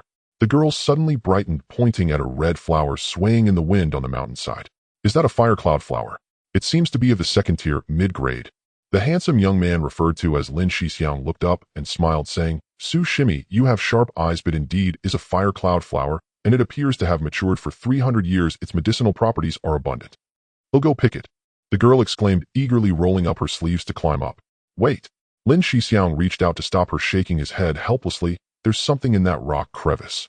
He formed a sword-controlling gesture, and with a clang the flying sword shot out of its sheath, transforming into a streak of flowing light that circled the rock wall. Just then a shrill cry echoed as a second-tier early-stage rock wall lizard was sliced in half, its body plummeting to the ground beside the girl. Up. The girl was startled, then patted her chest and scolded, Shixiang, you did that on purpose to scare me. You were the one who said you wanted to experience it. Can't you handle a little scare? Lin Shixiang chuckled as he returned with the firecloud flower held by the flying sword, landing it gently in the girl's hands. Here, take this. It counts as your share of the task. Thank you, Shixiang. The girl joyfully accepted it, pulling out a jade box from her storage ring to carefully stow it away. She then looked up and smiled. Your sword-controlling technique has improved again. That spinning slash just now was quite exquisite. To protect Shimi, I must be diligent. Lin Shixiang smiled gently, his gaze lingering on her for a moment before naturally shifting to keep watch of their surroundings. The 2 male cultivators nearby were organizing their packs. One tall and thin one muttered, Shixiang, we've already gathered 5 herbs, exceeding our task quota. Shouldn't we head back? The number of second-tier beasts is increasing in this area. Further in there might be mid to latest-stage second-tier ones. What if we encounter a 3rd tier? Let's explore a few more dozen li inside. Lin Shixiang pondered. The master said there is a cold pond in the outer region of the Canyun mountain range, which might yield xianbing fish. Shimi's cultivation technique requires ice attribute spiritual items for assistance, so let's take a look. If there's none, we'll retreat immediately. The girl pouted, Shixiang, it's really okay. I can slowly cultivate and break through without taking risks. The path of cultivation is about seizing every opportunity. Lin Shixiang interrupted her, his tone gentle but firm. With Shixiang around, nothing will happen. Let's go stick close behind. As he spoke, he naturally reached out to help the girl tidy her hair that had been blown by the wind, but halfway through, he stopped, gently patting her shoulder, instead saying, Watch your step, there's moss. Got it, Xixiang, you're so naggy. The girl made a face, but a hint of warmth flickered in her eyes as she skipped ahead, occasionally looking back to remind. Xixiang, there's a second-tier ghost-faced spider on that tree to the left. Don't get too close. Its silk is disgusting. Chen Guang watched this scene from behind a tree, maintaining a distance of about 100 zhang. That Lin Xixiang was likely at the late stage or completion of foundation establishment with solid foundations, while the girl was at the early stage of foundation establishment, her aura slightly unstable, clearly having just broken through. The other two were also at the early stage of foundation establishment, their auras unremarkable. Though that Lin Xixiang appeared gentle, Chen Guang noticed, he kept his right hand pressed against the sword hilt ready to draw it at any moment. The girl, though seemingly innocent and carefree, altered her steps between solidity and illusion, while frequently brushing her hand over the sword hilt, indicating she was also not without defenses. Qingyun sect Lin Xixiang Su Shimi. Chen Guang noted these individuals retreating like a specter without making a sound. He had no interest in meddling in others' affairs, especially the deep bonds of brotherhood and sisterhood among sect disciples. That flash of possessiveness in Lin Xixiang's eyes was uncertain, whether it was genuine affection or mere infatuation. The quality of the storage ring in the girl's hand indicated they both came from remarkable backgrounds, but none of it had anything to do with him. Chen Guang turned and soared deeper into the mountains. His target was the area where mid to latest stage second-tier beasts resided. There he could truly test his combat abilities. Chen Guang traversed the mountain forest for another 2 hours, slaying 2 early-stage second-tier beasts and 1 mid-stage second-tier beast, along with several waves of Qi training beasts. His body was covered in various scents, and even the cleansing spell was insufficient. The smells would quickly return as he got covered in blood and odors. He had grown somewhat accustomed to the fishy sweet scent. He had now ventured approximately 300 li into the mountains. The concentration of spiritual energy was 5 to 6 times higher than in the periphery, and the density of beasts had increased, which should be the true nature of the Canyun mountain range, where first and second-tier beasts coexisted. He stopped on a horizontal branch of a giant tree, sweeping his divine sense to confirm there were no hidden dangers. Only then did he take out a high-grade second-tier recovery pill and swallow it to restore his consumed spiritual power. At that moment, a low, ancient roar carrying a certain oppressive force resonated from the north. The sound seemed to surge from deep within the earth, causing leaves to fall in a flurry, even making the air tremble slightly. Chen Guang's gaze sharpened. This feeling was at least peak second-tier, possibly even early-stage third-tier. He licked his lips, gripping his second-tier spiritual sword, the blue jade sword, tightly. It was not fear he felt, but an excited thrill. When he faced the blood-eyed wolves at Wanxiao Mountain, he had nearly lost his composure. Now facing a potential third-tier beast, he merely wished to test the limits of his abilities. His storage ring contained hundreds of transformation puppets alongside the transformation talismans affixed to him, providing him with ample confidence. Let's go take a look. He concealed his presence, moving like a ghost among the treetops, heading towards the source of the roar. Chen Guang stealthily maneuvered among the treetops, his divine sense spreading like ripples on water as he surveyed the rocky clearing ahead. Indeed, it was a third-tier demon beast. The early-stage earth-splitting dragon lizard was lying by a murky pond, the water a pale green, exuding a pungent fishy odor, likely its nest with many beast bones lying at the bottom, and a few half-eaten dragon blood grass, a third-tier spiritual herb, which was a treasure for the earth-splitting dragon lizard. Beneath the dragon lizard's front claws lay an egg the size of a human head, its shell covered in dark blue-black patterns, faintly glowing with spiritual light. It was guarding its egg. No wonder its aura was so violent. No wonder the pressure is so heavy. Chen Guang stroked his chin, wondering, is it a mother lizard guarding its young, or a male? Just as he planned to circle around and see if there were any other demons or people, a mid-stage second-tier iron-line python suddenly lunged at Chen Guang's face. No, it didn't lunge out. It seemed to have been thrown by a monkey. Chen Guang only caught a fleeting glimpse. Chen Guang sidestepped, drawing his sword and slicing the python in two. The smell of blood wafted through the air, and the earth-splitting dragon lizard suddenly raised its head, its amber vertical pupils piercing through the trees, locking onto Chen Guang. Damn it! Looking again, the monkey had already disappeared. The dragon lizard did not rush forward immediately. It slowly stood up, its 5-hang-long body resembling a moving hill. The sound of its scales grinding together echoed like metal clashing. It looked down at the egg beneath its claws, then back at Chen Guang, a glint of brutal, killing intent flashing in its vertical pupils. Do you believe me if I say I just passed by it? Chen Guang knew he couldn't escape relying solely on himself, but he wasn't afraid. It was a good opportunity to gauge his difference from a golden core. Damn it! Taking a deep breath, he leaped down from the tree, the blue jade sword held horizontally before him. Within him, the Wuji True Solution surged wildly, and 56 meridians simultaneously lit up with faint golden spiritual light. He did not summon a puppet nor use any talismans. This was training, not a life-or-death struggle. He needed to keep his trump cards for humans, not beasts. The dragon lizard moved, pushing off the ground with its hind legs, causing rocks to shatter. Its massive body erupted with astonishing speed, its enormous maw opening wide, a foul wind rushing towards him with rows of dagger-like teeth glistening coldly. Chen Guang did not dodge. He stepped forward with his left foot, pulling back his right fist, pouring his foundation establishment stage spiritual power into his right arm, without reservation, his meridians stretching painfully. Wuji, mountain crumble.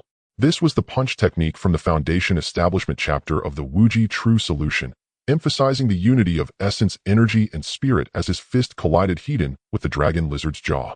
Boom! The shockwave exploded Chen Guang's feet, sinking 5 inches into the ground. The dragon lizard's charge was forcibly halted, its massive head tilting back as it emitted a painful roar, yet it did not retreat, its tail sweeping like a steel whip, creating a piercing sound as it cut through the air. Chen Guang crossed his arms to block, and with a loud bang, he was sent flying, crashing through 3 ancient trees before stopping. The 5th-tier talisman attached to his clothing subtly heated up, almost activating, but he suppressed it. That last blow was still within his tolerance. I can take it. He swallowed a recovery pill, the medicinal power spreading out, healing most of his injuries instantly. He spat out a mouthful of blood and continued. His figure darted back like a wraith, the blue jade sword drawing an arc of light as it slashed directly at the dragon lizard's left eye. This strike utilized the flowing light sword technique, its sword light flickering 3 feet long, fast as lightning. The dragon lizard's eyelids closed. With a clang, the sword light struck its eyelid scales, causing them to dent. The dragon lizard in pain violently shook its head, sending Chen Guang flying. Its skin is truly thick. The dragon lizard was thoroughly enraged, opening its mouth to spit out a pale, yellow dragon breath. Chen Guang's figure retreated violently, forming hand seals, with both hands concentrating his spiritual power into a fist-sized light sphere, the elemental spirit bomb, compressing the energy to the extreme before releasing it. Go! The light sphere collided with the dragon breath, exploding with a thunderous roar. The shockwave uprooted the surrounding ancient trees, and Chen Guang was tossed into the air, his back crashing into 2 giant trees before he finally stopped. The dragon lizard was not unscathed either. The 2 attacks exploded, scorching its tongue and nasal cavity, pale golden blood oozing from the corner of its mouth. It frantically dug into the ground, more dragon breath seeping from the gaps in its scales, enveloping the entire clearing in a pale yellow mist. Chen Guang held his breath, weaving through the mist, occasionally punching, sometimes using his sword, and at times gathering elemental spirit bombs for long-range assaults. Purely using his physical body and spells to clash with this beast, the body-refining chapter of the Wuji True Solution was not practiced in vain. Each punch and kick carried immense force. Although he couldn't break through the dragon lizard's scales, he still shook its internal organs. Wuji Space Rift. Chen Guang found an opportunity, leaping into the air, his right leg cleaving down like a battle axe, striking the dragon lizard's spine. This kick used all his strength, pressing the dragon lizard's massive body down to the ground, cracking the earth, but it suddenly rolled over its massive tail, sending Chen Guang flying. Chen Guang adjusted his body midair, kneeling on one knee when he landed, coughing up a mouthful of blood. He felt 2 of his ribs had fractured, but the medicinal power soon kicked in, healing his injuries, and the broken bones rejoined under the nourishment of the medicine. However, the pain was very real. Come again. He charged forward like a madman, striking with fists, palms, elbows, and knees, each blow landing on the dragon lizard's joints, eyes, and nostrils, its weak points. One of the dragon lizard's eyes was injured by his strikes, and its neck scales began to crack under the continuous assaults, pale golden blood staining half of its body. Finally, in another exchange, Chen Guang was struck in the chest by the dragon lizard's sharp claws, sent flying crashing into a giant rock, which shattered upon impact. He lay in the rubble, feeling as if all his bones had come apart, the talisman warming slightly again, but he suppressed it. The dragon lizard was not in good shape either. It had completely lost one eye, its neck a bloody mess, and one of its front claws was broken. It was glaring at Chen Guang with its remaining eye, emitting a low, angry roar, yet its steps were retreating. It hesitated. This bipedal beast was too tough, as hard as an unchewable bone. If it continued to fight, it might not be able to protect its egg. Chen Guang struggled to rise, coldly staring at the dragon lizard. He did not pursue nor retreat. He simply slowly raised his right hand, gathering elemental spirit bombs in his palm once more. After a brief standoff, the dragon lizard suddenly turned, snatching up the egg beneath its claws and fleeing deep into the mountains, kicking up dirt and stones as it went, leaving a deep trench and a trail of pale golden blood. Chen Guang did not pursue. He was only testing his limits. Now it seemed he had done well. He hadn't even reached full foundation establishment, yet he could withstand a golden core demon beast. Killing above his rank was not a dream. You run fast. He spat out a mouthful of blood, leaving the area. He immediately summoned 2 transformation puppets from his storage bracelet, one on each side to guard him. The Xianbing puppet and Chihua puppet stood silently, their auras deep and vast, intimidating for hundreds of feet around. Only then did Chen Guang breathe a sigh of relief, leaning against a fallen tree as he took out a recovery pill and a rejuvenation pill to swallow, treating his injuries and restoring his spiritual power. As the medicinal power spread, the broken bones began to heal and the internal injuries healed rapidly. The quantity of spiritual liquid within him quickly restored. While healing, he reviewed the battle he had just fought. Not bad. He grinned, wincing as it pulled at the wound on his mouth. But without the puppet talismans to protect me, I really wouldn't dare to play like this. After resting for 15 minutes, his injuries and spiritual power were nearly fully restored. Having plenty of resources was truly enjoyable. Chen Guang stowed away the puppets and replaced them with a second-tier spiritual sword, retreating towards the outskirts of the mountains to find a place to rest. The 2 transformation puppets were stored in his storage bracelet, but he maintained a connection with them through his divine sense, ready to summon them at any hint of danger. He had not seen the monkey either. After their mutual injuries, it had not shown itself. Chen Guang would definitely go seek revenge. Passing by a patch of bushes, the edge of his divine sense detected a wave of spiritual energy. A mid-stage second-tier iron-armored earth dragon was gnawing on the corpse of a deer demon. Chen Guang stopped licking his lips. In his current state, he would struggle against a third-tier, but a mid-stage second-tier. Just right for venting. His figure flashed like a tiger descending from the mountains. The mid-stage second-tier iron-armored earth dragon didn't even have time to raise its head before its skull was shattered with a single punch, its massive body stiffening in place, blood flowing slowly from its 7 orifices. Chen Guang stepped on its corpse, saying, "I can't kill a third-tier, but I can still deal with you a second-tier." He chopped off a leg of the deer, not lingering any longer, his figure, like lightning, speeding towards the outskirts of the mountains. Behind him, the direction the earth-splitting dragon lizard had fled echoed, with several angry roars clearly indicating that the beast was gathering its kind or searching for a place to heal. 3 days later, deep within the Tsungyun mountain range, Chen Guang's face was covered by a sinister mask of a green-faced demon, and his figure seemed to grow 2 inches taller, his broad shoulders and narrow waist concealed beneath a gray cloak. This mask was a second-tier premium illusion tool capable of blocking divine sense probing, and the cloak was also a second-tier premium shadowless cloak, which could distort his figure's outline. Such small items were plentiful in his storage bracelet, specifically used for dirty work. In the past few days, Chen Guang had encountered quite a few people in the mountains, and to avoid any complications, he changed into this outfit. At this moment, he was crouching atop a treetop, focused on a creature leaping about 30 feet away. It was a third-tier early-stage liquor macaque, entirely gray-black, with a ghastly white human face. 3 days ago, this creature had thrown an iron wire python at him, causing him to be trapped by a fisher dragon lizard. Chen Guang held a grudge, and after resting for half a day, he came out seeking revenge. After a few days, he finally caught up with it. "Run! You dare to run!" The liquor macaque clearly remembered Chen Guang's presence. Its slippery eyes were filled with caution. It had witnessed this man clash with that fisher dragon lizard over 100 times without dying, and in the end the lizard had fled. It didn't want to provoke such a calamity. Thus it avoided a direct confrontation, choosing instead to dart through the complex terrain of the dense forest, occasionally tossing stones and letting out a soul-shaking howl, infuriating Chen Guang. Chen Guang moved like lightning, leaping between the treetops, while the liquor macaque screeched in alarm. Suddenly, it perked its ears and turned towards the northwest of the mountain range, where faint waves of spiritual energy and a chilling beast roar could be heard. The macaque's eyes lit up, and it quickly darted in that direction, trying to divert the disaster.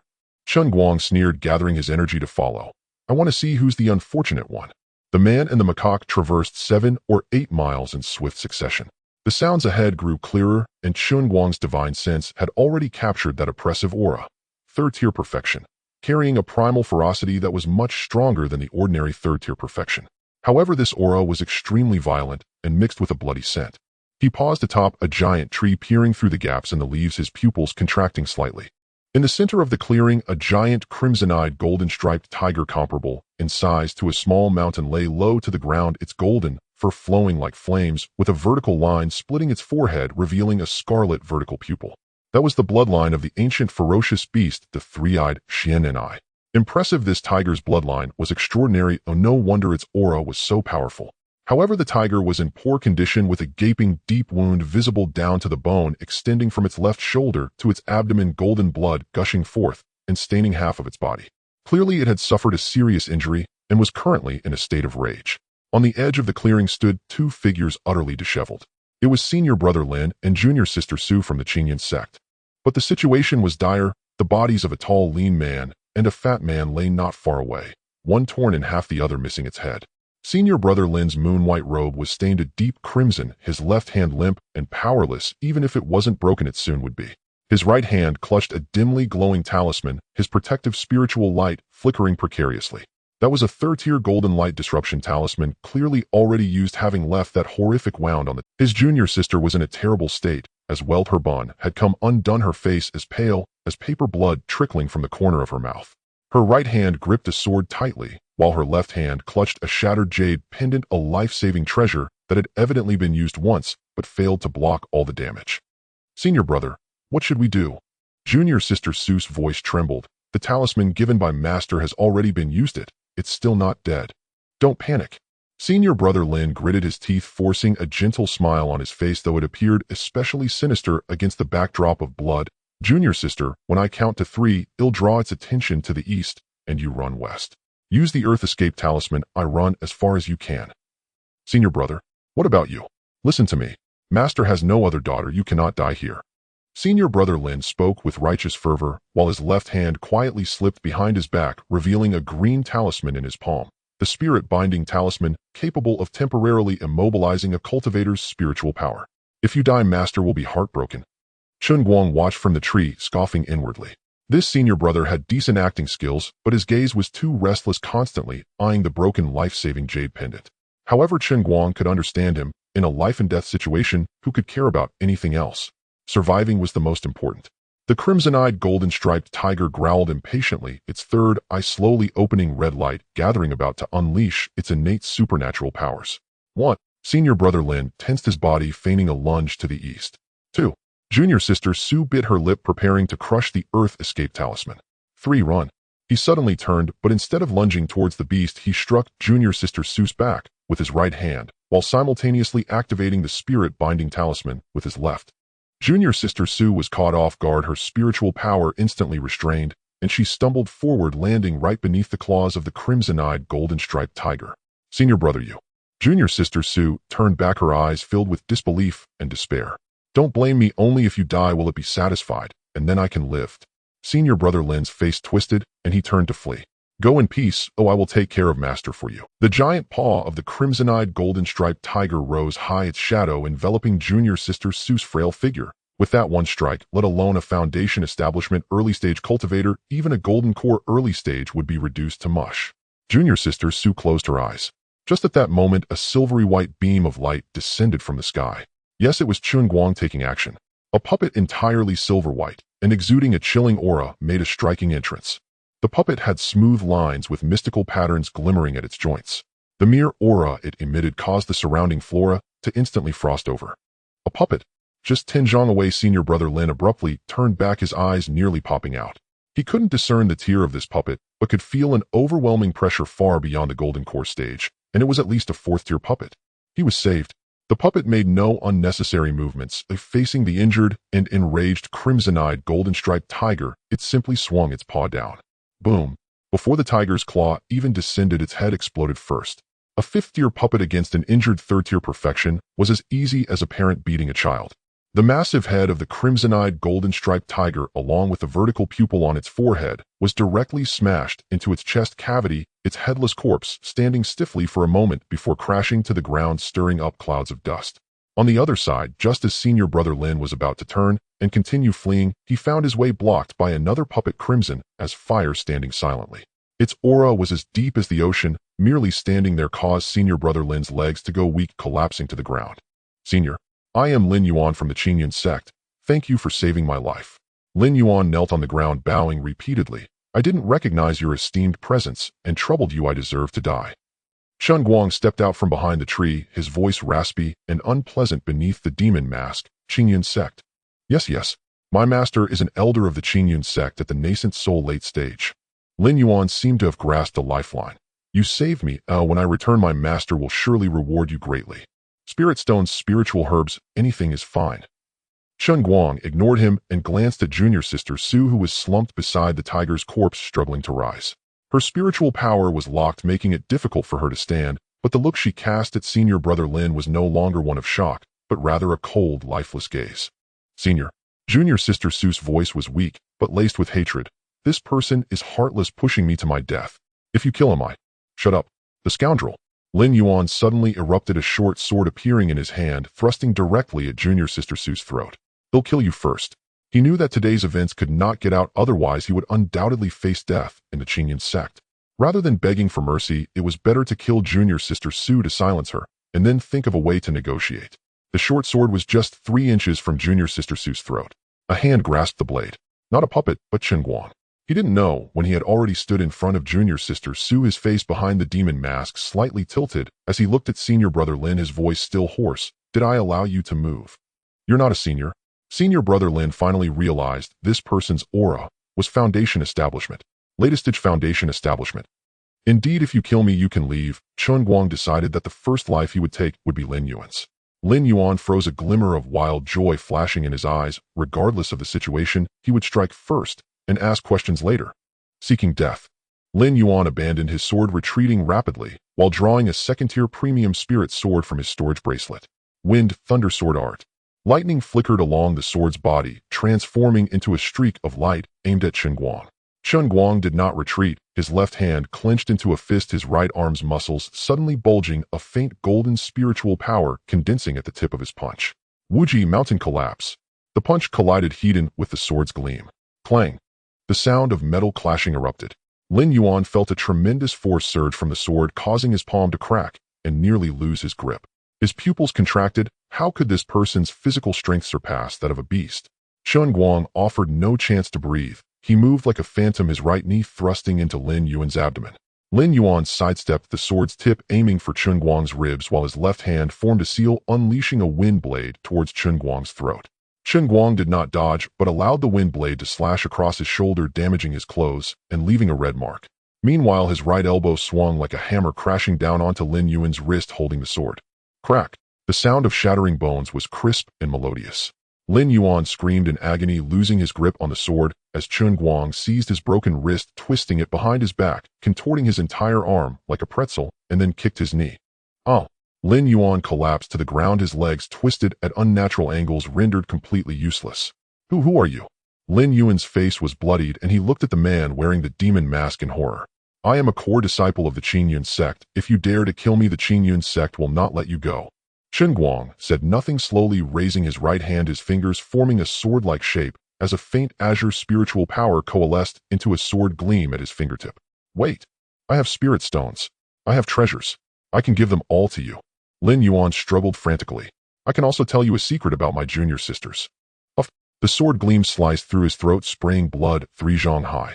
Lin Yuan's eyes widened, clutching his throat as he gasped twice before collapsing to the ground breathless. Chen Guang flicked the blood from his hand, squatting expressionlessly to take Lin Yuan's storage bracelet, then walked over to the tiger's corpse to extract its demon core. Such demon cores held some value. After collecting his belongings, he called back the 2 puppets, looking at the last remaining survivor from the Qingyun sect, tossing her a storage bag. Take what's inside and hurry away. Without waiting for a response, he leaped away, disappearing into the depths of the dense forest. Junior sister Sue sat on the ground, staring at senior brother Lin's corpse, then at the vanishing figure. After a long moment, she opened the storage bag, taking out the healing elixirs and protective talismans to use. Struggling to rise, she picked up her sword and limped toward the outskirts of the mountain range. Chen Guang acted not for any other reason, but to maintain his peace of mind. He was a good person, at least he believed so. In this environment with absolute power, how could he let a girl perish before his eyes? Giving her the storage bag was akin to delivering a Buddhist statue to the West. If she died on the way due to this incident, it would have been a wasted effort, such a simple matter. When it's time to act, one must act, and right now he continued to chase that troublesome macaque, which was fast, and had fled as soon as the puppet appeared. Chen Guang did not use the puppets to pursue, it needed to be a personal experience. Relying entirely on puppets to navigate through was meaningless. 5 days later, deep within the Canyun mountain range, Chen Guang crouched in the shadow of ferns, his breathing almost imperceptible beneath the ghostly mask. 30 zhong ahead, a wine macaque perched on a crooked pine, clutching wild fruit and devouring it until juices ran. The creature's pale human-like face was smeared with purpler pulp. 5 days. 7 near catches thwarted by that beast. Today Chen Guang had finally trailed it without making a sound. He steadied his breath and focused. There was wine in the macaque's lair, something worth taking. Chen Guang intended to have it. Suddenly a sting at the edge of his spiritual sense. 5 ripples of spiritual power flanked from the rear, converging with terrifying speed. An arrow hissed through the air for the back of his neck. Chen Guang angled his shoulder. The arrow grazed his cloak. The macaque on the pine let out a shriek and became a gray blur into the canopy, vanishing in an instant. Chen Guang stared at the departing shadow. Beneath his mask his skin twitched. Quick reflexes, he murmured. 5 figures fanned out. At their head stood a hulking man like an iron tower, bare-chested with a black jiao tattooed across him, shouldering an axe as broad as a door. The aura of an early golden core cultivator rolled outward. Boss Late Foundation Establishment. The lanky man on the left said, fingers on a poison-tempered short crossbow. Someone at Late Foundation venturing into the depths. The short fat man on the right scoffed, twirling a meteor hammer. Either they've got powerful backing or they're carrying something precious. Chen Guang slowly turned, eyes sweeping the 5. For men, a pockmarked fellow who spoke little, and the woman lounged against an ancient tree, lazily peeling a spirit fruit. Her scarlet gauze dress was diaphanous, the neckline plunging golden threads hanging slack. Her soft breasts trembled with each breath. The hem barely reached her thighs, revealing long, straight legs. Barefoot, she trod on fallen leaves without soiling them. A fox-like seductiveness curved her eyes, her lips were blood-red, and a bone hairpin twisted through her black hair. Boss, she purred in a viscous voice. Why bother calling him Late Foundation? Just cut him down. I was looking forward to a nice bath when I get back. She licked the corner of her mouth, eyes fixed with amusement on the eye slits of Chen Guang's mask. Hurry up, whore. Zhou Meng shot her a glare. I just formed my golden core, need to limber up. Golden core beasts aren't to be trifled with. Late Foundation is perfect practice. He grinned, yellow teeth bared. Kid, tough luck. I'm Zhou Meng of the Black Mountain Jiao. I condensed my golden core last month, and I've been itching for someone to try their blade on. Chen Guang did not move. The monkey he had chased for 5 days had slipped away, yet in its wake a coveted trial had appeared. He could not tell if he should be pleased. Slowly straightening his cloak taut across his shoulders, his voice rasped through the mask like sandpaper. The macaque got away. You lot can make up for it with blood. Zhou Meng laughed like the sound of a gavel. He planted his axe into the earth. Leaves swirled upward from the shock. A Late Foundation cultivator asking me to give his life. Before he could finish, Chen Guang moved. He had no patience for chatter. Wuji Xinjia surged through him at full force. 56 meridians lit, spiritual fluid boiling. He shot forward like an arrow loosed from a taut bow, his right fist wrapped in pale golden light, air whistling at its edge. Wuji, mountain shatter. Zhou Meng's pupils tightened as he brought his great axe to bear. There was a ringing clash as fist met axe, and somehow the blade took a dent. Zhou Meng staggered back 3 steps, the tiger's mouth of his hand split open. A body cultivator. Chen Guang pressed the assault, an elbow into the ribs, a knee into the belly. Zhou Meng roared as golden core power flared, forming a black vortex that repelled the strike. Black Jiao devour. Zhou Meng's axe slashed a phantom black Jiao, roaring forth. Chen Guang was hurled backward. The phantom brushed his chest, shredding 2 layers of his shadowless robe and scorching his breast. Interesting. Chen Guang licked blood from his lip, his eyes bright beneath the mask. This was the battle he craved, an execution of life and death, pure and unadorned.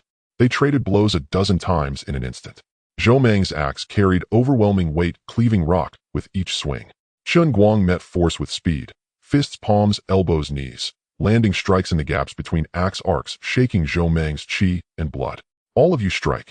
The lanky man fired his short crossbow in rapid succession. Eye arrows fell like... The short fat man roared and flung his twin hammers. 2 streaks of black light slammed toward Chen Guang's back.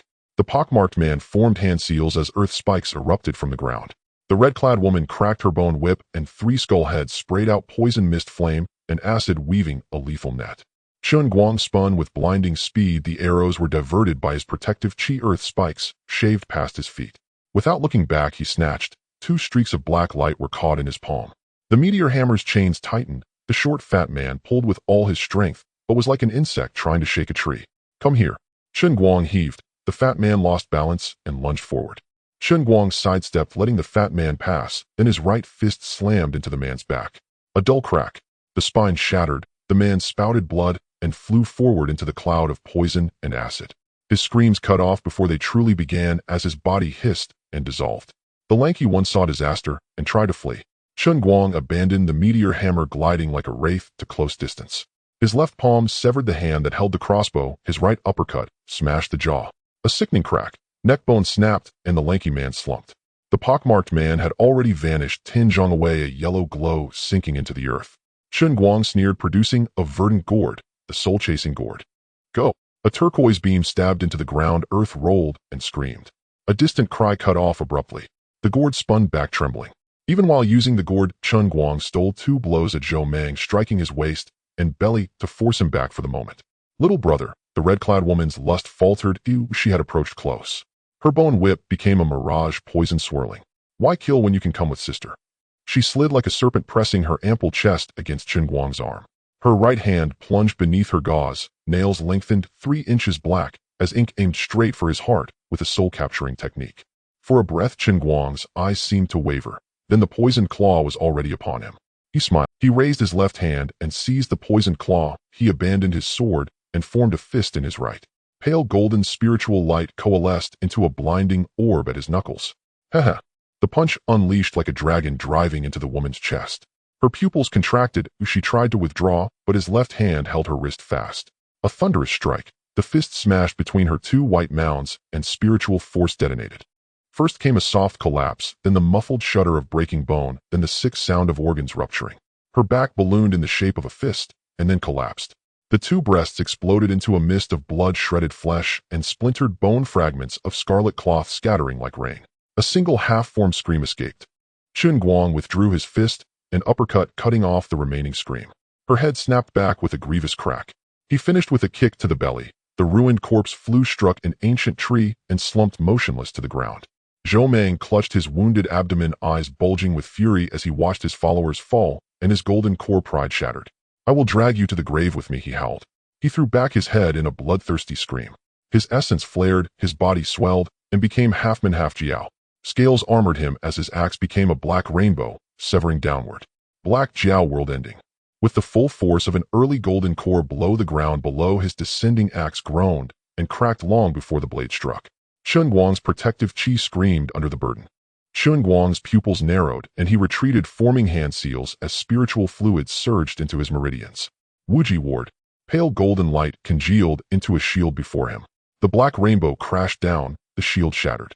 Chen Guang flew back, several zhang, snapping 3 ancient trees, blood seeping from his mouth. His shadowless robe was torn, a foot-long wound streaked his chest, frightening to behold, but not deep. His body tempering had not been wasted. Zhou Meng sneered and pursued, axe high. Die. Chen Guang knelt on one knee, looked up, and the eyes beneath his mask were laughing. You fell for it. He rolled to the side, his cultivation pressed to the brink. Skimming the ground with blinding speed, he passed beneath the arc of the axe. The earth detonated into a 3-zhang deep pit. Chen Guang emerged behind Zhou Meng. A blue jade sword was in his hand before anyone knew his technique, roaring at the limit. Flowing light, instant shade. The blade pierced from the back of the neck straight through the throat. Zhou Meng's enormous form froze, muscles under the scales twitched, the great axe slipped from his grasp and struck the ground, gouging a deep crater. Chen Guang drew the sword free and let the corpse fall. Staggering, he leaned against a tree to catch his breath and took a Huiyuan pill to recover. 5 bodies lay scattered, flesh and blood everywhere. He felt no nausea, no fear, only a calm habit formed by many such scenes. He exhaled slowly, heartbeat steady, a smile at the corner of his mouth. You might as well have been a burrowing dragon. Your whole effort only dirted my hem a little. Still thanks. Having spoken, he began to search the bodies. 5 storage pouches. His spiritual sense skimmed them, and his brow knit. The spirit stones totaled under 1,000, a dozen low to mid-grade pills, 6 or 7 second-tier talismans, and a handful of jade slips containing martial formulas, wind blade technique, poison dragon whip art, and a primer on earth dodging. He thumbed through them and tossed them to the ground. Poor trash, he muttered. Likely all their resources had been poured into Zhou Meng's breakthrough. He thought of Lin Yuan, killed 3 days before. He hadn't examined that man's storage bracelet closely until now. Retrieving it, Chen Guang plunged his spirit into it, and his mouth twitched. There were 3,000 to 4,000 spirit stones and spirit tickets, a fair assortment of talismans and pills, and many jade slips, though no cultivation methods. At least he was a core disciple, he mused. Chen Guang pocketed the spirit stones and pills, discarded the rest. He discarded Lin Yuan's storage bracelet too. No sense leaving any clue of Qing Yun's sect marks behind. As for the marauder's storage bags, he threw them away. A spark leapt from his fingers, and he set the corpses ablaze. In the firelight, he spared a final look for the ruined red-clad woman. The bone hairpin was twisted and deformed. Next life, don't wear so little to a fight, he said. Then he turned and walked toward the mountain's rim to rest briefly. The macaque would have to be hunted again, but he now knew its approximate range. Finding its lair would be only a matter of time. In the depths of the Tsangyun mountain range, a misty valley shrouded in poisonous fog. Chen Guang lay concealed in the shadows of a cluster of ferns, breathing softly beneath his ghostly mask. 60 zhang away, a crack in the mountain wall obscured by vines wafted enticing scents of fruit wine and the distinct musk of a troop of monkeys. It had been over half a month.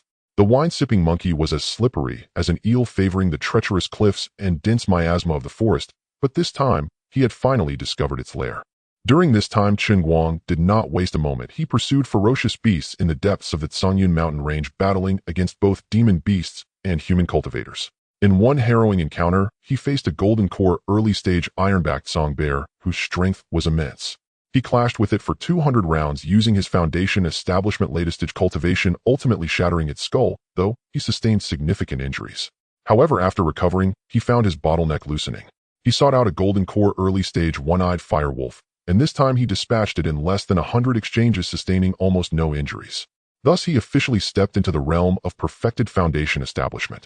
The pool of spiritual liquid in his dantian was overflowing with 2,000 drops of pale gold spiritual liquid surging through his meridians.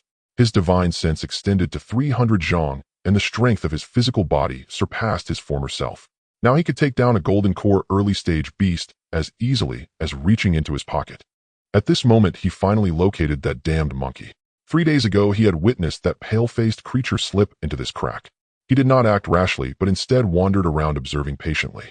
The troop of monkeys was not large, about 50 to 60 in number, led by that golden core early-stage wine-sipping monkey, with a pale human-like face and gray-black fur, its body larger than an ordinary monkey, its vertical pupils sharp as blades.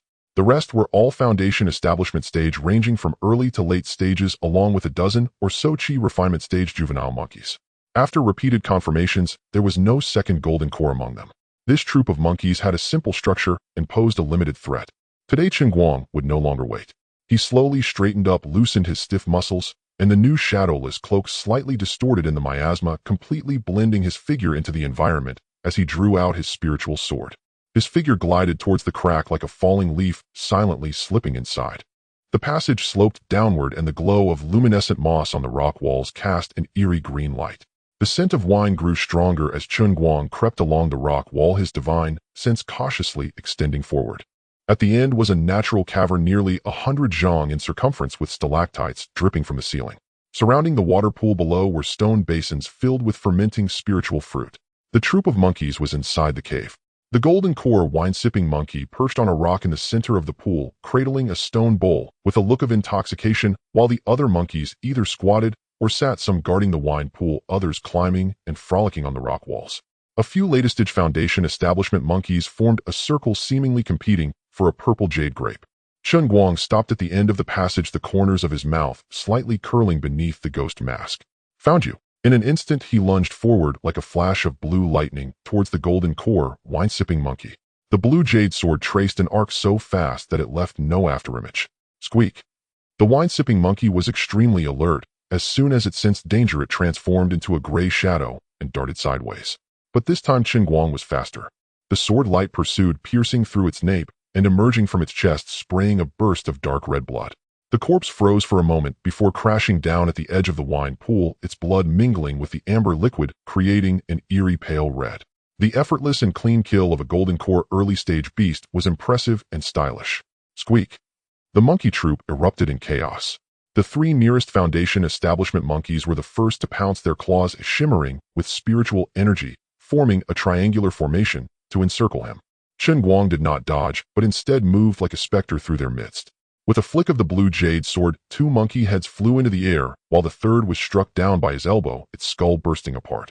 On the left rock wall, 2 latest-stage foundation establishment monkeys leaped down from above, their claws like hooks, stirring up fierce winds. Chen Guang sidestepped and slashed upwards with his sword, severing one monkey's forelimb.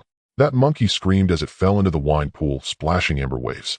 The other was seized by him by the nape. A surge of spiritual energy escaped, and its cervical vertebra shattered, its head drooping limply. Nice timing. More monkeys surged from all directions. Chen Guang moved swiftly through the cavern, each sword stroke claiming a life with precision. Foundation establishment early-stage monkeys could not withstand a single strike, while latest-stage ones fell after just 2. The chi refinement juvenile monkeys would drop in droves with a single sweep. Without a second golden core, this troop posed no threat to him, resulting in a one-sided massacre. An old monkey at the latest Foundation establishment attempted a sneak attack from behind. Chen Guang did not look back, instead thrusting his sword backward into its throat. As two more monkeys lunged from his left, he spun sharply, the sword light, like a wheel, slicing them into 4 segments simultaneously. The stench of blood in the cavern grew thicker, mingling with the scent of wine, creating a strangely sweet, and as Chen Guang continued to slay, he became more adept. The Wuji true interpretation operated at its peak, illuminating 56 meridians with a faint golden glow. Every punch and sword strike carried the power to shatter mountains and split stones. The last few monkeys attempted to flee towards the passage. Chen Guang flashed forward, blocking the exit, the blue jade sword held horizontally before him, its blade untainted by blood. None of you will escape. 3 breaths later, the cavern fell silent. Over 40 monkeys lay slain, their bodies strewn about, blood and wine mixing as it slowly flowed into the pool. The air was saturated with a sweet and fishy odor. Though there were still monkeys outside, he had no interest in chasing them down one by one. It was unnecessary. Chen Guang sheathed his sword and surveyed his surroundings, confirming there were no living beings left. This was the largest number of demons he had slain in one go. Having long grown accustomed to bloody scenes, he felt little. He approached the water pool, gazing at the corpse of the wine-sipping monkey, its pale, human-like face frozen in a look of terror, its vertical pupils already dulled. It took me almost a month to finally take you down. You put up quite a fight. He kicked the corpse aside and began gathering his spoils. The monkey's treasures were more abundant than he had imagined. In addition to several pools of fermenting monkey wine, dozens of jars of sealed vintage were hidden in the crevices of the rock walls, the oldest over 100 years old. There were still several storage bags deep in the stone crevices. Chen Guang opened each one to inspect, but found nothing of significant value. He uncorked a jar of century-old vintage, and the amber liquid shimmered with a warm glow in the dim light, the rich fruity aroma filling the air, imbued with pure spiritual power. Taking a sip, the crisp fruitiness transformed into a lingering sweetness, eventually surging into a warm current. The Danshan's pool of spiritual liquid stirred slightly. This monkey wine not only satisfied his palate, but also assisted in cultivation. No wonder these monkeys prized it above all else. That would fetch a high price in the city. Good stuff. He stored all the wine jars in his storage bracelet, then carefully checked the cavern again to ensure he had not missed anything before heading to the passage's exit. He gathered the monkey corpses into a pile, threw a few fireballs, and the flames erupted, erasing all. Chen Guang quietly watched the sea of flames. Such was the way of the cultivation world. For the defeated, being consumed by fire was a fortunate fate. He must grow stronger, break through as soon as possible, and unlock even greater potentials. In a flash, he vanished into the eerie green passage. Upon exiting the crack, the night was already deep. The miasma shimmered silver blue under the moonlight. Chen Guang took a deep breath of the blood-tinged air, a satisfied smile gracing his lips. He retrieved a jar of monkey wine from his storage bracelet, popped the clay seal, and tilted his head back for a hearty gulp. Not bad, thanks. The strong liquor flowed down his throat like a warm current, and he leaped into the vast night of the Tsangyun mountain range. Deep within the Tsangyun mountain range, a secluded valley where miasma intertwines with spiritual mist, Chen Guang leaned against the gnarled branch of an ancient tree, his gaze piercing through the gaps in the leaves, landing on a patch of ground washed in moonlight below. After clearing out the monkey den, he wandered in the mountains for half a month, slaying 2 blind second-tier demon beasts, and effortlessly dealing with 3 Foundation establishment rogue cultivators who attempted to rob him. Seeing that he was alone and that his aura was suppressed to the early Foundation establishment stage, they harbored ill intentions, but they didn't even touch the hem of his clothes before meeting their demise. However, not all humans deserve to die. A couple of days ago, he encountered a team of rogue cultivators gathering herbs on the outskirts, comprising 5 or 6 chi refinement and Foundation establishment cultivators. The leader of Foundation establishment cultivator was taken aback by Chen Guang's elder-like demeanor and imposing aura. Trembling, they presented him with a second-tier spirit herb seeking protection. Chen Guang waved his hand for them to leave, providing no resources, but effortlessly dispatching several nearby second-tier demon wolves. The day before yesterday, he stumbled upon a pair of companions by a stream, nursing their wounds. The man had a broken leg, while the woman was drained of spiritual energy. They encouraged each other, refusing to give up. He watched them from behind a tree for a moment, then tossed them a storage bag before leaving. It contained only a few bottles of pills and talismans, insignificant to him, but undoubtedly a timely help for the couple. Chen Guang's true circumstances destined him to be devoid of love. He did not wish to forfeit a forest for a single tree, yet he held a deep respect for pure love. The world of cultivation was not filled with wolves, more often it comprised ordinary people striving to survive in the cracks. He could not help everyone, but he would do his best to assist those in front of him. He tipped his head back and took a swig of monkey wine, contemplating finding some demon beasts to practice on when suddenly he sensed two powerful waves of spiritual energy rapidly approaching from the southeast.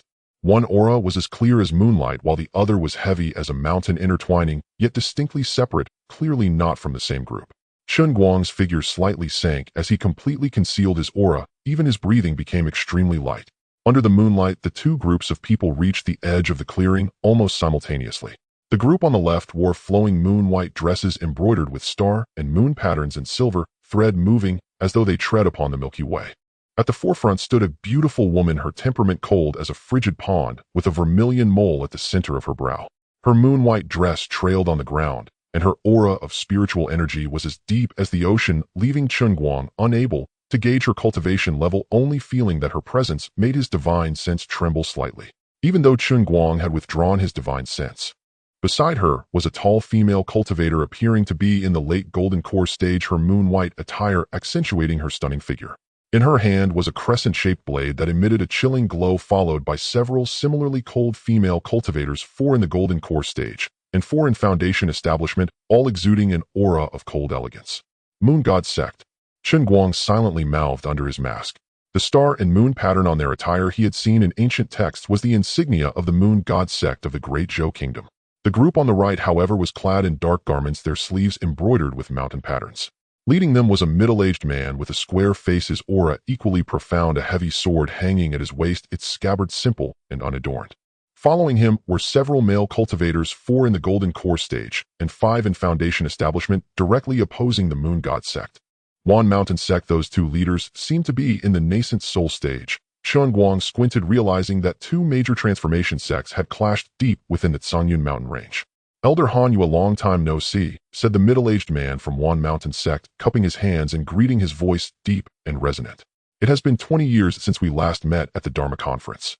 The woman leading the Moon God Sect nodded lightly. Elder Yushan, your Wan Mountain Sect is quite well informed. Elder Yushan chuckled, his gaze sweeping over the members of the Moon God Sect. Your sect's Hongguang Dao Lu Rumai has improved in sword techniques. The golden core female cultivator named Lu Rumai scoffed, drawing her crescent blade 3 inches from its sheath. Elder Yue, you flatter me. Why not let the younger generation experience the Wan Mountain Sect's Zhun Yu sword? Rumai, stand down, Elder Han, you said flatly. Lu Rumai immediately sheathed her sword, taking a step back. A young man in the late golden core stage appeared behind Elder Yushan, grinning and saying, why should Sister Lu get angry? Elder Yu appreciates you sincerely. Who wouldn't admire the fairies of the Moon God Sect, especially someone like Sister Lu, who possesses great beauty? Impudent. A mid-golden core female cultivator from the Moon God Sect shouted angrily, her almond-shaped eyes wide open. The dog thief of Wan Mountain Sect, if you dare to speak nonsense again, don't blame us for being rude. Rude? The young man from Wan Mountain Sect's smile faded as he unsheathed his heavy sword. I'd like to see how you'll be rude. Enough. Elder Yushan raised his hand to stop the confrontation, his gaze returning to Elder Han Yue. Elder Han Yue, what brings you here? We all know why we're here. If I'm correct, there's a transformation stage, Xianming Thunder Phoenix, that is currently hatching.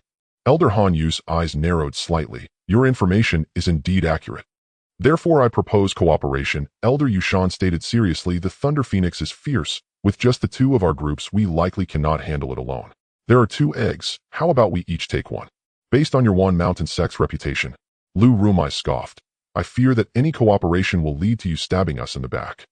Sister Lu's words are hurtful, the young man from Wan Mountain Sect chimed in cheerfully. However, if Sister Lu is willing to discuss things privately with me, perhaps. Shut up. Both Elder Han Yu and Elder Yushan spoke simultaneously. The 2 elders exchanged glances, and the air crackled with spiritual energy. Young friend on the tree. Elder Han Yu suddenly spoke, her voice cold as shattered jade cast into ice. Have you been watching for so long? Aren't you tired? Chen Guang's heart trembled. The gazes of both groups turned towards the ancient tree where he was concealed. I thought they hadn't noticed me, but seems I was overthinking it. How could those in the nascent soul stage not detect me? They probably noticed me long ago, but simply didn't care. Chen Guang cursed inwardly, revealing himself at the edge of the clearing. His voice, raspy and unpleasant from beneath the mask, said, just passing by. You 2 elders needn't mind me. Passing by. The young man from Wan Mountain Sect laughed heartily. In the depths of the Cangyun mountain range, near the nest of transformation stage demon beasts, you say you were just passing by. Kid, take off your mask. How did he know there was a transformation nest nearby? He had no way of sensing it. Chen Guang did not move as his mask and cloak were already changed to 4th tier quality. He had to switch when encountering golden core cultivators, but this gear only concealed his form and appearance, not his cultivation level. To enhance the mystery and attract the attention of nefarious characters. Late Foundation Establishment. The young man from Wan Mountain sect saw his cultivation level and smiled even wider. Elder Han Yue, why don't we deal with this pest first before discussing cooperation? Neither of the elders spoke, which was tantamount to agreement. That's right, Lu Rumai swung her crescent blade horizontally. Hiding and sneaking around, let's capture him and interrogate. What a foul mouth, Chen Guang sighed. Zhao Kuan, take him down. Elder Yushan said blandly, clearly not intending to let this variable go. The young man, named Zhao Kuan, grinned viciously, and his heavy sword turned into a streak of black light, slicing toward Chen Guang. At the same time, Lu Rumai's crescent blade also struck out like a cold moon. Their combined attacks in the late golden core stage, forming a net that sealed all of Chen Guang's retreat routes, while subtly confronting each other. Crazy. 2 late golden core cultivators coming after a mere foundation establishment cultivator. What should I call you, cautious or reckless? Yet Chen Guang was not flustered. His divine sense continued to communicate with his storage bracelet. With a roar, a pitch-black puppet emerged from thin air, its aura as deep as the ocean. No more disguises, I'm revealed, let's settle this. It stood silently, and the mere manifestation of its aura shattered both Zhao Kun's heavy sword and Lu Rumai's blade light simultaneously. Both groups changed color in unison. Nascent soul. A perfect nascent soul puppet. Zhao Kun's smile froze on his face as he retreated several steps.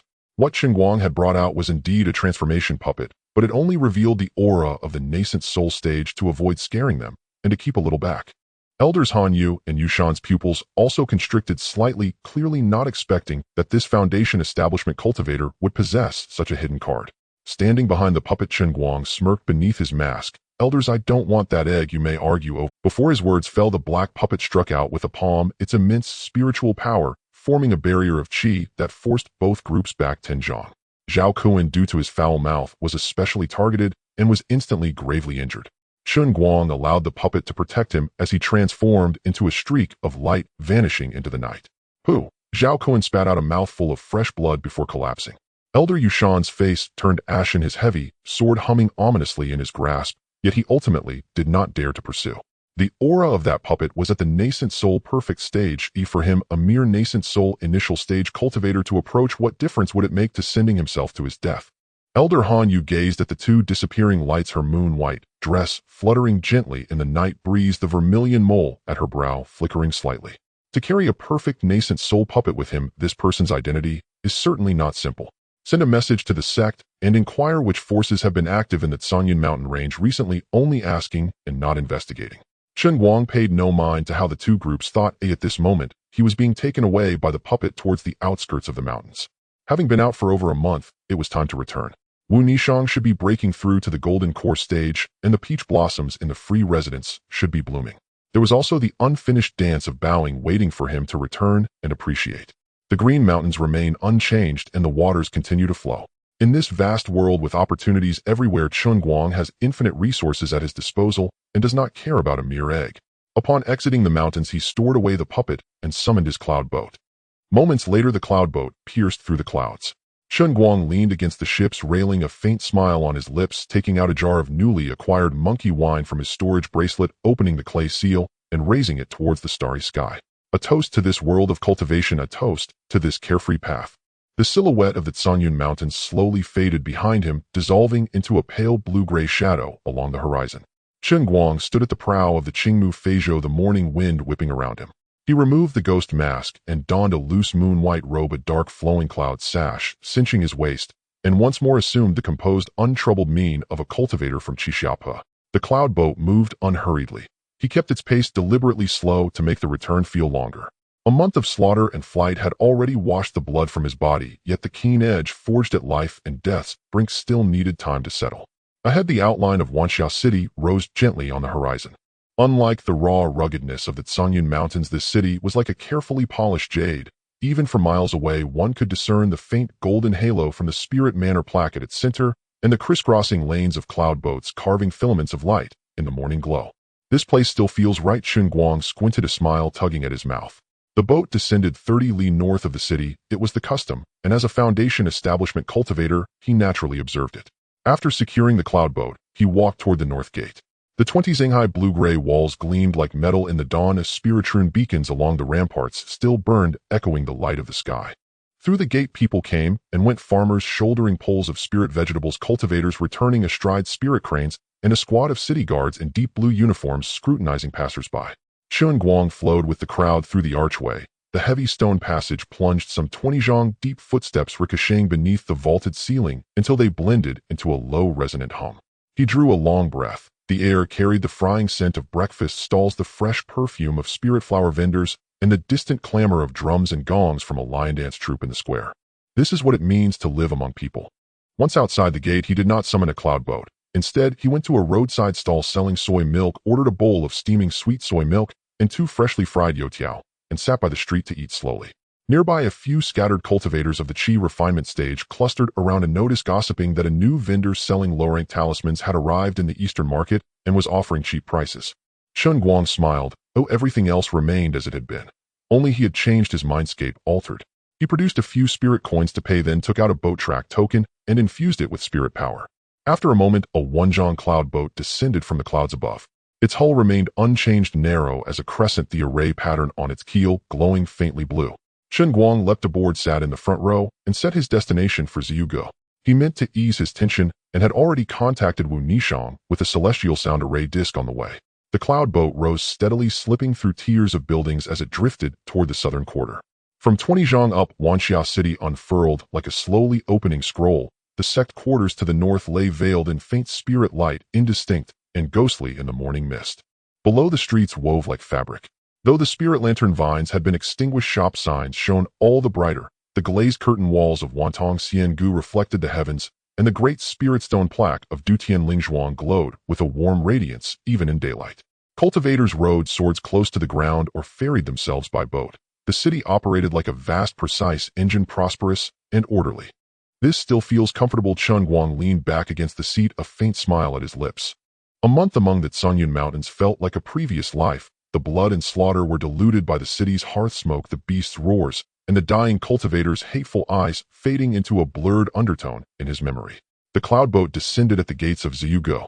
Chen Guang straightened his robes and stepped inside. The hall was lively at any hour. Hexagonal glazed lamps in the dome scattered light evenly. A central pool exhaled a thin mist, and several dance maidens rehearsed atop the water platform, their water sleeves scattering faint halos with each sweep. He walked directly to the side corridor and by familiar turns reached the innermost small pavilion. The Jaya silk curtain slid aside, and Wu Nishang was already within.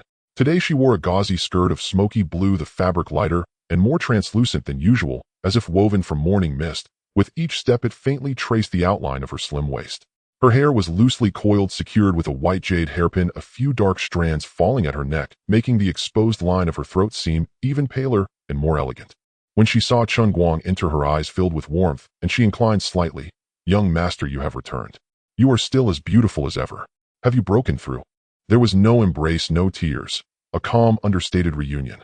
Chen Guang ran his hands over her briefly before settling onto the soft couch. Light inside the small pavilion was gentle. 3 sides of Jaya silk curtains muffled the outside bustle into a hazy background, and sunlight filtered through the semi-transparent veils to cast mottled patterns on the floor. "Thanks to your pill I broke through a few days ago." Wu Nishang poured a cup of tea and handed it to him.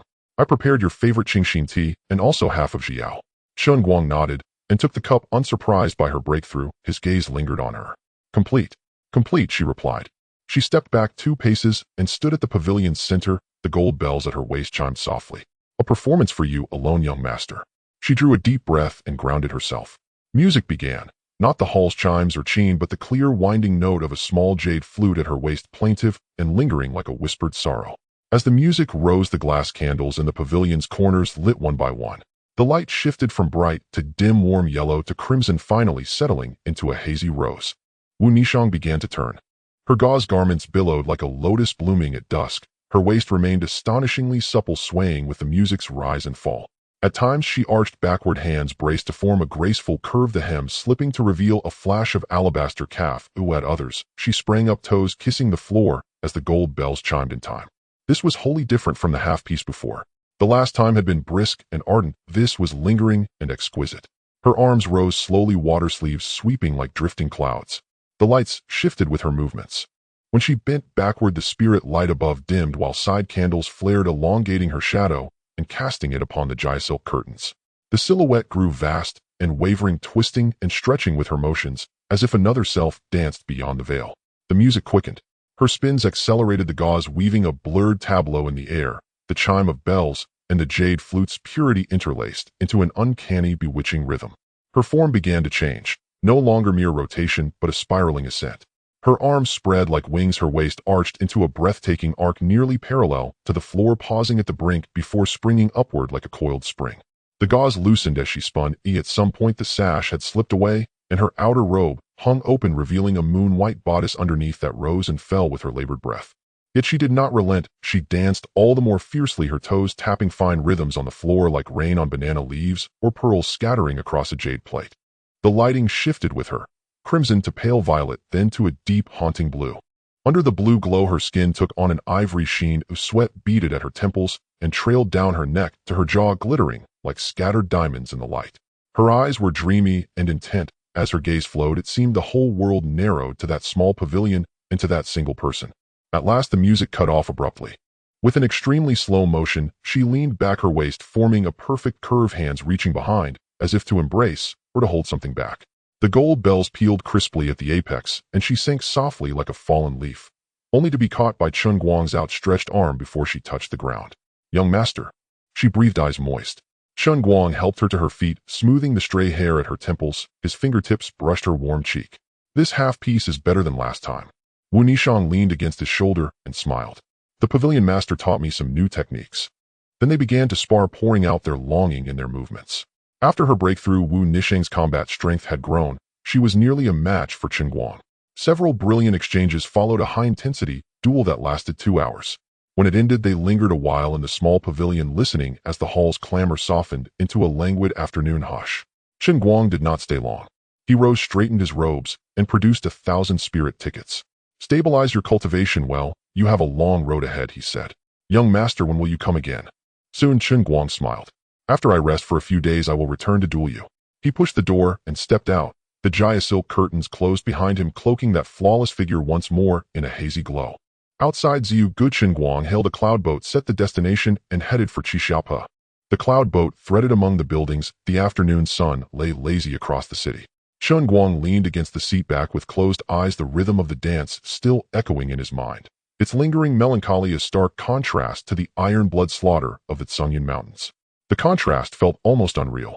The cloud boat descended before Gate 18 of Xiaopa. He pushed open the gate and entered the courtyard. The formation disc sensed his aura and silently lifted the seals. The familiar scent of spirit herbs washed over him, the pond's surface rippling as sunlight broke into a field of silver. The square remained unchanged. Dozens of puppet statues kept vigil, like loyal guardians, though the true sense of security came from a few genuine puppet automata among them. He went straight to Xiaoyao Hall and climbed to the second-floor terrace. The rocking chair he had brought from Qingshi City sat in its old place, draped with a thin blanket. He eased into it. The chair creaked and tilted back to the perfect angle. Sunlight poured down warmly from above. A breeze carried 100 scents that blended into a faint perfume. In the distance, Wanxia City spread beneath his gaze. Pavilions layered upon pavilions, cloud boats weaving like threads, an image that seemed a painting that would never fade. Chen Guang closed his eyes, his fingers tapping the armrest, unconsciously thinking of nothing. Comfortable. He exhaled slowly, utterly relaxed, rocking gently in the chair until he drifted to sleep. In his dream, there were no beasts, no marauders. Only a round, full sun hanging quietly in his sea of consciousness. In the training room of the Xianyao Palace, Chen Guang sat cross-legged in the center of the sturdy wooden floor. The soundproof patterns on the surrounding walls glimmered with a faint silver light, isolating all external noise, while the gathering spirit formation above his head slowly operated, drawing pure spiritual energy from the underground vein, transforming it into a faint golden mist that wafted and swirled within the room. But this was still insufficient. Chen Guang took out a small mountain of spirit stones from his storage bracelet, 5,000 low-grade spirit stones arranged in a simple, gathering spirit formation around him. It had been several days since he returned from the Tsungyuan mountain range. During these days he had done nothing but lie on the rocking chair on the terrace, basking in the sun, listening to the news, drinking tea, sleeping, and visiting the Ziyu Pavilion to listen to music. Lu Mingyuan had invited him once, but he had declined. Chen Guang looked down at his hands. The lines in his palms were clear and his knuckles distinct. These hands had crushed the skull of a golden core cultivator during a tribulation in 1 month, and had also gently caressed the waist of a beauty on the soft couch of the Ziyu Pavilion. But he was not satisfied.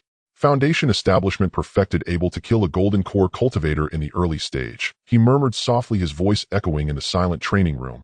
It sounds good, but that's all there is to it. How could he anew be beaten by a golden core cultivator in the early stage, when he was in the late foundation establishment stage, only able to kill after perfection? Is that reasonable? Shouldn't he be able to effortlessly eliminate a golden core cultivator in the mid-stage and compete with a perfected golden core? How could he live up to the unlimited resources he possessed? Thus he needed to continue breaking through his limits, just as the techniques described boundless. Now he took out a jade bottle and poured out a Ningyuan pill, a second-tier top-grade auxiliary pill, not commonly seen, capable of stabilizing and restoring spiritual sense, refining spiritual power. One cost 40 low-grade spirit stones, and only second generations would buy it. He tossed it into his mouth, the pill dissolving instantly, a refreshing sensation rushing to his heavenly spirit, making his spiritual sense feel as if it had been purified, becoming extraordinarily keen. Chen Guang sank his spiritual sense into his dantian, where a calm mirror-like pool of faint golden liquid lay, over 2,000 drops of spiritual liquid flowing slowly. This was the foundation of the Wuji Xinjia, where essence, qi, and spirit were cultivated together, with 56 meridians opened, allowing the quality of his spiritual liquid to surpass that of ordinary foundation establishment cultivators. Yet it was still not enough. At the end of the foundation section of the technique, the secret method of the 9 transformations of spiritual liquid was recorded. For ordinary cultivators, 800 drops of spiritual liquid meant perfection, but he had 2,000 drops. This was both an advantage and a burden. Too much spiritual liquid required greater accumulation when forming pills. Of course, Chen Guang did not mind this burden, but the Immortal method was comprehensive and provided a solution. The 9 transformations of spiritual liquid was the answer, allowing the spiritual liquid to be compressed repeatedly. 2,000 drops could become 1,000, refining and distilling to the utmost purity, which constituted 1 transformation. Chen Guang felt that this secret technique was more about compressing spiritual liquid to enhance strength. What nonsense about reducing burdens. Look, compressing once doubled the quality of the spiritual liquid, so wouldn't 9 transformations be 512 times? What? Had he gone mad? Even he, a noob, did not believe he could achieve this. The technique's description was vague on this aspect, and Chen Guang suspected it was just boasting. No one had done it before, and he only planned to compress 3 or 4 times at most. Let's begin. He closed his eyes, his mind sinking into the dantian, his thoughts probing into the pool of spiritual liquid, gently scooping up 2 drops of adjacent liquid. Compression was not a simple matter of squeezing. The method of Wuji Xinjia was to guide with spiritual sense, using the meridians as a furnace, directing the 2 drops of spiritual liquid into a specific meridian circuit, allowing them to collide, fuse, and reshape in high-speed circulation. The first pair of spiritual liquids was directed to the intersection of the Tianshu and Di-Men meridians. Chen Guang cautiously urged his spiritual power, causing the 2 drops of faint golden liquid to slowly rotate within the meridians. Initially, they acted independently like 2 incompatible mercury beads, but as their speed increased, their edges began to blur. Meanwhile, the formation of spirit stones around him began to glow. Pure spiritual energy surged in like a tidal wave, replenishing the consumption during the compression process, and the effects of the Ningyuan pill were also in play, supplementing his spiritual sense depletion. Half an hour later, pop! A soft sound reverberated deep within his consciousness as the 2 drops of spiritual liquid finally fused into 1, transforming into a drop of deeper golden liquid. The total spiritual power of this new liquid was equivalent to the previous 2 drops, but its density had nearly doubled, producing a faint ding-dong sound as it flowed through the meridians like water droplets falling onto a jade plate. He did not stop. He immediately scooped up the next pair, 1 pair after another, the compression becoming smoother and faster. On the first day, he completed the compression of 50 pairs of spiritual liquid. Whenever his spiritual sense grew fatigued, he would consume another Ningyuan pill, and the pool of spiritual liquid in his dantian dropped slightly.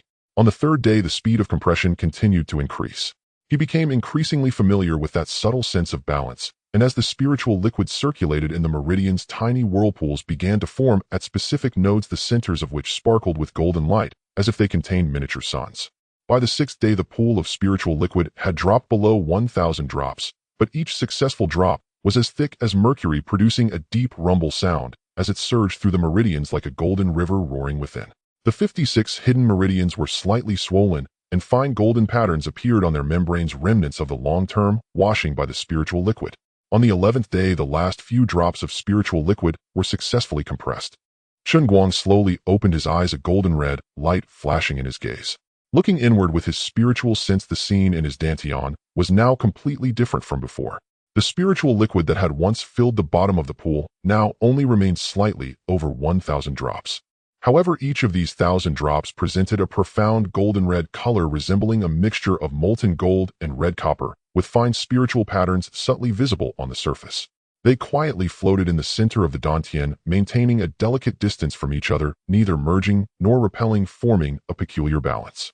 Even more wondrous was that when he operated the technique and absorbed spiritual energy from the outside, those energies surged in like gas, being drawn and compressed by an invisible force at the moment of entering the meridians, directly transforming into a substance identical to the liquid in the pool. Self-compression. Chen Guang felt the changes within his body, the corners of his mouth lifting slightly. From now on, every wisp of spiritual energy he cultivated would automatically compress into this high-density liquid, requiring no deliberate effort. The technique had become instinctual. He stood up, stretching his muscles. After days of stillness, his body was not stiff, but rather lighter and denser due to the transformation of the spiritual liquid. He tried to operate the technique, allowing the liquid to surge through his meridians. Boom! The golden red liquid surged forth from the dantian like a river, breaking its banks, flowing wildly through the 56 meridians. Wherever it passed, the golden patterns on the meridian membranes lit up one by one, resembling strings of ignited lights flowing from the Yongquan acupoint at the soles of his feet all the way to the Baihui acupoint at the top of his head, before bending back to form a great circulation. In terms of the speed of the surging liquid alone, it was already 50% faster than before. Moreover, when the spiritual liquid flowed through specific nodes, it spontaneously formed tiny whirlpools, further compressing and purifying the incoming spiritual energy. The meridians themselves had transformed into a natural refining furnace. Truly worthy of an immortal technique. Chen Guang carefully felt this change, looking inward with his spiritual sense. He could see his meridians resembling golden red glass pipes, transparent, resilient, exuding a warm glow. As the liquid surged through, it resonated with the pipe walls, producing a deep hum sound akin to the heartbeat of an ancient giant beast. Having completed the experience, he did not go outside, but walked onto the terrace. The sunlight was just right, casting around the terrace. In the corner, the pot of pale pink flowers he had brought from Qingstone City, watered several times, had unexpectedly bloomed again, with petals thin enough to let light through, gently trembling in the wind. Chen Guang lay back in the rocking chair, which creaked softly as it tilted back. In the distance, Wansha City unfurled in his view, still bustling, but he did not look closely. He simply gazed at the horizon, where the clouds slowly moved, their edges gilded by sunlight, layers of gray-white fluff resembling the robe of an immortal being blown apart by the wind. The wind blew past, carrying the scent of grass and trees, along with a hint of elusive sweetness. In the distance, a honeyed soul flower had bloomed in a spirit plant garden. This flower only bloomed for 3 days each year, and its fragrance could be smelled 10 miles away. A white spirit sparrow emerged from the clouds, its wings almost motionless as it glided effortlessly on the air currents, gracefully like a fallen leaf. It swept over the eaves of the Xianyao Palace and disappeared towards Wansha City, the entire process silent and serene. Chen Guang quietly experienced his own strength. The first transformation was not the end, for becoming stronger had no limits. He closed his eyes, allowing the rocking chair to gently sway his body as the wind continued to blow, carrying the sweet fragrance of the honeyed soul flower, the whispers of the crane's spirit forest, and the lively atmosphere of the entire Wansha City. In the cultivation chamber of the blissful hall, Chen Guang sat cross-legged at the center of the solid vajra. It had been more than half a month since he completed the second transformation. During this time, he successfully completed the second transformation, which was slightly more difficult, turning 1,000 drops of golden red spiritual liquid into 500 drops of a deeper dark golden hue. The sound of rushing energy within his meridians transitioned from a river's roar to the gentle stirrings of a deep pool. Of course, listening to music was also essential.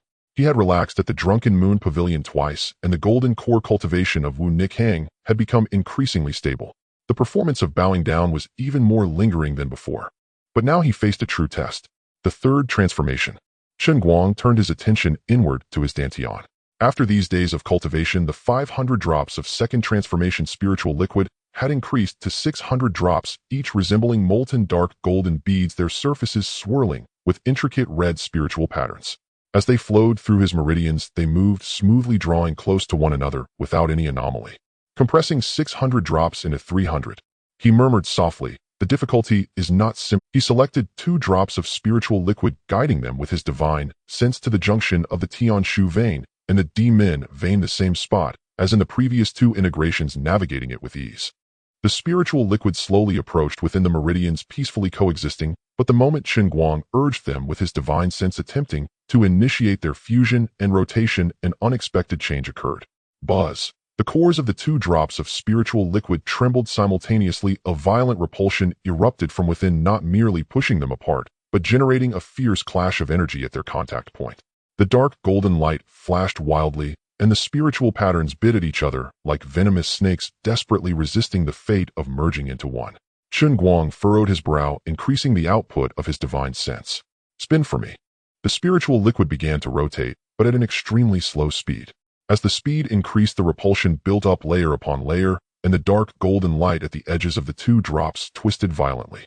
Tiny cracks even began to form at their points of contact, a sign that their structure was on the verge of collapse. After a stick of incense, the fusion failed. The 2 drops of spiritual liquid were redirected back to the dantian, and beads of sweat emerged on Chen Guang's forehead. "It's much harder than the second transformation." He took out a condensed yuan pill, a tenfold enhanced version. As the pill entered his mouth, it transformed into a refreshing torrent that surged into his sea of consciousness. His weary divine sense felt as if it had encountered a sweet rain, instantly replenishing itself along with an enhanced control over the spiritual liquid. "Let's see whether you're the stronger one, or if I, the underdog, can surpass you." He prepared for another attempt. This time the output of his divine sense was more delicate. The 2 drops of spiritual liquid rotated slowly within the meridians, the tenfold enhanced medicinal power, forming a warm, gentle membrane that enveloped their cores, cushioning the impact of the repulsion. The rotation speed gradually increased, and the dark golden light began to converge toward the center. But just as they were about to merge, the repulsion erupted again, more violently than before, tearing the membrane apart, causing the 2 drops of spiritual liquid to tremble violently. Chen Guang gritted his teeth, his divine sense surging like a tide, forcefully stabilizing the core with the aid of the medicinal power. The internal structure of the spiritual liquid shattered and reformed in the collision, each shock causing his meridians to tremble. An hour later, the fusion was finally complete. A drop of deeper-hued spiritual liquid floated within the meridians, slightly smaller in size, but with double the density, the spiritual patterns deeply embedded within its interior, forming a fine skeletal structure. It worked. Chen Guang let out a sigh of relief. But this was just the first pair. 600 drops meant 300 such fusions. He did not pause, and immediately began the second pair. The second pair took an hour, failing twice, but ultimately succeeding. The third pair took an hour, failing once. Days passed one after another as Chen Guang immersed himself in the endless compression. Whenever his divine sense was exhausted, he would consume a yuan pill, the enhanced version, which he had in abundance. When his spiritual power was depleted, he drew upon the pure spiritual energy from the surrounding spirit stone array. The gathering array in the cultivation chamber had never ceased its operation, and the mist of spiritual energy above his head grew denser. On the 10th day, he had completed half. The spiritual liquid in his dantian had decreased to 450 drops, each drop of the 3rd transformation displaying a profound dark brown color. At this point, fusion required anticipating the fluctuations of repulsion in advance to seize that fleeting opportunity. He consumed another tenfold enhanced yuan pill. As the medicinal power spread, his divine sense became as clear as if it had been purified, enhancing his perception of the spiritual liquid, allowing him to even see the trembling frequency of their internal structures. On the 17th day, 200 pairs were completed. However, Chen Guang's condition had declined somewhat. Even with an endless supply of tenfold enhanced yuan pills, the mental fatigue could not be fully alleviated, and he took a short rest. 200 drops remaining. He stared at the 200 drops of black gold spiritual liquid in his dantian, his eyes bloodshot. "Let's go." It was the 20th day. The last 2 drops of spiritual liquid were directed into the meridians, the final 2 orphans, with structures nearing perfection. The repulsion was astonishingly high. Chen Guang consumed another enhanced yuan pill. His divine sense surged forth like a tide, weaving the finest buffer layer within the meridians. The 2 drops of spiritual liquid rotated slowly as he patiently awaited the ebb and flow of repulsion, rising and falling, cutting in at the lowest point and stabilizing at the highest. The rotation speed increased rapidly, and the dark golden light surged. "Now's the time." The rotation speed suddenly surged. The spiritual patterns clashed violently at the low point of the repulsion. But this time the backlash of repulsion was more ferocious than ever, like an enraged ancient beast desperately tearing at the core of the fusion. The medicinal power transformed into a turbulent current mixing with his divine sense to forcefully suppress the repulsion. Fragments of dark gold splashed through the meridians drawn toward the center. Excruciating pain. It felt as if molten iron was being poured into his meridians, shattering and reshaping his bones inch by inch. Chen Guang held tightly to the core of his divine sense, guiding the direction of the storm. After an unknown amount of time, the storm finally subsided. A brand new drop of spiritual liquid floated at the center of the dantian, entirely black as ink, with a single golden glimmer at its core vibrating at an extremely high frequency. Each tremor released an invisible wave, causing the surrounding meridians to resonate accordingly. The third transformation was a success. Chen Guang slowly opened his eyes, a fleeting glimmer of dark golden light flashing in his gaze. He stood up, stretched his limbs, and walked to the balcony. When he activated his cultivation method and injected a drop of third transformation spiritual liquid into his eyes, the world transformed. He saw the trajectory of the wind like a transparent ribbon flowing through the air. He observed the movement of spiritual energy as if countless tiny light points were weaving through the city, gathering together. In the distance, the city of Wanxiao appeared, with the spiritual energy veins between the buildings clearly discernible. As he activated his cultivation method, the spiritual liquid surged silently. At this moment, he exuded a strong sense of pressure without needing to move. Standing before him at the same level, others would likely not dare to make a move, as if facing the pressure of a higher realm. This is just the third transformation, and there's already such a terrifying change. A defying cultivation method. His divine sense swept across the range, expanding to nearly 400 zhong, with perception becoming even sharper. Chen Guang walked to the lakeside in the back garden. The lake water was clear, reflecting the blue sky and white clouds. He sat down on a blue stone by the lake, took out a jar of monkey wine, broke the clay seal, and tilted his head to take a sip. The strong liquor flowed down his throat, transforming into a warm current that surged through his limbs and bones, merging with the steadily flowing third transformation spiritual liquid in his meridians, creating a peculiar harmony. The koi in the lake swam back and forth, occasionally leaping out of the water and splashing tiny droplets. The nearby rockery echoed with the roar of a waterfall, and the mist in the sunlight transformed into a faint rainbow. He sat there watching and drinking. Having completed the third transformation and reached the foundation establishment realm, he had nearly reached his limit. The fourth transformation could be attempted. With the 100-fold enhanced yuan pill, he should be able to succeed. Although the enhanced medicinal pills were not inferior in effect to the third tier, the violent impact was far less than that of the third tier. This allowed him to consume them without fear of the medicinal power's backlash, opening up infinite possibilities. Not bad at all. He murmured to himself, taking another sip of wine, letting the sunlight pour over him. When the boundless celestial sound array disc vibrated within the storage bracelet, Chen Guang was sound asleep. A few days ago, he successfully completed his third transformation and decided to take a few days off for himself. Even a genius needs to rest, and he was in no rush. In the past few days, aside from visiting the Drunken Moon Pavilion twice to listen to music and discussing the origins of humanity with Wu Nikhang for several hours, he spent the rest of his time lounging in a rocking chair on the terrace, sipping tea, daydreaming, and watching the clouds. After several vibrations of the array disc, he finally fumbled it out and opened it. Chen Guang. This afternoon at the inviting Immortals Pavilion, the usual place, don't be late. Lu Mingyuan's voice was always filled with that energetic vigor. Zijie and the others are all here, and Lu Yunhe sent over some good stuff from the capital. He finished speaking abruptly, leaving no chance for a response. Chen Guang glanced at the time on the array disc. It was just past the middle of the 4th hour. He got out of bed, cast a cleansing spell, changed into a loose blue and white robe, casually combed his hair, brewed a pot of tea, and slowly sipped it to pass the time. At the end of the noon hour, he stepped outside, called for a cloud boat, and set it to the inviting Immortals Pavilion. The cloud boat drifted leisurely, and the afternoon Wanhua City was enveloped in a thin layer of golden light, with the spiritual vines on both sides of the street drooping listlessly. Along the crisscrossing routes of cloud boats within the city, vessels of various sizes came and went. A few luxurious private cloud boats were particularly eye-catching, their hulls engraved with family crests that sparkled under the sunlight.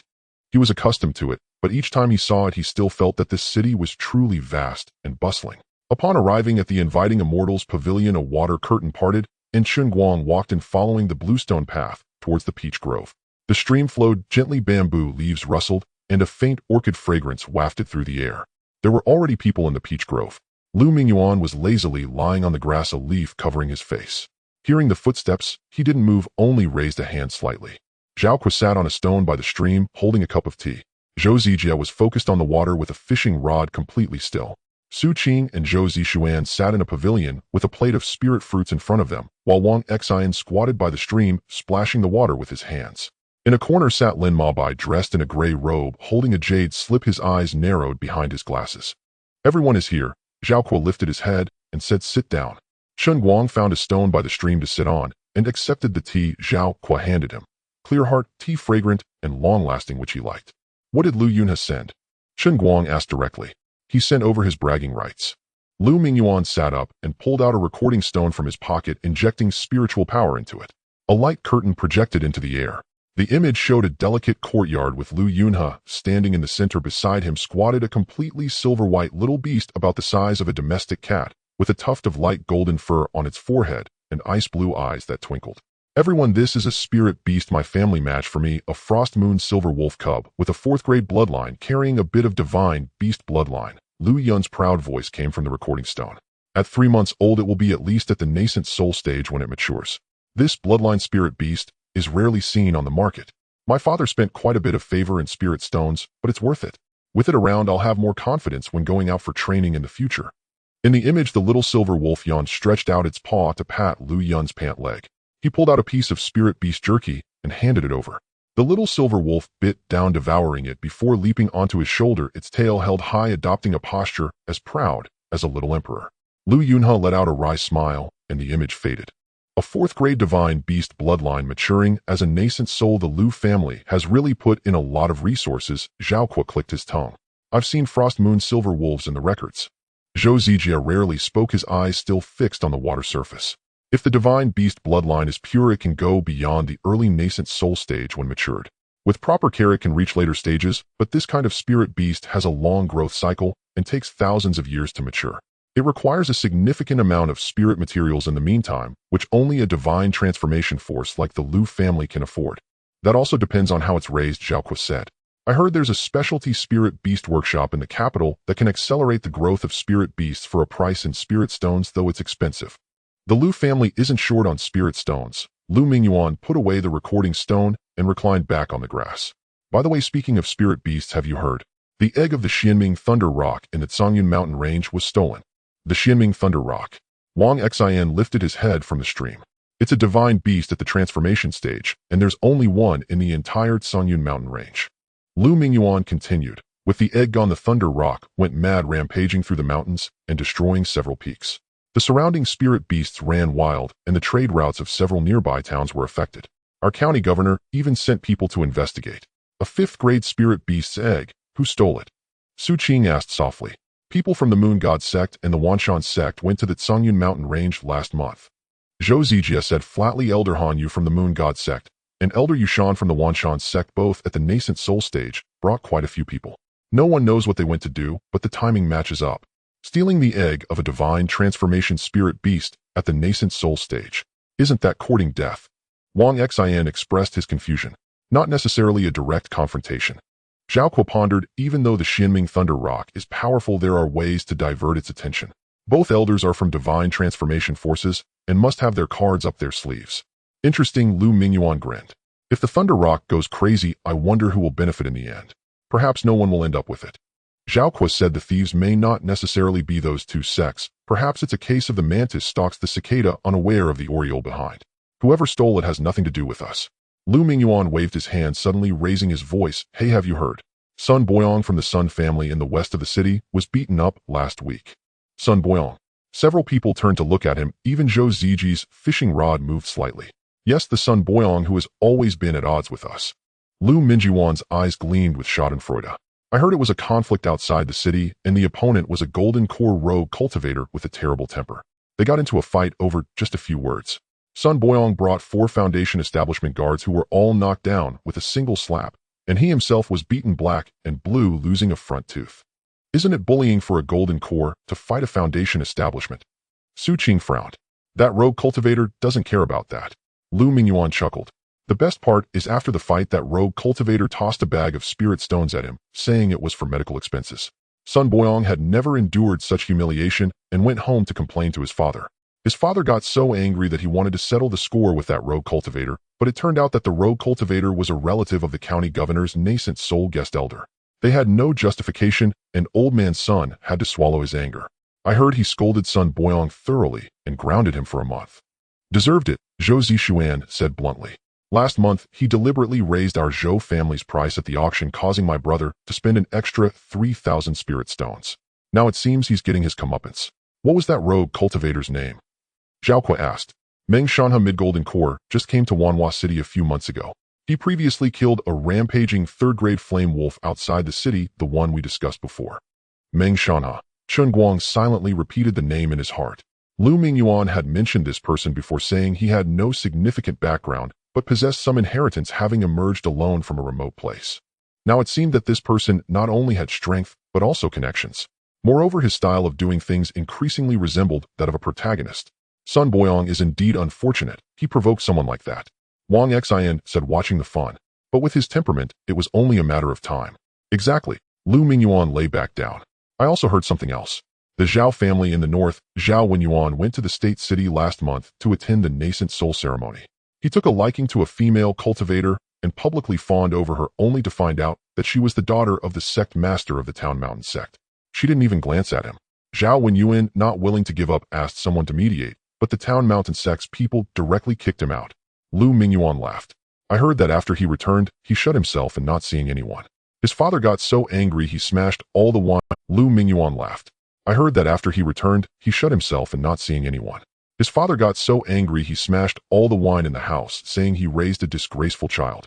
The Town Mountain sect is a divine transformation sect, and the sect master's daughter seems to be at the golden core stage. Zhao Wenyuan is merely at the foundation establishment stage. What courage did he have? Zhao Kuo shook his head. Perhaps he thought that the Zhao family held some prestige in Wanhua City. Lu Mingyuan scoffed. He doesn't realize that the prestige in Wanhua City is nothing in the state city. The group laughed for a while. By the way, Chen Guang, Lu Mingyuan suddenly turned his head. Where have you been lately? You didn't come last time we invited you. Everyone looked over. Chen Guang put down his teacup, his tone calm. I went out for a bit, took a stroll through the Tsungyun mountain range. You went to the Tsungyun mountain range too. Lu Mingyuan's eyes lit up. Did you see the Thunder Rock? I didn't see it here. I only stayed on the outskirts for a few days, killed a few second-grade spirit beasts, and gathered some spirit herbs. The outskirts had quite a few second-grade spirit beasts. Did you run into any trouble? Not really, I managed to handle it. Chen Guang brushed it off. He didn't mention the earth-shattering dragon, lizard, the wine monkeys, the robbers, or the encounter with the moon god sect and the Wanshan sect. There was no benefit in speaking about those incidents. A foundation establishment cultivator can indeed manage on the outskirts as long as they don't venture too deep. Zhao Kuo nodded. I went there once 2 years ago, killed 2 second-grade spirit beasts, and gathered a few spirit herbs. But later I encountered a peak second-grade iron-backed songlong and nearly didn't escape. That beast was extremely fast and could track Sensu. I hid for a whole day before shaking it off. You were just lucky, Zhou Zijie remarked flatly. Iron-backed Kanglings live in packs. The one you encountered was probably alone. If you came across a pack, even golden cores wouldn't escape. That's why I've never gone back since then, Zhao Kuo sighed. Speaking of which, when shall we form a team and take a trip to the Tsungyun mountain range together? Lu Mingyuan exclaimed with excitement, I've wanted to go for a long time. I heard there's a third-grade red-tailed golden pheasant there, with particularly beautiful feathers. Bringing one back to raise would be much more impressive than Lu Yun's wolf cub. You, Zhou Zishuan shot him a glance. You're at the foundation establishment late stage, and your combat power is less than Wang Xian's. Are you going to the Tsungyun mountain range to feed spirit beasts? Who said that? I've recently practiced a new sword technique. Let me demonstrate it to you. No. Zhao Kuo quickly waved his hand. Last time you nearly destroyed the pavilion at the inviting Immortal's pavilion with your sword demonstration, costing us 200 spirit stones. If you want to demonstrate, do it at home. Lu Mingyuan sulkily closed his mouth. But we really should go out and gain some experience. Zhao Kuo set down his teacup, his tone becoming serious.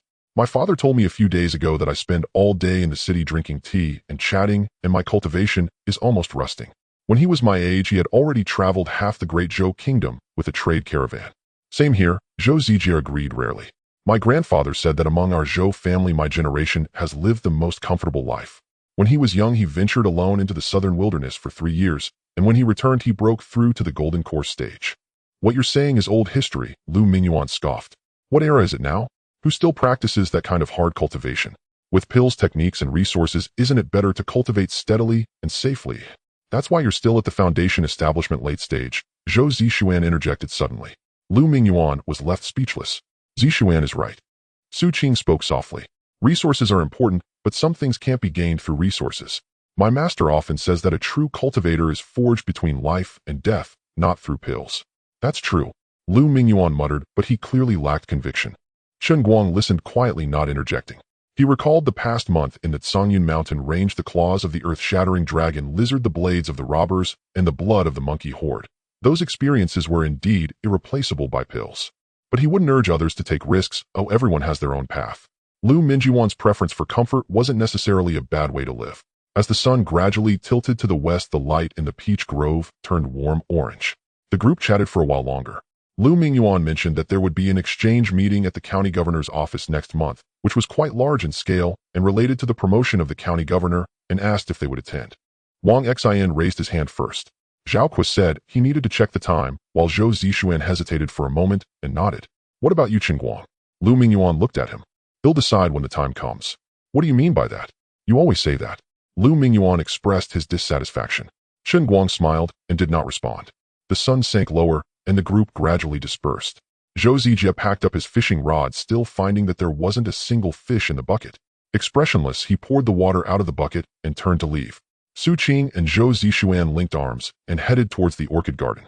Chen Guang stood at the edge of the peach grove, watching the evening glow transform into deep purple at the edge of the sky. The stream continued to flow gently, the bamboo leaves rustled softly, and the lights of the inviting Immortal's pavilion gradually brightened, casting a warm glow in the pale blue water curtain. In the distance, a few clear calls of spiritual cranes rang out. He stepped outside, summoned a cloud boat, and set it to the Qixia slope. The cloud boat slowly ascended, merging into the deepening night of Wanhua City. The flowers of the spiritual vines began to glow, extending along both sides of the street.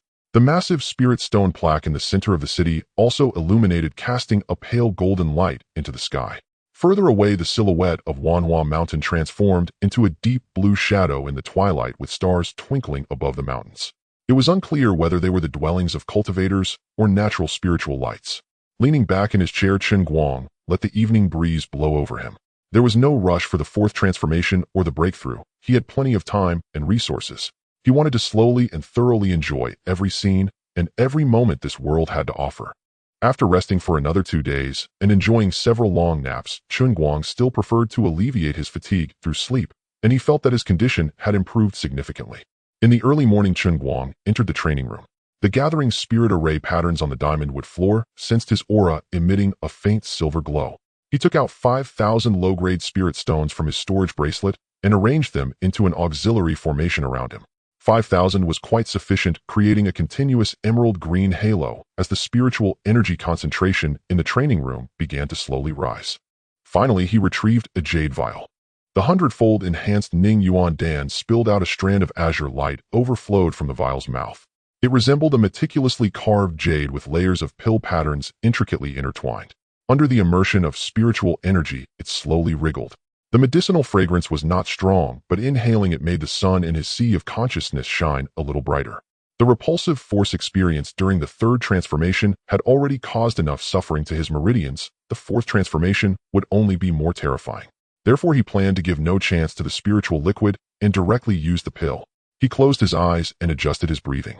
His divine sense sank into his dantian, and the 400 drops of third transformation spiritual liquid he had refined came into perception, each drop exhibiting a deep black gold color with fine golden spiritual patterns coiling around the surface. He selected 2 drops, guiding them with his divine sense and directing them to the convergence point of the Tianshu vein and the Di-Min vein.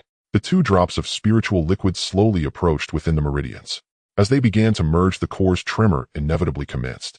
2 invisible waves spread from their respective centers, canceling, rebounding, and tearing at the contact surface, creating an invisible turbulence that caused the walls of the meridians to swell slightly.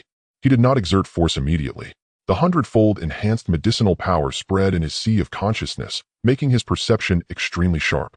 The internal structure of the 2 drops of spiritual liquid was clearly reflected in his awareness, including the frequency of the core's tremor, the amplitude of the fluctuations, and the flow of spiritual power at every strand on the contact surface. After observing for a moment and relying on his experience, he found the rhythm. The repulsive force had its rises and falls reminiscent of human breathing. When it rose, the 2 drops of spiritual liquid repelled each other. When it fell, a very brief gap appeared during which the frequencies of the 2 waves would unexpectedly coincide for a short moment. It was that gap. At the moment of the eighth coincidence, his divine sense gently nudged forward. The cores of the two drops of spiritual liquid trembled simultaneously, their frequencies perfectly synchronized. The turbulence at the contact surface was smooth, and the edges of the two drops began to slowly merge, flowing together with the momentum of that coincidence. The fusion under the enhancement of the medicinal power continued for about half an hour. The new fourth transformation spiritual liquid finally formed, suspended in the meridians with a slightly smaller volume. Its color was no longer black gold, but had returned to a warm golden hue with a hint of pale purple mixed in. Chen Guang did not pause and immediately began the next pair. His technique became increasingly proficient, and his divine sense automatically captured the moment of coincidence. After 50 pairs, the entire process began to flow effortlessly. Selecting guiding sensing and gently pushing at the instant the gap appeared, the fusion commenced. The hundredfold enhanced medicinal power continued to envelop his sea of consciousness, keeping his divine sense in a state of utmost sharpness. With each pair fused, his understanding of the internal structure of the spiritual liquid deepened. Within the third transformation spiritual liquid, there were actually many voids hidden in its solidification. The arrangement of the spiritual patterns varied in density, and the frequency of the core's tremor exhibited subtle fluctuations. The process of the fourth transformation was to fill these voids, making the structure denser and more stable. 15 days later, 100 pairs were completed. Each drop of fourth transformation spiritual liquid in the dantian radiated a golden purple glow. The trembling frequency of the core was nearly twice as fast as during the third transformation.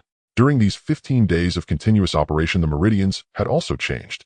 The golden patterns that emerged during the third transformation on the walls of the 56 meridians became more intricate and were tinged with a light purple hue. The remaining fusion became increasingly smooth. After 100 pairs, the entire process had become instinctive, no longer requiring deliberate capture. His body instinctively knew when to exert force. The drops of third transformation spiritual liquid decreased one by one, while the drops of fourth transformation spiritual liquid increased one by one. Nevertheless, his spirit remained highly tense. On the 25th day, the last two drops of third transformation spiritual liquid were guided into the meridians. Only this last pair remained in the dantian. After 25 days of high-intensity control, the mental fatigue was real. Even with the support of medicinal power, there was an underlying feeling of tension that had been stretched. But he did not hesitate. His divine sense probed into the core, finding the moment of coincidence, and gently, the cores of the two drops of spiritual liquid trembled simultaneously. This time, the moment of fusion did not unleash turbulence, but a tremendous suction force. The two drops of spiritual liquid resembled two small whirlpools frantically engulfing each other, and the frequency of the core's tremor rapidly escalated, almost merging into a single line.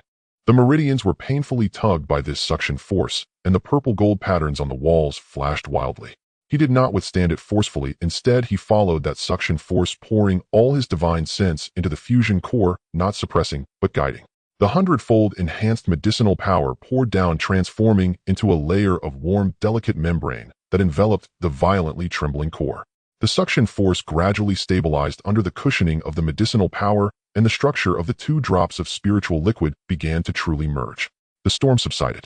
The last drop of fourth transformation spiritual liquid floated at the center of the dantian. Its warm golden hue intertwined with just the right hint of purple, the two colors blending together to form an indescribable charm. The trembling frequency of the golden light at the core was so fast, it was nearly imperceptible, leaving only a stable, intense glow. Each tremor released invisible waves that resonated throughout the entire dantian.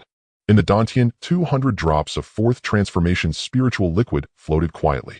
Chen Guang stood up, the residual spiritual power accumulated from 25 days of sitting naturally circulated through his meridians as he moved. He looked down at his hands, clenched his fists, feeling a passive increase in strength. There was no need for stone locks to verify the density, explosive power, and resilience of the spiritual liquid had all leaped to a new level. But that wasn't enough to be intuitive. He took out a puppet from his storage bracelet, commanding it to suppress itself to the perfection of the golden core stage, aiming for a single-step test. He also took out a fourth-tier array plate, activating it. A light blue barrier enveloped the training room, more than sufficient to withstand collisions at the golden core level. The puppet's spiritual power remained abundant. The patterns lit up, and its body trembled slightly, coming to. Chen Guang did not use his physical strength, he only operated his spiritual power. A drop of fourth transformation spiritual liquid surged out from his dantian, the purple gold light rushing through the meridians. The patterns on the relevant meridian walls lit up sequentially. He raised his hand and simply slapped out. The puppet also met the strike with a palm. The two hands collided within the barrier of the array plate, producing a muffled explosion. The shockwave burst forth from the contact surface, crashing against the light blue barrier and creating a layer of fierce ripples. The puppet's arm was unharmed since it was a fifth-tier puppet, but its body staggered back 3 steps, the patterns at its joints flickering rapidly. Chen Guang remained motionless. He had only used 70% of his spiritual power for that strike, without any accompanying techniques. The golden core puppet had been pushed back 3 steps by a single palm, while his own arm merely felt slightly warm. He not bad at all. My efforts over the past 2 months were not in vain. The quality of the 4th transformation spiritual liquid was already sufficient to directly suppress the perfection of the golden core. He now felt like a qualified powerhouse. He didn't test further, having a rough idea was enough, and he didn't need to compete with the geniuses every day. After collecting the puppet and array plate, Chen Guang exited the training room and headed to the terrace. The night breeze greeted him, bringing with it the rustling sound of bamboo leaves from the courtyard. He settled into a rocking chair, noticing the teapot on the stone table was cold. He took out spring water from his storage bracelet and heated it using the array, which only took a few breaths. The water boiled, and he poured it, warmed the pot, washed the tea, and brewed it. The fragrance of snow buds wafted up clean and cool the tea soup, a light green and translucent, tasting fresh and gentle. In the distance, the lights of Wanxia City shone as usual. The 4th transformation was complete, and 200 drops of purple gold spiritual liquid flowed steadily in his dantian. His own strength was approaching its limit. He did not consider the 5th transformation. Though the 4th transformation had been a thrilling experience, he had already maximized his potential at this level. Achieving the 5th transformation in the foundation establishment stage was nearly impossible, and he had no desire to challenge it, perhaps another time. Moreover, the enhancement of strength was not limited to compressing spiritual liquid. His essence, energy, and spirit could be refined to the utmost, along with his physical body and divine sense, allowing him to grow even stronger. When refined to the limit, what level of core inheritors from powerful factions could he compete with? Great Ascension factions or Tribulation Transcendence factions? With his own efforts and a bit of luck, he had reached this point as a loose cultivator, and he felt very satisfied. He poured himself another cup of tea and sipped it slowly. The night breeze continued to blow, the bamboo leaves rustled, and the rocking chair swayed. The 20th day of the 12th lunar month afternoon. Chen Guang lay in a rocking chair on the terrace. The snowbud tea on the stone table had been brewed a 3rd time, its liquor bright and clear. After 4 rotations, he felt considerably lighter. Each day, he honed his essence and spirit, and in leisure drank tea and admired the view. Of course, he still indulged in the pleasure houses to hear music. Chen Guang had just raised his cup when the array at the courtyard gate flared to life, followed by the chime of a bell and a knock at the door. He was surprised. He cast out his spiritual sense. Foundation establishment, late stage, no threat. He rose and descended. Outside stood a youth in uniform, lean-faced, a green jade token hung at his waist with the 2 characters Juanshou, Prefect, engraved upon it. Are you Chen Guang, young Master Chen? The youth cupped his hands politely. I am Chen Guang, steward of the Prefect's mansion. The Prefect will host a banquet on the 28th of the 12th month. I have been sent to deliver an invitation. He produced a pale gold jade slip from his sleeve and offered it with both hands. Young Master, you are accomplished beyond your years. Since relocating to Qixia Slope, less than a year ago, you have formed close ties with the city's talents. The Prefect has long heard of you. Meeting you today, your bearing is indeed remarkable. Chen Guang was slightly taken aback. Since moving to Wanxia City, he had kept to himself. He could count the people he knew on both hands, so for the Prefect's steward to say such things surprised him. He took the jade slip. You flatter me, Steward Chen. The Prefect presides over countless affairs. Oh, why would he notice an unaffiliated cultivator like me? Chen Guang smiled. The Prefect has governed Wanxia City for centuries and knows well the remarkable figures here. Young Master need not be so modest. The words were flawless, but Chen Guang did not believe he had truly drawn the Prefect's attention. Whether it was the Prefect himself or the mansion's chief steward who noticed him mattered little, it was all the same to him. He did not press further. He probed the jade slip with his spiritual sense, polite and comprehensive wording. Time the 28th of the 12th month, hour, place the Prefect's mansion banquet hall. Please thank the Prefect on my behalf, Chen Guang said, handing over 200 spirit tokens. Chen Guang's eyes narrowed. He hastened to refuse with a smile, then bowed and took his leave. Interesting, Chen Guang murmured, watching Chen Guang's retreating figure. He closed the door and turned the jade slip over in his hands once more. Prefect Shen Haji had been stalled at nascent soul completion for centuries. 3 months earlier, he broke through to Huashan. After the new year, he would be reassigned to the capital. This banquet was both a ceremony for his Huashan attainment and a farewell celebration for his promotion. He had heard of this. Everyone in the city had been discussing it these past days. Delegations from the prefectural and capital cities were said to be attending. The Liu family had received invitations. Chen Guang had planned to piggyback on theirs, so he had not expected to receive an invitation of his own. Having spent nearly a year in Wanxiao City, he had heard of the prefect's manner of governance. Shun Haji had led the city for centuries and enjoyed a solid reputation. No oppressive levies, no indulgence of the powerful, his dealings were considered fair. Who had added the phrase accomplished in youth to the invitation he did not know. Yet to dispatch someone specially to Qixia Slope indicated the prefect's mansion was indeed taking note of the city's unaffiliated cultivators. Perhaps their attention stemmed from the sizable purchases by Wantong Immortal Pavilion. Others might be oblivious, but the prefect's mansion could learn such things easily. Let them notice he did not care. If there were matters to settle, he had hundreds of Huashan automatons tucked in his storage bracelet. On the 28th of the 12th month at the U hour, Chen Guang walked through the snow alone toward the mansion. The prefect's mansion was festooned with lanterns. The forecourt was filled with cloud boats from small Wenzhong skiffs to Tianzhong vessels. Clan and sect emblems along their hulls glimmered in the dusk. Greeters in uniform, deep blue brocade guided guests at the gate.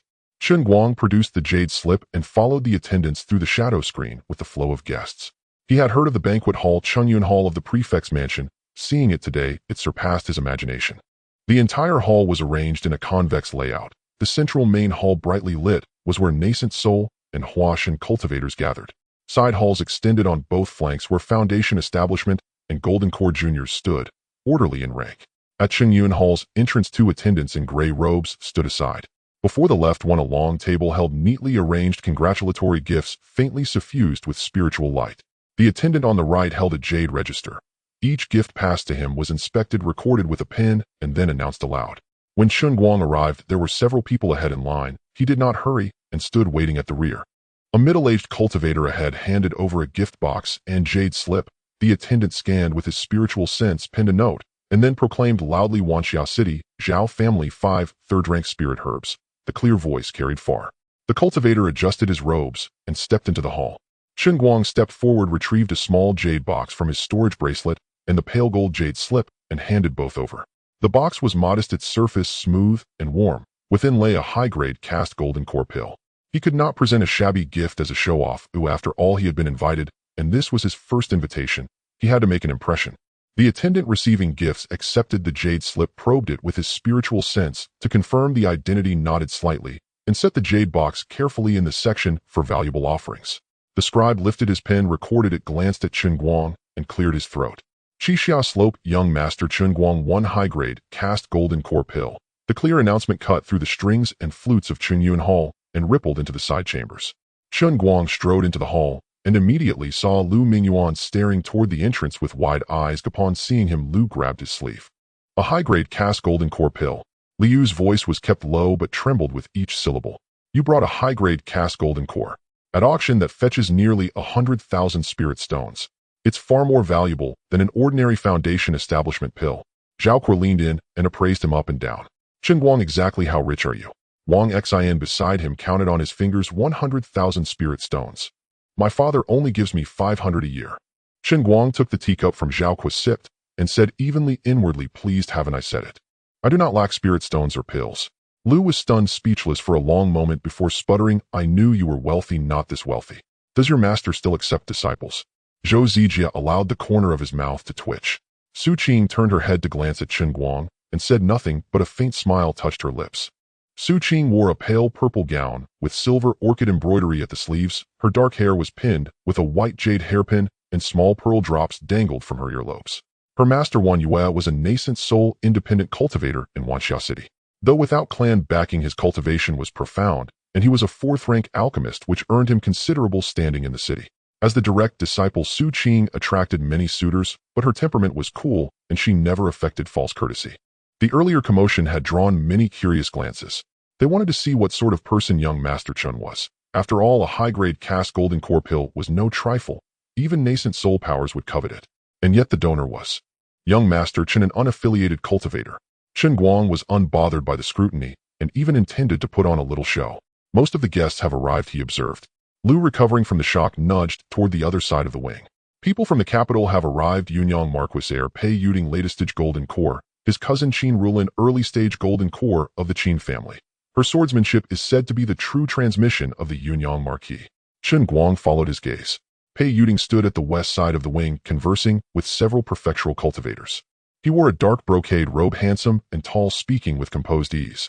Qin Ruolin, in a goose-yellow gown, had striking features and listened to the conversation. The provincial governor has also come, Lu continued. A grand cultivator of the Huashan realm, the regional governor of the Zhou district. It is rare for a prefecture to produce a Huashan, the governor's prestige shone, and he naturally came to see him off. Also present was Su, the deputy abbot of Yushan Daochang from the prefectural city, likewise a Huashan. But they were all in the main hall and not visible from our side. Chen Guang listened and scanned the wing. Many local nascent soul powers in Wanxia City had come. Members of the Zhao, Lu, Zhou, and Sun families were all present. Though there were heirs and Huashan present, the highest status among those here was not theirs, but that of the Zhou family. Zhou Jingyi of the Zhou family had been taken as a disciple by the deputy head of the Dao Academy, a grand reverend of the Mahasiddha rank. That relationship alone made the Zhou family untouchable in Wanxia City and across the great Zhou realm. Not to mention Zhou Ziyan, who had joined the Immortal Academy. The Zhou family, however, kept a low profile. Zhou Zijia was an example, never ostentatious, much like Chen Guang.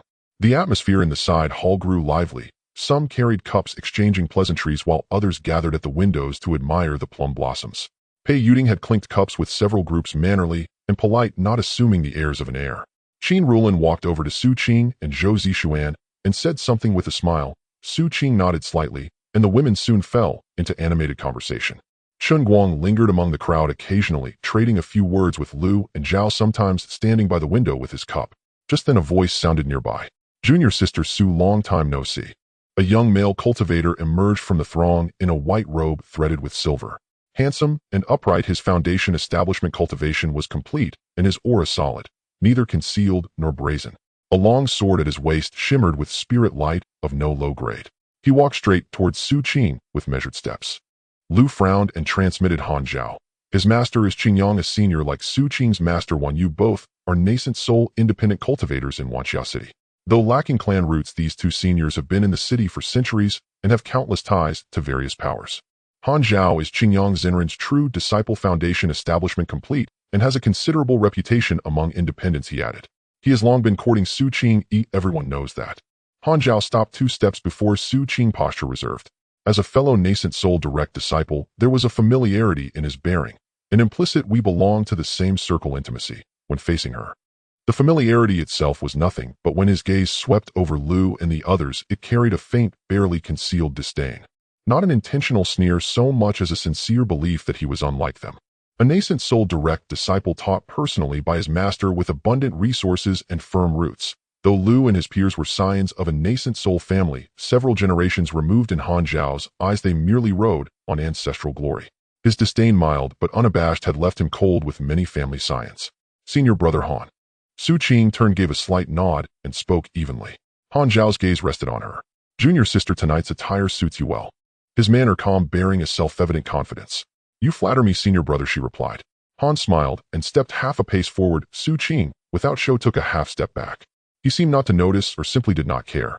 Before the years, in my master mentioned you, saying your Bingxin sword technique has entered the transformative realm. If you have leisure, come spar at Qingyang's private courtyard. I've been busy lately. Another day, she answered. Junior sister is always so busy, he said with a smile. Han Zhao shook his head with a smile. Cultivation is important, but making like-minded companions is part of it. Those who live only for eating, drinking, and pleasure. His gaze casually swept Lu and Wang Xen in a flat tone. He continued, will not go far. Junior sister should associate with those of similar aspiration. Liu's expression shifted. The remark was nameless, but obvious. Lu Minjiwan's reputation in Wanxia City was that of indulgence, and Han Zhao had effectively declared him unfit to court Su Qing. Yet because no names were named, Lu found no opening to retort. Because he stood near Lu, Chen Guang also received a disdainful look. He frowned. What did that mean? He had said nothing, and yet had been swept up in the salvo. What's wrong with eating, drinking, and enjoyment? None of his concern. Seeing no reply, Han's smile widened. As he prepared to continue speaking to Su Qing, a voice at moderate pitch cut in. Brother Han, your words are interesting. Like-minded is a curious phrase. How does Brother Han define it? It was Chen Guang. He did not intend to endure it. He had always kept things cordial, and it was unreasonable for a sycophant to single him out. He stepped forward with a cup of wine. The dark gold cloud pattern on his blue and white robe shimmered softly in the lamps. Han Zhao turned, his eyes traveling over him from head to foot. This man was not a golden core and was unknown to him. And this is Chen Guang, an unaffiliated cultivator. An unaffiliated cultivator. Han's mouth, his master Qingyang Jinren, had also risen from independence. Han harbored little prejudice against unaffiliated cultivators. But since this stranger had spoken first, he ought to have something to say for himself. Brother Chen, what would you like to advise? Not so much advise, Chen replied casually. Only that Brother Han linked eating and drinking to failing to go far. I happen to enjoy eating and drinking. Tell me, does Brother Han consider admiring plum blossoms to be indulgence? And listening to music, does that count as indulgence? If so, few in this wing would meet Brother Han's approval. Han Zhao's smile faded. Where did this insolent, unaffiliated cultivator come from? The unfamiliar independent had retorted directly, and worse, he spoke, as if idly chatting, entirely unbothered by Han's presence. Brother Chen, you misunderstand. Han suppressed his displeasure and spoke as calmly as he could. My point is that cultivators should place the Tao first and not drown in pleasure. Admiring plum blossoms or listening to music are ordinary pastimes. I would not harshly judge such things. He had no mind for maligning a stranger. Then how does Brother Han know that Lu and his friends are drowned in pleasure rather than simply indulging in ordinary pastimes? Chen Guang set down his teacup. Are you close with them? Chen Guang had no intention of letting him off. In an orderly cultivation world, it was rare to meet an impudent young man. How could he pass up the chance? Today, Chen Guang intended to put on a show and answer the affront with prestige and rebuttal. This corner fell silent for a moment. Lu Minjuan's eyes widened. Zhao Kuo paused with his cup suspended in midair, and Su Qing turned her head slightly, her gaze subtly shifting. The smile on Han Zhao's face vanished completely. He looked at Chen Guang, his expression becoming more serious, as if reassessing something he had previously disregarded. His master was a nascent soul loose cultivator, and his own foundation establishment was exceptional among his peers. In Wanxia City, apart from those with special backgrounds like the Zhou family, he truly regarded few others with any seriousness. Chun Daoyou, his voice was not loud and his speed was unhurried. Han has been conversing with Sister Su, and this has nothing to do with you. You suddenly intervene speaking for others. Do you not think that is a bit meddlesome? Meddlesome? Chen Guang nodded. You fired a barrage at me as well. Am I not allowed to point out a few things? Han Zhao did not understand what a barrage was, but he understood enough, staring at Chen Guang for 2 breaths. Then he smiled, a faint smile with little amusement in his eyes. Chun Daoyou is quite straightforward. He paused, a slight flow of spiritual energy coursing through his meridians, the aura of his perfected foundation establishment slowly releasing. In these years in Wanxia City, I have seen many straightforward individuals, some still stand while others. He stopped mid-sentence. Because Chen Guang was also emanating an aura. Who do you think you are? Just releasing a bit of aura will intimidate me. Let me show you what real pressure is. The Wuji True Solution gently rotated a cycle over 200 drops of 4th grade spiritual liquid in his dantian. He only mobilized a trace as purple gold spiritual energy surged forth from his dantian, briefly stirring through the meridians, releasing a wisp of aura. Just a wisp. The air in this corner suddenly froze. That wisp of aura was unlike what a foundation establishment should possess. It was too solid, too pure, like a volcano compressed to the extreme, cracking open just to seem the heat it leaked was enough to suffocate. This kind of pressure was more terrifying than a golden core. Han Zhao's expression changed. Being the closest, he felt it most acutely when that aura pressed in the spiritual liquid in his dantian actually became sluggish, completely intimidated, like a rat facing a cat unable to summon even a fraction of its strength. His right hand instinctively pressed onto the sword hilt, his knuckles turning white with force. He did not dare to. Around them, people turned to look. Although that wisp of aura only leaked for an instant, everyone nearby caught it, that kind of pure essence compressed to the extreme. Qin Rulin turned her head, her gaze resting on Chen Guang for a moment, slightly narrowing her eyes. Pei Yuding looked over from the crowd, his gaze lingering on Chen Guang for a moment before withdrawing, lowering his head to sip his drink, lost in thought. Han Zhao's hand slowly released the sword hilt, moving very slowly, as if making a difficult decision. He took a step back, then another. He looked at Chen Guang deeply, the restraint and certainty in his eyes shattered significantly. He did not make any threats. He merely adjusted his robe and turned to return to his position, his back still straight, but his steps were quicker than when he came. Chen Guang felt a sense of satisfaction inside, yet he maintained a calm exterior, taking back his cup from the table and sipping it nonchalantly. Lu Mingyuan finally came to his senses, grabbing his sleeve, his voice extremely low but trembling with every word. Was that the aura of a foundation establishment? I have never seen anyone like you. You have too poor a foundation and limited experience, Chen Guang replied bluntly. Lu Mingyuan rolled his eyes in exasperation, while Zhao Kuo laughed aloud. Zhou Zijia rarely spoke up. Compressed spiritual liquid. At least 4th grade, right? Chen Guang glanced at him and nodded slightly.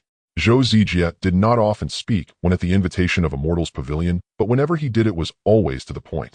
However, regarding 4th grade spiritual liquid, it was too outrageous. He did not dare to speculate. Su Qing turned around facing Chen Guang. Her lips moved, and in the end, she only said 2 words, "Thank you. No need to, I did this for myself as well." She did not say more, but her attitude softened a bit. The atmosphere in the side hall gradually returned. The music continued, and the maidservants brought over warm wine. But many remembered the name Chen Guang, a valuable gift, immense strength, and significant background. As the music resumed, a commotion arose from the main hall.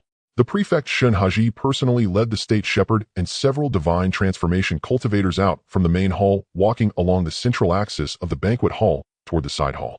This was the custom of the banquet, where the host led esteemed guests around, meeting the younger generation in the side hall, exchanging a few pleasantries, thus giving due respect and showcasing their own strength and influence. Shen Haji wore a deep blue long robe, his face lean, and his aura calm like a deep pool. The state shepherd walked beside him in a dark blue official robe with slightly frosted temples and a tranquil gaze. Su Zhongmin of Yushan Daoist Hall lagged half a step behind in a moon-white long robe with 3 strands of long beard, exuding a celestial demeanor. The noise in the side hall quieted down, and everyone cupped their fists in greeting. Shen Haji waved his hand, said a few words like, "Everyone enjoy yourselves," and then specifically introduced the state shepherd and Elder Su. The state shepherd nodded slightly, his gaze sweeping over the side hall, pausing on Zhou Zijie for a moment. Naturally, he was aware of the special situation of the Zhou family. The group did not linger long. After completing their tour, they returned to the main hall. The atmosphere in the side hall relaxed, and Lu Mingyuan let out a breath. The state shepherd does not put on airs. "When you reach that position, there is no need to put on airs," Zhou Zijie rarely responded. As the music began again, a troupe of dancers entered from the direction of the main hall from the Zhu Pavilion. 12 dancers, all at the golden core level, led by a tall figure in a red dress adorned with gold phoenix embroidery on her bright red skirt, flowing sleeves like clouds, and a waist tied with golden bells, barefoot on the floor, each step unleashing a cascade of jingling sounds. She was stunningly beautiful, her brows like distant mountains, eyes like autumn waters, skin almost translucent with crimson lips. She slightly bowed, and the 12 dancers began their performance simultaneously, not the tender and delicate style of Zhu Pavilion, but a grand and expansive court dance. The sweeping sleeves stirred up a whooshing wind, the golden bells ringing together like a sudden rain hitting banana leaves. The red-dressed dancer spun in the center, her skirt billowing like a blooming red lotus, while the other 11 circled around her, their formations shifting like a flock of geese soaring through the sky. Chen Guang watched intently. This dance was an entirely different beauty from the bowing of Dance of the Rainbow. One was the flourishing of a raging fire, the other was the tenderness of moonlight among flowers. As the dance concluded, thunderous applause erupted. After the dancers exited, the atmosphere in the side hall lightened further. Some continued drinking, while others gathered by the window to admire the plum blossoms. Chen Guang stood by the window with a cup of wine, watching the red plums covered in snow. Footsteps sounded from behind him, neither hurried nor slow, with a steady pace. Pei Yuding walked up beside him, holding a cup of wine in hand. "Chen Daoyu." He raised his cup. It was unusual for a golden core to refer to Chen Guang as Daoyu. There was something amiss, but as always, Chen Guang did not care. Chen Guang raised his cup in return. "Pei Shitzi." The two clinked cups. Pei Yuding took a sip, his gaze resting on the plum grove outside the window, and after a moment, he finally spoke. "Just now, Chen Daoyu, that wisp of aura, I felt it even from halfway across the side hall." His tone was casual, as if discussing something trivial. To possess such strength at perfected foundation establishment is indeed rare. In the capital over the years, I have seen many young talents and a few core disciples nurtured by the royal family, but I have never encountered anyone like Chen Daoyu, who can compress spiritual liquid to such an extent. He turned to look at Chen Guang. "Among loose cultivators, this is even more unheard of. May I ask who your master is?" "My master travels the world and does not like to make a fuss. It is inconvenient to disclose his name." Chen Guang kept his expression inscrutable. Pei Yuding nodded, not pressing further. Many loose cultivators prefer anonymity, while others are simply unwilling to reveal their names. Chen Daoyu, he placed down his cup, his expression becoming more serious. "People like us should interact as equals. There is no need to refer to me as Shitzi." Pei Yuding understood very well that for someone like Chen Guang, putting on airs due to differing realms was meaningless. If he truly had a powerful background, he would offend people, and if he genuinely was a loose cultivator, having reached this level on his own merit was even more worthy of friendship. In any case, addressing each other as equals was the wisest choice. Chen Guang paused slightly. "Shitzi, there is no problem in interacting as equals, but I believe referring to you as Shitzi sounds more pleasant. This is not mere politeness." Chen Guang was not joking. He had only seen the likes of Shitzi on television, and seeing the real person now made him feel that calling him Shitzi was more fun. Pei Yuding, though puzzled by Chen Guang's way of addressing him, felt the sincerity behind it and smiled slightly, taking out a jade token from his sleeve and handing it over. The jade token was small, warm to the touch, with Yunyang engraved on the front and a sun and cloud pattern on the back. If you come to the capital in the future, Daoyu is welcome to visit the Yunyang Marquis residence. Though the capital is vast, the Marquis door is still easy to find. Chen Guang accepted it. Thank you, Brother Pei. If I go to the capital in the future, I will definitely pay a visit. He would likely go to the capital, and the time would be soon.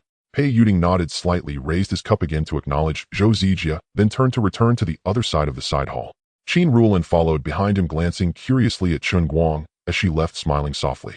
Lu Mingyuan leaned in closer, his voice raised in pitch. A passage token. Addressing you as an equal. He is a latest golden core Shitsi. Chen Guang put the jade token into his storage bracelet. It is just a token. Lu Mingyuan wanted to say more, but was pulled away by Zhao Qua. The night grew deeper. The plum grove outside was illuminated by spiritual pattern lanterns glowing red as the moon emerged from behind the clouds, casting its cold light upon the snowy ground. Chen Guang remained standing by the window. Su Qing had come over at some point, holding a cup of tea. The lively atmosphere in the banquet hall gradually came to an end. Noises from the main hall indicated that the state shepherd and several divine transformation cultivators were taking their leave, and guests in the side hall began to disperse. Lu Mingyuan had drunk quite a bit, his face red like the spiritual fruits on the table, supported by Wang Exine and Zhao Kuo on either side, as they led him out while he muttered, "Is my foundation really that poor?" No one paid him any mind. Exiting the prefect's residence, a cold wind hit his face. Half of the cloud boats in the square had disappeared, and Chen Guang summoned a cloud boat.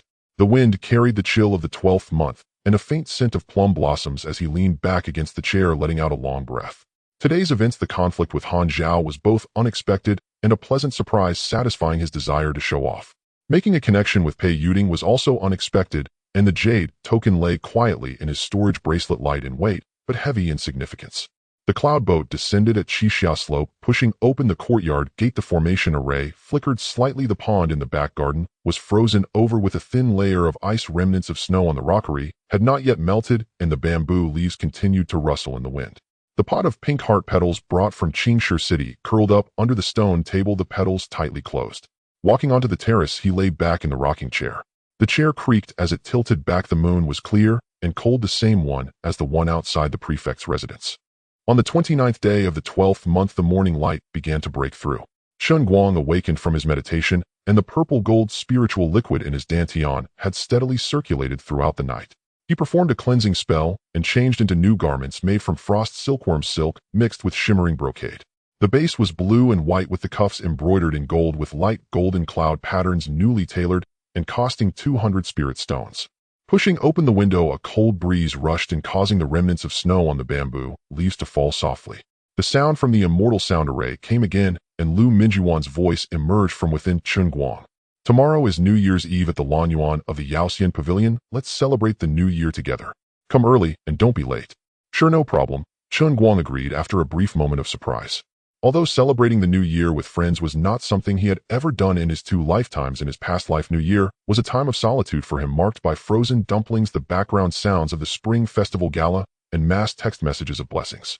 Last year in Qingshi City, he set a table of dishes for himself, drank a pot of Tusu wine, and watched fireworks all night, thinking it was quite enjoyable. But then he thought to himself there seemed to be nothing wrong with it. For cultivators with lifespans spanning hundreds or thousands of years, a once-a-year New Year's Eve was indeed not a significant occasion. Since he had to prepare everything himself, he needed to bring some items. He set out to buy supplies. The cloud boat descended in a small street called Liuya Lane in the northern part of the city, a place he had passed before, specializing in festive goods. The alley was narrow with small shops on either side, but every household had red lanterns hung at their doors, and the shop signs were polished to a shine. Shops selling paper candles, bonsai, and candied fruits were lined up next to each other. There were quite a few cultivators on the street, mostly strolling leisurely, occasionally stopping in front of a shop to browse, taking their time to look without rushing to pay or leave. An old man selling spiritual lanterns squatted at the edge of the alley with a ground full of fist-sized glass balls, each containing a piece of spiritual light the size of a fingernail. The old man did not shout, squinting in the sun. He would raise a finger when someone asked for a price. Chen Guang selected a few lanterns and paid with spirit stones. The old man nodded, took out an oiled paper from his pocket, and leisurely wrapped the lanterns before handing them over. Walking forward, he saw several pots of narcissus at a shop's entrance. The bulbs were pure white and the leaves were vibrant green. Chen Guang chose a pot that had not yet bloomed. The gold leaf red paper was purchased from an old shop at the end of the alley, which had been passed down for 4 generations, specializing in spiritual paper. The red paper was soft and tough, and the gold foil used was real, sparkling faintly under the light. The shopkeeper was an old man bent over his desk writing spring couplets, his strokes vigorous, with the ink still wet. Chen Guang did not ask him to write. Instead, he bought several stacks of blank paper to take away, intending for Zhao Kuo to write. Chen Guang then went to an old brand shop to buy a set of food boxes containing 8 types of snacks, 6 pieces of each neatly arranged in a red lacquer box with gold embellishments covered with a piece of red paper that read "Wishing you peace year after year." By the time he returned to Kixiap Slope, it was already afternoon. He organized his items, brewed a pot of tea, and sat on the terrace in a daze. Wanjia City was shrouded in a layer of thin winter sunlight. The glazed tiles of the towers shimmered like scattered gold. The cloud boats' flight paths were sparser than usual, yet not entirely ceased, with a few vessels drifting leisurely through the sky. Last year around this time, heavy snow fell in Qingshi City. He moved a rocking chair to the entrance of the hall, watching as the snow gradually covered the yard, bending the bamboo leaves. In the alley area, and several children were setting off firecrackers, their laughter echoing through several walls. Aunt Liu's family was chopping, stuffing the sound quick like a galloping horse. A year had passed. He raised his teacup towards the direction of Qingshi City in a vague toast and slowly finished drinking. New Year's Eve afternoon. When Chen Guang arrived at Yaoxian Pavilion, people were already busy in the Lanyuan.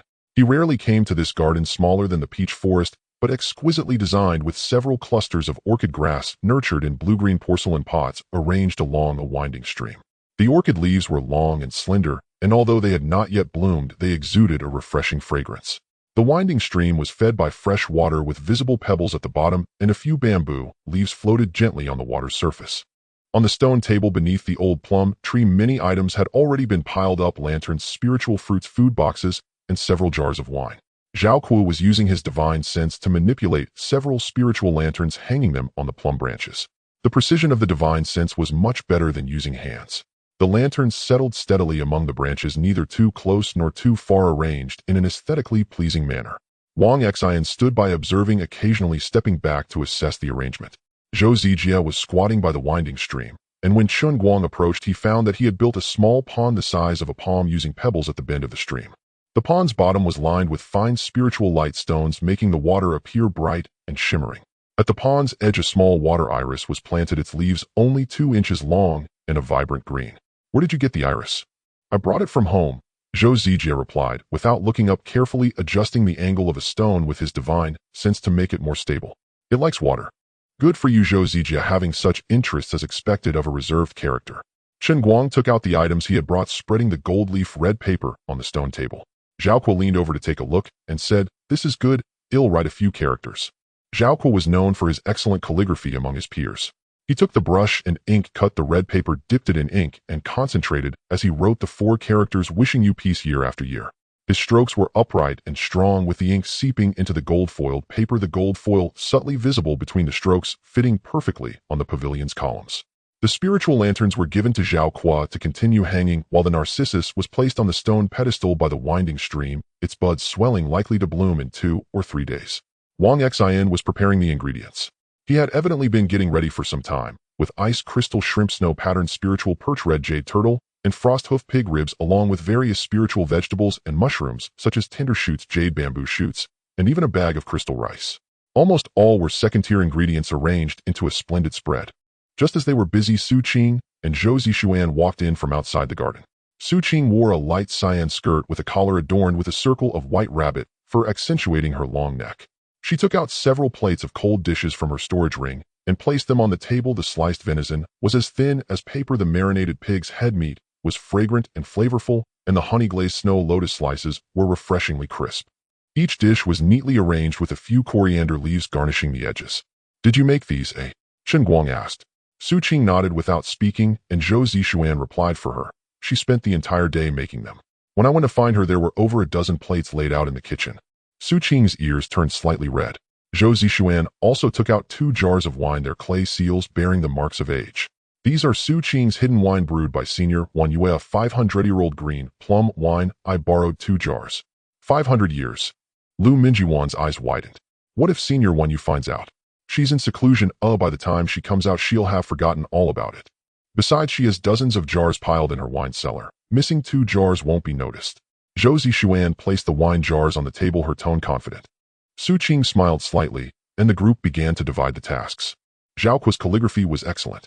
He wrapped the couplets and the characters on the pavilion columns, while Zhou Zijia continued tending to his small pond, adding a few bamboo leaves upstream, watching them float down the stream into the small pond, continuing his reserved demeanor.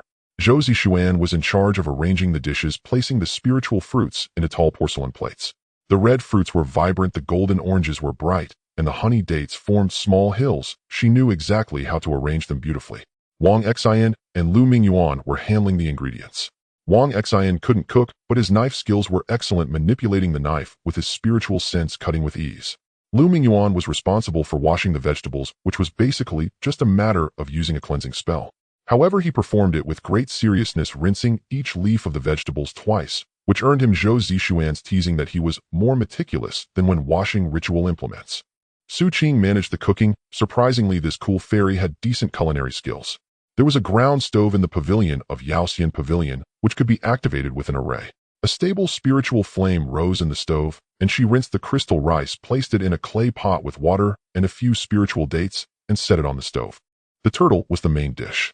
Su Qing handled the turtle, deftly heating oil in the wok, adding ginger and scallions for fragrance, tossing in the turtle pieces until they changed color, adding spiritual wine seasoning, and pouring in broth, bringing it to a boil before simmering it on low heat. This was the method for braising, achieving a bright red color with a rich aroma. Chen Guang was responsible for tending the fire.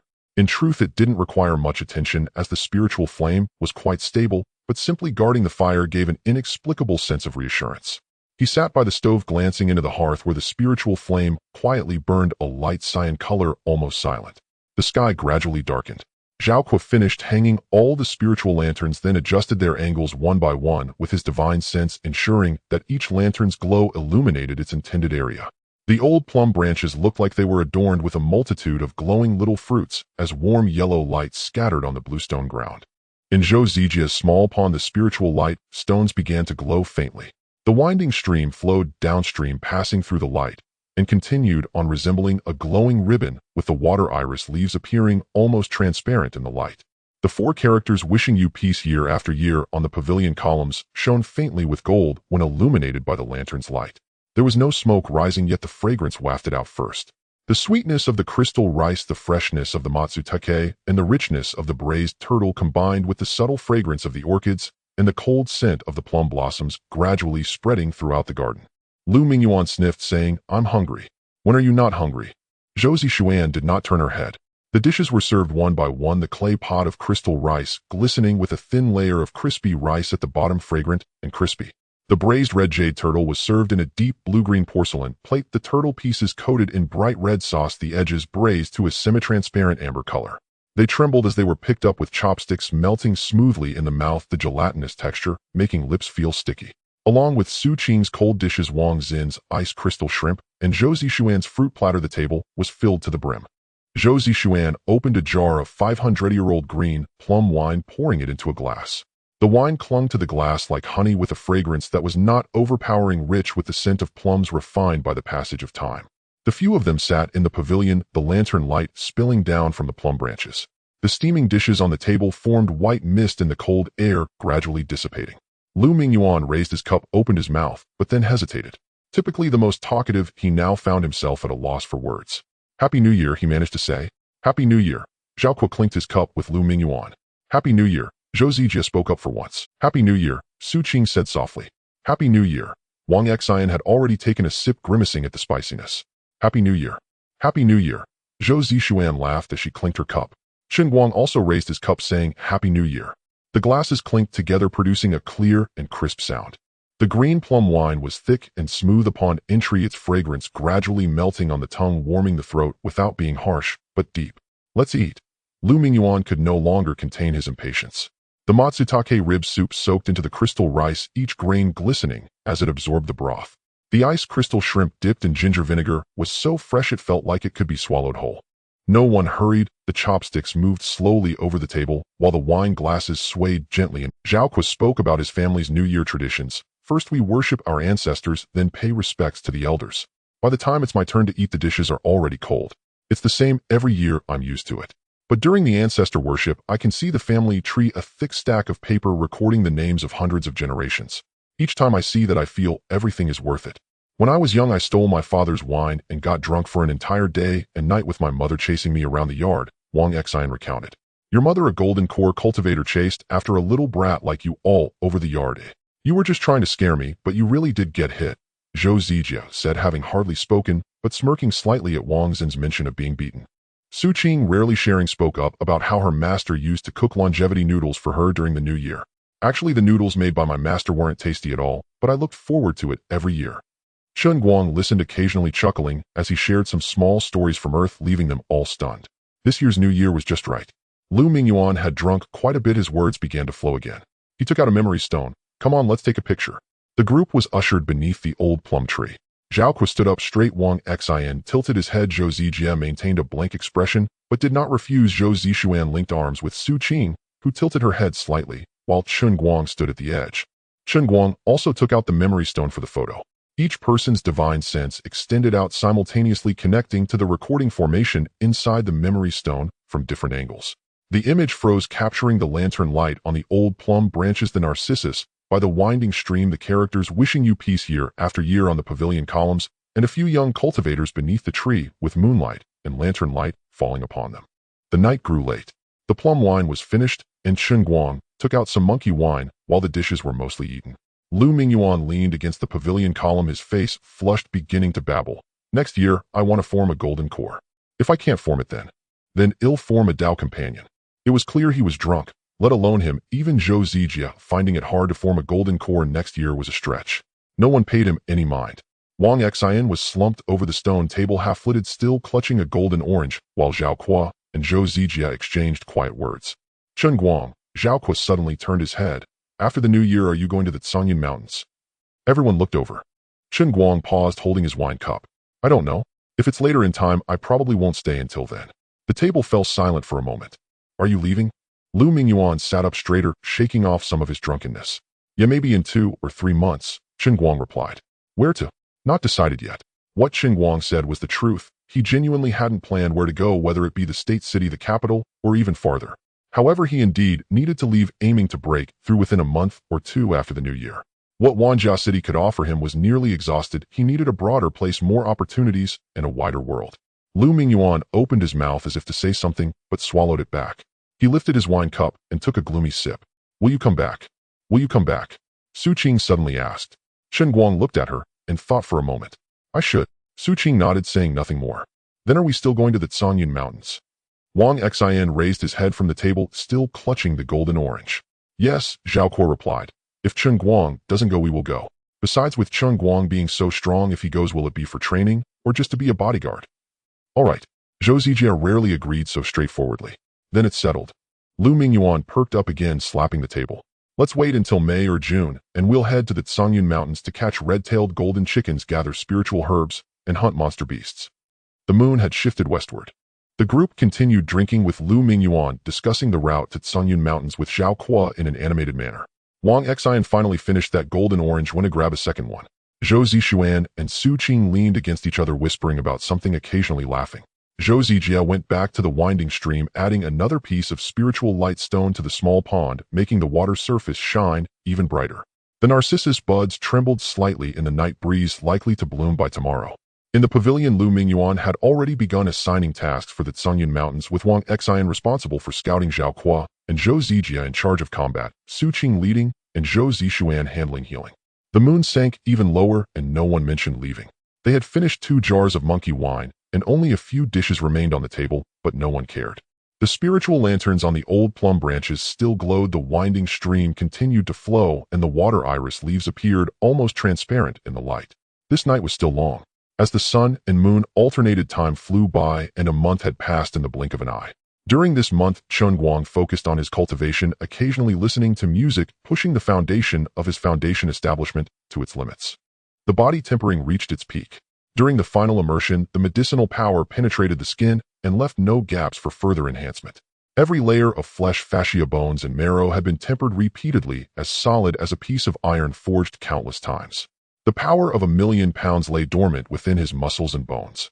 When he clenched his fist, the air would be squeezed out, creating a faint explosive sound, and when he relaxed, the chi would surge back through his knuckles.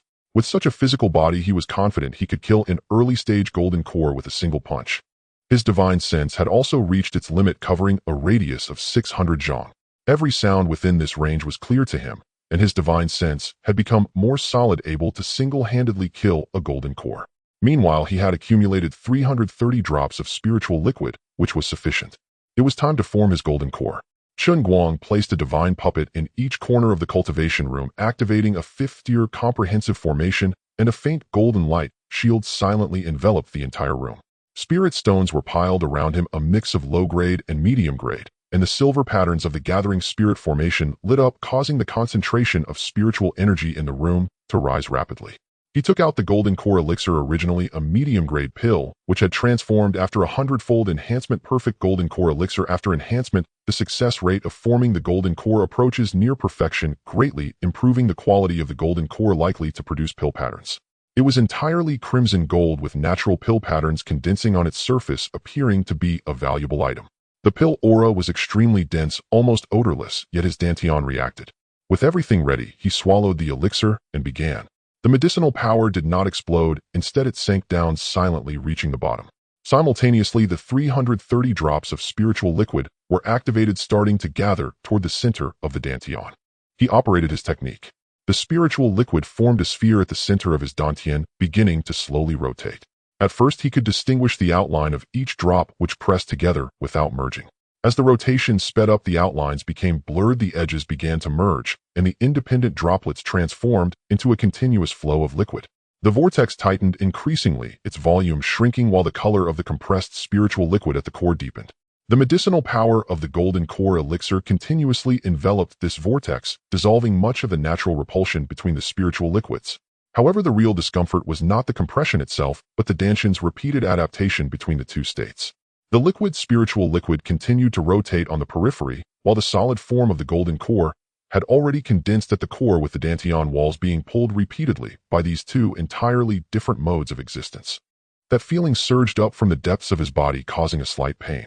Sweat began to bead on his forehead, trickling down his cheeks and dripping onto the floor, making a faint sound in the quiet cultivation room.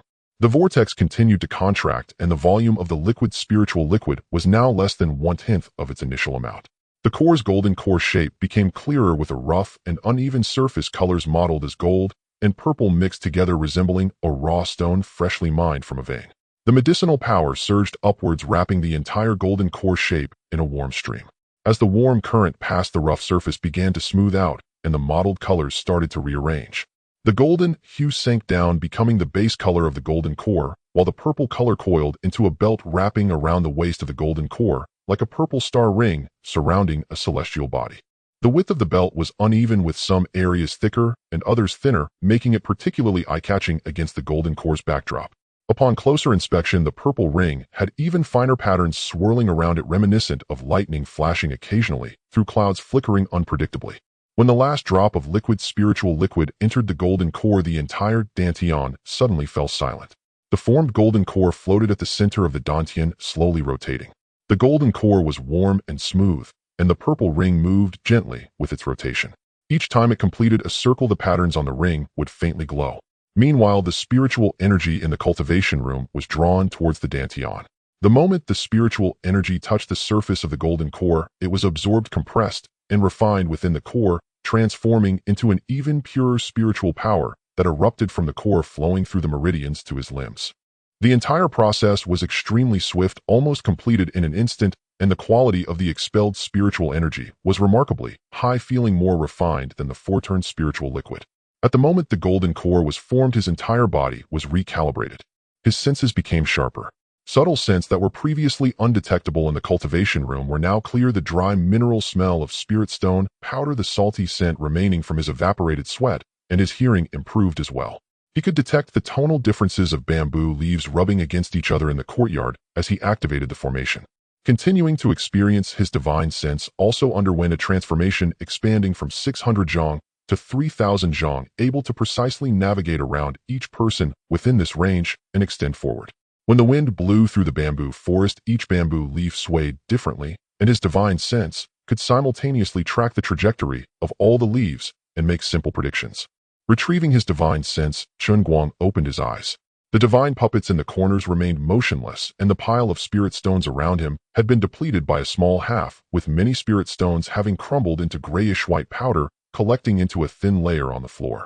He stood up, and as he withdrew his power, his bones emitted a series of delicate cracking sounds. His body was adapting to the spiritual energy capacity of the golden core level, with his meridians, bones, and muscles readjusting their positions and tensions. He clenched and released his fist, feeling the surge of chi between his knuckles returning at more than double the speed compared to before his breakthrough.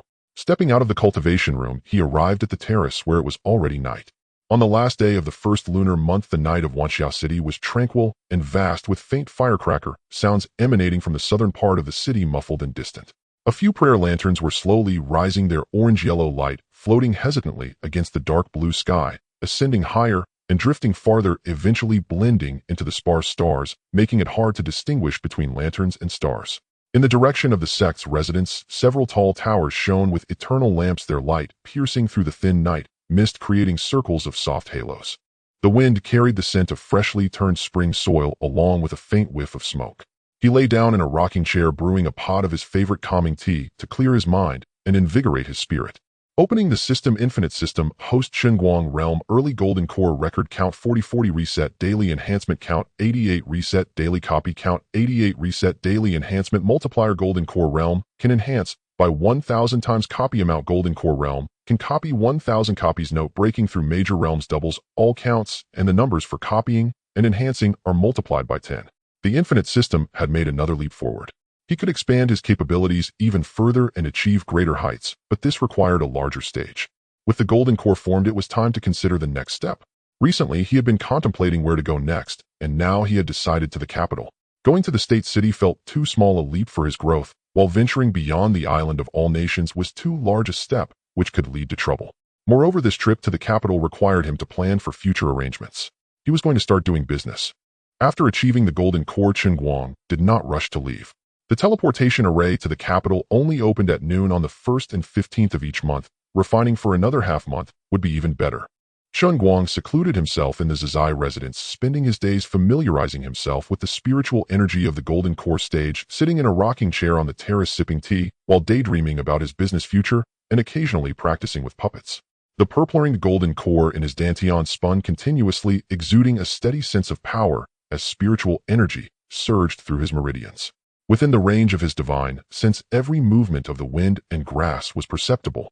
He carefully contemplated the power of the golden core. On the 15th of the second month, the morning light began to filter through.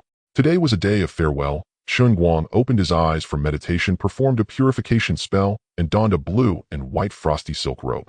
He walked through the Zizai residence, collecting all his belongings into a storage bracelet, puppets, array plates, tea sets, rocking chairs, and that pot of pink heart petals. As the array plate was removed, the faint golden light shield enveloping the residence silently dissipated. He did not inform Lu Mingyuan and the others of the exact date to avoid a farewell gathering which would be too emotional. The gathering during the new year had already served as a farewell, and it would suffice to tell them before he left. He summoned a cloud boat and set the destination to Ziyu Pavilion. The atmosphere in Ziyu Pavilion differed between morning and night.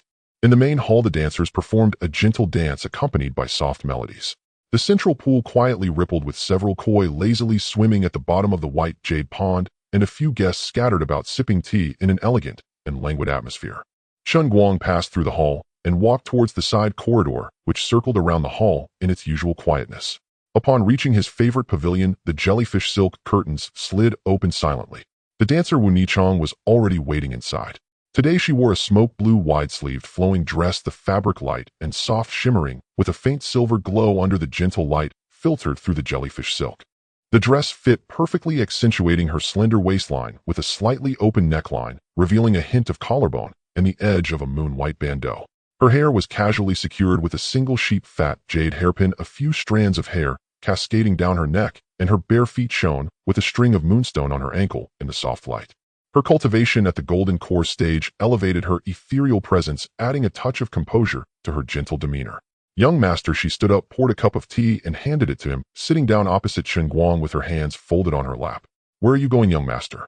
She could see that Chen Guang had come to say goodbye this time, and Chen Guang was not surprised. The women in the brothels were all perceptive. To the capital. Wu Niking nodded, not attempting to persuade him to stay, simply lifting her teacup and lightly clinking it against his. Then Niking will properly send you off today. She stood up and walked to the center of the pavilion. The soundproofing barrier activated silently, and she took out a delicate jade flute, placing it to her lips to play the first note. The music was soft like a spring breeze rustling through a bamboo forest. The performance began. As her wide sleeves began to move, the smoke-blue cuffs traced graceful arcs, and the spiritual energy of the golden core flowed from her fingertips, transforming into a faint blue light mist that trailed behind her sleeves. The blue light mist lingered in the air, shifting and changing with her movements.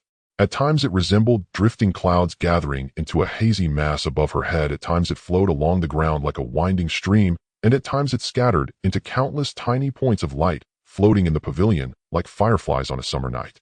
Her dance was expansive and graceful. As her arms slowly spread, the light mist gathered behind her to form a pair of enormous shadowy wings, and when her toes lightly touched the ground, the light points rose from beneath her feet, lifting her as if she were walking in the clouds. The moonstone chain jingled softly with her movements, intertwining with the melody of the jade flute. The music gradually swelled, the spinning accelerated, and the smoke-blue dress spread out like a blue lotus blooming in the morning light. The light mist gathered more and more, forming a pale blue vortex as she continued to dance at the center, her fingertips creating ripples in the light mist. As the music began to decline, the light mist slowly dispersed, her dance gradually drawing to a close until she finally halted before Chen Guang, her hands pressed together against her heart, slightly bowing her head. The scattered points of light gently floated towards Chen Guang, landing on his shoulder, sleeve, and palm like a delicate rain. The music ceased. Wu Niking maintained that posture, her chest rising and falling slightly. Chen Guang stood up, reaching out to pull her into his embrace. The fabric of the moonlight silk felt cool to the touch, and her shoulders quivered slightly beneath his hand. What is the name of this dance? She leaned against his shoulder and thought for a moment. Sending off the noble sir. A beautiful name. He said nothing further, gently lifting her up and walking towards the soft couch. The jellyfish silk curtains dimmed, adjusted by her spiritual energy to a very faint warm orange hue. As the ties of the moonlight silk were slowly undone, her fingers climbed up to his collar. The light mist flickered around her fingertips, fluctuating in intensity with their breathing rhythm. Her breath quickened from steady to rapid, then gradually calmed again. He said nothing, merely using his fingers to tuck the loose strands of hair behind her ear. She opened her eyes to look at him, the reflection of the light mist shimmering within them. Young master, she softly called, her voice hoarse. She did not continue, merely pulled his neck down and pressed a light kiss on his lips. In that moment, the light mist brightened and then faded simultaneously. It was unclear how long they lay quietly in each other's embrace. The light filtered through the jellyfish silk onto the velvet blanket, creating a long, slender golden beam. As Wu Niking rested on Chen Guang's chest, her fingers slowly tracing circles on his collarbone. Chen Guang took out a storage bag from his storage bracelet and placed it beside her. Inside is a fully matured nascent soul puppet, some pills, talismans, and spirit stones, including high-grade cultivation pills, enough for you until you reach nascent soul. Wu Niking's fingers paused, slightly stunned. A fully matured nascent soul puppet. High-grade cultivation pills. Young master, this is too precious. Niking cannot accept this, she finally spoke after a long while, trying to decline. This is nothing to me. Although we have a transactional relationship, you are my first woman deserving of these things. Chen Guang shook his head. Now I am going to redeem you. Chen Guang interrupted Wu Nichang, who was about to speak. Chen Guang got dressed and opened the door of the pavilion. Wu Nichang, not bothering to express her gratitude, hurriedly secured the storage bag and tidied her clothes before rushing out. The madam was attending to guests in the hall, and upon seeing Chen Guang emerge from the side corridor, greeted him with a smile. Young Master Chen, is Niking serving you well? I want to redeem her. Chen Guang already knew that this madam was the pavilion master, so he chose to be straightforward. The pavilion master's smile faltered for a moment before returning to normal. She glanced at Chen Guang's expression and then at the direction of the side corridor, pondering for a moment. Young Master Chen Niking is our Zuyu Pavilion's top courtesan with a golden core cultivation. She excels in music, chess, calligraphy, and painting. I have invested considerable effort in her over the years. She paused, extending 8 fingers. This amount is 80,000 spirit stones. Chen Guang did not mind that redeeming Niking at the golden core stage was more challenging than at the foundation establishment stage. He regretted nothing for assisting her in achieving her golden core. A powerful person did not concern himself with such economic matters. He took out 80,000 spirit tickets and handed them over. The pavilion master counted them and then retrieved a spirit contract from her sleeve. Seeing Wu Niking approaching, she dissolved the contract in front of both of them. Wu Niking saw the dissolved spirit contract, and her fingertips tightened slightly in her sleeve. The pavilion master held her hand, giving her the spirit contract, and surprisingly said a few heartfelt words. Nichang, I watched you grow from the refining cheese stage, and now you have found a good home. I am happy for you. Pavilion Master Wu Nikhang's voice paused slightly. Thank you for your care over the years. The old pavilion master patted her hand, pushing her toward Chen Guang, and turned to leave. Chen Guang walked out of Ziyu Pavilion, with Wu Nichang, the midday sun shining brightly, and the street bustling with people. Wu Nikhang stood at the door looking up at the plaque, taking a deep breath. Chen Guang took out a land deed from his storage bracelet and handed it to her. The land deed for Zizai residence. I have bought it. You can stay as you wish or leave it empty. That storage bag contains a few high-grade golden core cultivation pills. Please pass them on to Lu Mingyuan and the others. Chen Guang paused. Also, after you break through to Nascent Soul, if you go to the capital, you can visit Huaxiao Farm, which is the force I plan to establish. You can rest assured. Wu Nikhang accepted the land deed, looking down at the words Qixia Slope No. 18 for a moment before carefully folding it and putting it away in her storage bracelet. Nikhang will not forget your great kindness, young master. She bowed to Chen Guang, who watched silently. Young master, it is getting late. Wu Nikhang said with a smile. Chen Guang did not say anything further and summoned the cloud boat.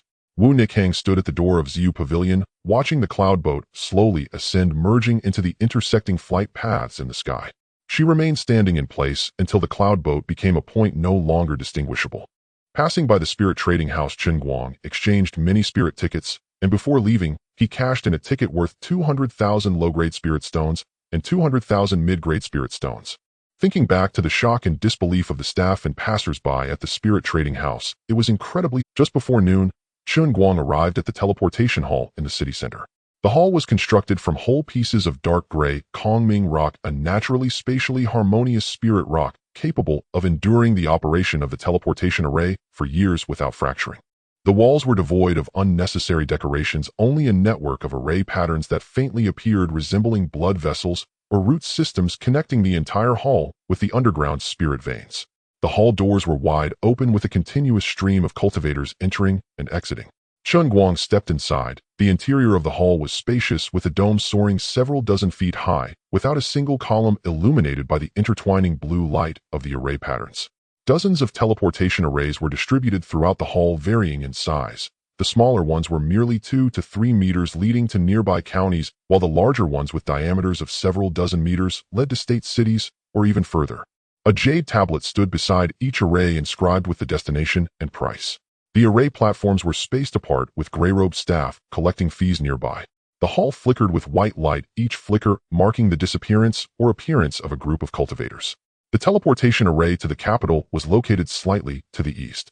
It was a circular array platform about 20 meters in diameter, constructed entirely from Kongming crystal, a material rarer than Kongming rock. The crystal contained natural patterns that flowed slowly under the stimulation of spiritual energy, resembling a galaxy sealed within amber. The array platform was raised 3 feet above the ground, its surface carved with layers of intricate array patterns, blue and white light radiating from the array's center, expanding in endless circles. As Chen Guang approached, the first batch of teleportation was beginning, the platform glowing. A Foundation establishment staff member stood at the edge of the platform, collecting spirit tickets and guiding cultivators to step up. 200 spirit stones to the capital. The first batch will teleport immediately. Chen Guang handed over the spirit stones, and the staff accepted them, signaling him to step up and stand still. There were already quite a number of people on the platform, with more cultivators arriving. A young man who looked rather formidable, carrying a long sword, quietly stood to the side after paying his spirit stones. A pair of Dao companions walked side by side, and an elder approached alone, exuding a deep aura, his cultivation level indiscernible, directly walking to the edge to stand still. There were also several cultivators dressed as merchants gathered together, whispering to each other. At noon sharp, the staff activated the barrier, and the array began. The Kongming crystal beneath their feet faintly glowed, and the patterns within the crystal started to accelerate in movement, resembling a river of stars ignited. The array patterns on the platform suddenly brightened blue, and white light pouring out from the array's center, spreading along the stacked patterns in all directions, engulfing the entire platform in light, and the figures standing on it began to blur, twist, and dissipate in an instant. Chen Guang felt an intense sense of weightlessness under his feet, and the surrounding scenery vanished, leaving only an endless expanse of white. Within the white light, countless fine array patterns flowed rapidly like a river made of light, carrying everyone away toward a distant place. To the capital, here I come. The white light of the teleportation array dissipated beneath Chen Guang's feet, and he felt the force that had been dragging his body suddenly release his divine sense, momentarily dulling before returning to clarity. Underfoot lay a circular platform with a diameter exceeding 20 zhang. Its surface made of void crystal gleaming like a mirror. A ring of pale golden runes floated at the edge of the platform, revolving slowly 3 feet above the ground, illuminating one rune every few breaths. The teleportation hall was vast, divided into multiple areas, and the one he was in contained dozens of teleportation arrays. Cultivators descended from various platforms, merging into the crowd flowing out of the hall. The hall was not noisy, and most of those disembarking from the platforms walked at a leisurely pace, their expressions calm. Occasionally low voices could be heard in conversation, reflecting the composed and content demeanor of the capital's residents. After observing for a few breaths as he stepped off the teleportation array, Chen Guang followed the crowd towards the hall's entrance. The entrance consisted of 3 water curtains, the middle one being the widest, with water flowing down from the lintel, silently vanishing upon hitting the ground without a splash. As someone passed through, the water curtain automatically parted, closing back together after they went through. Chen Guang walked through the right side curtain. In that fleeting moment, a faint coolness swept across his skin, like the morning mist of late autumn dissipating before he could even feel dampness. Outside was a plaza, the ground paved with slate of a bluish-gray hue, and standing at the edges were stone monuments with glowing inscriptions. Initial guidance, cloud vessel rides, market distribution. The characters on each monument varied in size and color, with groups of people standing beneath them. There were also guides scattered throughout the plaza, some holding wooden signs, others merely wearing small jade tokens at their waists, all inscribed with words like guide, escort, and similar terms. Most had foundation establishment cultivation, with both men and women present. Chen Guang scanned the area, his gaze landing on one individual standing next to the initial guidance monument. This person had a small jade token hanging at his waist, inscribed with the words guide. Some nodded to him in agreement, while others expressed gratitude and departed, yet his expression remained unchanged. Chen Guang approached, and the person greeted him first. Fellow Taoist, are you looking for a guide? Yes. What are your fees? 1 spirit stone per day. Then I would be grateful if you could tell me about the capital's beauty. Chen Guang nodded, finding the price reasonable. It would be my utmost honor. I am Shen Du, and Du means to fairy people. He cupped his hands respectfully. What do you call yourself, fellow Taoist? Chen Guang. Fellow Taoist Chen, have you arranged for accommodation yet? Not yet. I just want to take a look around first. Very well, let us first handle the cloud vessel token. Shen Du took out a jade token from his waist and added an explanation, fearing Chen Guang might not understand. Gaojing does not have a ground rail. It relies entirely on cloud vessels and teleportation arrays. There's an office nearby, not far away. Chen Guang nodded, and Shen Du led him towards the eastern side of the plaza. Stepping out of the plaza, the street unfolded before them. The buildings were not particularly tall, mere height held no significance. Most of the pavilions stood independently, separated by courtyards, bamboo groves, or small bodies of water. Each building was spacious, with upturned eaves and winged corners extending gracefully, mirroring the ease and freedom of the people here. The street was wide, with pedestrians and flying swords mingling, and Chen Guang even spotted a serpent rider. On the outer side were shops, some with signs carved from spirit wood, others formed from condensed spiritual light, and a luxurious few displaying a reflective stone with changing images captivating passers-by. The office was indeed quite close, and soon they arrived. The facade was not grand, just a 3-story building, and upon entering there was a row of counters in the hall. Shen Du led him to an empty counter. I would like to apply for a cloud vessel token. 100 spirit coins, the female cultivator at the counter replied, producing a blank jade token. Recharge it inside, and you can come back to add more when it runs out. How much would you like to recharge? Chen Guang took out a spirit ticket and handed it over. Recharge 9,900 first. The female cultivator took the spirit ticket, placed the jade token on a sensing array plate on the desk, and operated it a few times before handing it back. Keep it safe, or we won't replace it if it's lost. The procedure was the same everywhere. Chen Guang took the jade token, examining it. It was palm-sized, milky white, with the words cloud vessel carved on the front. Exiting the office, Shen Du asked, Fellow Taoist, where would you like to go next? To see the imperial city, Chen Guang replied. Upon arriving in Gaojing, the first thing to do was, of course, to visit the imperial city. Shen Du was not surprised. Many first-time visitors to the capital would choose this. He took out the cloud vessel. After a moment, a cloud vessel of about 10 zhang in size descended, its hull a light blue with a glass lamp hanging at the bow, not much different from the cloud vessels in Wanxia City. The two boarded the vessel, which ascended smoothly towards the center of the city. The cloud vessel flew at a modest height of around 30 zhang, and Chen Guang leaned back in his chair, watching the streets below unfold like a chessboard. The layers of pavilions rose high, their eaves forming a dark blue wave under the sunlight, sparkling with fragmented light. The Pei family is the supreme ruler of the great Zhou royal family, having been passed down for 45 generations over nearly 70,000 years. Currently, there are 6 refinement masters in residence.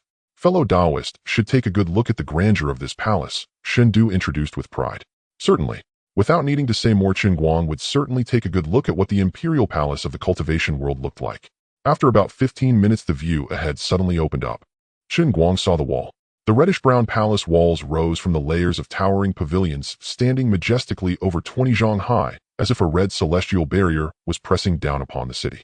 The wall was constructed of solid reddish-brown bricks, each surface engraved with intricate array patterns radiating a warm, yet suffocating spiritual light under the sun, as if every inch of brick was breathing in the spiritual energy of heaven and earth. The top of the wall was covered with golden glazed tiles stacked like dragon scales, fitting tightly together, extending towards the horizon in an almost eternal posture, with no visible starting or ending point. This reddish-brown palace wall extended infinitely to both sides, cutting straight into the limits of vision, with no end in sight, resembling a crimson horizon that divided the entire celestial city into 2 realms. Within the wall were layers of celestial pavilions, and halls, the foremost grand hall being the most breathtaking. The golden glazed tiles of the double-leaved roof spread like a sea, scattering countless fine golden rays when touched by sunlight, while thin mists formed from spiritual lights swirled around the eaves, and a row of ridge beasts at the peak exhaled rainbow clouds as if they were about to ascend. The plaza in front of the hall was extraordinarily vast, with 12 white jade pillars rising from the ground, their surfaces adorned with swirling cloud dragon patterns that undulated slightly under the infusion of spiritual energy, as if they were living beings exuding a glow as bright as moonlight. Behind the grand hall were countless other palace buildings, their eaves interconnecting with courtyards deeply nested within one another. The golden glazed tiles formed a vast sea of tiles, layer upon layer, advancing into the densest spiritual mist, hazy and indistinct like the reflection of a celestial palace in the mist, increasingly ethereal and unreal. However, there were no figures traversing this splendid palace scene, which was clearly the effect of an array. Chen Guang gazed for a long time. What a celestial royal family! This was the great Zhou royal family, the Pei family, with 6 refinement masters overseeing it. Let's take a stroll to the east of the city. Chen Guang regained his composure from the shock and looked for a while longer before leaving. Chen Du said nothing. He enjoyed witnessing the awe of newcomers seeing the palace for the first time. Now that they had finished looking, it was time to get to work. The cloud vessel slowly turned its bow, drifting towards the east of the city on gentle flowing clouds. The streets to the east of the city were broad, with thin wisps of spiritual mist occasionally seeping up from the cracks in the bluish stone pavement. This is due to the abundant underground spiritual veins occasionally releasing a bit. Chen Guang found the explanation outrageous. What the hell is that even human language? On either side, the pavilions towered higher, with 10 zhang and 20 zhang structures being commonplace. The copper bells hanging from the eaves chimed with a clear sound as the wind swept through. Chen Guang focused his gaze ahead, spotting several particularly towering celestial pavilions. 2 nine-story buildings stood side by side, towering dozens of zhang high. One was entirely made of green jade, while the other was clad in white jade, both enveloped in a layer of faint spiritual aura. Each had a fist-sized spirit pearl suspended above, one blue and one white, with their respective light halos casting a faint rosy hue over the surrounding cloud. Next to the inviting celestial pavilion was a 5-story building carved from solid green jade, seamlessly integrated. The signboard at the front was purely composed of condensed spiritual light, and the words, "Inviting Celestial," flickered in and out of visibility, as if inviting passing celestial beings. Further away, other celestial pavilions stood tall in succession. Moving forward was the Baichao Hall, with shops occupying half a long street. A 6-story building was entirely constructed of light green millennium spirit wood, with sculptures resembling branches and leaves slowly sprouting new buds. Cultivators flowed in and out, either landing on flying swords or arriving by vessels, as various spiritual scents wafted with the wind, creating a celestial marketplace atmosphere. Chen Guang's gaze drifted through this street, seen gradually feeling a sense of disorientation. So this was indeed a celestial city. Without comparison, there would be no harm. The previous Wanxia city, better left unmentioned. The strongest force in Gaojing is the royal family, followed by the Qiyuan Temple, Chen Du explained. The Qiyuan Temple is the national religion with 2 refinement masters. Our great Zhou is upheld by these 8 refinement masters. Chen Guang knew of the Qiyuan Temple, the only other refinement force alongside the royal family. Below them, there are around 30 to 40 transformation forces in Gaojing, with the top 8 recognized as the best. Chen Guang listened attentively. This was something he only knew a little about. The three major families are the Lu, Qin, and Han families. The Lu family is known for their talismans providing 40% of the high-level talismans circulating in gouging. The Qin family is the backer of Baijiao Hall, controlling 3 to 4% of the elixir business in the Great Zhou, while the Han family specializes in refining instruments handling half of the spirit-etched equipment for Jiaojing's military defenses. Thinking of the Lu family, Chen Guang recalled Lu Yunhe, the direct descendant he had met in Wanxia City. Did this kid's family have such influence? Then there are the three major sects, the Moon God sect, the Wanshan sect, and the Qingxian sect. The Moon God sect is located 2,000 li west of the city on Yuehua Mountain, only accepting female cultivators and practicing techniques associated with the moon. Every disciple within the sect is as beautiful as a celestial being and as cold as jade, and marrying a disciple from the Moon God sect is considered a great honor in gouging. The Wanshan sect is located 1,500 li north at Lianshan Ridge, mainly consisting of body cultivators. Their signature techniques are the Jinyue sword and the Hanzhan secret. The Qingxian sect is found 2,000 li south in Qingxian Valley, a sword cultivation sect with fewer disciples, but each one is formidable. Chen Guang had encountered members of both the Moon God sect and the Wanshan sect in the Cangyan mountain range, not expecting their influence to be so strong. Then there are the two royal manors, the Jingwang Manor and the Chengwang Manor, both established when the Great Zhou was founded with immense power and reach. The Jingwang Manor guards the northern border and maintains an army called the Jingbei Army with a minimum cultivation level of foundation establishment. In recent years, due to conflicts with the north, the influence and prestige of the Jingwang has risen. The Chengwang Manor oversees the Great Zhou's naval forces, managing the various spirit vessel fleets around the Great Zhou and Wanhua Island, most of which are dispatched by the Chengwang Manor. Chen Guang was aware of little regarding the two royal manors, but this was an eye-opener. Overall, the eastern part of the city is the concentration of markets, with most celestial pavilions located here. The Tianwan spiritual farm is also situated here. The western part is the official residence area where royal relatives, noble families, and major forces are located, with serene environments and few outsiders. The southern part is populated by loose cultivators with lower prices and a mix of shops ideal for searching for items. The northern part consists of inns and the territory of the Qiyuan Temple, mainly accommodating foreign cultivators and visiting envoys. 3 sects, 3 families, and 2 royal manors, 8 top transformation forces, and 2 major refinement forces. This is the structure of gouging. The cloud vessel continued eastward with the terrain gradually rising. Chen Guang saw a mountain. Although it was called a mountain, it resembled a raised plateau. The terrain slowly ascended from the urban area, getting higher as it stretched eastward. In the distance, another mountain peak soared, standing about 2,000 zhang high and covering a vast area, its body lush and its slope gentle. Scattered across the mountainside were numerous residences hidden among the green trees, each situated far apart, occupying their own patches of hillside. The higher up, the sparser the residences became, and the more luxurious they were. Some took up an entire hillside, their walls built from high-grade crystal stones shimmering with a light blue hue under the sunlight. That is Donghua Mountain, one of the 3 mountains of gouging. Shen Du explained. To the north is Qiyuan Mountain, and to the south is Jinyue Mountain. This eastern mountain, Donghua, is where loose cultivators gather. There are arrays set up above, making it appear much larger than it is. Loose cultivators with spirit stones in gouging reside there, and some prominent figures from large families also have villas here. Chen Guang looked a bit longer. This was indeed the Xixia slope of Wanxia City. Aside from those large forces, this place had the best living conditions. Once settled, he could come here to check out the residences. After wandering for a long time, Chen Guang had finally witnessed what a refinement master's nest was like and what a great capital city was. He had thought he had seen enough in Wanxia City, but it turned out to be just a drop in the ocean. However, he also realized that what he saw today was merely a drop in the ocean for the entire cultivation world. He would not belittle himself. He was extraordinary.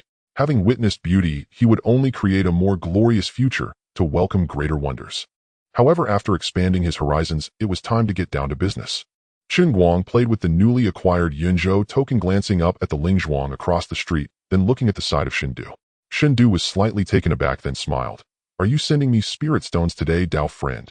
Then I wish you all the best." Shendu turned to summon the Yunzhou to leave, while Chen Guang surveyed the Lingzhuang before him.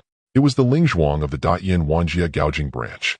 A 5-story pavilion constructed entirely from solid frostwhite jade, the walls unadorned, yet the jade itself bore natural smoky blue veins varying in depth and contrast, the entire structure emanating a soft luster under the sunlight, understated, yet exuding a heavy presence.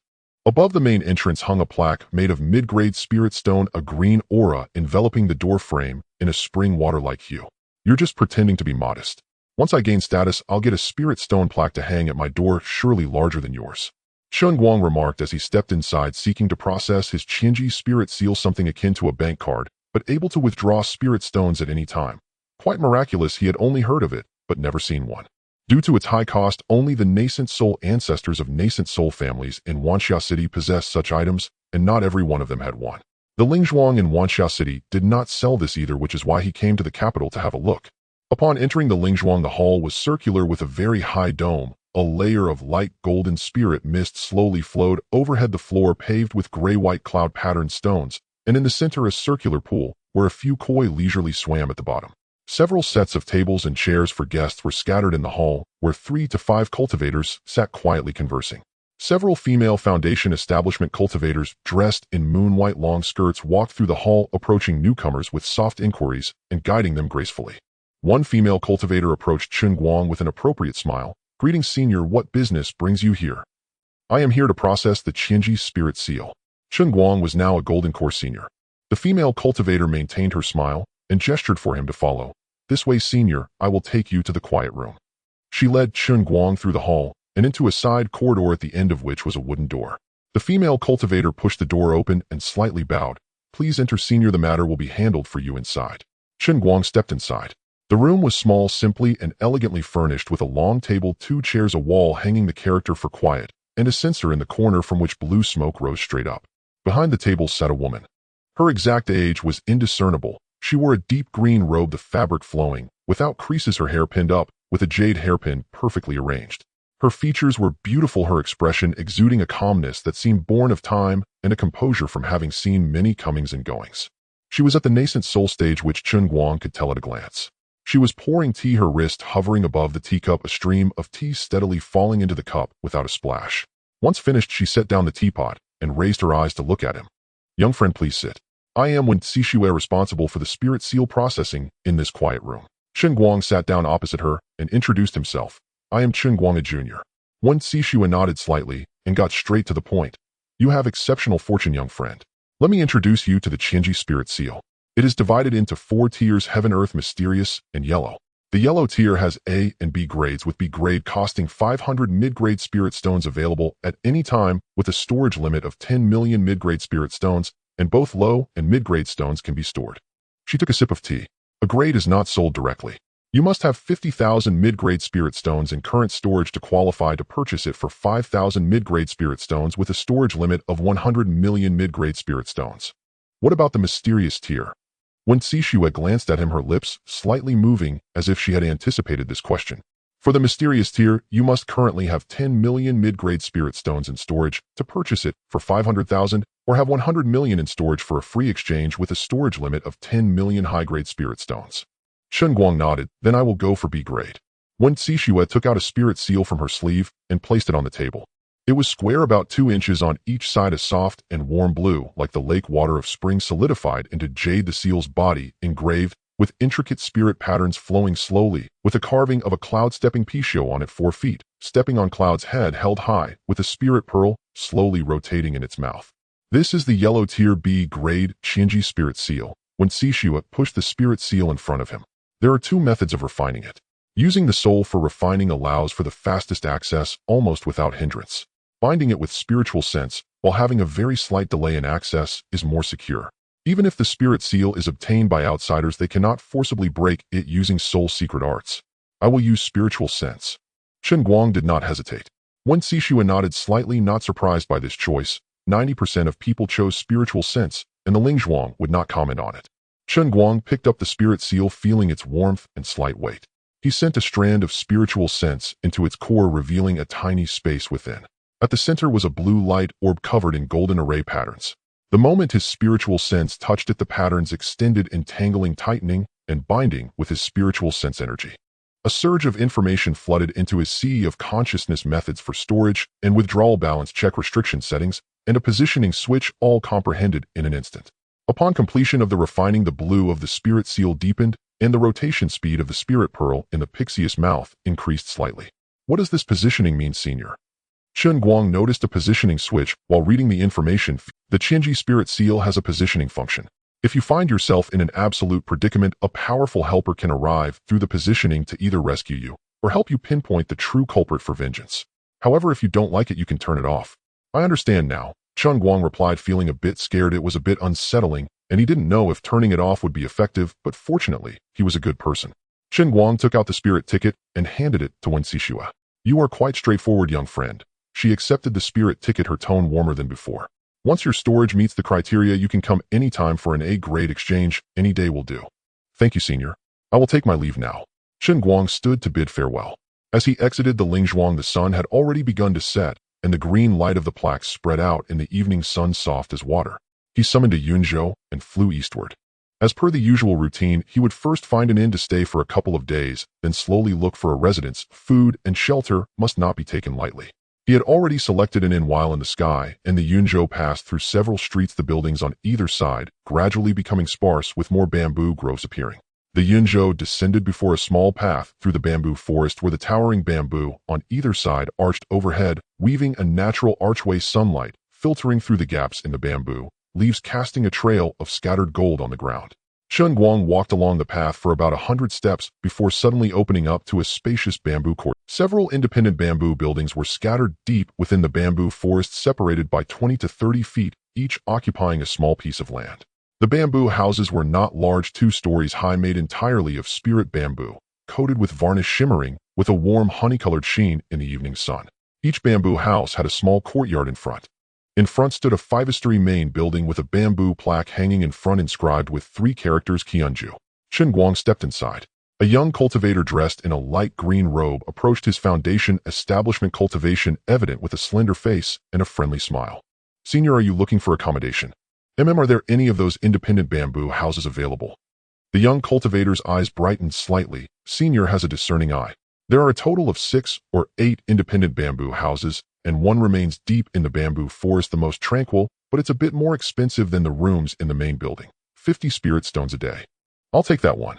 What's expensive or not, I don't understand. Please follow me, senior. The young cultivator led Chen Guang inside the path, winding and twisting.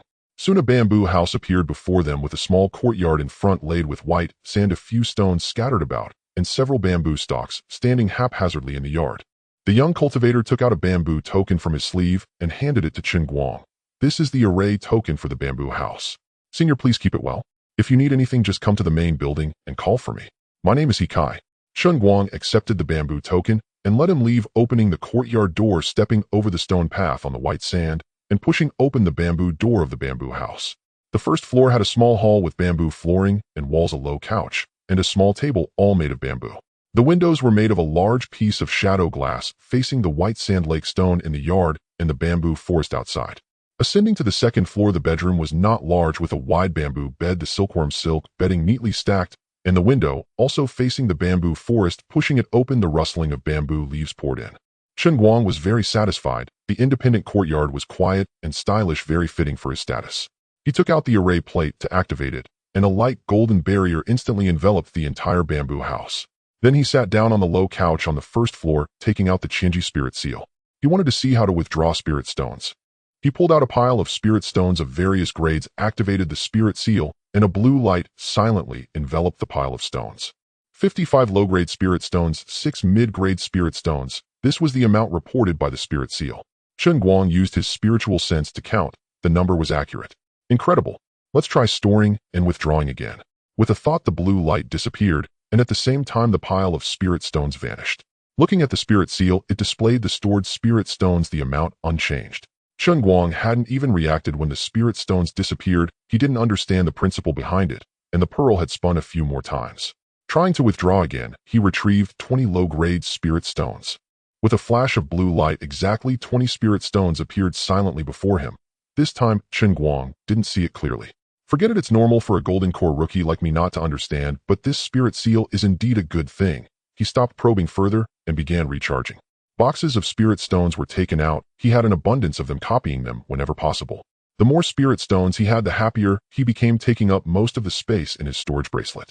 The blue light of the spirit seal connected into a single stream, and the spirit pearl in the mouth of the Pishio on the seal spun faster and faster, becoming a blurry blue shadow. 100,000, 300,000, 500,000. Chen Guang continuously scanned the balance with his spiritual sense, watching the number rise as the spirit stones were devoured by an invisible mouth, yet the spirit seal showed no change, lying quietly in his palm, without a ripple.